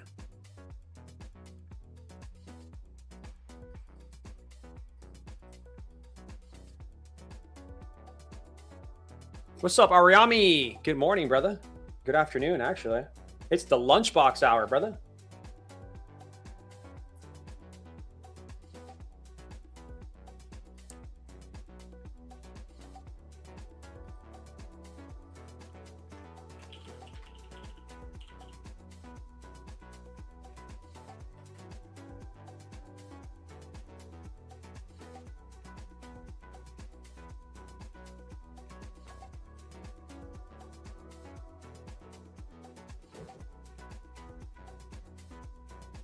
Alex, the market's trying to take my life.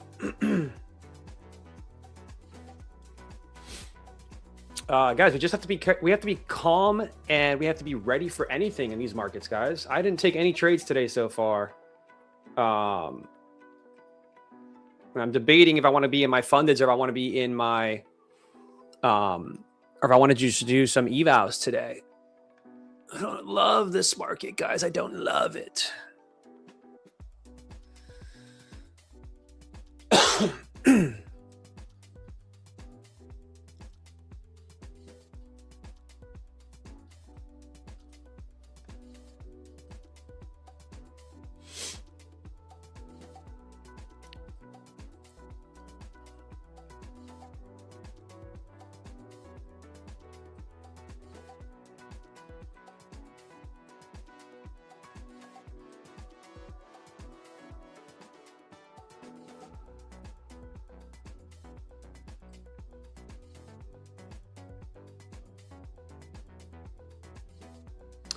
You hit sell, it gets into profit, then shoots out of profits to the stop loss straight.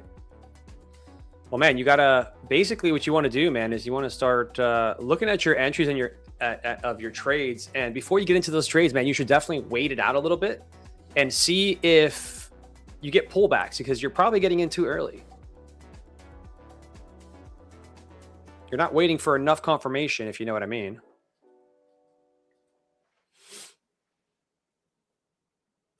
What is the lunchbox indicator? Guys, the lunchbox indicator is right here. If you guys want to try the lunchbox indicator for 7 days, you can go to discord.gg/tmade and just message me there. Send me a DM, and I'll hook you guys up so you guys can actually follow along with the trades here inside of the lunchbox hour, which is 12 to 1, right? So this is the indicator for the lunchbox here.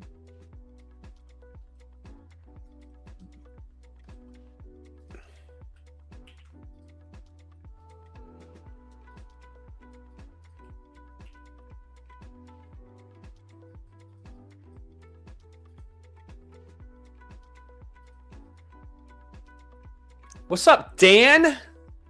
Love having you in here, bro. What's up? What's up? What's up?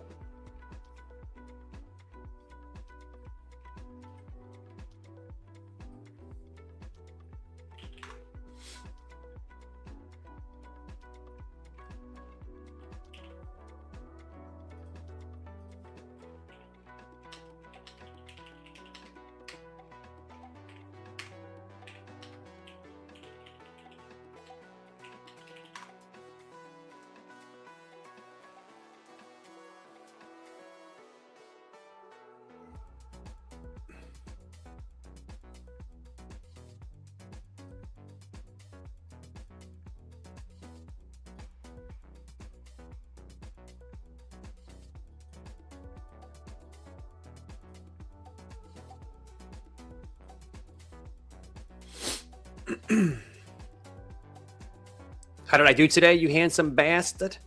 I didn't take trades today, man. Did you get short?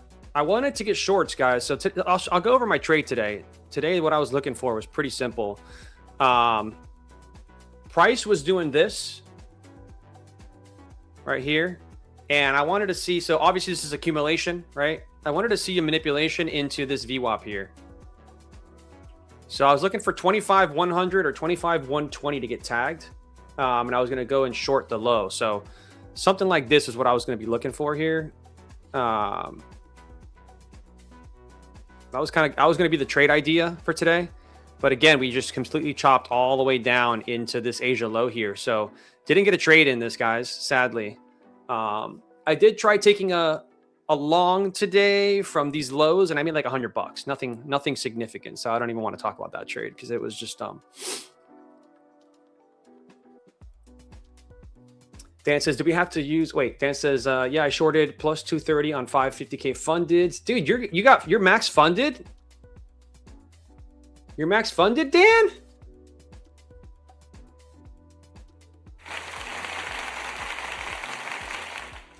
Yo, big W's. Big W's for Dan in the chat. Max funded. That's huge, bro. Love to hear it. That is huge. Love to hear it.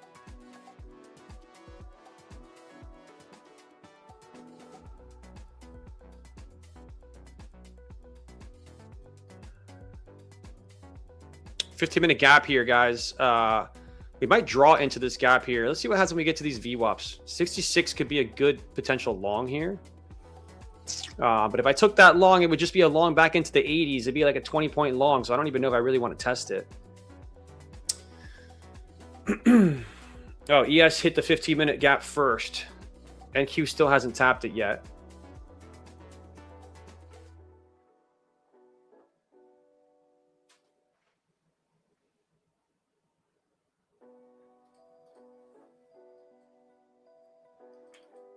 SMT here at the lows, guys. SMT here at the lows.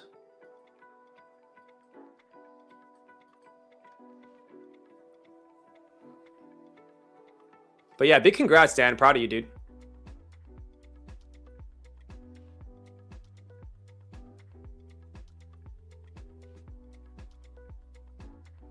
If it takes 2 months for 10K, that's still a really good month, man. That's still a really good month. Look at this. Look at this price action.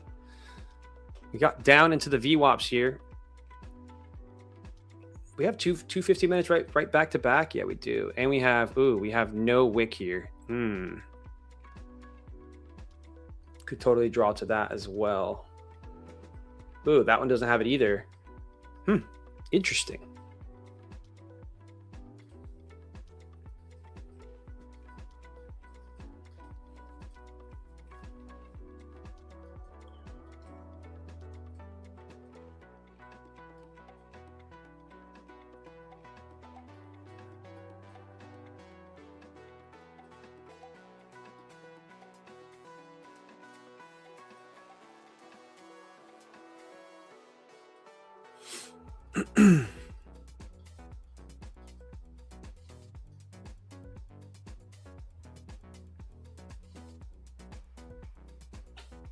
So we're being patient here, guys. On my funded right now, but I think I'm going to switch over to not a funded account. What do you guys think, fam? We trade fundeds or we trade evals today in this price action? How we feeling?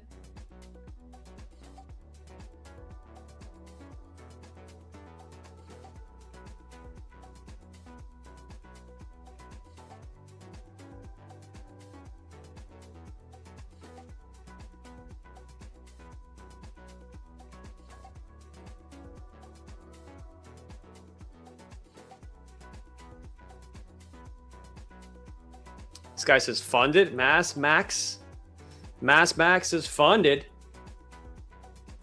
He's saying, don't be afraid of the Trump markets.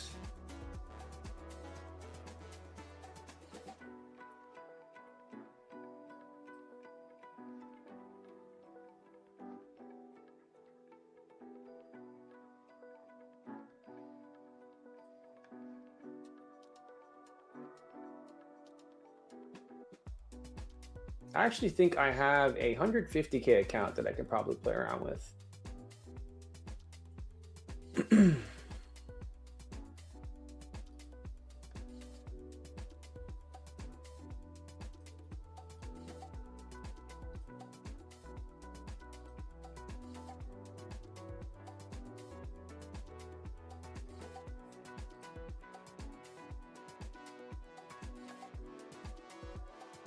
Guys, we're going to do a giveaway in about 20 minutos, 12:30 giveaway.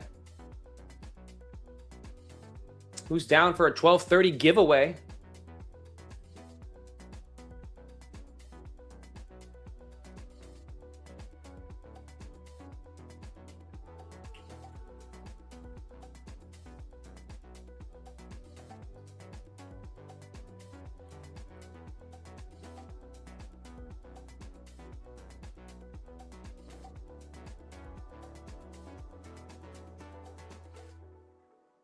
All right, so we're holding the VWAPs here.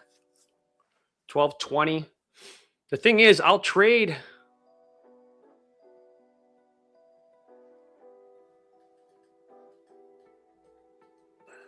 I want us to keep this intact, guys. If we keep this here, this little guy here,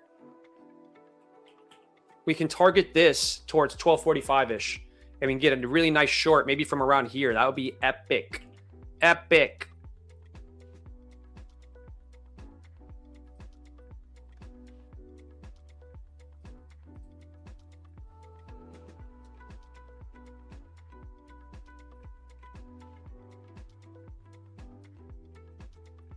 By the way, Phoenix, did you figure out how to get into the Discord again?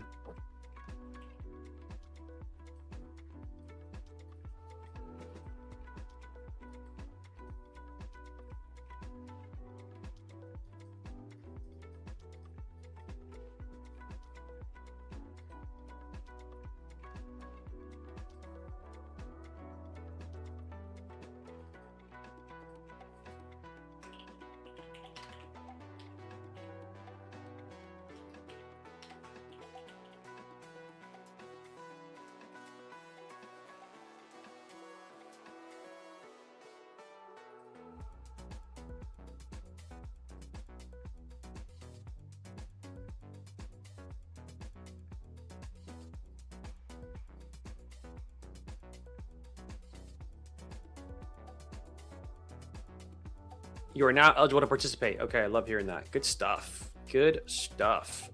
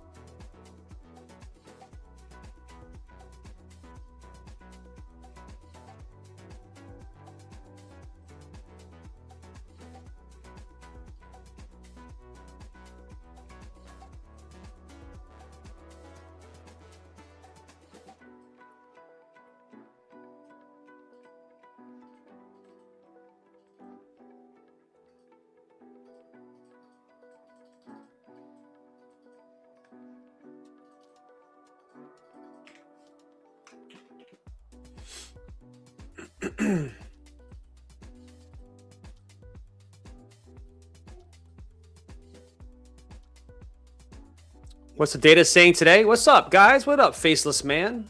What's up, Andy? How you doing? How you doing? How you doing? And he says, what is the data saying today, bro? So we put the high in first, guys. We put the high in first, which means we're going to take the low, right? But I don't want this low. I don't want this low taken until like 1240, 1245. So what I want to happen is I want us to trade into this area and hold so we could then short into this. Right now, it's too early for me to get short. Just want to let you guys know. It's a little too early for me to get short. So I'm hoping that we can get a short off of these 80s here, guys. Like, you know, somewhere around this VWAP here and this M5 here would be great. Like maybe it's a trade like this. This is kind of the ideal trade. If we can get this, I'll be super into it.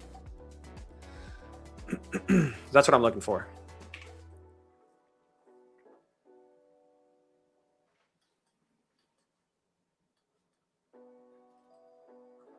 Let's look at the tables here. So we have a high to low forming. We have a 70% chance to take this low today, guys. 70% chance to take that low, and a 90% chance that we're going to take the midpoint before we take the low. So some pretty good stats on our side here. When the high to low was formed in the last 16 sessions, we took that low 70% of the time, guys. So that's what I'll be looking for today, okay?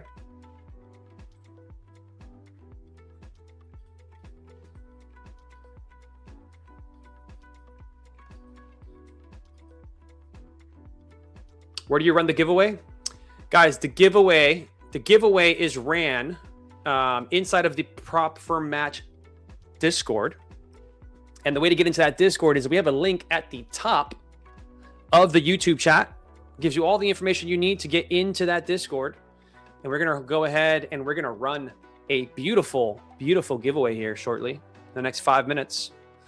Simon says, bro, what IB indicator are you using? Guys, this is called the lunchbox indicator with these orange lines here. This is the lunchbox indicator that is built by Tmade Druby, who's part of Tmade. So it's a Tmade indicator exclusive to Tmade. So if you want to try it out, just join the Discord, guys. Discord.gg/Tmade. You join my Discord and we'll give you the indicator for free for 7 days. You can try it out and then you can trade the lunchbox with me live here at PFM every day, Monday through Friday, 12 to 1.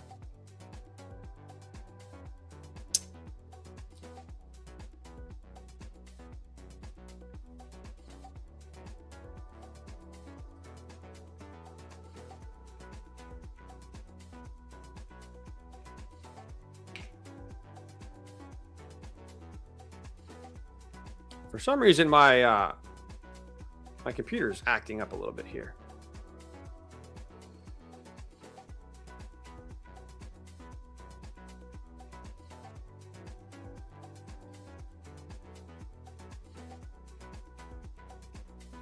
For some reason, I can't move this order. What is going on, guys? Tradeify, what are you doing? I mean, not Tradeify, TradingView. What are you doing, TradingView? Oh, it's because it wasn't a limit order, guys. I'm broken. I am broken.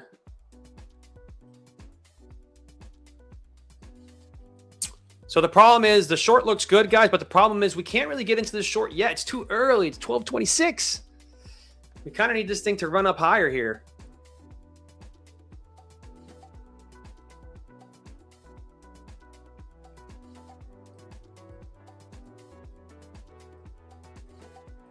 I'm going to set up like this for now. See if we get a push into a retest of 25,100 basically is what I'm looking for here.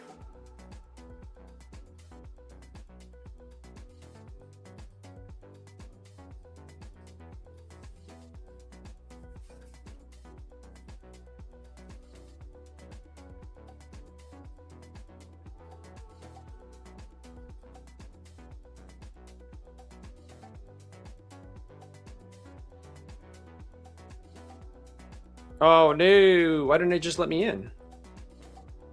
Very weird, dude. Very weird today. I think we just got missed by a little bitty.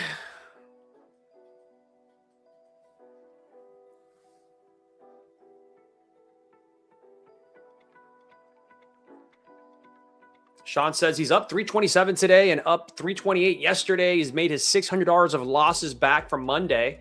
Congratulations. Congratulations. Sean takes profit. So I love hearing it, man. Congratulations.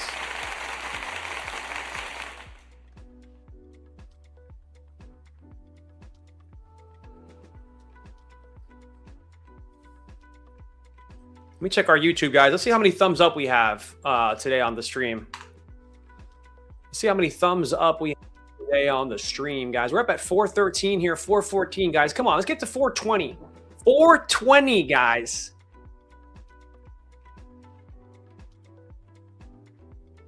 Okay. Let's get to 420, guys. Come on. What's my take on MGC? I just don't trade gold, guys, so I don't want to give you my take, right? My take is all about futures, NQ, NES. That's kind of what I'm trading and what I'm looking at mostly. This is kind of sucks, huh? We didn't get tagged in by a couple points here.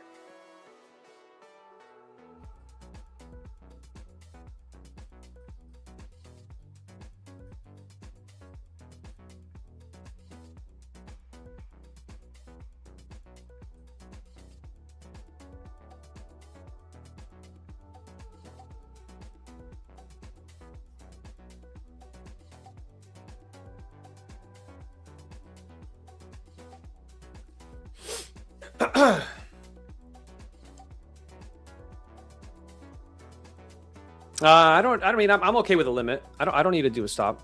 I'm okay with the limit.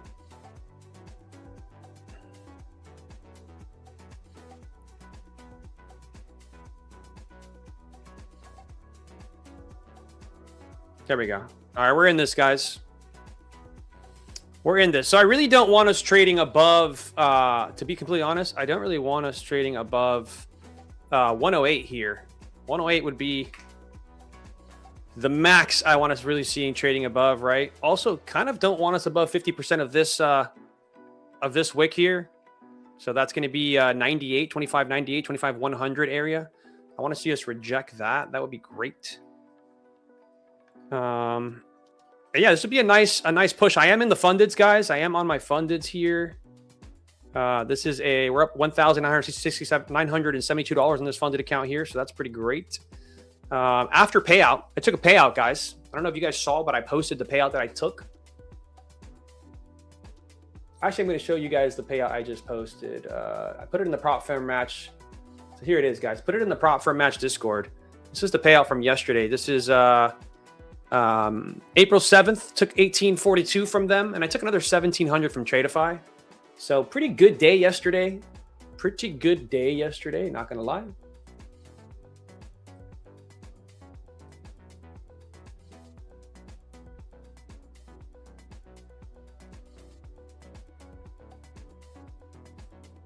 Let me tell everybody in my Discord that I'm on here right now.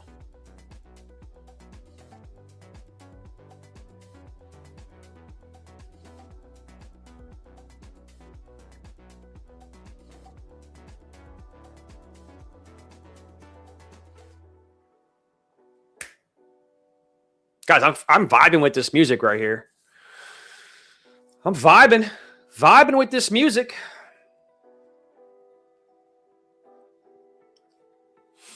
So right now, this is the trade that we're in, guys. It is, I think, a 2R. Let's see what we're looking at.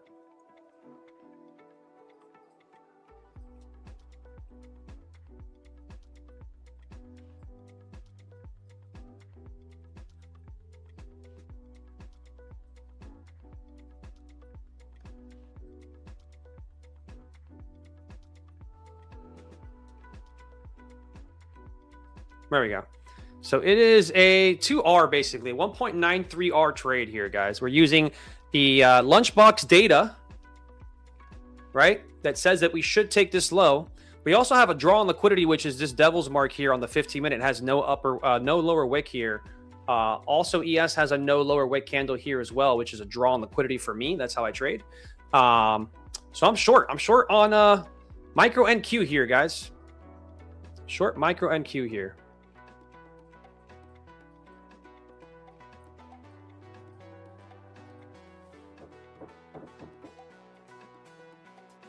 It's definitely a gross looking market. There is absolutely no inversions anywhere here on this V-shape / recovery that we have going on here.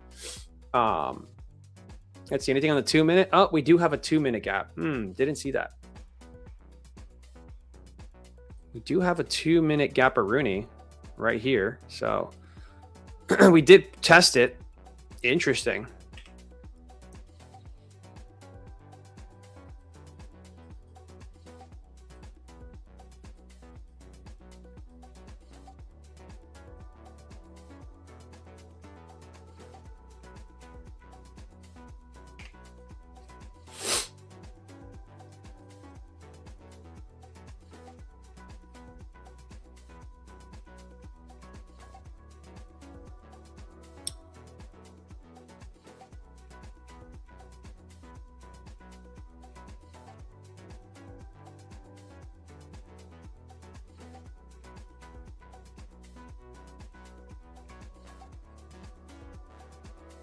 I'm going to add into this position here, guys. 5 more micros here at 109. Looks like I did not get tagged, sadly. Okay, I'm in now. Let's see. Let's see if we reject this wick here. Gonna have a buy stop there. The only thing is we're in a little early on this trade, right? So like I'm still going to be bearish because that's the data, but we can still put another high in because, again, it's 12:33. It's nowhere near the first hour, the 12 to 1 hour yet. So we could easily come put another high in up here and then continue lower. Wait, I want this down here. Let's see what price wants to do here.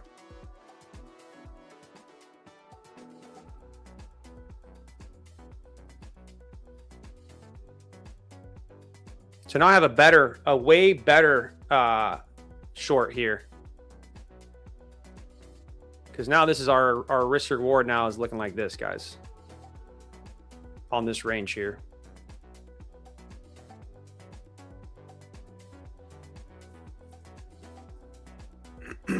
See, we have what it takes to get back down there.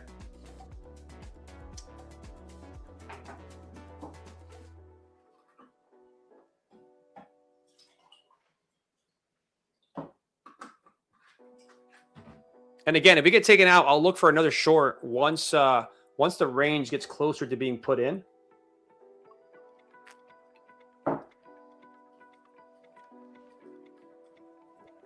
I mean, technically, this thing could run all the way up to like here, to this 15-minute gap, and then take this low, right? We have a pretty big, I mean, we just have a very volatile market lately. So it could do a lot of things. I don't want us to take this high currently. I would like to see this high stay intact and us make a lower high here. Obviously, I'm in this trade right now.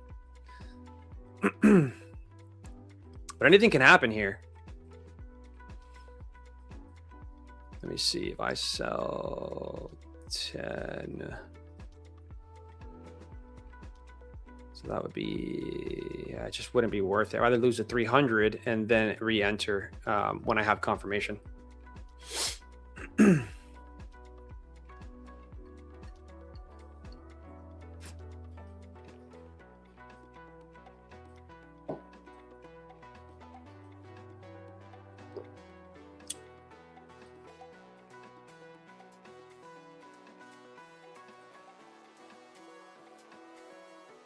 I think we're going to get taken out of this trade.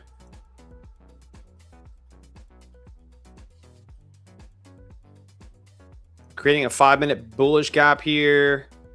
We have a 5-minute inversion here. The crappy part is I think we're going to get taken out and I think it's going to come right back down. But I don't really want to open up my stop. That's the thing about it. I'd rather take the loss and then just focus again on it. Looking for a better entry, I guess. But if we make it lower high here, that would be amazing. Look at ES, guys. ES is holding us, is continuing to hold us below 75% on the fib here, which is what we want to see. If ES can hold here below this, I think NQ just turns back around here, comes back towards the lows. Do you have any news or anything that I'm not looking at here? Let's see. What do we got? What do we got? What do we got?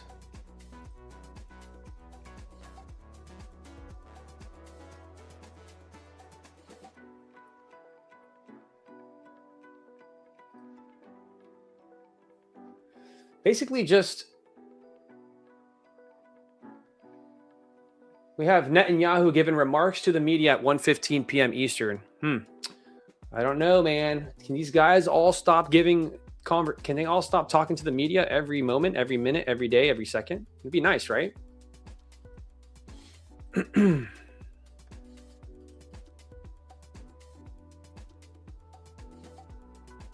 There we go, guys. We got taken out of that trade. That is unfortunate. This trade works out so many times based on data. And again, you know, maybe we just wanted to take that high to then come back down. That's the annoying part is. So we took 257. We're down 257, which is absolutely nothing. Absolutely nothing, burger.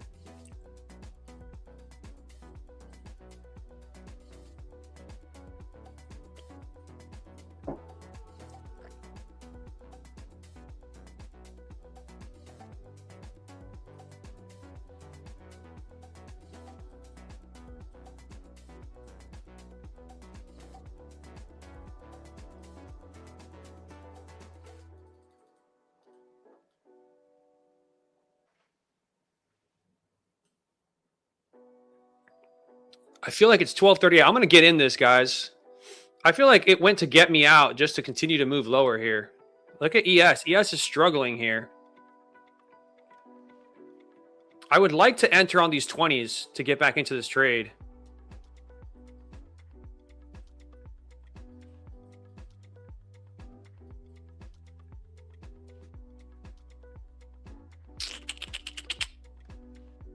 Damn, man. We have SMT here as well.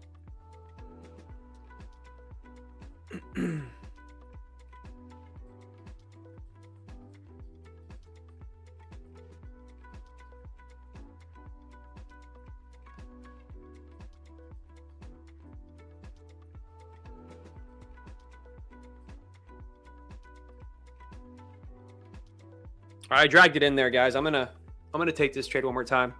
The data says that we should. Well, actually, hold on a second. Let me see this real quick. Got a little bit of an issue here. I'm gonna get out of this trade real quick, guys. I'm gonna cut this trade for a second. I want to look at the data again because I think we might have just shifted stats here. I think we might have put the low in first now. Let's see. Yep. We switched our bias here. So we could short down to 50% if we want to, which would be a short into 25.90. But we now have a different formation here happening. We have the low to high. We had high to low first on the initial trade. But once we took this high, it just shifted the information now. So yeah, that's pretty annoying, if you ask me. But I do like the idea of trying to trade back down into 50% here. Gonna try it, guys. I'm gonna trade back down into 50% of this move here. We get it. Oh, did not mean to do that. Gonna put this something like this here. So we've traded back down to 50%. Before we sweep the high, we've traded back down to 50%, 100% of the time in the last 6 sessions here. So this should work out for us if we can reject these 33s around here. I'm gonna put this at the 140 mark. Give this 15 points, so like $150 here. So 1 to 2 R trade. This will put me back in the green if it works out, even just to 50% of the move. So again, the statistic is we sweep 50% of the range 100% of the time in the last 6 sessions. So we should trade back into this. Unless it's just one of those days, man, where it's just war news and all sorts of crap. And, you know, you gotta be careful with the data. I just don't see us trading back into New York high. I mean, we've done that. That's a 20% day, a 20% chance we do that. We've done it 2 days in a row. So is this a third day in a row where we actually make a move back up into that New York AM high? I don't know, man. I don't know. I do not know.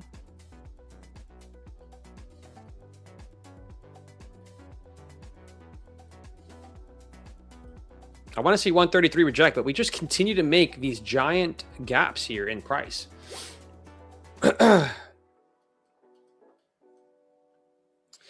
We're going to have a new 15-minute candle opening here in about 3 minutes. So got to be careful here. I don't really want to be in the trade.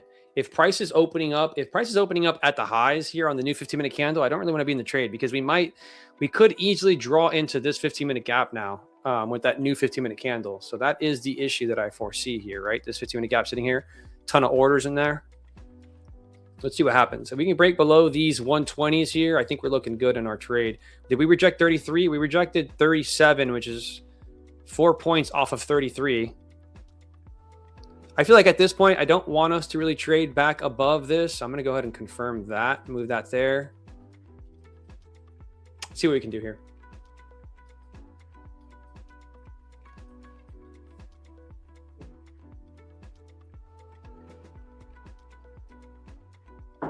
Everyone's in the chat saying it's still a long for you. I know it looks like a long, guys, but you got to understand the data. You don't want to go against data, man. I might lose this trade 2 times out of 10, 3 times out of 10 times, right? Because I'm trading data. And that's the beautiful thing about data, my friends, is data is not wrong. So if we bring this to 5 minutes, we've swept the 50% before the high was taken 68% of the time. So, that's over the last 31 sessions. So, we have a higher percentage chance that we sweep back into, we have a higher percentage chance based on data that we go back to 50% of this move. I'd rather trade on a 68% edge than on a 50-50. You know what I mean? Again, the only thing that's kind of throwing data off lately has been this Iran war, guys. I mean, I'm going to be completely honest with you guys. The initial balance stats that I use and everything that I use has been kind of off lately because, we're having these crazy outlier days. We're having these crazy 20% days. So yes, you could wait for the range to form first, but I like to anticipate the move before it forms because that's how you're going to get the best entries, guys.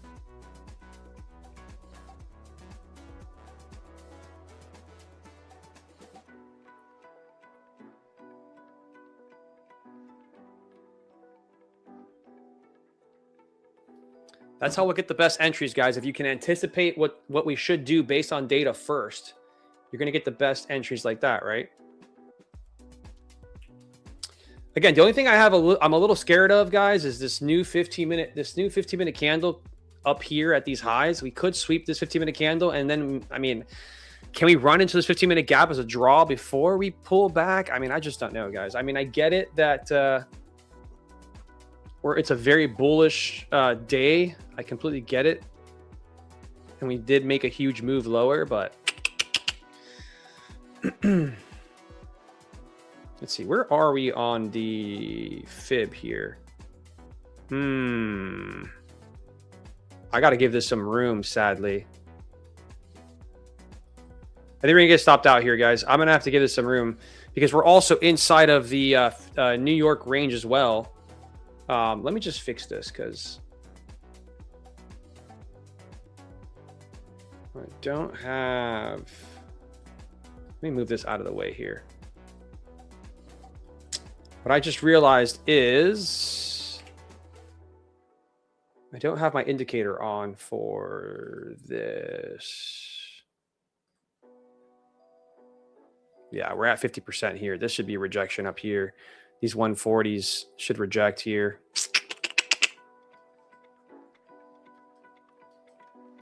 But ES is above that area. I don't know, man. Price should definitely not trade back up into New York AM high. That's for sure. This will be 3 days in a row where we are doing the 20% of what the markets usually do.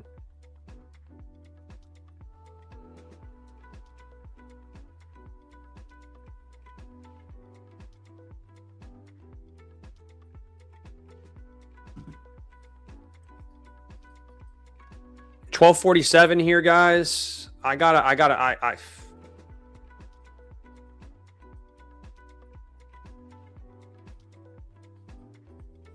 Let me see what we have here on my charts.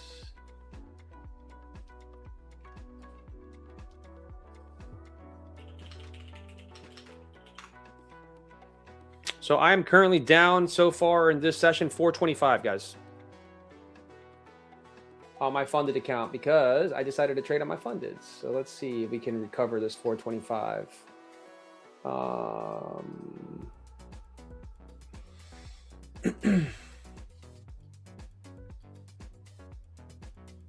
No, that's not there.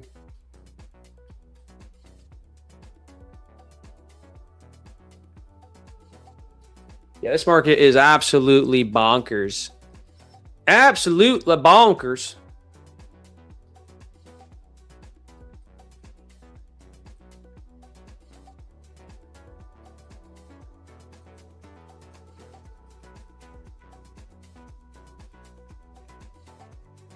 You have a limit at 25,330.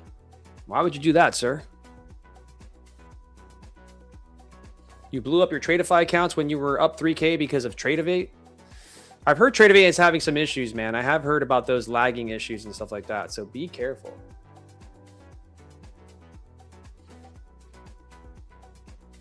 Be careful. This market is insane.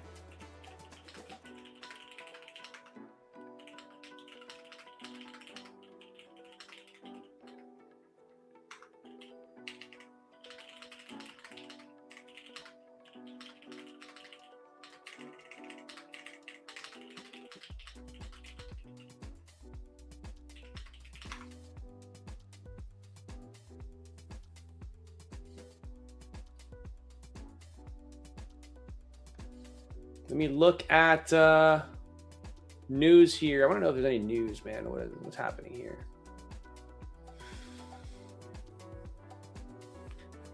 All right.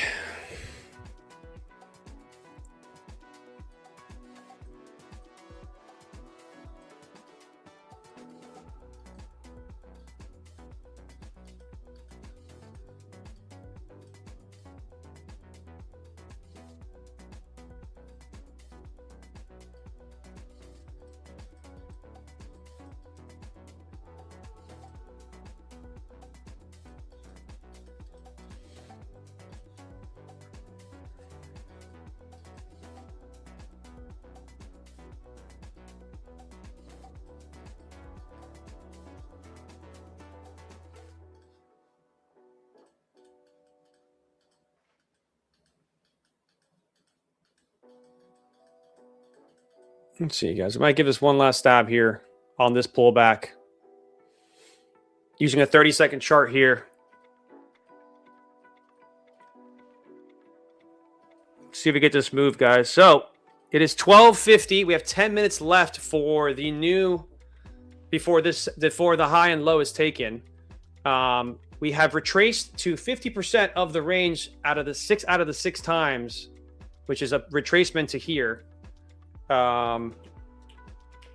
Is it going to happen again today? Is it not going to happen is the question. We do need to close below this 30-second here if you want to see a push lower for sure. But I'd rather take this paper cut because, again, the data tells me we could see a push into 50% before we continue higher. And look at this move right now, guys. What the hell is this? We have gone straight up like this. insane that we're not seeing a pullback here. All right, I'm done trying to short this thing. I'll let this thing do what it wants to do. Should totally reject this area here. 50% of the 50% of the range of the New York range. We got 50% of New York range. The only thing is this 15-minute gap, man. It's like it's just sitting there calling for this candle to come into it.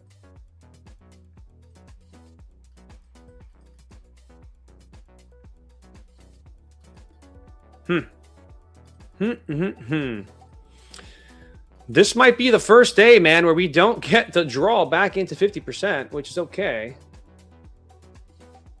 The only other trade that we could try here is if 8 minutes from now, if we take the high, we could try to short 180s.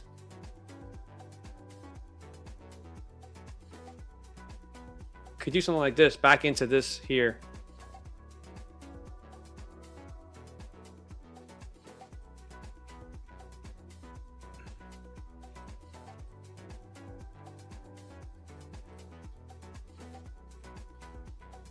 I freaking hate war markets, man. I hate war markets, fam. When we didn't have war markets, I did $35,000 in payouts, man. March, because of the war market, all I did was $6,000 in profits. I did $16K in payouts, but I spent a lot of money because of we just can't use data when we are just, you know, basically Trump takes all data and throws it out the window. It's the reality of what we deal with as traders these days. Let's see. Can we get the actual break here, bro?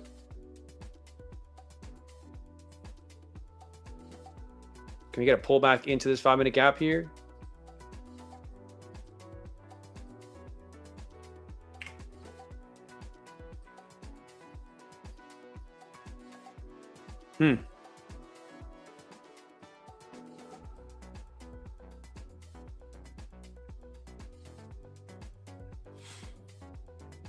This is CISD here, guys. This is a little CISD here on this little black candle there.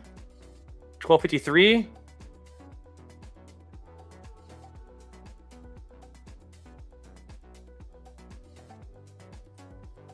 I think we could see a sell-off here, back down, but I'm not going to test it, guys. I'm not going to touch it.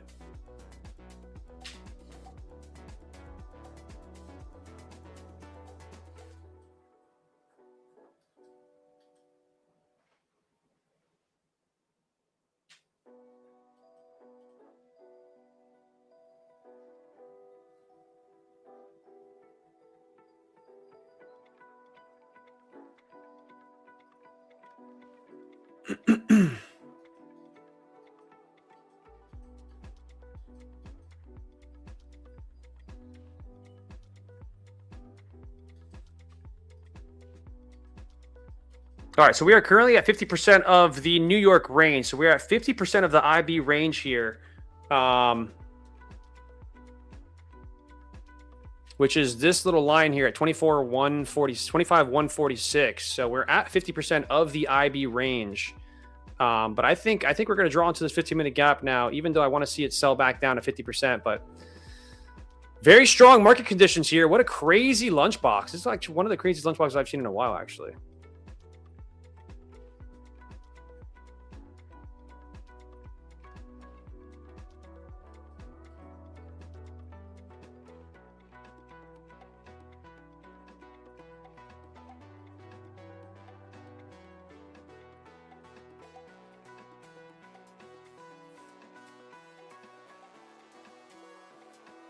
Andy says, where are those bubbles? Yeah, they're still here, brother. I have multiple charts open that I'm looking at. Here you go. I'll put the bubbles up for you.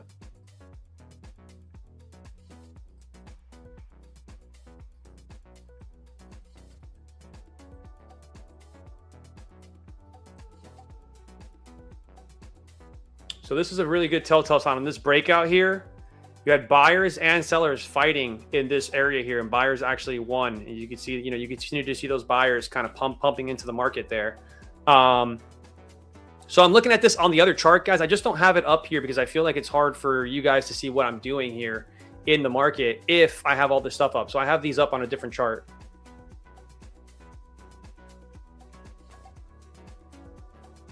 But we're going to draw straight into this 15-minute gap here. 1256, guys.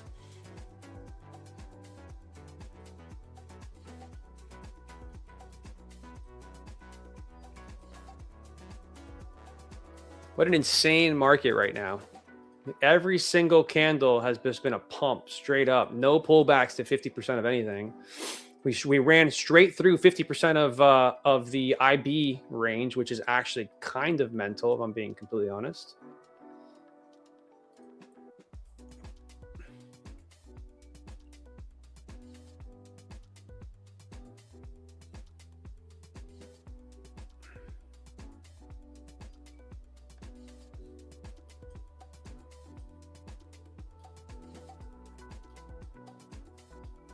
The thing is, you guys don't understand, bro. You guys understood the data that I understand. It is frustrating to trade these markets, man.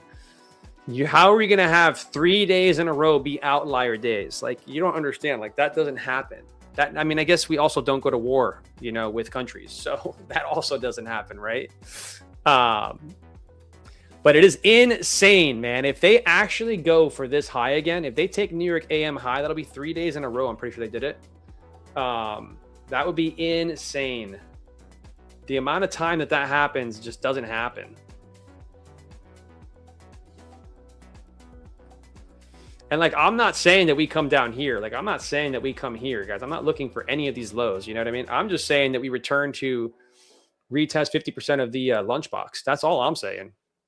25,106. You know what I mean?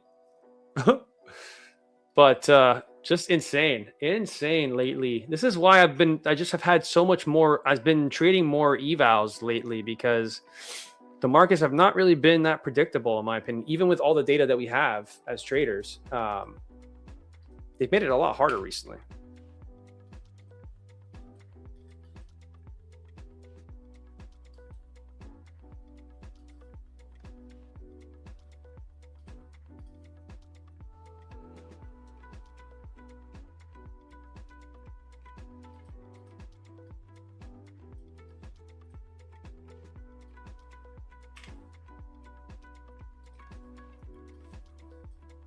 No, here they go. They might actually send it now.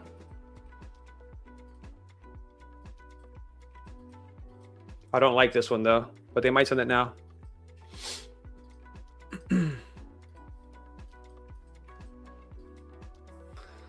12:59 p.m. I think they're going to try to send it now down to probably 50% here.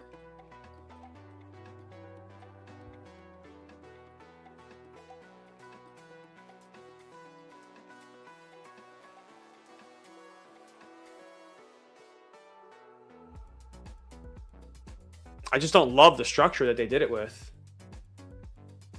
30 seconds, not bad though.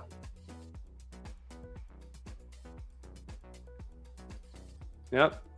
I think they're going to do it now.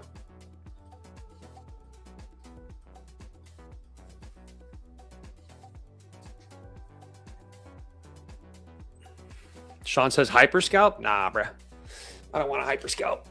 I might try some scalping during the power hour, but I don't really want a micro scalp now.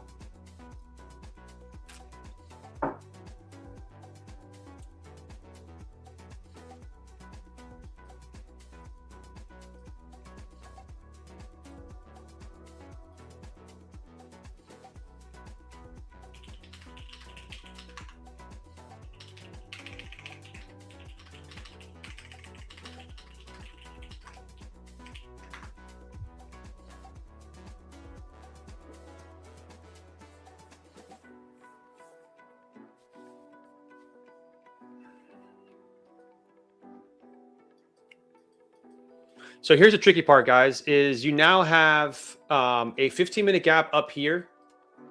You now have a 15-minute gap here, which is a draw on liquidity. And you also have this 15-minute gap down here, which sits at the midpoint of where I want price to go.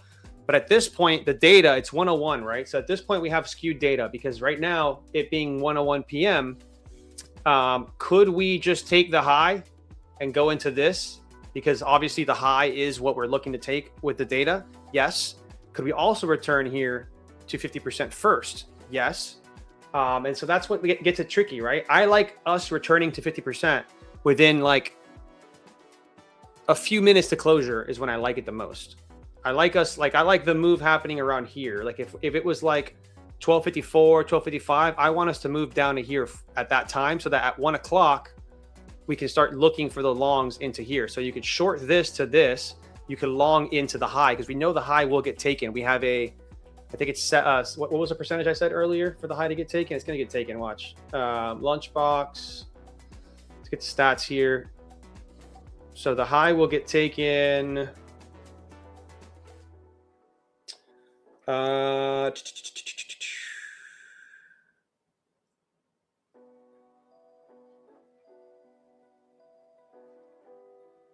65% chance of this high getting taken right now. And a 68% chance of us going back down to here. Kind of interesting. Also, ES already took it. So we have an SMT here as well with ES. Something to look at, guys. SMT here with ES. I'm just tired of trying to short this thing and it just continuing to push higher. You know what I mean? So I got to just be careful here. We do have an SMT with ES currently at the highs.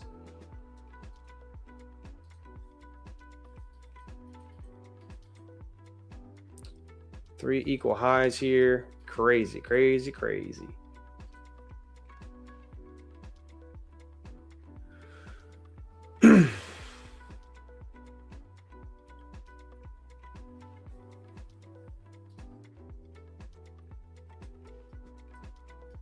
What does it look like to in here? I'm not going to try it, guys. I'm going to let it do its thing. I don't like this market right now.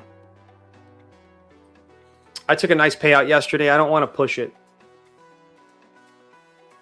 I have in my account, I have $1,300 in there right now. So I don't really want to push it. I don't want to be too aggressive here.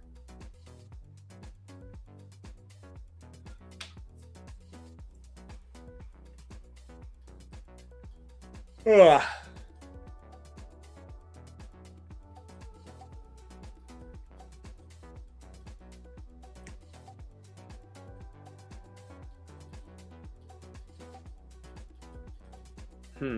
Looks way better on ES, dude. Ugh.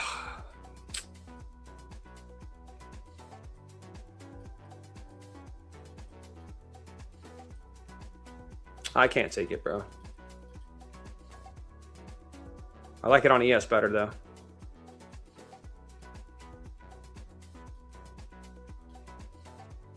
Just what the hell is this, bro? This price action is so ass bunzino, dude. Can't trade this. What is this? What is this, bro? And then on the 200-second chart right here, on this 200-second chart, they just left this with no wick here, guys, at 512. I mean, they're just playing games today.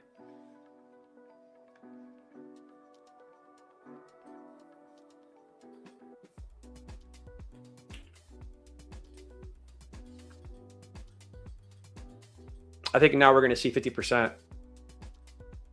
I think we start to sell off here into 50% now.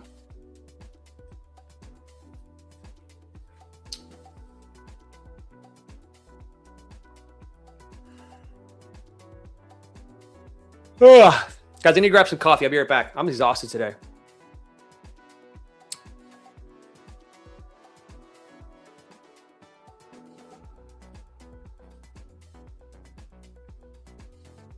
We'll do a giveaway as soon as I get back. All right, guys? Giveaway in a couple minutes here.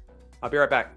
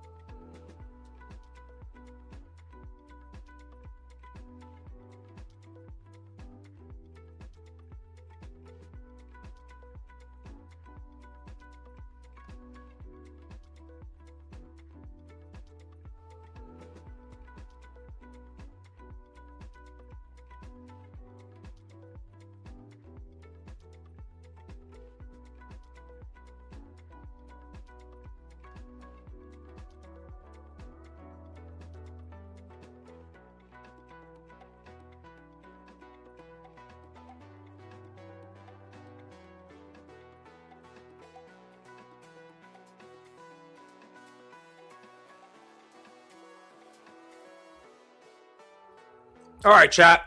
I'm back. Sorry about that. So yeah, I took too many paper cuts trying to get this move, which is happening right now. But you know, in hindsight, we did have SMT here.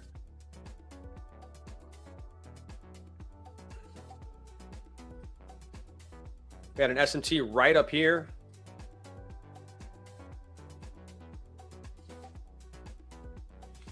And that was the move right there, guys. I just didn't like the structure, so I didn't participate.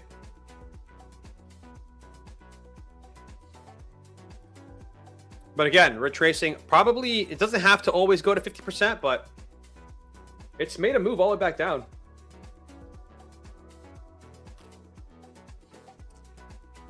$37-point move so far.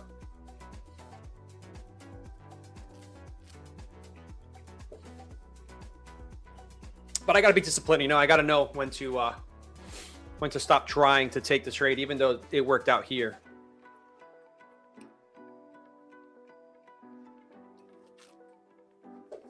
So anybody wants to see this trade, basically, here's your SMT. It's these 15-minute candles here. Right here, we don't take the high on NQ, but ES takes the high. So that's your 15-minute SMT here.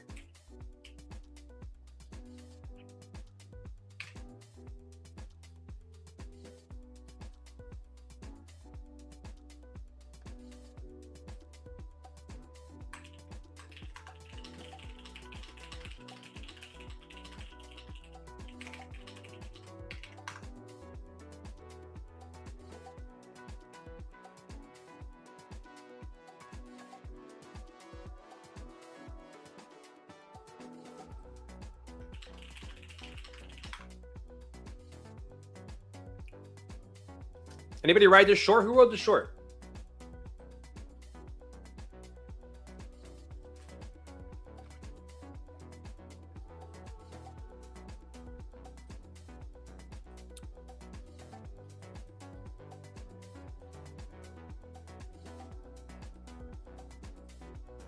You enter short on volume. Look at you, sir. Look at you. Good stuff. Congrats. Congrats.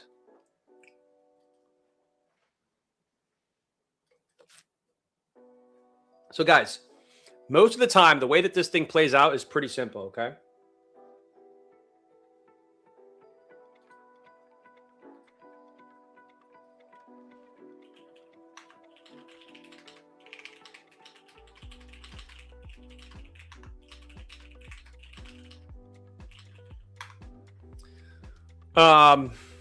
So most of the time, okay, let's just look at this real quick. I want to show you guys the way that this usually works because today is an outlier kind of day. Most of the time, this is what the lunchbox looks like.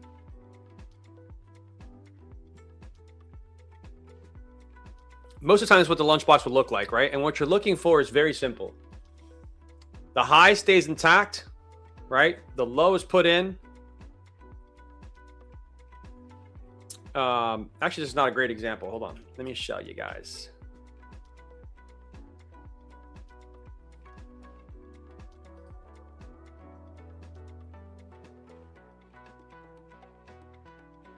All right. So this is what you're looking for. Normally, I guess the best way to show you guys, I guess when we get back, I'll show you the average range. But normally you have a range like this. All right. Now, it doesn't help that both VWAPs are here at the low. That kind of kills our vibe a little bit because these VWAPs are obviously support. But a lot of times what you're going to see is, you know, we could sweep a high, and what that's going to do is that's going to put the low as the as the first that's put in, right? Because this doesn't matter anymore because now we have a new high.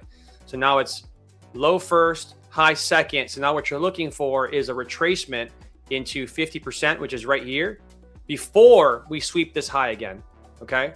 So yes, you can wait for the range to close, but you can also anticipate that pullback to this area. And you start to look at time. Time is very important. So what you want to do is if it's 12:45, 12:50, and we're here, you're looking for us to come here before we go back up to take the 1 o'clock high. Okay. Because we know based on data that the 1 o'clock high has a 70% chance of being taken. That's how simple Lunchbox is. Why? Because that low was put in first, high was put in second. So now we look for that retracement and we took for that push into that high there, right? If you think about it from an hourly candle, right? Let's just say these are hourly candles.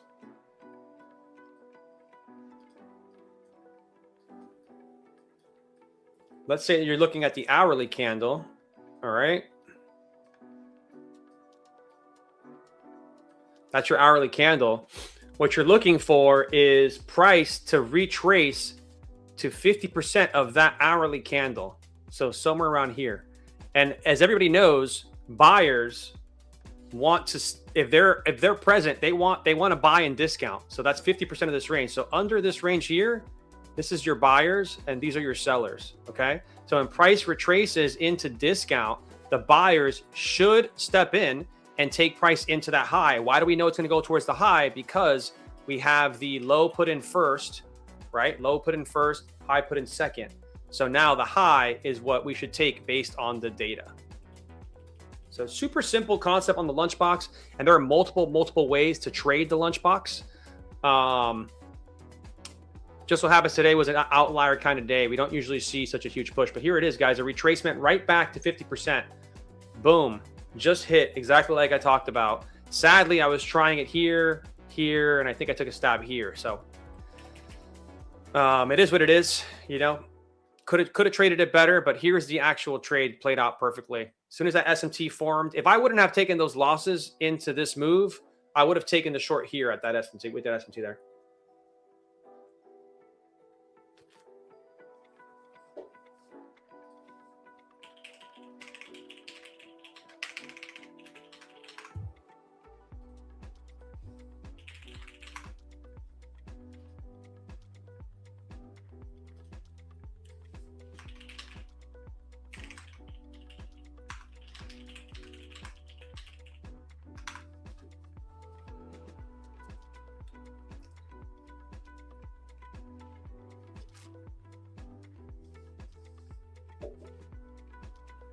Somebody says, buy, man, buy it. I don't know if I'm going to participate anymore, guys.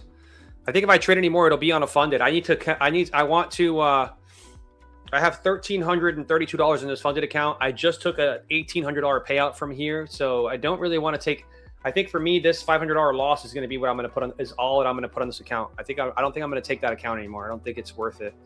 I think tomorrow when I see the price clearer, I'll take it. And this is how you get payouts, guys. You have to be smart and you have to understand when to push it and when not to push it, right? If I take 2 more losses on that account, I'll be down 1,000 at that point. It's not worth the, it's not worth it, guys. I make almost all of my money in the New York AM session, and a little bit on in the Lunchbox session. So essentially, I can make $500 with my eyes closed tomorrow during the New York AM if it's good, right? I mean, I don't know what tomorrow's going to bring for us because I think tomorrow is, tomorrow. What is tomorrow?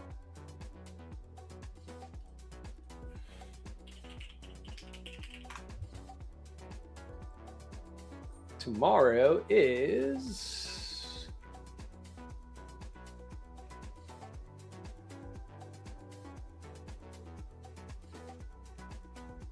so we have FOMC meeting minutes today at 2 p.m. here, which is shortly. And tomorrow we have CPI. Core CPI on Friday, 8:30 a.m. Tomorrow is core PCE price index.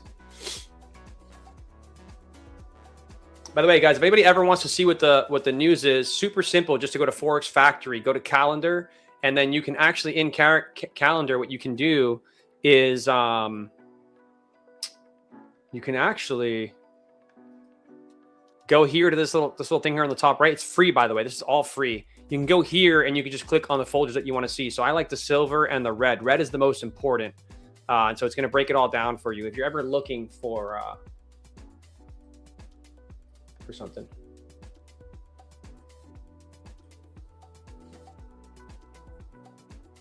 John666 says, when do you know to enter a trade during Lunchbox? I mean, that's the hard part, right? You can trade Lunchbox over time, and then you can get an idea of what to do with Lunchbox. The problem is, in my opinion, sometimes, like, here's the thing. I want to take a long.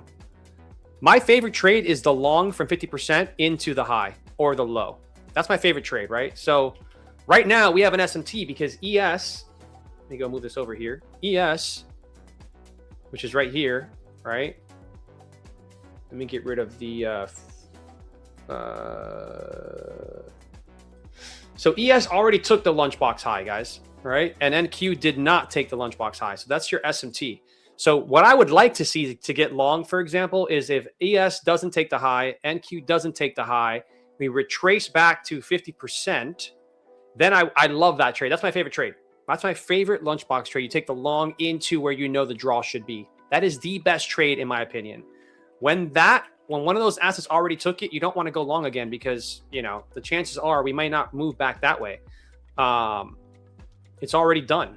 And a lot of times, even if you go back to yesterday, if you go to yesterday's Lunchbox, here we go. Here's that push lower. Yesterday's Lunchbox was just like this. We took the high and then we melted all the way through the low. And again, I keep saying this devil's mark here is the draw for me, right? So now this could be on the table because now we've already filled the data, right? We've already taken the high. So it'd be interesting if we go and take this devil's mark down here. We do have a guest coming on here in 8 minutes, guys. So as soon as the guest comes on, we're gonna give away 2 accounts together. How about that? You guys down for that?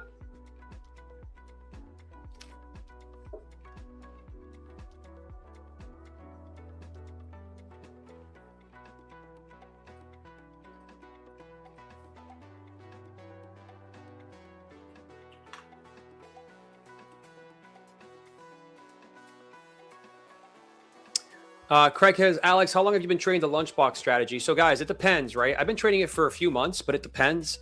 If I make money, like if I take the New York AM trade that I take every single day and I make money, I do not touch Lunchbox. Like I have to come to the charts and be like, wow, Lunchbox looks way too easy to take it. You see what I'm saying? And then I can take the trade. But I'm not going to take, like if I make money, I don't take another trade because that's how you, like the more I don't care how good of a trader you are, the more you expose yourself to the markets, the more likely you're going to lose money. So in my opinion, I much rather, you know, make my money in the New York AM session. Now, if New York AM doesn't give me a trade, like today, New York AM didn't give me a trade. I was looking for the retracement to get short and I never got a retracement. We just kept melting. If it doesn't give me a trade, I will take the trade on, I will take the trade on the Lunchbox, right? Which I did today, and today I happened to lose because what I wanted to happen was correct. It just happened after we took the high on one of the assets instead of before. If it would have happened before, it would have happened here. We would have got the pullback, and then we would have taken the high. So that's what I was anticipating. That did not work out. And that's okay, guys. That's part of trading. You have to understand, you know, you can't win every trade, even though I was right about what I wanted to see happen. You know, I didn't play it the best to my abilities. So yeah, looks like we are going to go for this draw here, though. Looks like we do want to go for that draw.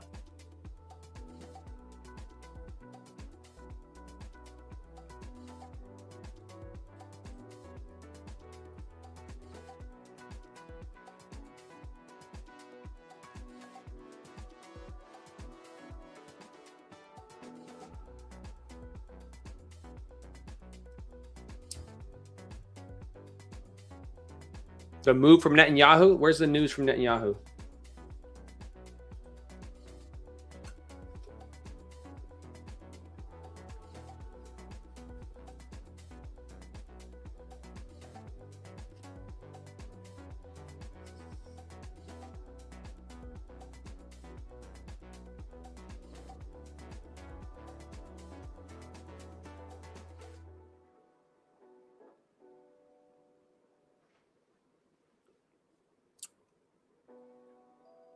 Yes, Adit, we're going to do a giveaway here shortly, man. I'm waiting for my guest to join.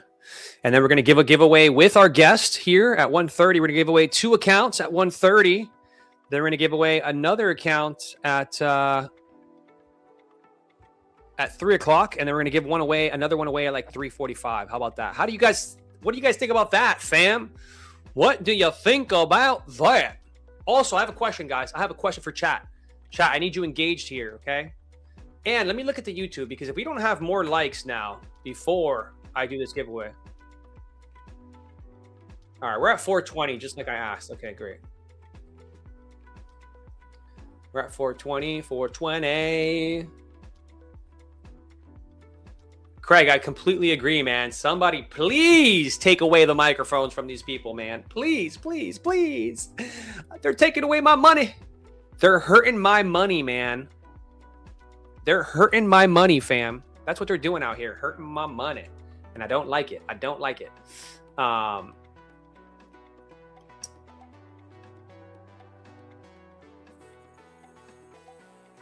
So, our guest is here. I'm gonna let him up in a second here. But, guys, chat, question. This is a serious question for you guys. Where do my charts look best? Do you like them on this screen, or do you like it here, guys? What do you like better?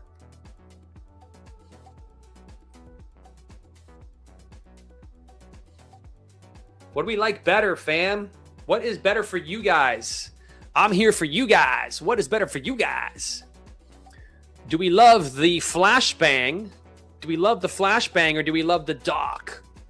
The flashbang, the dock. All right, cool. I love that you guys all said the white. Let's go.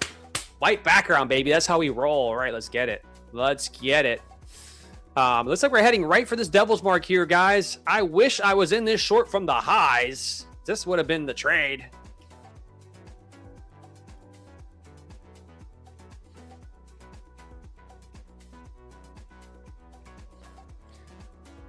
Gonna mark this out here, guys. So here's ES's. Oh wait. Oh yeah, here it is. That's the ES Devil's mark there.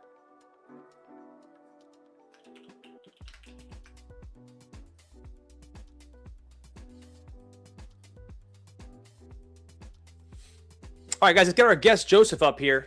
Joseph, raise your hand when you're ready, brother. Raise your hand when you're ready. Let me see your hand go up. If your hand goes up like this, I'll let you in, brother. I just don't want to. All right. He's ready. Let's go. Hello. What's up, man? How are you, brother? What's up? I'm doing good. How are you? Very good, man. I'm very happy to have you on here because I know not much about you, so I'm excited to learn, man. I'm excited to learn about you. Yes, thank you. What I wanted to ask, man, is I'm going to give you a link real quick to the mobile version. Are you on Mac or are you on PC? PC. Beautiful. Okay, great. So what you're going to do, man, is if you're using Chrome as an extension or whatever extension you're using, this is going to work very easily for you. Mac users sometimes have an issue, but what you're going to do is you're going to open that link I just sent you on WhatsApp, and you're going to share your screen and your camera as well.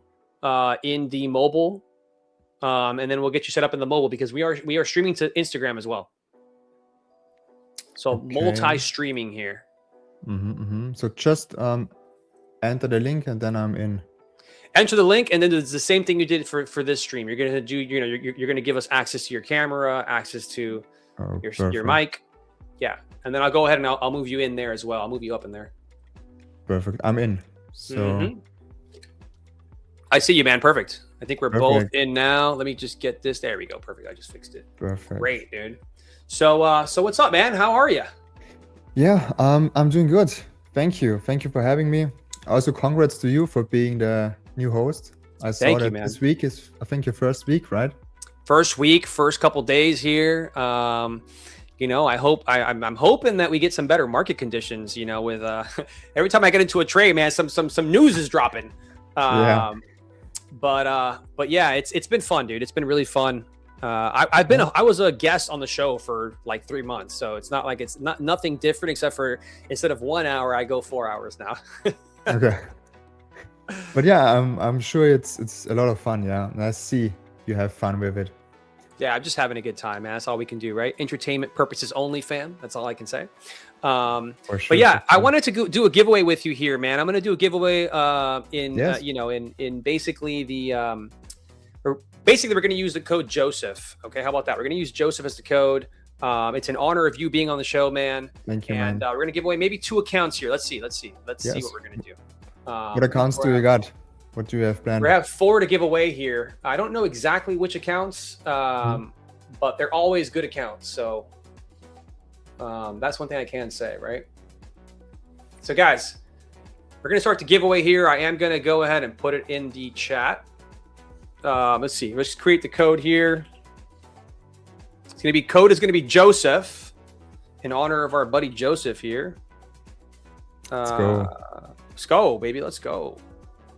So Joseph has been created there in the Discord, guys. If you guys are part of YouTube right now, if you're on the YouTube stream and you don't know how to get to Discord, we have a link above in the chat on the top right, and you'll be able to come into this and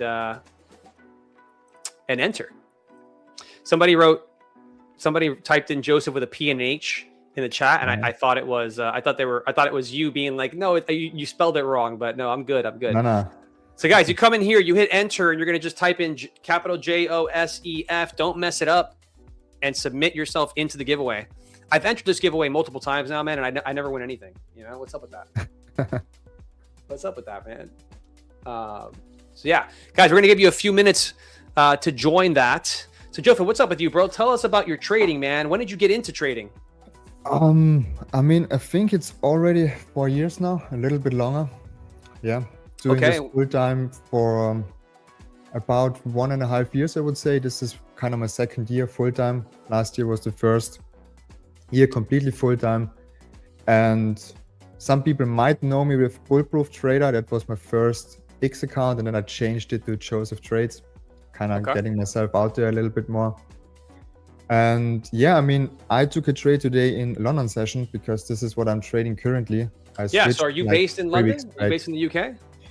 In Austria. Europe, wow, dude, look at you living the good life over there. Yeah. Yeah, that's why I changed. Life? Is it good? Are you in the country? Where are you? I'm currently in Vienna, capital city. Very beautiful, man. Exactly. I'm jealous, man. I'm in New York, but I'm jealous. Yeah, you need to visit.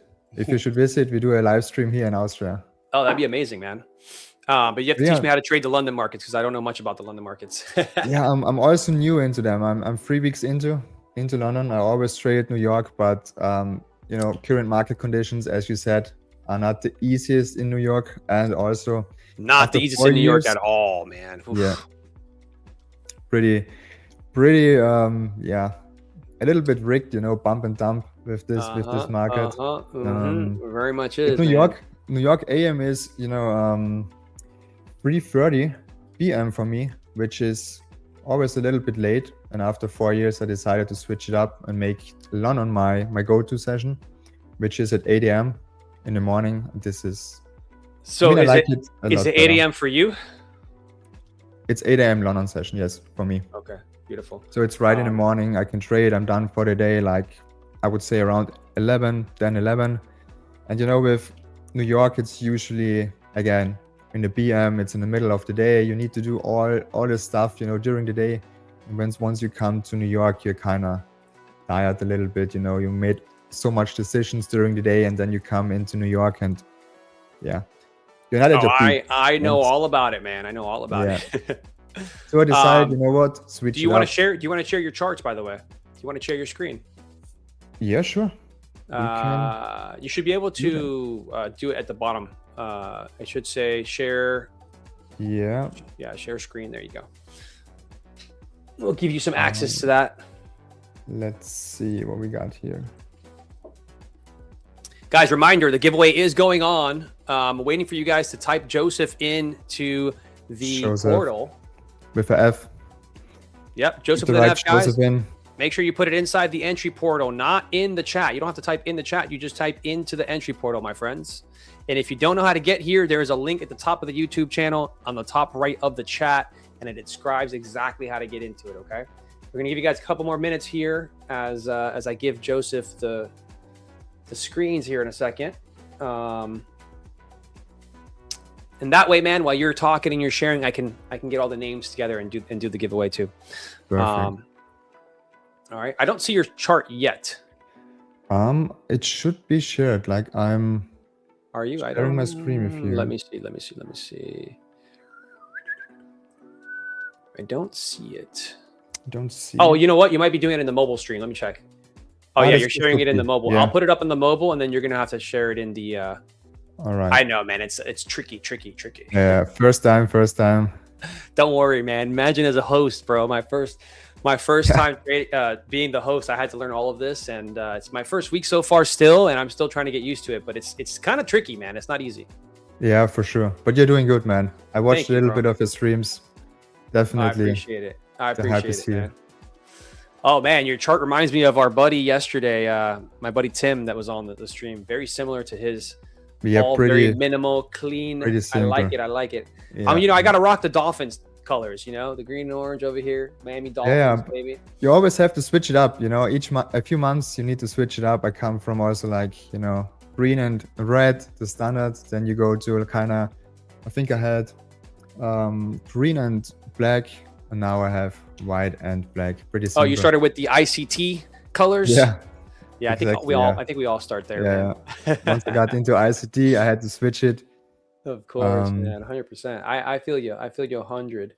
All right, man. I'll let you jump in and kind of walk us through stuff. I'm gonna go ahead and start copying the names for the giveaway here. Perfect. I mean, I can go over the trade I took today, or 2 trades I took today. Amazing. My trading is pretty simple. As you can see, I don't have much on the charts. And when I started like trading, I did not really have social media. So I came to ISD kind of late, and I found, the typical supply and demand stuff, which never really clicked with me. And then ISD was the first thing after 2 years, I would say, that I found, and that got me consistent. It's funny about supply and demand. It's like here's your zones, and then figure it out. Exactly. Yeah. Here are the zones. Figure it out. Yeah. You got a big zone, and then it's like you enter somewhere here. You don't know where. It's like this zone, and this is. Yeah, it might go past it, might not. Yeah, exactly. But then I went through so much stuff. Volume trading, just again candlesticks, supply and demand. And you know how it is in the beginning when you don't know much about trading. You try different stuff, you strategy hop. And once I came across ICD, this is the first thing that kind of made sense to me. Basically liquidity, right? Highs and lows, the value gaps. And I must say, I'm not someone who went over a lot when it comes to ICT. I just watched the 2022 mentorship. This was kind of my thing that clicked with me. It also got me kind of consistent. 2022, you said, the mentorship? Yeah, exactly, the mentorship. Yeah. This is basically all I watched, and then, in my opinion. Yeah, highs and lows, fair value gaps, that's all I started to trade. Then I also started to trade inverse fair value gaps. This was my strategy for around over a year, 1 to 2 years.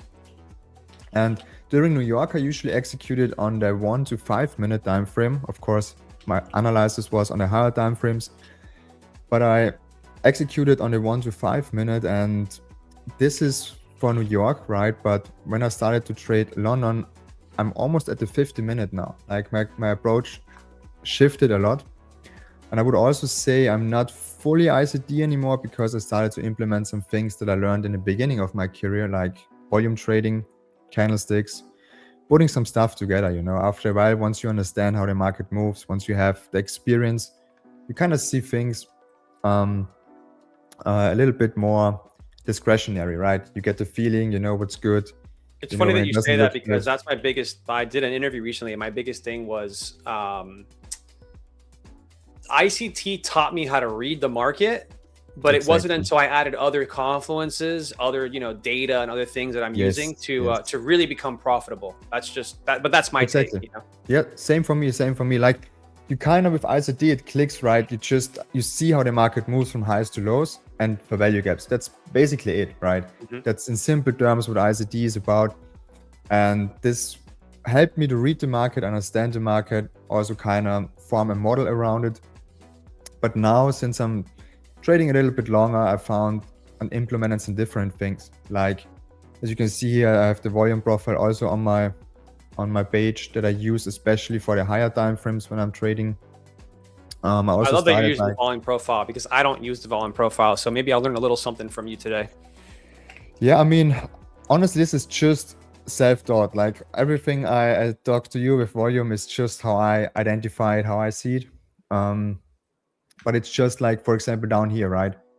This just gives me another confluence, like when we have high volume, that we have a good bounce, right? You see this candle, we have a big wick on it. We came also into a fair value gap here, kind of rebalanced this leg, and then we came here and bounced. And this volume is just an extra confluence, right? High volume, many participants, and then we had this bounce, as you can see here, to the upside. So it's just a little extra confluence that I use. Also, sometimes when we have, for example, high volume, and I see no follow through, right, then usually this indicates that we don't want to go higher or shorter, for example. But yeah, my trading basically this year, or I think since around 6 months, I only trade off the 5-minute, and now since London, I also implemented the 50-minute, so I don't go lower for my executions. No 1 minute, no 30-second or anything, just 5-minute, 50-minute, that's it. Especially in London, it's a lot cleaner, right? Because with 1 minute candles, you sometimes have leggy candles, or it doesn't look good, as you can see, right? The range is not that big. And the trades I took today were pretty simple. Like, I also use a level system that I'm currently in the works with, which also lines often up with liquidity. As we can see here, we had all these stacked highs today that we took out during London, during pre-market. And this is basically the trade that I took. I unfortunately missed the trade. It would have been nice. This was this trade, because this was before London opens, right? Is that midnight there at the bottom? Here we have midnight, yes. Okay. And then I use the midnight price. This is always what I use. Midnight price. Also, when I trade New York, I also use the 9:30 opening price. Very good confluences. Also, kind of supply and demand too, right? We often bounce off them. We often retrace back to them. And this was, for example, I would have taken today, if I would have been at the charts, a simple retracement, right, into this 50-minute fair value gap. And as we talked, right, ICD, you learn how to read the market. And when you know we have liquidity above, like here, right, we had this stacked highs above. We are bullish, we're respecting bullish PD arrays. And then I would take, for example, a trade like this. It's a little bit big, kind of like this into the highs. Because you're thinking if we do get back down towards midnight, you really don't want to see price below it. You want to see support, right? Exactly. I mean, with the 50-minute, and especially during London, you can be a little bit more loose with your stop loss because it's not that big, right? You have a 25-point stop loss. Yeah, which is... You can even put it at this low, but then you have 8 points, so you can give it a little bit of room. And then if you hold this fair value gap, you want to see a move higher. But since I wasn't trading at this point, I start trading at 2 a.m. So what I did then, I took a loss first today, which was this one. What we had here was a retracement into a 5-minute gap here. We were holding this. And then we had an SMT here at the lows too. So as you can see, it's pretty simple, right? I'm just looking at basically candlesticks, SMT, and the drawn liquidity. That's all I'm using. So this was the first trade that I tried. Pretty small trade, but in London you sometimes get big moves. Yeah, I don't know if you saw that we had Candy on the show. You know who she is? She just took $1 million payout recently. Yeah. I've seen her on social media, but I never really, I didn't even know she took $1 million until I rewatched the stream last night before bed. And I realized, wow, this girl took $1 million. That's incredible. And she was talking about the 30 points that she looks for in London, because that seems to be like what you can get, Yeah, I mean, since I trade London, like I post all my trades on X. I had some really big trades these last 2 to 3 weeks, like 150 point moves, like 100 point moves, like pretty big moves. But you get what's there, right? You can't really like wish for points you want. Like here, this would have been a 30 point trade into the highs, which would be a 2R trade. This unfortunately failed. Like this SMT did not hold, the 5 minute did not hold. And then what I took was another step into the highs, which was once we formed another SMT here. So at this point we had this SMT. And this, for example, is a low I don't want to get broken. Right now we have SMT. We still respect the bullish trend. And this is where I took another long here. Again, I always say once you know, or once you know where price wants to go, right? Once you understand the draw, your entry model becomes less important, right? Because so many people are focused on the entry model and they don't know where the next draw is. But you know, there's so many inverse for value gaps or for value gaps on the chart, you can't just enter. It's not a pattern, right? You always want to know where is the draw. And this was my second trade today that I got in, and this then worked out beautiful. I don't know if you've seen kind of my like any of my my X posts or whatever, and I feel like you and I just started following each other pretty like recently. But yeah, exactly, one of the things that I talk a lot about is, you know, I went on a 93-day $100,000 in payouts. Yeah, I saw this. Crazy. Congrats to that. Thank you, brother. I appreciate it. And the only reason I was able to do that is because I understood where the draw and liquidity was. That's the biggest thing is understanding. And I know where the draw should be between 10 and 11 because I used data from the initial balance to find where we should go. You know what I mean? It's not 100%. But if I can get 65% or 70% of the data in my favor, then it's going to help me, you know. And I tell people all the time, like today I was trying to short the Lunchbox. I don't know if you're familiar with Lunchbox, but I was trying to short Lunchbox. I knew we would get the retracement, but you know, the problem with the market right now with this, you know, we had Netanyahu say something. I don't know what the hell he said while I was doing the segment. And, you know, average range of 100 points becomes 200, you know, it's harder to anticipate. All right, where should we actually get the retrace? Where should, you know what I mean? That's the problem that I've been seeing with the markets lately. Hopefully we can get past all of this for the New York session specifically. And we can see some better price action going into the end of the week or next week. I'd be thankful to the price action gods. We hope, yeah. I mean, it's pretty crazy how we move like today too. Like when I woke up, insane, man. Yesterday, you know, everyone was short biased, right? When the market opens because of Trump. But then I looked at my phone today and we had like this 3% move, right? I mean, it's almost 1,000 points. It's crazy how we move. And you know what I'll tell you is usually not usually, but before I became profitable, one of the biggest problems that I had, and I know a lot of people probably in this chat are probably going through this, is after a big move like that, I'm trying to catch every top to short it. You know what I mean? Because I'm like, we have to retrace. We have to retrace. And what I've learned over the time is, no, we don't have to retrace at all. We can keep going higher, man, because this is a squeeze. We squeezed out all the shorts, you know? Yeah. And so how high can we go is the question. I don't want to be 100%. The person that tries to figure that out. I rather just trade them. I rather trade the momentum, you know. I rather trade the direction, you know. I tried it too often too. Always. Yeah, I think when you first start, you know, you're like, oh, this is why we need to go lower, you know. We need to do this. We need to do that. For sure. But yeah, man, I love that trade that you took. It's a beautiful trade. Yeah, thank you. Same thing today, right? Old me most likely would have tried shorts somewhere in here, right? But you know, you just gotta join the trend, and then longs work out more in your favor. But of course, right, once we took all these stacked highs up here, then you can change your narrative a little bit. Exactly.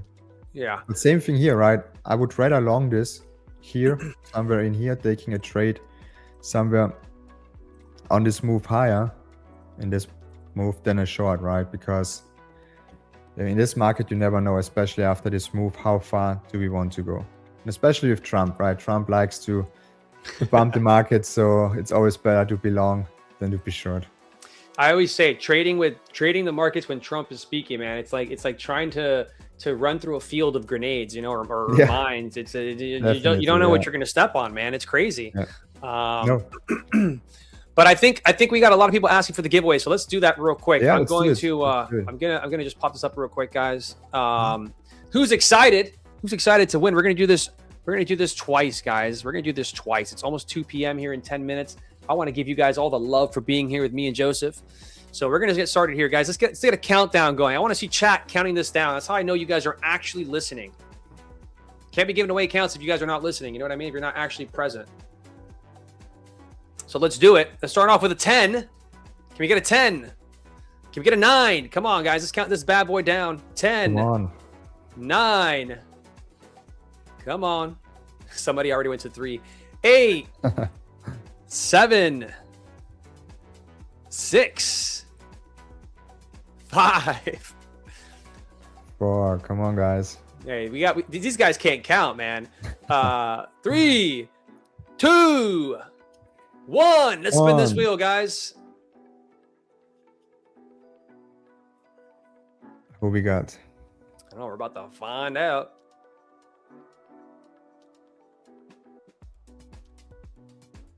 Let's go. Huge big W to R3TROX or Retrox 7. Congratulations. You are one of the winners here. Congrats. Go ahead and put your name here in the Discord. Congrats. Free account is always a good thing. Dude, it's an awesome thing. And we give out like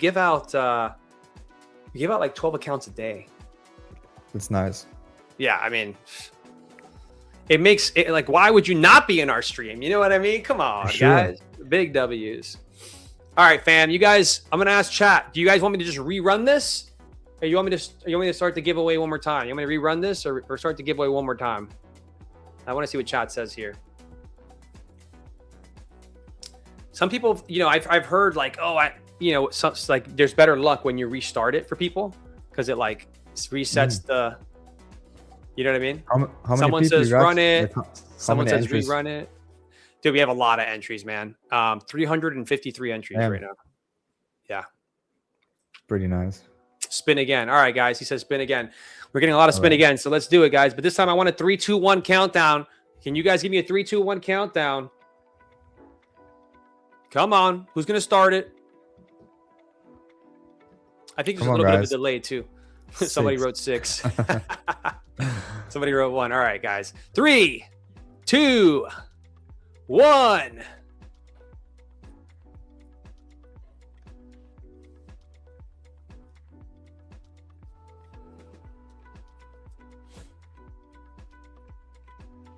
All right. Brian Harris, 1604_06020. Where do you guys come up with these names, man? Congratulations, dude. Congratulations. You are the second winner. Big congrats. Gonna go ahead and type it here in the Discord. Congrats. Don't blow their account, guys. That's it. Yeah, you need to start. You got to give them advice on how not to do that. Yes, take it slow. Slow and steady wins the game. It really does, man. Today I'm down $500 on one of my funded accounts today. I'm known for copy trading. I did not copy trade because of the way the markets are. I just took a payout of like 3.5K yesterday. Nice. So I think that also, like, I don't know, my appetite for like being aggressive right now and trying to get a lot out of the market it's kind of gone away with what's happening in the, with all the geopolitical stuff. Yeah, for sure. You never know what's happening, right? Yeah, I'm just taking it very, very, very slow right now, and I feel pretty good about it. That's good. That's also experience talking, right? Knowing when to de-risk, when to put risk on, also when to copy trade accounts. This is 100%, man. Very, when I first started trading and I first started learning about everything that I was doing and I started copy trading, I was like, I'm going to copy trade 40 accounts and I'm going to make $1 million. And what happens? You blow them. And in one shot, and you're just like, wow, that was not what we were here to do. And you learn from that experience, man. So you see the markets and you learn from it. But I will say one thing. I was watching the charts for Asia and I almost took longs, man, at the open. I saw the way it moved and I was like, this is about to rip. And I hesitated because these markets have been a little unsure lately, honestly, and it's 1,000 points later, man. You know, it's like, I mean, yeah, this one hurts, but it's always better safe to be sorry, right? better This safe is to be sorry, man. You said it perfectly, you bro. never know what happens. Like today, I saw so many people who lost shorting the market at Asia because they Really? thought this will happen. Yeah, I saw many on my Oh, timeline, man. you know. So basically, what you and I talked about is the idea that the market should go lower because it's pushed so high, right? Yeah, exactly. That's the beginner mindset, man. That's what I used to think, you know.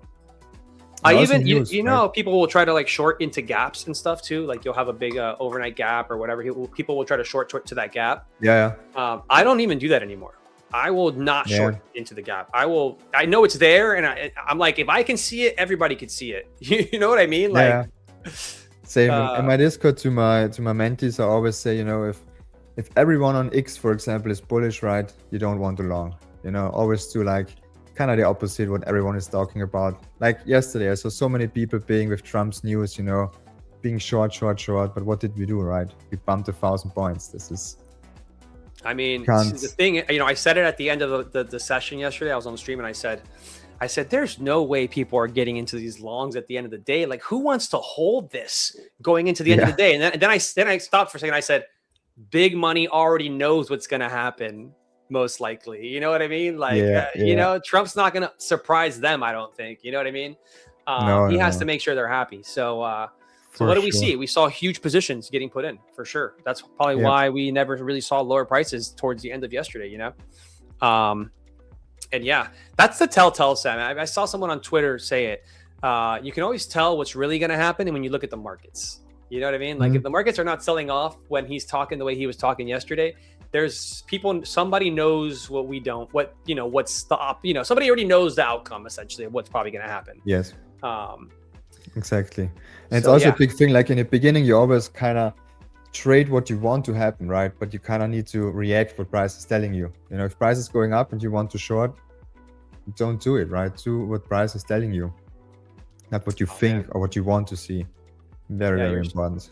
Yeah, you're saying it so awesome, you know, because the thing about it is, how many people if all they did was just do the opposite of what they do, they'd be profitable. You know what I mean? Like, think about that, man. Because what is it? I think like 3% or 4% of traders are profitable. I don't know what the actual stats are. I think it changes.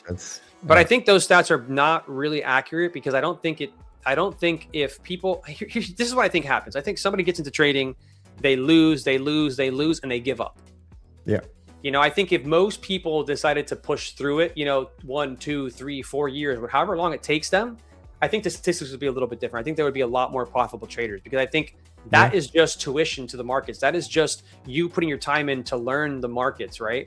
And then like you said earlier, you know, me knowing not to copy trade currently, not to put my foot on the gas, not to do certain things that I'm doing right now currently in this market. That's not the me that I was a few years ago. The me a few years ago would be like, oh, the markets are moving crazy. I want to capitalize. I want to make more money. You know what I mean? And I would have blown a lot of accounts. So exactly. So yeah, I'm like in the same opinion. Like there are usually 3 outcomes. Like the first, right, when you start trading, you lose a lot. Everyone loses, right? Because you can't win when you start with something. And then I think most people that can't, you know, use the money the right way, they blow all the money, and then you are forced to stop, right? Because if you buy or if you open a live account with all your money, right, you will blow it. There's no other way. You know, you may get lucky, but then most likely you will lose it. It's the first thing. The other thing is some people, you know, they never learn from their mistakes. Like you said, you learn from your mistakes, right? This is the second outcome that you can have. If you never learn, you will never be profitable. You need to change what you're doing. If nothing changes, right? And the other one is, as you said, just sticking to it. Like if you keep going and if you change and if you're smart with your money too, then you will make it happen. And I think the stats, as you said, they put everyone, right? They put even people in the broker statements, right? They traded 1 month and lost all their money. They are still in the stats, right? Yeah. But this is, you know, there's a difference between trading and gambling, you know, and most people don't treat it the right way. No, I hear you, man. You see this comment here? Is there an inverse trade copier I could use? Oh man, I love that. That kills me. Isn't there something? I think isn't there a prop firm like I think it was Dubstep or something, that they had an indicator that showed how many people Yeah, are. It's Yeah, yeah. They have an indicator that shows you how many people are long, how many people are short. Exactly, yeah. Some people I've heard some people use that in their trading. Yeah. Which makes sense, right? If the majority is losing and they're long, I'm probably going to be looking for shorts. Yeah, for sure, 100%. Yeah. Look, Tendra in the chat says, look at the tilt at top step. Yep, that's exactly what I'm talking about. Exactly. But yeah, man, I want to talk a little bit about you personally, though. Yeah. So, how long have you been profitable for? I would say around 2 years. Like, it took me 2 years to find consistency, and consistency is like, having a model, having an approach, right? Passing your first evaluations, getting your first payouts, and then, living off of it. As I said, like, it's around, last year was full year, my first full year, and then this year. So around 1.5 years, I would say, I'm doing this full time. But it took me at least 2 years to find that consistency, because I would say the first year was just strategy hopping, as we talked about, supply and demand, all this kind of stuff. Yeah. Second year, you kind of get your groove, and then my third year, basically, I started to see some results. Love it, man. I think those are the things that are inspiring people, right? Because they have to understand that none of this is given to you overnight. It's not given to you in 30 days, not given to you in 60 or 90 or even 120. I mean, you could have some beginner's luck, but beginner's luck is not going to take you far. You're probably most likely going to give back all that money and then more. I always say it's like a degree, right? You can't expect to make money in 3 months or one month or something like that. Because otherwise everyone would do it, right? Then and also not to compare yourself to others, because there are people that can get into there are people whose bodies, they get into the gym and in 3 months they're shredded, but it might take someone 2 years to look like that, or 3 years, you know? And so I try not to, even me, man, like when I hit, I talk about this in my Discord a lot. When I made 100K, I had this ego that, first off, I felt amazing. I was like, I met my goal. I've been documenting this whole goal on X. I've been sharing the whole experience. And if I didn't hit it, I feel like a failure. So that was all the stress is off of me. You know what I mean? Because it was definitely rough at the end. I was like, am I taking these trades because I need to hit the 100K? Or am I taking these trades, or am I taking this trade because I believe in this trade? And I started to have a little bit of that, going on towards the last 90K to 100K was the hardest. Yeah. It was the hardest because it was all in my head. I believe you, yeah. But the thing that kind of occurred, man, is once I hit the 100K, dude, it wasn't enough. It was like still felt like a failure, because I went on X, and the first thing I see is somebody posted they make like $500,000, or they made like 150K or 200K. Yeah, you know what I mean? And it's like so you're never. When it comes to competing online, you're never gonna win, man. It's somebody's gonna do something crazy, And so what did it do? It put it in my head, like, oh, my next goal it's not to just continue doing what I'm doing. I need to start sizing in. I need to start making more money. I need to start being more aggressive. That's kind of what starts coming into my head, because it's like, oh, well, I hit the 100K, but now what's next? I need to make more. And that's why my March this year was the worst month so far. I still was green. I made 6,000 profit, but I had a $16,000 payout, and I tilted in March and spent like 9 or 10 grand. So I only made 6K profit. You know what I mean? And that is to me, I was disgusted. And people are like, bro, you still made 6 grand. Like, that's a lot of money for a lot of people that, that's a good monthly salary.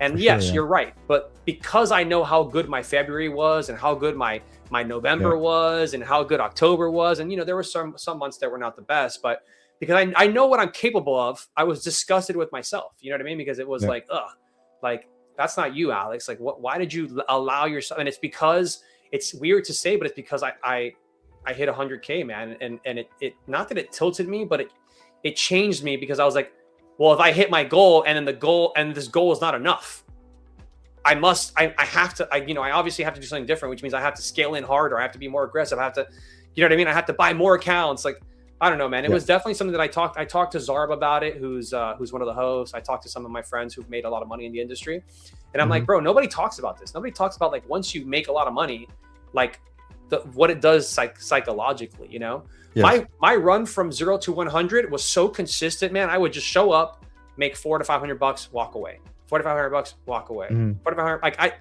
I never felt like I needed to make more. I never felt if I only got 300 out of the day, that was okay. I never felt like I needed more, man. But then once I hit the 100K, I was like, I need more. So I don't know if you've ever felt that or No, if you for struggle sure. with that. For sure. I think it's there are two sides, right, to everything. Like it's a good thing to be like this ambitious, right, to always have higher goals, right, but at the other hand, you also need to appreciate where you're at, right? And this is kind of hard to find this balance, because I know exactly what you're talking about, because I come from a background with sports. Like I did lots of sports competitions, and then you win something, and once you have won, you already think about the next competition, right? Instead of just appreciating that you have won, appreciate being in the moment. And with trading, it's the hard thing is, right, when you try more or when you get too confident, the market humbles you, right? The market gets back to you. Kicks you right in the balls, my friend. Yeah. As you said, like you still made 6K, right? But I'm sure it was a headache, right? I'm sure it was a hustle, like when you need to spend that much, when you lose some evaluations. And well, you want to know what the most disgusting part about it was? I think most of my spend was in like 1 week period. Yeah. That's when you know that that it's not like I was spending throughout the month. It was that I obviously had a tilt week. You know what I mean? Like, and I'm very transparent about all this shit. I'm very open about it, because I think it doesn't matter where you are in your trading. I feel like these are things that are going to happen. If no one talks about it, how do you learn from it? You know what I mean? No, same for me. Like I always also show green and red, right? I also like blew all my funded accounts and all my evaluations on one day this year. I was thinking February or something. Like one day, like all your work is gone, right? In a few minutes, you kind of start tilting and it's all gone. And even if you can make it back, right? But it's still a hustle. And as you said, you're disgusted, right? You can do better. You're like, why did I do this, right? It's just a few clicks and I'm this stupid to doing this. But again, you kind of need to pick yourself up and then go again. Be smart about it, right? Yeah, man, that's all we can do, man, is at the end of the day, is we just need to be, you got to get better every day, right? Little by little, you got to pick yourself up and you got to get better and better. There's only one way to do that, man. And that is learning from your mistakes, like you've talked about. And trying to be the best version of yourself every day. How hard is that? It's so hard, but that's all we got, man. That's all we got, all we got. Like, it would be bad if you don't use your full potential, right? You always 100%. Want to be better. But this market is bumping, like. I know, I'm watching it. Yes. I wanted to ask you, so do you ever, like, are you ever on the charts after your trades? Like, when's the last time you took a trade in the PM session? When's the last time you took a trade at New York AM? When's the last time, what does that look like? In PM, I think, I don't know if there was ever a trade, maybe 2 years back or something, because PM I never traded, like never. It was I know, man. I know, it's rough, man. It's rough. Yes, like, especially since with my time, it's already like, now it's, 8 p.m., right? Mm-hmm. Usually I was done at lunch hour, like 11:30. So you're not one of those guys that gets in bed and has his charts up? Gets in bed, maybe sometimes, no. I usually try once I'm done, right? Usually when I'm done, when AM was over, I close the charts and then I come back the next day. Usually I go over everything, journal everything, and then I start trading New York AM again. But New York AM was like 3 weeks ago was the last time I traded it. Today I watched it a little bit for the stream too. I also wrote in my Discord that I'm sure we will most likely see high of day again, because after this bounce down here, do you trade S&P 500 or do you trade NASDAQ? Both. Like, you're like me then. You're like me. Okay. I mean, I started to trade ES like fully this year, but now again in London, I feel like NQ is moving a little bit more, right? So I started to use NQ. But I watched both. I don't know I have no idea what ES looks like during London, actually. Like I don't trade London, obviously. I'm sleeping. But here's my thing, man. This is the issue that I have with these markets right now. For ES and NQ to take New York AM low, which is the first hour low, and then recover back into the range and then take the high, it's like a 15 to 20% chance that we do that. Yeah. And we've done it. I think we've done it 2 days in a row. Let me look. Yeah. I think we've done it 2 days in a row. So like, what are we just like? I mean, I get that we have, geopolitical issues, and those are is most likely why we're seeing so many weird, so many weird things that we're not normally seeing with data back results. For sure. But I'm looking right now. Yesterday we did it, and then did we do it? Actually, no, we didn't. Okay, so it's 2 days in a row now. Okay. Okay, wait, Yeah, no, but we still. never took the low. Okay, so this is what happened. Monday. Here, I'll share this real quick. Monday. Look at this, dude. Monday. And this is the thing. I love VWAP. I don't know if you use VWAPs, but Yeah, sometimes, yeah. they're so annoying when you're trying to like look at something cleanly. So look at this. This is your New York range here, right? And we have an inside day on NQ. We don't close. We don't take the low or high in that session. So that's also a very low percentage. I don't know the exact number, but it's like under. I think it's like 17%, or maybe it's 7%. I don't even know. It's a very low number. Okay, so that happened. All right, and then you look at yesterday, which is here.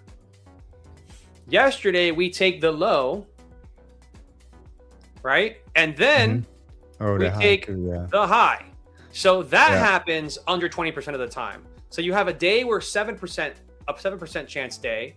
Then you have a 20% chance day. And then are we going to have another 20% chance day? Like, I get the whole geopolitical thing is going on, and, it throws everything out of whack. But wow. You know what I mean? It's crazy. It's crazy. Yeah, bro. It's crazy. So again, if you're a data-driven trader, you're probably getting smacked around in this market, Yeah, definitely, yeah. And from an ICT perspective, looking at this right now, what is going through your head? I mean, I know you said we should take the highs, but like, do you still think we should take the highs even though we've already taken London high? And, do you think maybe we take New York high and then kind of break back into the range? Or did you say you were going to take the high because what was the reason behind it? Just because of the reaction you saw down here at these lows? Yes, what I'm using is, as I talked a little bit in the beginning, I'm currently working on a level system that I'm using. It's new. Like, this was a level, not a liquidity level. This was a level I'm using with volume, with some higher time frame levels, and I had a level up here on ES that we did not touch. And for me, I had a level up here. So would that level be like liquidity for you? Yes, it's a draw. Yes, this would be this level up. By the way, shout out to Zarb in the chat. What up, Zarb? My boy, my brother from another mother, the New York AM host, the GOAT. Oh, I don't know if you've seen Zarb, bro, but he's been crushing the markets, man. Crushing it. He didn't have a losing day. Not a losing day in March. I had the opposite. last time. Yeah, I told him last time in his comments, there's too less green, You need to put more green into it in his calendar. It's like, yeah, it's amazing, man. Congrats to him, bro. He's just a goat. Crazy. So tell me, man. So you have a level. Where was that level sitting at? 850, right above the highs. Right here. We never touched it. Is that on the dailies? Is that these equal daily highs here? No, that's 55. It's a little bit of a secret what I'm working on right now. Okay. These levels are pretty accurate. So, for example, for me, I would look for longs. I told my Discord, I have some mentees, some here and there. I teach some people. Beautiful, I told him too, I would just look for longs right now, because even here with this retracement, as you can see here, right, we respected the value gaps. Yes, we had an inverse here, but this move, right, is too strong for me, especially in this market after bouncing from these gaps. Yeah. To be short here, I'd rather get long here. I mean, now we have an SMT. I think for me, the only thing that I was kind of looking for, man, is I don't know if you do you trade do you look at Devil's Marks at all? Yes. Yeah. Does that Devil's Mark there at 807 bother you? This one? Yeah, the one that's at the 807 on the 15-minute chart with no lower wick there. Yeah, I mean, That's I the usually- only thing I wanted to see taken, bro. If I would have seen Yeah. that taken on, because it's on both ES and NQ. They both That is have it right true, now. yeah. If we would have taken that, I would have felt super confident in the continuations higher. But I mean, I don't know. Maybe this is just one of those markets where we don't even go take the devil's mark. We just want to keep ripping, you know? Yeah, that's true. I usually look at them too, like especially on the 1 hour when you have them. I think 15 there is one minutes, on the 1 hour. No, nope, there's not. No, we don't. 15 No, I don't see it on the 1 hour. Just on the I 15 minute. I see what you're referring to. Yeah, something you see here with volume, right? This is sometimes what I'm using. You see this big red candle, Mhm. right? We have Volume this big increased. volume, yes, and then we And had then no we- follow through. Yeah, we continued higher. Instantly continue Mhm. higher with lower volume. This usually shows to me, for example, Kind of a reversal. exactly no follow through. Like we sold off, but then we stopped right away, putting in a green candle and then putting it into the upside. I'm gonna throw up, man, if we take this New York AM high. And let's see. Let's mark out 850. Let's see if we can get to 850. I mean, it's a hard reach, but I mean, the thing for me, man, is knowing the data. It's like, don't take the high, bro. Yeah. Don't do it. Give us a day where you just respect the data, please. I mean, when the chance is so low, right? This is like crazy that we. Yeah. Oh, we have another. We have another devil's mark here, man. It's sitting at 42. I didn't see that one. Interesting. On ES. What time from? Yes. Yeah, 15 minute. Oh yeah, yeah. Right there. That could be a draw too. So now I'm more open to us continuing higher here into Yeah. the Now we 42s. got some levels up here. Yeah. This will then that definitely 50. take AM high. Yeah. Yeah. I mean, listen, I guess if you look at it on ES, it looks pretty clean. I mean, we do have this this breaker block. You see that breaker block on the 15-minute chart? Actually, it's a I don't unicorn. use breakers. Isn't that a Like, unicorn? I don't use I'll these. show you. I I'll show just you. use I'm for looking at value gaps and inverse for value So gaps. look at that's this. Look it. at my chart on the screen. This is your 15-minute breaker right here, right? And it's when it's paired with a 15-minute fair value gap inside of it, it's a unicorn model. So we came back down, respected this, Perfect. tapped into that unicorn, yeah, really nice. I probably wouldn't have taken this long here, to be honest, because I don't like to retest area. I don't like to long areas that have already been tested by other candles. I just find like a lot of times they don't hold as well. We could have easily seen a sweep to take that low and then, you know what I mean? Continue. That's probably what I would have wanted to see, especially because that devil's mark is right there. I would have loved to see us tag the devil's mark and then do a push up into that New York AM high. But yeah, this is a really cool to see. So 811's kind of held. We're now up at 831. What a massive move, man. What a massive move. Crazy. On ES too, man. That's a lot, 20, 30 points on ES is a lot. Yeah. The whole move from the low is 50 points in AM on ES. It's Insane, crazy. man. So what is that? 50 times 50 is what you would get with one mini. Yeah.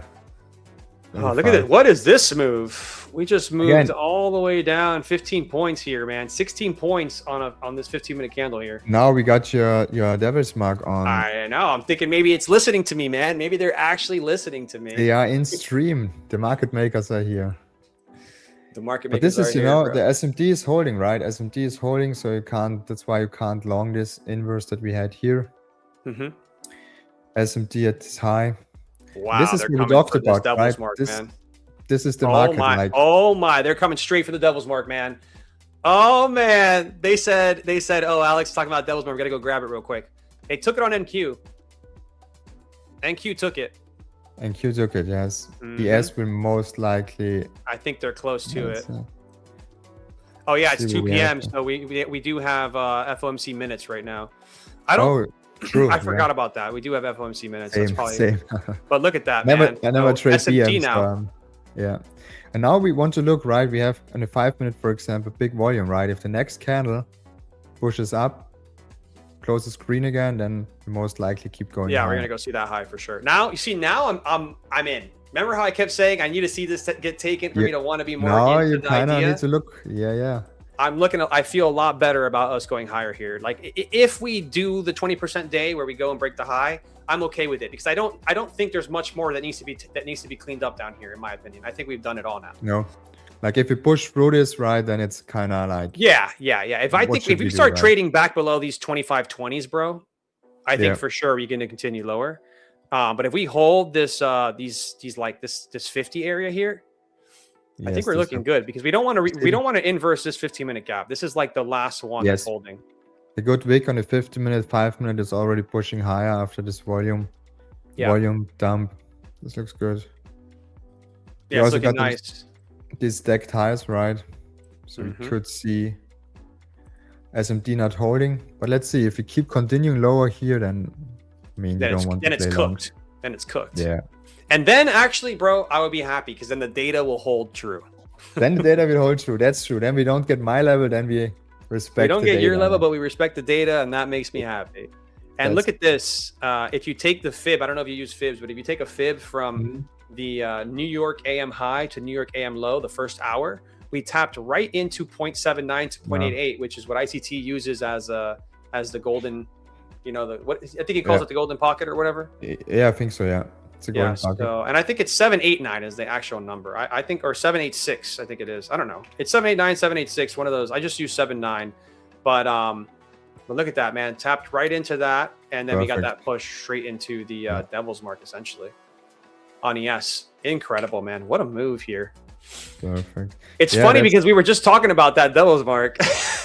Yeah, now we have it. They are in chat, They're listening to us, man. They're listening to us. Look at Muhammad BXX says TP hit. Let's go, Muhammad. Nice. Junior says they finally heard the Iran plan is off. Somebody says, did Trump tweet or something? Man, you never know what you're going to get out here, guys. You never know what you're going to get out here. But this looks good. Like, we are currently holding. There's also VWAP that we are holding right now. Also bouncing off of it. Yeah, let me put my VWAP on because that's one thing I just turned off. We have New York and we have overnight session sitting here at the 80s. We need to get back. We definitely need to get control of these 80s again, in my opinion. So. Yeah, definitely. We need to close above, especially on the 50 minutes. Yeah, the 50 minutes for value gap is basically what we want to hold, right? If we go through. Yeah, that's the last thing I want to see, man. If we can't hold this, and I mean, look, we have. I mean, I guess we have relative equal highs up here now. Do we have an SMT up here between ES and NQ? We have an SMT, yeah. That's probably what brought us lower, like the SMT. Yeah. Yeah, let me look at it real quick. Yep, that's the SMT right there. Yeah, but ES is currently holding VWAP perfectly, like it bouncing. On the 5 minute, ES has just always looked stronger lately, man. Like every time I look at ES, it's the cleaner asset lately. That's why I started trading. Like this year, I traded just ES in the New York AM session because I felt like it's way cleaner, right? On the 5 minute, especially, like also how it respects certain levels. Do you see this, bro? Like, what do I see? Right? Let me see. SMT. Oh man, I love it. But yeah, man, this is it's incredible how ES can sometimes just be the easier one to look at and be like, wow, that's the trade right there, Yeah. And I think not a lot of people do that. And I think people should start to do that more because you should look at the assets that are like, if you trade NQ, ES is kind of doing the same thing. So why not trade the one that looks cleaner or looks stronger? You know what I mean? Like it kind of makes sense from that perspective. I don't know why people don't do it more. I think NQ is just, like with ICD and everything, everyone is trading it, right? So everyone is using it. Of course, it moves a lot, right? But I think for your emotions, especially, also ES is not a bad thing to trade. It's just a little bit smoother, right? A little bit slower. The same move, basically. We move the same. But this looks... So far, we are holding good. Trying to see if we got any news coming out here. We have Iran's parliament speaker... says in such a situation, a bilateral ceasefire or negotiations is unreasonable. That's what he just said. Before that, not really seeing anything. Let me click on these FOMC minutes real quick. Oops. Let's go back to the charts here. Yeah, interesting. Have you ever looked at the 80s and 20s on the chart and looked at those for support and resistance levels? No. There's a trader named Ocala who I'm friends with that he did $5 million in payouts over the last. Yeah, this guy is crazy. Yeah. Bro, he trades on his phone. I mean, the guy's a machine, a monster, a master trader. Honestly, incredible to watch. And he's human. I've seen him lose. Yeah. I've seen him take some big losses too. So that's always good. I love. I can get down with a trader who I see take losses because I'm like, all right, that guy's legit. You know what I mean? Like, yeah, for like, sure. It's not full of crap. And he talks about these 80-20s, and I've just been. I had my buddy who's part of TraderMade, which is my community. He does all of our indicators, and he added the 80-20 zones for us to look at.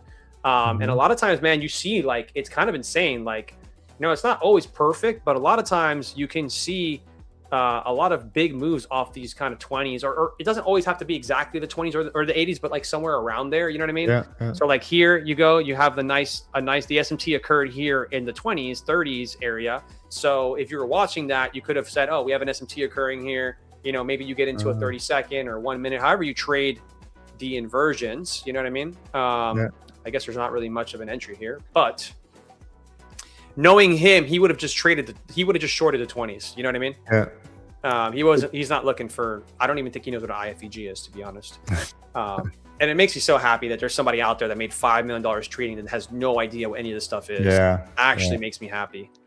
So these zones are basically just of the levels, right? 20s and 80s. That's it, man. There's nothing really much more to it. One of the things he talks about, which obviously makes sense, is there needs to be context around the levels. You can't just take a short or a long just because it's a level. You know what I mean? Like you have to see context. So like, you know, right here when we were holding this, you see how we're holding right here? Yeah. What does that line up with? That lines up with the 80s, right? What else is there? You have VWAP. Yeah. So if you're a trader and you're trading 80s and 20s, that's a pretty good indication that we should hold that area. We got VWAP. We've got both VWAPs, not just one. We got New York and overnight session VWAP sitting there, and we're holding nicely. So, you know, where does it go to, bro? From the 20s, from the 80s, it runs all the way up to 25, 120, and then rejects there, you know? So simple. It's super simple trading, and I've tried to implement this into my trading, and I've had some really big success with it. 80-20 gang. Let's go, Ricardo. I see someone in the chat shouting out Ocala. I've had some success with it actually, but my eye is not trained to it. It's going to take me time to. Yeah, for sure. You know what I mean? Yeah. Like when it comes to trading when it comes to trading 10 to 11, man, I can trade it with my eyes closed. Like I just know it. I know I've seen it for a year straight. I know every single thing that it could do. And I can already start the 10 a.m. and be like, guys, if I see this, I'm going to do that. If I see this happen, I'm probably going to do it like this. If like today, I wanted to get like today, I knew we were going to take the low. Like you, like for you not to know that we're not going to take the low would be hard. I mean, look at the way this is moving, right? Yeah. But for sure, I can't take that low unless we take out some sort of liquidity. Like we got to come up here, take out all these sellers so that I could then get into that short. There has to be some sort of pain for me to want to get in there. You know, I don't want to just be like, oh, everyone's short, I'm short. You know what I mean? Like. So, but we never got the pullback, man. Never got the pullback. I couldn't get into the shorts. It took the low. You know what I mean? And then I did try to take a stab. I took a stab here. You see these first wicks here? I'll show it to you. These first wicks here from the first candles that come through, where does that lining up with? Oh, there you got the 20s. Yeah. The 20s. So I took a long there, but I took it like 2 micros. I made like $100 on a funded account, and then I got out really quickly because I don't like to long. So I like to long. I do have a model where I long back into the range, and I know the data tells me that we can get to certain levels on a fib back in the range, and there's a percentage. Every time we reach one of the levels, it drops what the percentage is that we would get to the next one, right? So I can trade that based on that data. But I don't love it when ES is just continuing to sell off. And if you look at ES here during today, look at this thing. When I was trying to long back into the range on NQ, which was like, let's say here, longing back in, ES was just going down, dude. Yeah. You know what I mean? And so when I saw that ES was just not following suit, it makes me a little scared, and I got out of the trade. Someone says, Alex, don't you think you'd take B setups? You wouldn't take BC of 80-20. Can that be a danger too? Wait, hold on. Alex, don't you think you take B setups you wouldn't take because of 80-20? Can that be a danger too? Oh. Can you say that again, man? I feel like I don't understand. I think I'm also not sure, but I think he means if you without 80-20, it would be a B setup that you take anyways with 8-20, something like this. I mean, look, would I take a long here at the and by the way, it kind of works sometimes with ES, not as good as NQ. Like ES, you see that these are 20s, right? Like 20 to 830. And we are rejecting kind of at the high of that. You know what I mean? So you could still use it there, but it's not as good. I will just say. But look at here. Look at where we bounce. What is this? 780. You know, all the way up to here. So not a confluence that you can add. It's a confluence. That's all it is. That's how I'm trading it, because I don't have the. I tried doing it like he does it on his phone and like really just scalping, and it's. I've had days where I've made like I obviously on evals. I've had days where I took 150K eval and I made like $9 grand in the day trading it. But then I've had days where I've took an eval and I lost $9 grand. You know what I mean? So like it's I'm not confident in the strategy to scalp it. You know what I mean? But if I can add it into my already like my data driven trading that I'm already doing, it's really cool. It helps me with that a lot. So that's kind of where I'm at with it. Yeah, it's never bad to add an extra confluence, like with volume, for example. That's the confluence for me, you know, just a little extra confluence that I like to see. Like now, right? ES is currently it's holding. I mean, would it make you take setups you otherwise wouldn't? Maybe there is a risk in that. Yeah, 100%. There is definitely trades I would never take that it makes me take, for sure. It doesn't make me take it, but if I take a trade. So here's the thing about it, guys, is there's two ways to look at the 80-20 stuff, right? If I'm already trading 10 to 11, then it makes sense to add 80-20 into that, because I'm already trading that time frame. So if something lines up with 80-20, I can use that to just maybe get in heavier or maybe feel more confident in the trade, right? Now, if I'm taking trades right now at 2:32 p.m. based on 80-20, yeah, 100%, it's more risk because I'm not used to 2:30. I don't have data or anything that tells me what I should do at 2:30. And also, I probably wouldn't be holding for long trades if I tried it. I would be more scalping because I'm not so confident in these trades at this time, right? That's how I see it, you know. But if you're adding these kind of things into what you're already doing that you have success with, it can't hurt you. Yeah. That's like with Joseph. If Joseph took a long today and he just happens to notice it's off of a 20 level, but he was going to take it anyways, maybe that just gives him a lot more confidence to be like, you know what, I'm going to add an extra contract. Exactly. You know? Just more confidence. And if you feel like it complicates things for you, then just don't use it. Right? Exactly, bro. 100%. And, you know, sometimes these are on the chart, right? And I'm taking a trade and I don't even realize that it's off levels because I'm so used to how I trade. You know what I mean? Ricardo says, that is how I use it. It's just another thing to add in, but it's definitely a scalp. Yep, 100%, man. Definitely a scalp. Yeah. For shizzle. But I will say that it is kind of funny, guys, that we have come all the way. I just want to say this out loud. I was so sure that this Devil's Mark was going to get taken. And when we started to rip back up, I felt, you know, it can make you feel like you don't know what you're doing anymore. You know? And then to see it come all the way right back down just for this Devil's Mark is a really good feeling. So I'm glad that happened here because being a host and talking out loud is sometimes, you know, the hardest thing when things don't happen, you know? But now we have it on stream. We have it on stream, baby. We talked about it. We have it on stream. And the thing about it too is, you know, so here is the lunchbox trade. I don't know if you heard any of me talking about it, but basically you get a low and a high of that, of the 12 to 1. And what you're looking for is, did the high or low get it put in first? In this case, the low obviously gets put in first. If the high gets put in second, then the odds that we take the high are way higher. It's like a 70% chance that we take the high. But here's what's interesting about Lunchbox. We have a very high percentage, sometimes just as high, that we retrace to 50% before we take the high or the low if the stats say the low that day. So there's two trades with this, right? So you can sit here, you can look for two trades. You either wait for the retracement. Like let's say that we don't take the high here. Like you saw how we don't take it here. We miss it. Yep. So you can either wait for the retracement to 50 and then get long for the high taken. Obviously today it didn't work because ES took the high. There's an SMT here. ES took the high, and that means that trade's no longer valid. But almost every time so far that I've seen a setup like this where we put the high in, a clear high. I mean, this is, you can't tell me that the low and the high are not there. Like you look at the chart, you're like, all right, I see the low, I see the high. When it's clear like that, and ES and NQ don't take that high, and we get that pullback to 50, man, this is a trade I will take all the time. I will take this trade 99% of the time, dude. The only reason I won't take it is if maybe some kind of news just dropped or something, like Trump said something or something. That's the only reason I wouldn't take it. Because I've seen this play out so many times, man, where we pull back to 50%, then we take the high, right? And then we hit some sort of like resistance or something up here. You know, maybe it's a fair value gap. Maybe it's some reason for us to kind of hit a wall here. And then and then the second trade is a trade all the way back into the range to 50%. Sometimes we even go all the way to the other side of the range. And it happens a lot. I mean, today you see it. Today we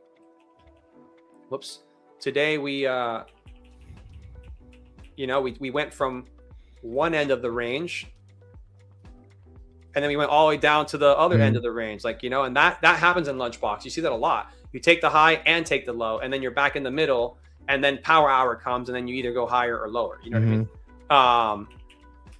So yeah, I don't know. I love this style of trading. It's what's made me really profitable, is just having these little boxes that show me and understanding what the probabilities are and data inside of these inside the hourly candle. Because it's basically what this box is. It's just an hourly candle, you know? Yeah.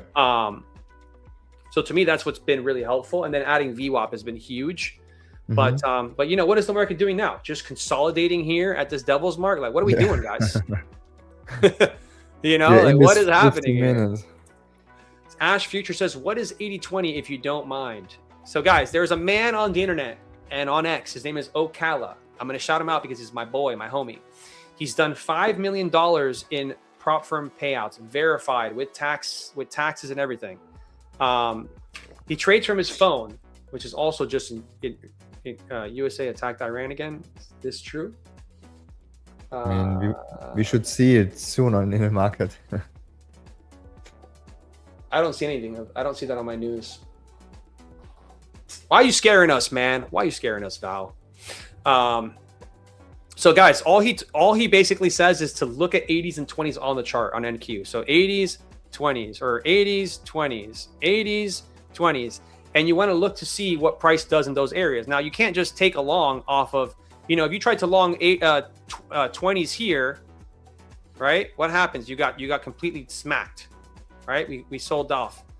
But if you tried to long the 20s here, you know, you got a huge move off that level. So it's not every 80s and 20s. There has to be reasons why price should react in that area.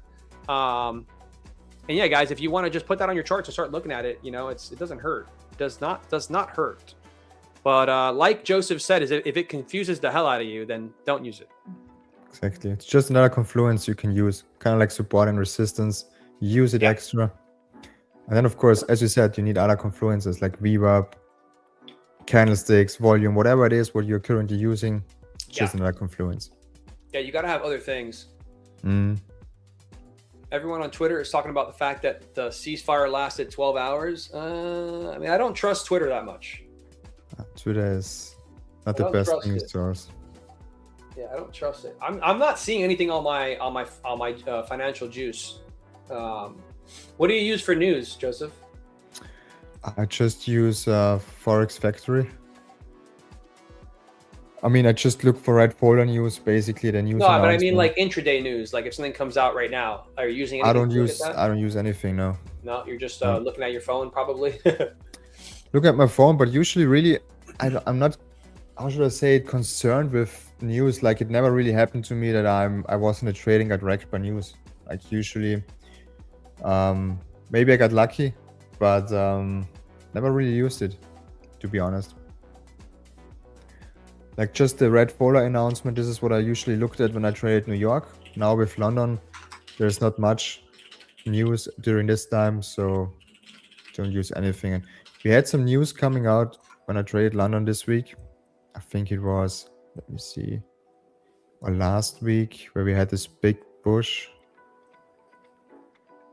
Where was it? Yeah, I'm gonna share your charts. There you go. It was this. We had this big push, and I think here, yes, here it was. This one, for example, on Monday. Lucky thing is I was long, so I caught some of it, like up here into this gap. But again, I think your draw on liquidity that day was the gap fill. Yes, my draw was the gap fill. Yes, exactly. I think I'm not sure what we had here, maybe some SMD or something, but I got in here on, I don't know what the exact trade was, but somewhere in here. Stop at the low, something like, I think it was the 5 minute. Let me check. Let's put it this way. I'm a little bit confused as to what this market is doing right now. Yeah, I also don't. It's pretty. But somewhere here I took a trade, yes, into this gap with my stop. I think I ended here earlier. Then I got break even back, but my stop was not a break even, and then we got this gap fill. You went break even and you got stopped out, or? No, I got back, my profit went back to break even. I never moved my stop okay. to break You don't even, move your like stop. really, That's a good, yeah, really that's a rare. good thing to talk about, actually. Yeah. That's a great thing to talk about, because I am 50-50 about moving my stop, to be honest. If people watch me trade, they know that I'm a momentum trader, so I'm looking to take a short or a long into momentum. So a lot of times my trades happen quickly, like 1, 2, 3 minutes, they're done. But if I'm in a trade that feels like it's just, you know how you can get into trades where it's just like, hey, we ran out of gas, or there's a bump, there's like a, it's not even a bump, there's a pothole in the middle of the road or something, and like price is just not showing me that it's really that confident. I might go break even, Yeah, for sure. But yeah, I don't know if that's the best way to describe it, but I know what you mean. Like it's kind of like when you know what you want to see, right? And it also depends on the session. Like usually when I trade New York too, we move, right? It's usually that we have a quick move or we move a lot. So usually at New York, I also went break even far more than, for example, in London. Because in London, sometimes we really chop around for, half an hour or even an hour, and then we get to move. Same thing yesterday. It's a good example. I also posted it in the... It's a good question we have from Team Massive. He says, do you think they are trying to give that boom candle back from yesterday? No, I would not. I cannot. I will sit here confidently saying we are most likely not going to take back that move right now. I'm not going to say it can't happen, but I'm going to say pretty confidently that would be insane if we move down and take that. And that's 1,000 points, guys. Come on. Or at least what, 500 at this point, 600 points. Yeah, the whole move was 850, I think, to the high, from the low to the high. So yeah, let me just double check that. So it's 24 505 to 25 256. So 756 points, right? Or where did that move start? Let's see. Let me check too. Yeah, I might be off here. Oh no, that move was 354 or 355 to, wow, 900 points. Yeah, 900 points. Wow. Incredible. Yeah, we're not going to get back 900 points, guys. No, we won't move 700 points right now, but now definitely not looking for longs right now. Can we bounce in these 20s off this 15-minute order block, though? That's one thing I'm looking at right now. I wonder if they're going to try to bounce it here at this 15-minute order block. I mean, this is the last line of defense, right? Yeah, if they can't hold this, we're going straight down. Yeah, going back to this. Did we already test that 15-minute gap once we closed through it? Did we test it? Yeah, we did test it. I don't love that long. No, I would not look, to be honest, for longs right now, because I don't love it. It's heavy. First attempt. We also kind of consolidated, right, after this drop. There was no follow through to the upside, and now we keep moving lower. But with break even, right, what we talked about yesterday was a good example. A trade I took during London again, which was this one. Tuesday, this one. And this is why you also need to know like your data and also like which session you trade, right? Because each session is different. Yesterday I took this one up into this high up here. And as you can see, this trade took a while to play out. Like we chopped around a lot. We also put in an SMT. And are you like what are you feeling in that trade? Like, are you like, oh, I hate this trade? Yeah. I just want to eat breakfast. You know, I want to want to be done. But yeah, and why that high? Why that high there? This one? Yeah, why that one and not the highs above? Just going for the gap fill. And as we talked, like same thing. Oh wait, is that a 15-minute gap up there? What is that? Yeah, 50-minute gap here. Oh, okay, that makes sense. Yeah. Unfilled too, and as we talked, do you draw fair value gaps on your chart, or do you just see them, or you just see them with your eyes and you're like, and that's what I just see them. Since I don't really use them anymore for my entries in the sense of inverse for value gaps or something like that, I don't draw them anymore. So then what are you using for entries? Is it a change state of delivery? Is it anything that has to do with ICT or no? No, not anymore. It's more like candles, the levels I use, and what I use from ICT right now during London, for example, is just SMT, highs and lows, and I look for value gaps, like here for the like draw, as draws for example. And stuff like that. Yeah. Okay, cool. You know, it's great that you do that because I use the 15-minute gaps a lot for draws. Yeah. I love 15-minute gaps for draws. I mean, they work out so well, especially when price is close to it. It draws like right into it, almost 90% of the time. I would say it's a very high percentage. Obviously, if ES draws in first, and you know maybe you get an S&T there or something, but I don't see a lot of people talking about that or using that for draws. A lot of people use it to get into the trades. You know what I mean? And I find that the draw is sometimes better than using it to get into the trade. Yeah, I use it especially during New York AM too. Like very often, I used it as a draw, like the 5 or 15-minute for value gaps. Like if I try, you know, maybe a 1-hour trade or something, you know, when we like for a retracement or for a pullback into a 5 or 15-minute for value gap, works very, very good. You know, we always pull back into these 5 and 15-minute for value gaps. I agree, man. You've got what's his name on here? Jake Newts says, bro, having trust issues with analysis because of the market.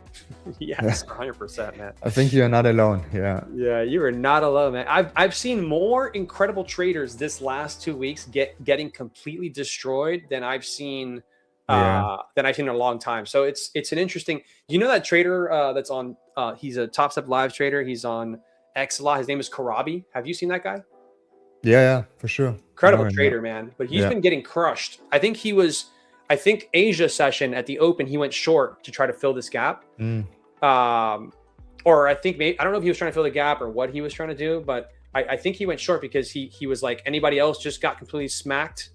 And I think it was just this candle, man. This thing just ripped. You know what I mean? Yeah. So yeah, man, it's been rough. Especially March is like I saw so many traders, as you said, like who crush it normally have a hard time like finding the groove, getting a good deal for the market. Did you also see them saying if you made money in March, you're probably a shitty trader? Did you see people saying that? Yeah, I made a tweet about it. Like, I mean, I understand where they come from, but on the other hand, I'm like, if you survive these conditions, right, you are. Yeah, you're a better trader. Yeah, I tweeted about it. I said the complete opposite is true in my opinion. Like, if you survive this, like once we clean up, once we move, like let's say back when Biden was president, right, where we had this smooth sailing. I mean. I had somebody tell me yesterday, they're like, doesn't Trump need a 3-month vacation? Like Biden, he was always on vacation. We never heard from him. Yeah, just take Trump's phone away and lock it up, you know? I mean, we are living in an incredible time right now, man. Super, super funny time to be alive. Yeah, definitely. But like you said, man, if you can navigate these markets, you can probably navigate any markets, to be honest. I mean, this is incredible. You know why I think also Zach has been having so much success? He trades like 2 micros, 3 micros max. And I think in these kind of conditions, you kind of need the ability to have your room on those trades. So he's going for 50, 60 points, but he's risking, 50, 60 something points. So, in a short, like if he was short now, you know what I mean? During that chop session, if you were short in that chop session, thinking that we were going to continue lower, let's just say that you did go short there. I'm not saying that would have been a trade he would have taken, but you wouldn't have been so worried about that chop because you would have been like, I got room. You know what I mean? So, sure. That's also what I did. I scaled back to micros. Also sometimes have this 50-point stops Like, of course, in London, it's not oftentimes a little bit less, but still, I give my trades a little bit more room, and it's way less stressful, right? You can, even with sometimes SMDs, they save you, right? Sometimes we come to your stop, maybe put in an SMD because you gave that room for the market to do not stop you out right away. I hear you, man, 100%. How do you feel about doing another giveaway, bro? With yes, on behalf of you, bro. That's it, guys. We're taking accounts from Joseph, get them to you guys. Let's do it. I give you guys one account. Let's run it up. Let's do it, baby. Hey, guys, if anybody here takes an account and actually goes and gets a payout, you got to reach out to Joseph, man.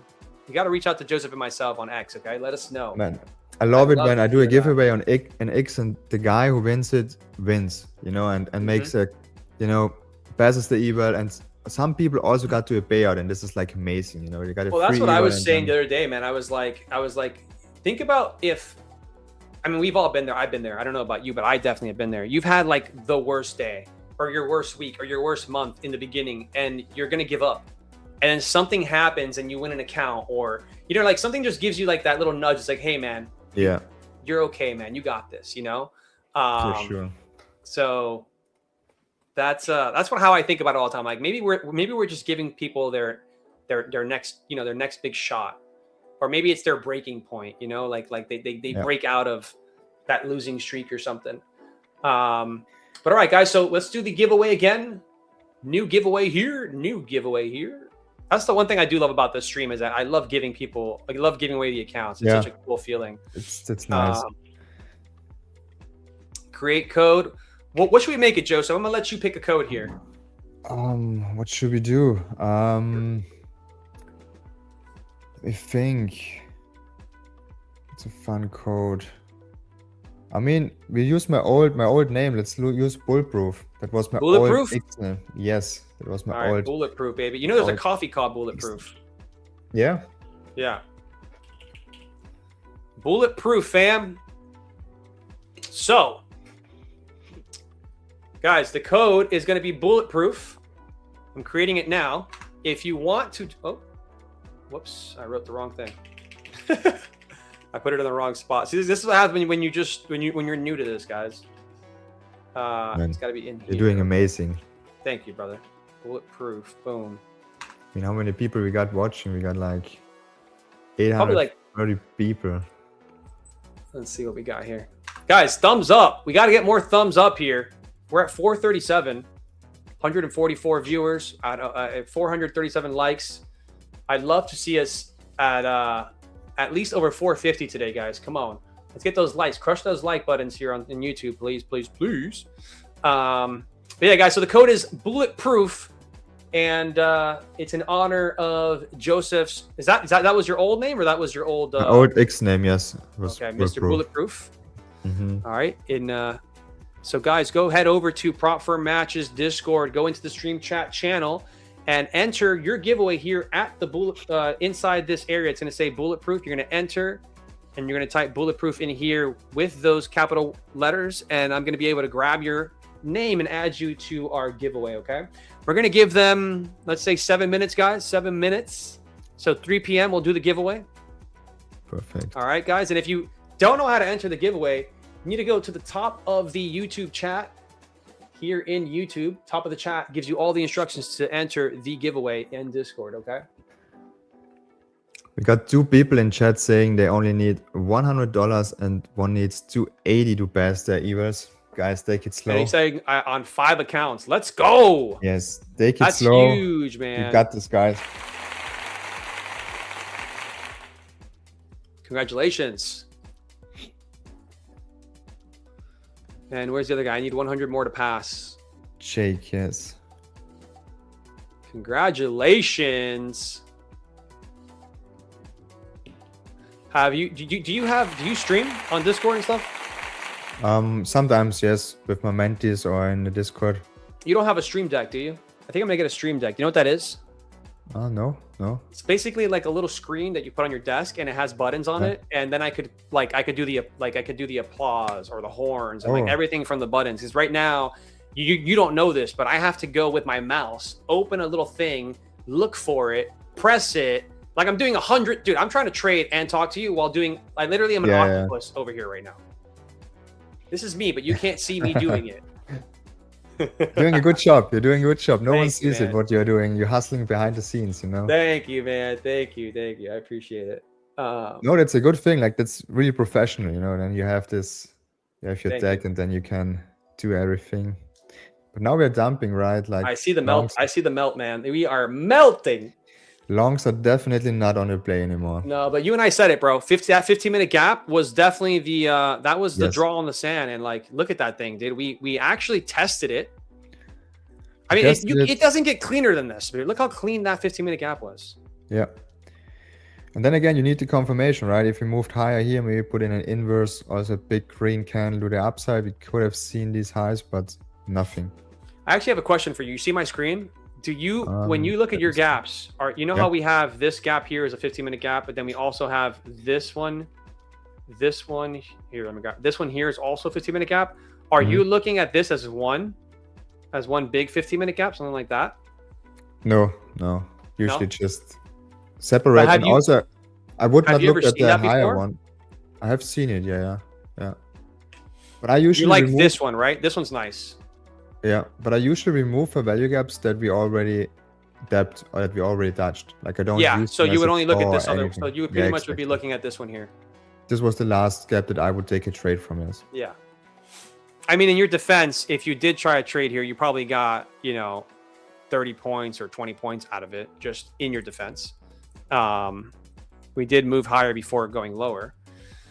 But yeah, quite interesting, man. That devil's mark, dude. We really wanted that devil's mark, and now we want even more. But guess what? If this continues to sell off, dude, this is going with the data that we should not take the New York high. True. So yeah, I feel a little better about the sell off here. ES is kind of following suit too.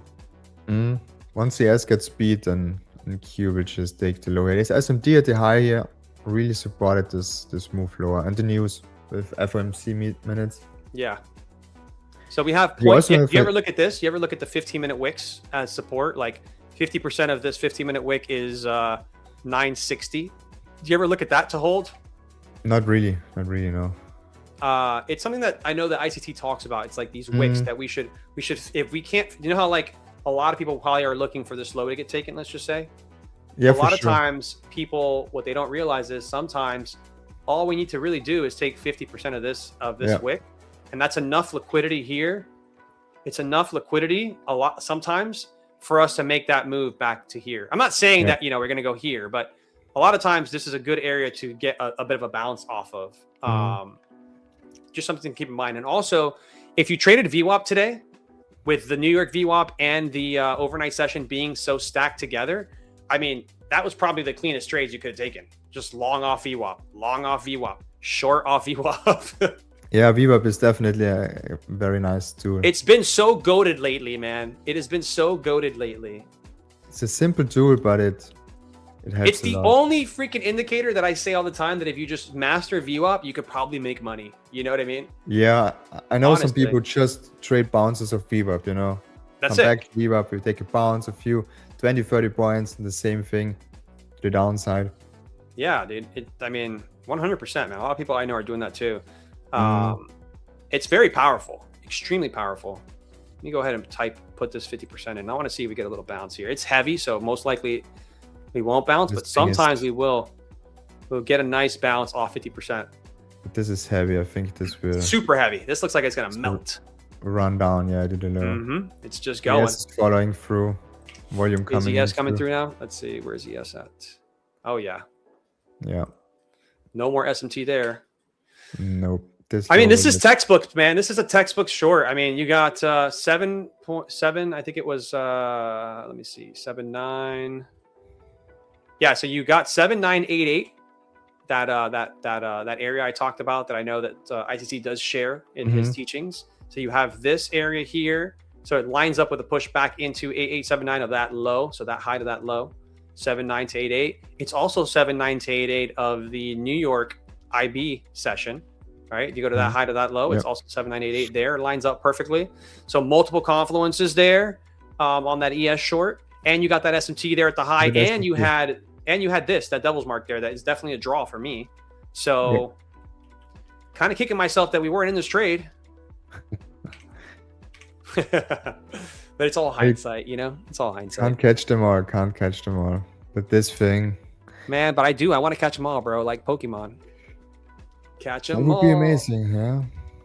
Catch all the trades there are. I mean, sometimes chat wants me to catch them all. If you look at chat, it's like, oh, why aren't you in this long? Oh, why aren't you in this short? Hey, man, are you going to take this trade? It's hilarious. I'm like, guys, if I listen to all of you, I'm blowing all my accounts, okay?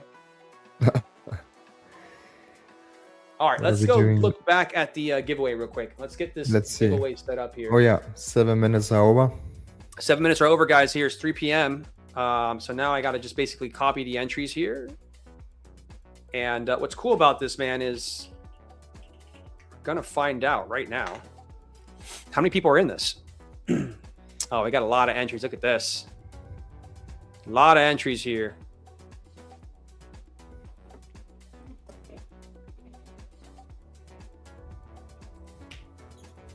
All right, so those are all the names there. And I got more names I got to add here.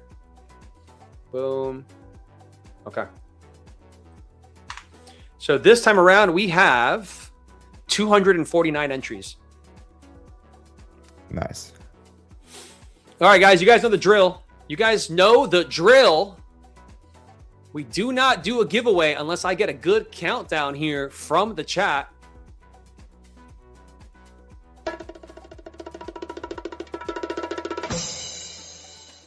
Who's ready? Who's ready? Come on, chat. Come on. Somebody started at 4. All right, we'll start at 4. We'll do it for you guys. 4, 3, 2. I'm going to let Joseph hit it. 1. Let's go. Let's go, fam. Who's the winner? Who's going to be the winner? Wow, Dennis the Menace. I used to love that show as a kid, man. Dennis the Menace. Congratulations. Big W for Dennis the Menace. Congrats. Big W winner. We're currently getting a bounce of that 50% level. Yes. Oh, man. Yep, there it goes. Look at that right here. But again, this is kind of like support and resistance. You know what I mean? Yeah. Like, what do you do here? You know? Where do you get in? Yeah. That's the thing about these little wicks here. Sometimes, bro, sometimes they're perfect. Like sometimes you get a move straight to it and it literally just stops right there. And then you get a nice bounce, you know? All these people, you know, top and bottom tick, right? Where you put the limit order, the small stop, and then they try to catch these. Yeah. These I bounces. mean, if they're making money, good for them. But it's just hard to do that for me. It's hard for me to just be like, oh, I'm going to just put a entry here, you know? Like maybe if 50% was like, let's say 50% was at these 20s. Maybe I'd give it a stab because I'd be like, all right, I've got 2 confluences, you know, I've got this wick, I got this, I got that. It even works better when you can get like a nice, like an hourly. Oh, let's see. Oh, yeah, there it is. The hourly is the same thing. What about the 4 hour? We got a 4 hour wick? Nope, we don't. Daily, obviously nothing. 30-minute as well. Yeah, I like the hourly wick. I don't mind it, but this is a very bearish closure, man. Yeah. On that hourly, if I had to say so myself. Yeah, I would also not be too confident in longs here. No, I wouldn't either. There's a trader that I don't remember his name, but he talks about this exact setup. He says that off of a huge move like this, you know, this huge move that we got to these highs, there should be buyers at this order block, right? Like buyers should support this because it's like, this is a huge move. So he usually knows that if buyers step in here, it's the fake out. They're gonna get induced into going higher here, and then they're gonna drop it on them to take out the liquidity there. So, you know, I'm always very focused on those kind of scenarios. So usually if I take a trade like this where I'm like, you know what, we might get a bounce, I'm not gonna hold it for this. You know, I'm gonna probably hold it for 20 points, 25 points. I'm gonna go for like a 1-to-1. I'm not gonna look for anything crazy, you know? Yeah, for sure. That's kind of how I would bounce, do it. Yeah, 100%. And also, like, you know, we're gonna have, what time is it? It's 3:05. If we keep sticking around this area here, like if we keep holding this, we'll have a 15-minute gap. So could we then draw into that 15-minute gap and then continue? I would be open to that. You know, that's something that I would totally be thinking about. For sure. You also got a 5 minute, 5 and 15 minutes. I love to play like these little bounces or retracements back into great draws. Yeah, right into that 5 minute, that 15-minute. Yeah. This I don't count. This 15-minute here I don't count. It's too tiny, so I don't really care about that 15-minute there. No. But I do think this is a pretty key area that price will probably come into, and then if it wants to move lower, you know. Yeah, for sure. I feel like it's an area where they have to try to induce some buyers so that we can get, you know, like it's too easy. Like, how easy is this short? Like, you know what I mean? Like, yeah. Oh, this looks. You also got lots of volume like on this 5 minute candle. Oh yeah, you're seeing that? Yeah. Again, I'm not a volumes guy, bro. So you're the man and the myth, the legend there with that. Let's see. Could see a push into this 5 minutes. I think it's possible. Yeah. Especially, do you have an SMT with ES? Is there a 15-minute SMT with ES at the bottom there? Let's see. No, there's not. Would have been so much nicer if there was. But it looks like we keep falling. Yeah, like 5 minutes. Sure. Just a small bounce. Yeah, we'll see what happens here. I mean, I don't know, man. What is it? Do you have any limits, like when you stop trading? Like, do you have? So here's the thing, man. The thing is, I usually only trade the New York AM session. Yeah. If I don't get a trade, like if the markets don't give me a trade that morning, I will look for the lunchbox setup, which is what I took today. It worked out beautifully. The short worked out beautifully, but the problem is this range, this big range here, I did not think that would happen. I started trying to short it here to get back into 50%. So I was looking for a move of 120. I was looking for a 20, 30 point move, and I had about 1 mini on there. So I would make like, you know, $600 essentially. Okay. And I ended up taking paper cuts here.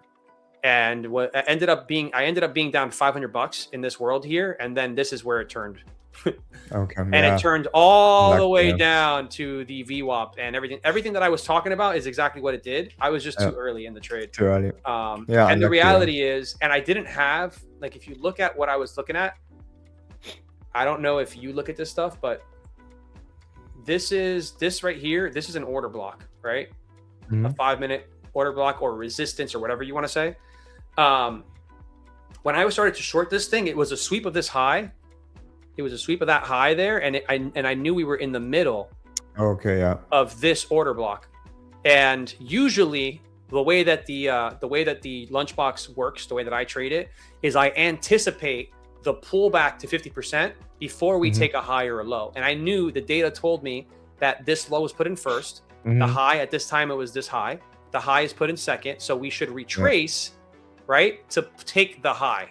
That's pretty much all I was looking at. But instead, you know what we did? ES and NQ decided to just continue to chop and chop and chop, and then take the high and then melt. Yeah. I mean, you had your confluences, right? So yeah. I mean, I told Chad, I was like, I'm not going to keep trying to, like, when this trade happened here, I was already down 500. So I told everybody, I said, I'm not going to take another stab, and I'll tell you why. This is the only reason I didn't, because it looked good. We even had an SMT there, which you and I talked about, but I didn't take it because of this stupid 15-minute gap, man. I was like, what are the odds that we come this close to it and we don't tap it? Yep. I couldn't short it, man. I had to, the short, this was my whole entire idea. My whole entire idea was we would stop around here, okay? Retrace 50%, which at that time was probably here, okay? And then what do I have? I have the data that tells me the long should get taken, and I have a 15-minute gap for a draw. Yeah. You got two liquidity targets above. I can have data and that 15-minute gap as a draw. Yeah. And instead, it just didn't work out my way, you know? So I'm not mad about the loss. I like it. I mean, I don't like the loss, but I don't mind the loss based on what I just explained. You know what I mean? I mean, it's sticking to the plan, right? This is what you want. Also, right now we touched the 5 minutes. So we had. Oh, we did draw into it. Yes, at the 5 minute draw back into. So let's see if we want to I mean, that new 15-minute gets created in 5 minutes. So the more that we wait around here, the more likely we do touch into that 15-minute, and it's a pretty big one right now. Sure. I mean, how big is it right now? Let's see. Actually, it's not that big. This Yeah, is it an could hourly. go- You keep pushing, so it could. Could close itself. Yeah. Yeah. That's the thing I don't love. I want those left open. Yeah, I mean, Something this market. Something that I'm looking at, man, and I haven't even shared, is I am looking at the 200-second chart and the 10-minute chart, because this is something that I learned from Ocala. So because my eyes are not used to those charts, I just keep them up on the side so that I can start to see over time. Maybe there's something that I can catch on those charts, because this is what he trades, is these charts. You know, the thing that I am noticing on this chart, it looks a lot like an H pattern, which is just a continuation short. So here's your H, right? So these charts are kind of interesting because they give you a little bit of a different perspective. But yeah, I don't know, man. We didn't see a sweep of any of these lows here. No. You know, again, that's the 15-minute wick or hourly wick we were talking about. It looks like that 50% did do its job though. Yeah, we could leave this low, you know, create some liquidity. 100%, bro. 100% we could leave it and create that. I mean, I guess I wouldn't mind a retest of that 15-minute gap that we originally said was the last line of defense. Like, do you ever look at inversion gaps? I use them quite a lot for my entries, on the lower time frames. Yeah. But like, would you look at that 15-minute inversion as a draw on liquidity? No. Yeah, me neither. That's why I was going to ask. No, I usually as draw really I just used for value gaps, and then inverse for value gaps are more like, you know, give me a direction, right? With the inverse of this 50-minute, I would more likely, as we talked about, right? Once we break this, I'm looking for shorts, kind of changing the order flow to the downside. But for my draws, I always just use for value gaps. Again, 50-minute, 5 minutes. You got Jake Newts in the chat saying, thanks, man, for the free education. Taking notes here. Love it, man. Love it. Congratulations, my friend. That's what I'm talking about here. You got them special effects. I got all the sounds, dude. I'm still trying to figure out what half of them do, so I'll sometimes just press them randomly. But we got this big push right now from the 50% level. Yeah, I mean, man, guys, don't sleep on that 50% level I talked about. Don't sleep on it. It's scary. It's a scary long though, you know? It's a scary long. No, I would not. Yeah, but sometimes the scary ones are the ones that, because there has to be manipulation. Somebody has to pay the price here, right? Are they going to allow these shorts to just take these shorts all the way straight to here? Maybe they're holding for that low, right? Now, a lot of these shorts are probably going to start covering. You know what I mean? Like, that's a retracement back to 50% of that move, pretty much at this point. Let's see. I mean, as we said, right, you could have taken a 1R 50%. trade easily into the 5 minutes. Maybe kept it on, trade your stop or something like that. Yeah. I'm not going to lie, dude. A day where it's not the, you know, geopolitical news kind of events that we're having in this week, I would have taken this long. It just seems like a good risk to reward long that should play out. Yeah, for sure. I just saw on my other screen, I also got a level on the S that we bouncing We're supporting. off. Yeah, I would most likely also would have stepped long here. Yeah, I mean, do we have anything on the 1 minute? Let's see. Do we have any inversions? We get a little one up here. It's not the cleanest. Like there's not really like think about it, man. There's like your change of state of delivery is here. Yeah. Like look at the change of state of delivery. It's all the way up here at this high. You know, we have this whole set of down candles. What about the 30-second? Was there a trade there? Yeah, there was. So the 30-second actually created a gap at my level. Look at that. It actually held. Nice. So that would have been a good trade. I would have probably. I would most likely just taken the 5 minute first green candle on the 5 minute after we could not follow through. Taking this one long. Yeah. That closure would have pulled back. Boom. Yeah. So into the 5 minute, maybe let it run, you know, move stop to break even. Or push higher. Again, we had stacked 5 minutes, right? We had 1, 2, in this leg we have many 5 minutes. So the 50% level or something of this leg. Did ES I mean- take the lows? No. What No. about this here? Let's see. Maybe there's some sort of SMT down here. I mean, we got a 5-minute SMT. If you look Over at the 5? low on ES, the 790s, Yeah, let me see. then we have a Just do 5-minute low that we this. kind of put in an SMT. Oh, whoopsie daisies. We took This that 5. one. We took this one. No, there's no SMT. I mean, in Q we have an SMT. Like ES didn't take it, and Q took it. So if you play ES, We haven't. you Oh, could wait, have- no, we don't. No, we don't know. Where is it? On the 5-minute though? yeah, the 5-minute low to the left, the low at the next low. Oh, I'm on the wrong charts, man. Hold on a second. I'm on both ES charts, like a fool. Oh yeah, yeah. didn't see it. Yeah, now you see real quick. So on the 5-minute there was a low. Yeah, I there mean, it it's is, a and it's 50-minute also on the channel. 15 as well. Look right here. Yeah. Again, yeah. 5-minute is a clean low. So on ES you could have taken it. Mm-hmm. Have taken it too. Like a clean long, to be honest, looking back. Yeah. Yeah. It's not a bad one, man. I had a key level there. I had off an hourly, a 15-minute, all of that lined up. We have a 15-minute SMT that formed there. Yeah, ES looking back at playing- it now in hindsight, it's not a bad trade. In hindsight, yeah. ES playing it back to VWAP too. So you got some confluences lined up.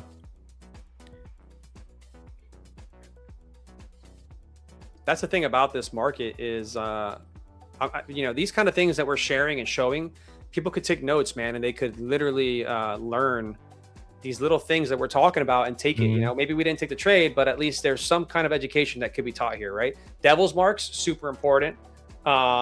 These wicks, especially on the higher time frame, like the hourly, 4-hour, those wicks are strong, are very, very, very strong. Even the daily is also very strong. Yep.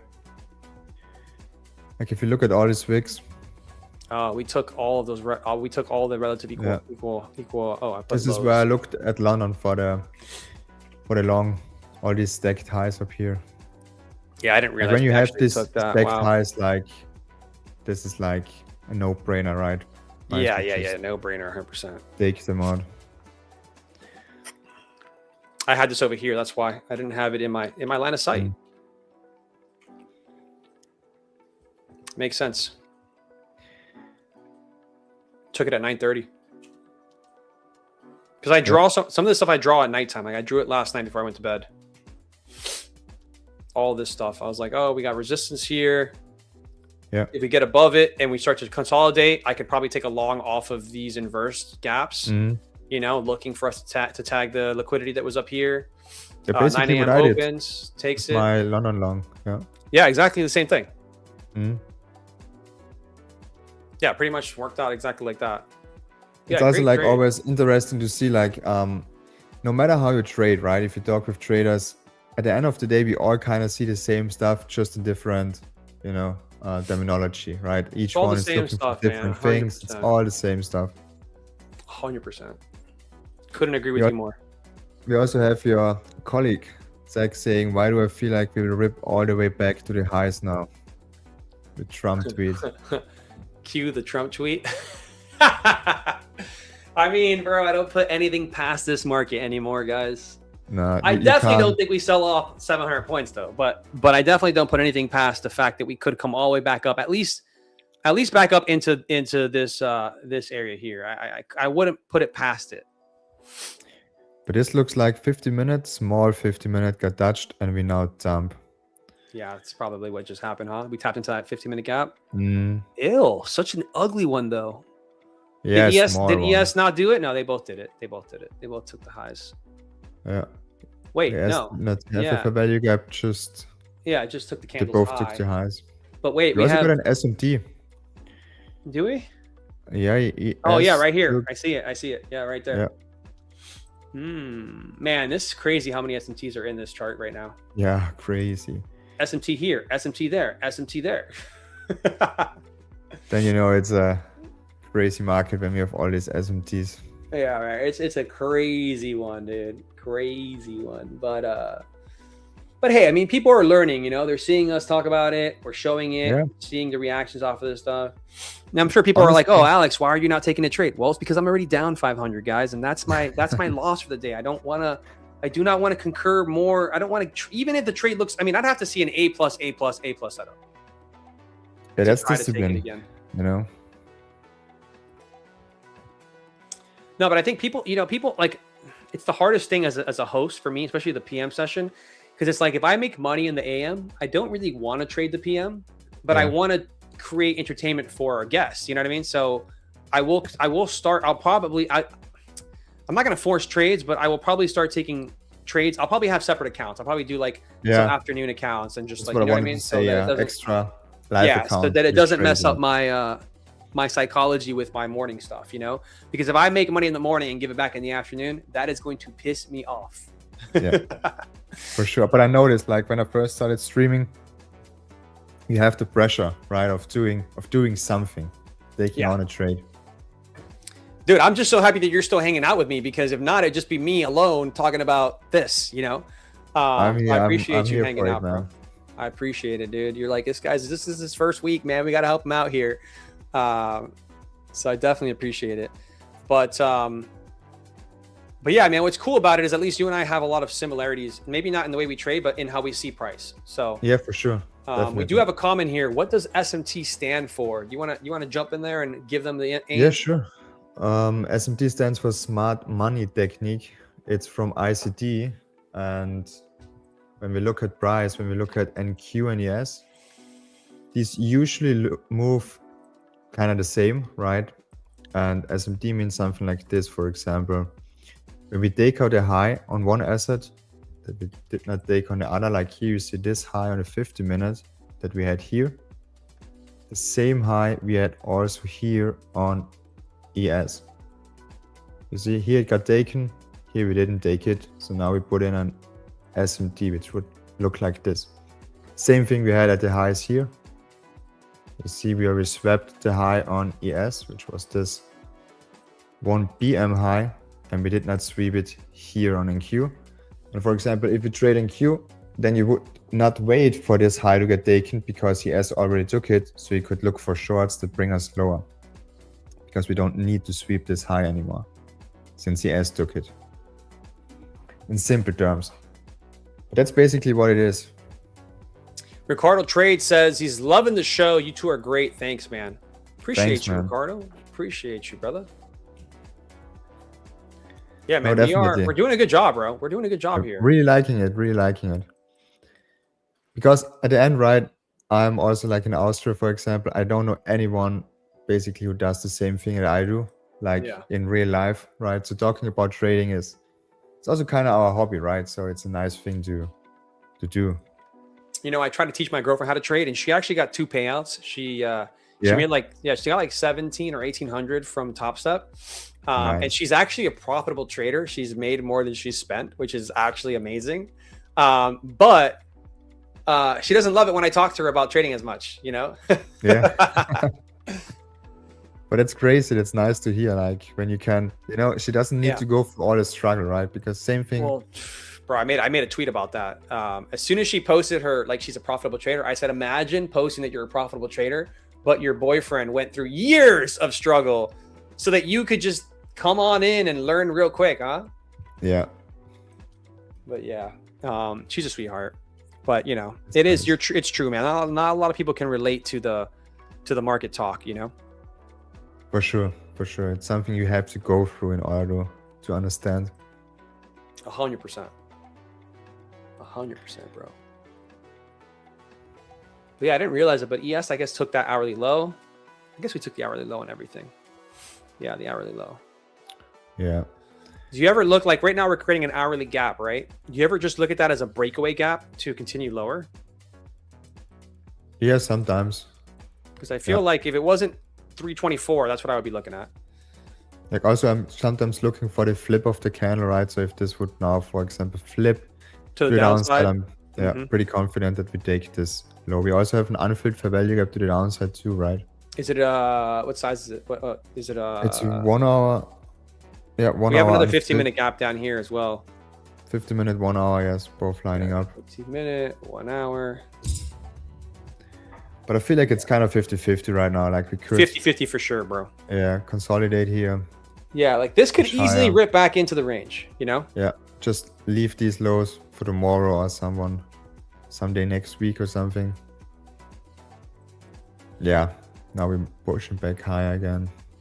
Yeah, it would be insane if, I mean, not insane, but I could totally see what you're saying. Like, I could totally see us, like, I could totally see this range that I'm about to draw out here just continue for even into tomorrow, you know? Yeah.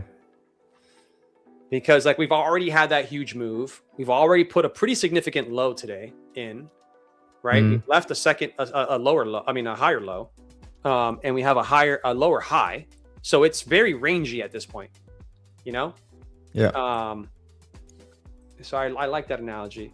Also, when I see stuff like this, man, when I see like this, to me, that's like a huge no. Like we're gonna clean this up. You know what I mean? Yeah. Yeah, creating all these stacked highs. 100%. To me, I'm like, all right, we're gonna go clean that up, you know? Create low resistance liquidity up there. We've taken all of this, you know?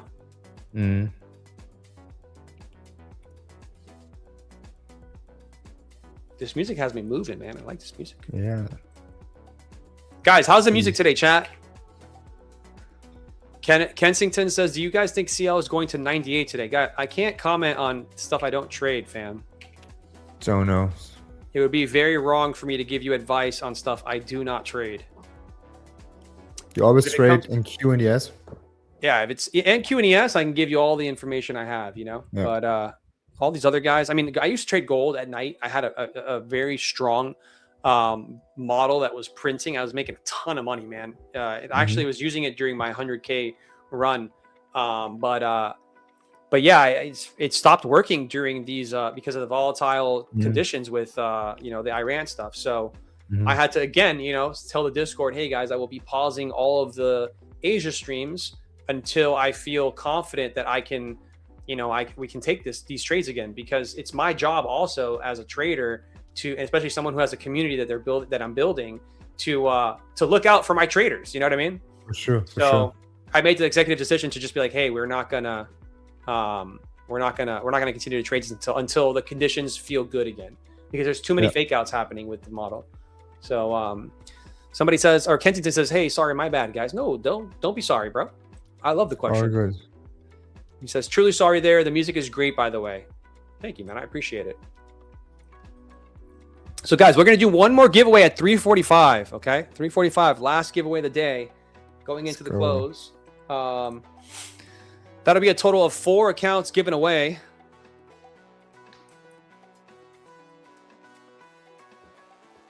Yeah, this is looking kind of weak here. Yeah, it looks like we want to take it low. I mean, it's interesting. Like, usually, like, I don't know when the last time was that I watched PM. Like, this is like a rare time for me to be on a chart. It is a rare time for me as well, my friend. Before I took this hosting position, I hadn't really been looking at the PM, only at the lunchbox. So if I was on the charts, it'd be to like 1:30. You know what I mean? I would trade 10, like 9:45 to 11, and then I would come back and just peek at it at let's say 12:30, 12:45, because I don't even usually watch lunchbox from 12 to 1, because I don't really care what happens the first 30 minutes. I'm still waiting for it to form, you know? Somebody says, the Ripper says, I hope I win after Tradeify broke my heart. And we've all been there, dude. We've all been there. Let's do Kahoot on the last giveaway, guys. I'm new to I'm a new host, and I don't have all the fun stuff yet. I only have the wheel. Bear with your boy here, but I'll try to get the fun stuff by next week. Maybe we could do some duck races, some motorcycle races, all that fun stuff that I don't know how to do. Comes with time. With time, my friend. It's like the markets, man. Exactly. Patience, guys. You need patience as a trader.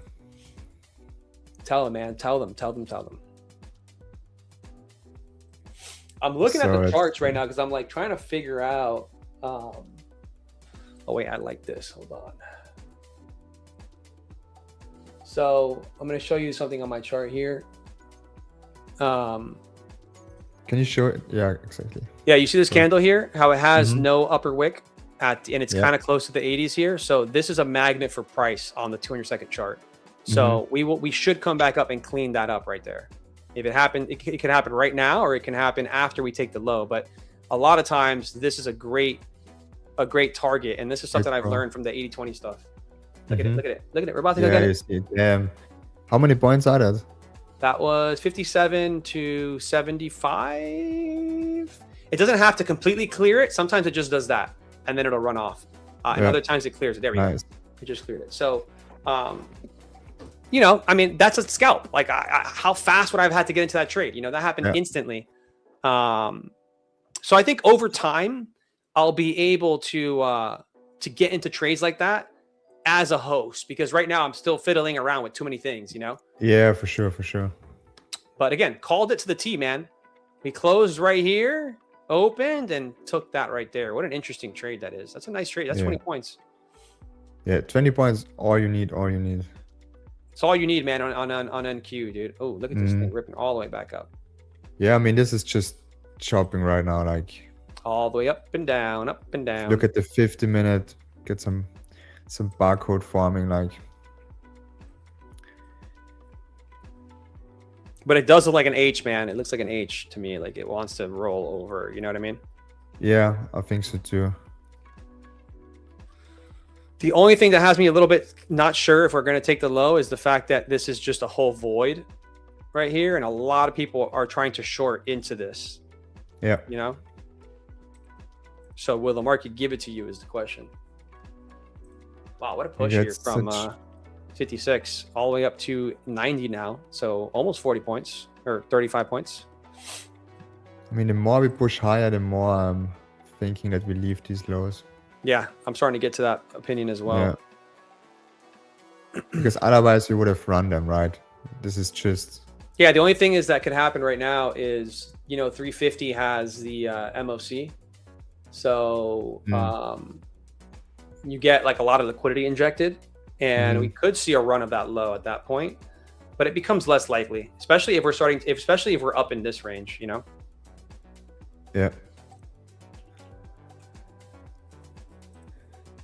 But yeah, I mean, look at the 50-minute chart, bro. It's literally consolidation.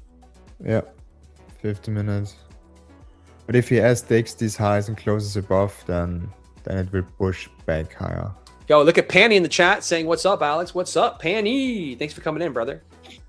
Thanks for coming and hanging out."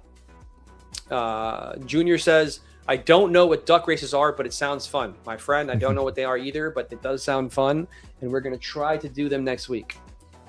I gotta talk to Zarb and see if he wants to set me up. What a push here, man! All the way up to 24,500 almost. Wow, what a push! Yeah, this will stay in the range. Mm-hmm. The 50-minute closes or the 5-minute closes above these highs. Yeah, I could see an open high. I mean, an open low high close maybe, or even just an open straight up high off that 345 candle, I guess. I mean, this is an aggressive push off that 15-minute though. We barely traded any lower. Yeah.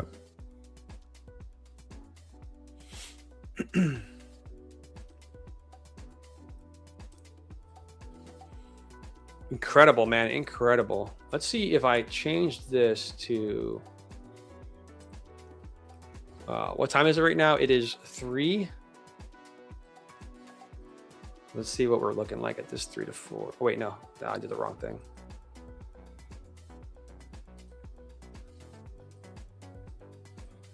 What did I just do? So it's 3 is 15, right? Yes. All right, let's see what this looks like. So we built out this custom indicator where I could literally get every hour and look at it almost like if it's an IB, an initial balance range, and kind of see what that hourly candle is doing.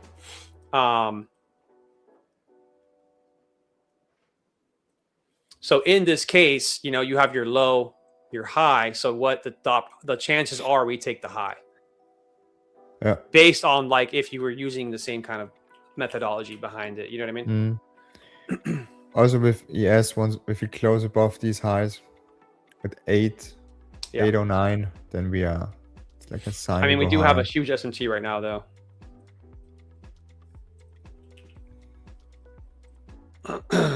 Yeah, this thing goes pretty big back. S&P here. Yeah, it's pushing through VWAP too. Oh, there's a push. Yeah, this thing wants higher. Mm-hmm. Any news? Let's see. Anything on the news?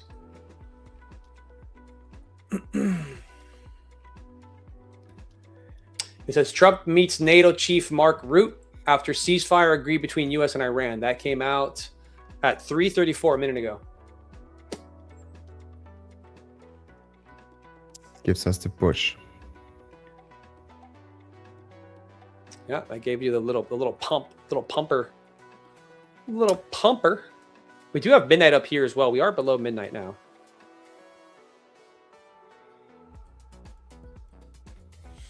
So yeah, man, this SMT just held nicely down here. So I guess we have SMT on both sides of this range currently. Yeah, Just goes to show you it's a rangy ass market right now. for sure. Yes, also like filled its 1 hour that it wants to create, so we have no 1 hour that opens up. Think. Yeah, this.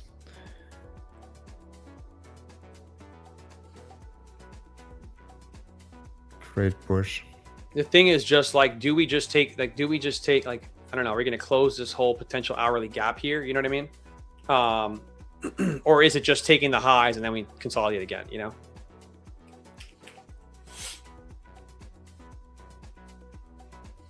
So now we have the, low still put in.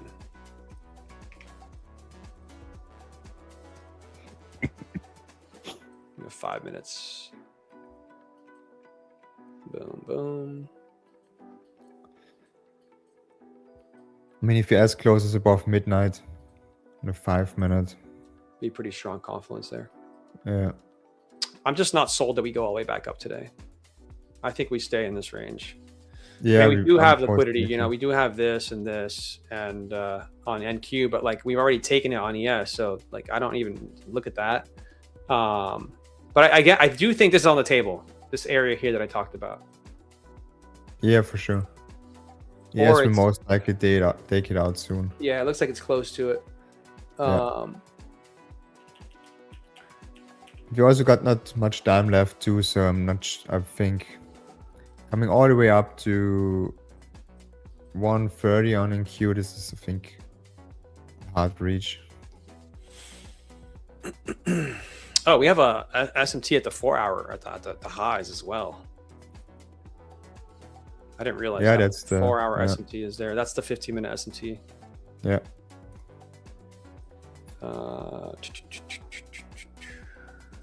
What a crazy daily candle, man. Just insane.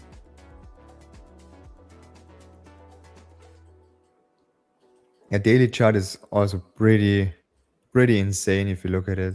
It's crazy, dude. Like this bump that we now have again. Yeah, it's crazy. And there's no structure in it either. So it's like, you know, what are we supposed to do? Dari Faisa says, how old are you, Alex? How old do you think I am? Is the real question.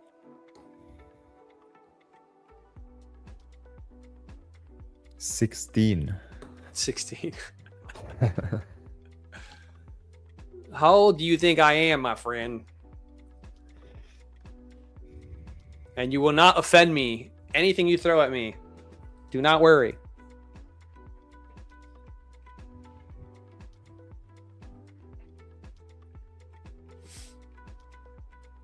You said you're based in New York, right? Yeah. I'm based in New York. I'm in New York right now. Kevin Smith Strikeman says 34. Somebody says age is but a number, Penny. Penny says age is but a number.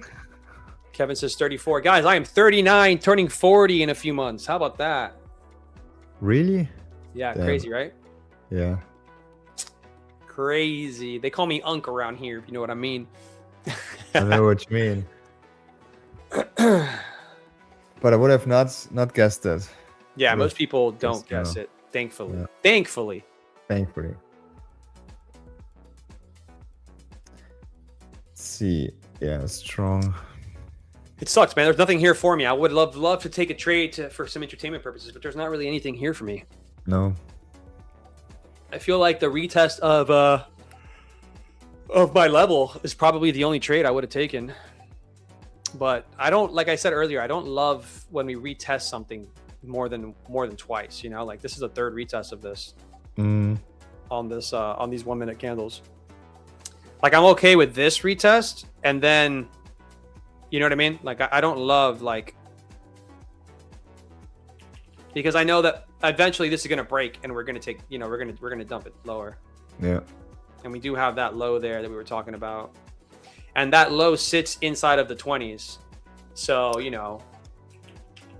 True. Yeah, it's not much here. Yes, close above VWAP on a 5 minutes. Let's see if it wants to hold.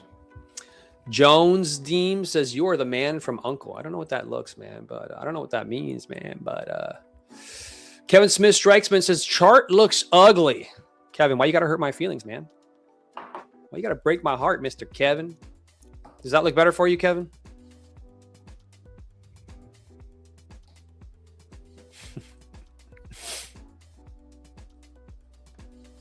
So I went to these like green candles because I'm usually white or gray, but I feel like on my stream I couldn't tell if like it's hard to see.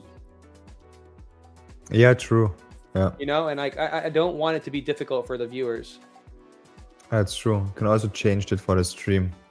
Yeah, I feel like for the stream I just wanted to like I wanted to do them right, I also don't mind it. I think it looks kind of nice. Oh, Kevin says, not your charts, just the price action. I agree with that, man. Price action is Bunzino, 100%. No follow through here, but it's expected, guys. We had a huge move in the pre-market.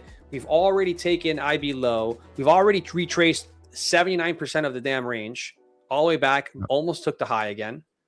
What more do you want from this market?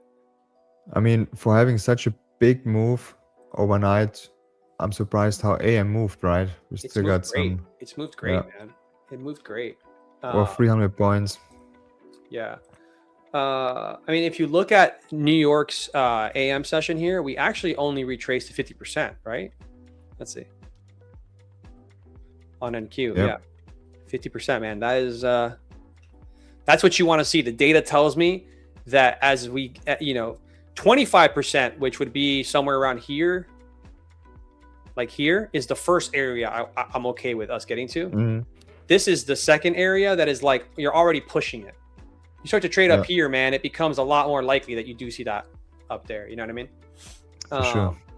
But ES was not the same way. ES scared me for a second. ES looked really strong. I mean, look at this. ES was looking like it really was going to do the outlier day. It pushed way through 50%. At first, it rejected 50. Right? So you could have taken that trade. Then it held its VWAPs all the way back up to almost taking these highs out. Maybe it did take the high out. Then pulled back again and then continued to take that high again. I mean, this is very, what does he call it? When we're just taking each side of stuff, what is that called? It's like a name for an ICT terms. I forget what he calls it. I'm not sure. Yeah, I can't remember. But I know what you mean. Yeah. Yeah, there's like a name. There's like a specific name for it, but there's so many names with ICT. Oh yeah. But we are holding the 5 minute fair value gap on both right now, so. Looking like you want to go higher. Also holding VWAP on ES perfectly, like close, most likely above it too. So the next it looks good. This 5 minute candle looks good too for higher. I mean, that open low, potential high close here looks good. You have all those wicks we talked about, right? Like all this is liquidity. Yeah. Midnight opening is definitely next, and then we have this area what we talked about with all these stacked highs at 820 on ES. Yeah, 820 for sure. Hey, man, 820s, man. 820s. 20s, yeah. Yeah, this bumps back into. This is what you talked about, too. You said if that 50-minute closes up here, a new one opens, we're going to probably see higher. Yeah.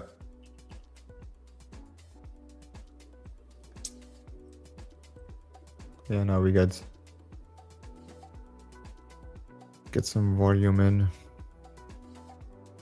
Kevin says, what do you think about the markets moving to 24 hours, 24/7? I mean, I think we just adapt to it, but I'm not going to be trading 24/7. That's for sure. Nah.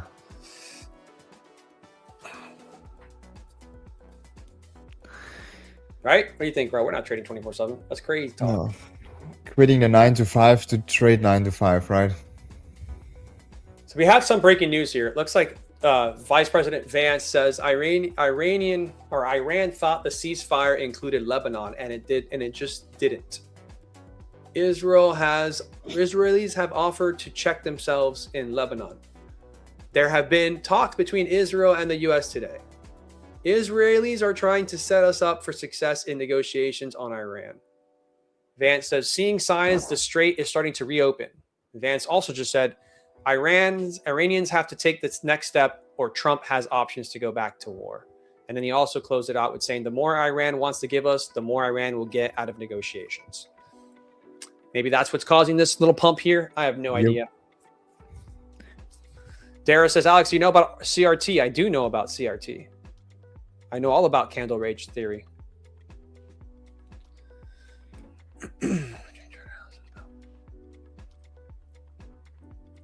But yeah, I mean, it's one of those things, man, where how do you trade a market that's all about headlines, man? Yeah. You know, this is why I'm risk off right now, man. This is why, I mean, I should have just been trading evals when I didn't get my morning trade, but you know, it is what it is. You know, one thing that I have trouble with is when I get a big payout from an account, like a $2,000 or $3,000 or something, I will usually be very aggressive the next day with my buffer because I'm trying to build it quickly. That's one thing that I did a lot during the 100K challenge, and it doesn't work that well right now in these markets because if you if you try to get too aggressive on a day like today where, you know, it is clean, but a headline can just, you know what I mean? You take a bigger loss than you want to, you know what I mean? For sure. Stream was a bit late. Did you answer my question about how old you are, Alex? Dari Faisa. I said that I'm 39, turning 40. I'm 39. I'm 20. I'm 39, turning 40, guys. I know I look sexy. Okay. Damn. Trini says 100. Come on, Trini. What are you talking about, dude? Trying to be funny there, bud. Till we get to 820s coming in on ES. If we break midnight opening, which we're currently at or rejecting, then we got the 820s. Yeah, 815 right now. Let me look at this. Remember, I was talking about this chart as well that I like to look at. So on these candles, there's no... I mean, this is just so ugly down here. What the hell? You know what I mean? Like, this is... When you see this, man, you're like, all right, we're going to come clean that up at some point, you know? Yeah, for sure. Then you have all these wicks here. I mean, look, I would not be opposed to maybe shorting the 80s, man. That would be a sweep of these highs here. That would be 25.80 right here. Also, there's fair value gap in here on the 200 second here. This would be a good area to short. But it depends on how much I lost that. It depends on how much. So the thing I don't like is I would love to see a move straight up to it to get short off of it for a scalp. I don't like when we do that because it's like less likely that we're going to get a move off of it. You know what I mean? Exactly. So we need like a capitulation candle where it just kind of moves straight into those areas that we're looking for rejection. Some manipulation higher. Yeah, like this candle here, you know, this huge candle here down to 920 is a good candle. Even if you don't have level, like if you don't have confluences, it's still not a bad trade because of how big that candle moved on that 10-minute candle. And you get all these other candles that were tiny, you know what I mean? So you get a bigger candle, there's a lot more likely, especially when we barely traded higher on it. It's a lot more likely that we do get some sort of, resistance or support in one of these areas here. Yeah, but I would not, to be honest, for example, short this, because how we left these lows, this is like, it's like set up for tomorrow or later on. Yeah, when I trade ICD, I would short it and tried everything to get us to these lows. But when we leave, I wouldn't. I don't think that I would short to the lows. I think that if I try to short, it would probably be like 15, 20 point short if I tried it. Yeah, it would be something like this. It would be these 80s here. It would be something back like to midnight this. opening. Yeah. It would be like literally like some crap like this, man. It wouldn't be anything crazy. I want to trade something like this, yeah. That's what I would probably try, but I don't even think I'm going to test. I'm going to take it. Nah. I mean, we have some 5 minutes. Maybe if you leave them unfilled, you can take a... a little bit of a draw down that way. But this is pretty strong right now. Super strong right now. And I think it has to do with this news that I was just reading. It's like here, he keeps talking, man. Vance now saying...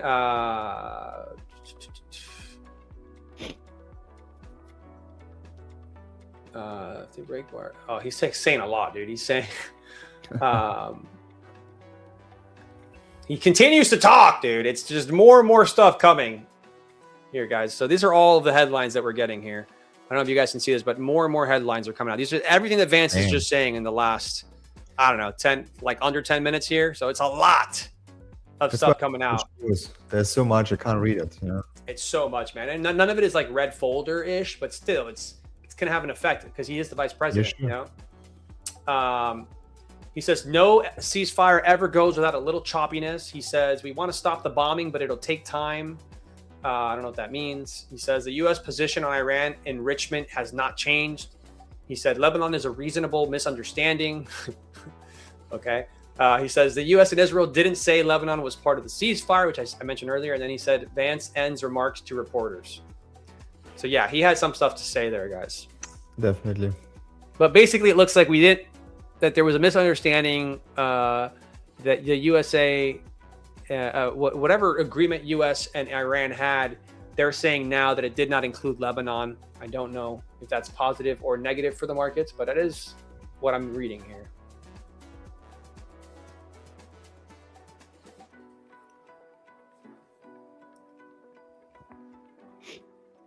Trady says, Alex, are you still going to take that projected short up there?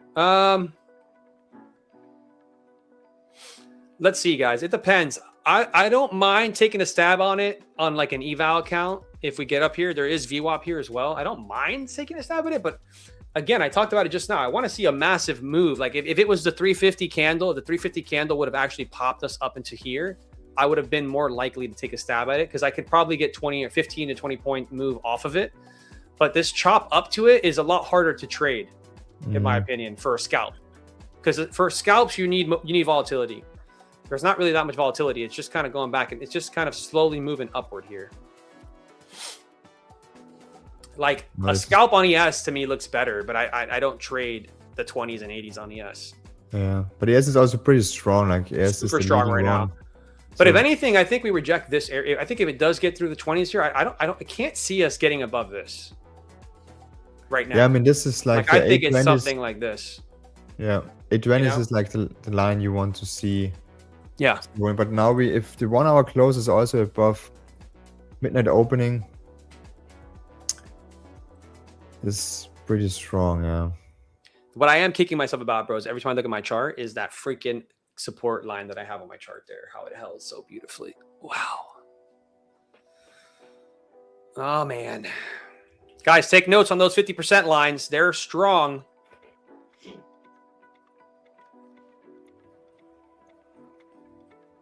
But this kind of makes sense, man. A move like this needs some sort of retracement. You know what I mean? Like you don't usually see no retracement and the low taken.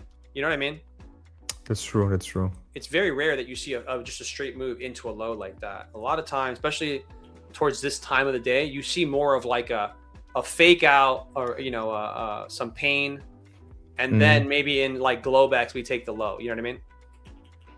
But for me, like Yeah, we had this small retracement into the small 50-minute that we did not sold off to the lows. This was like a sign for me that we Continue. don't want to. Yeah, that we don't want to take them. No, for sure. Get short-lived like the small sell. I agree with you.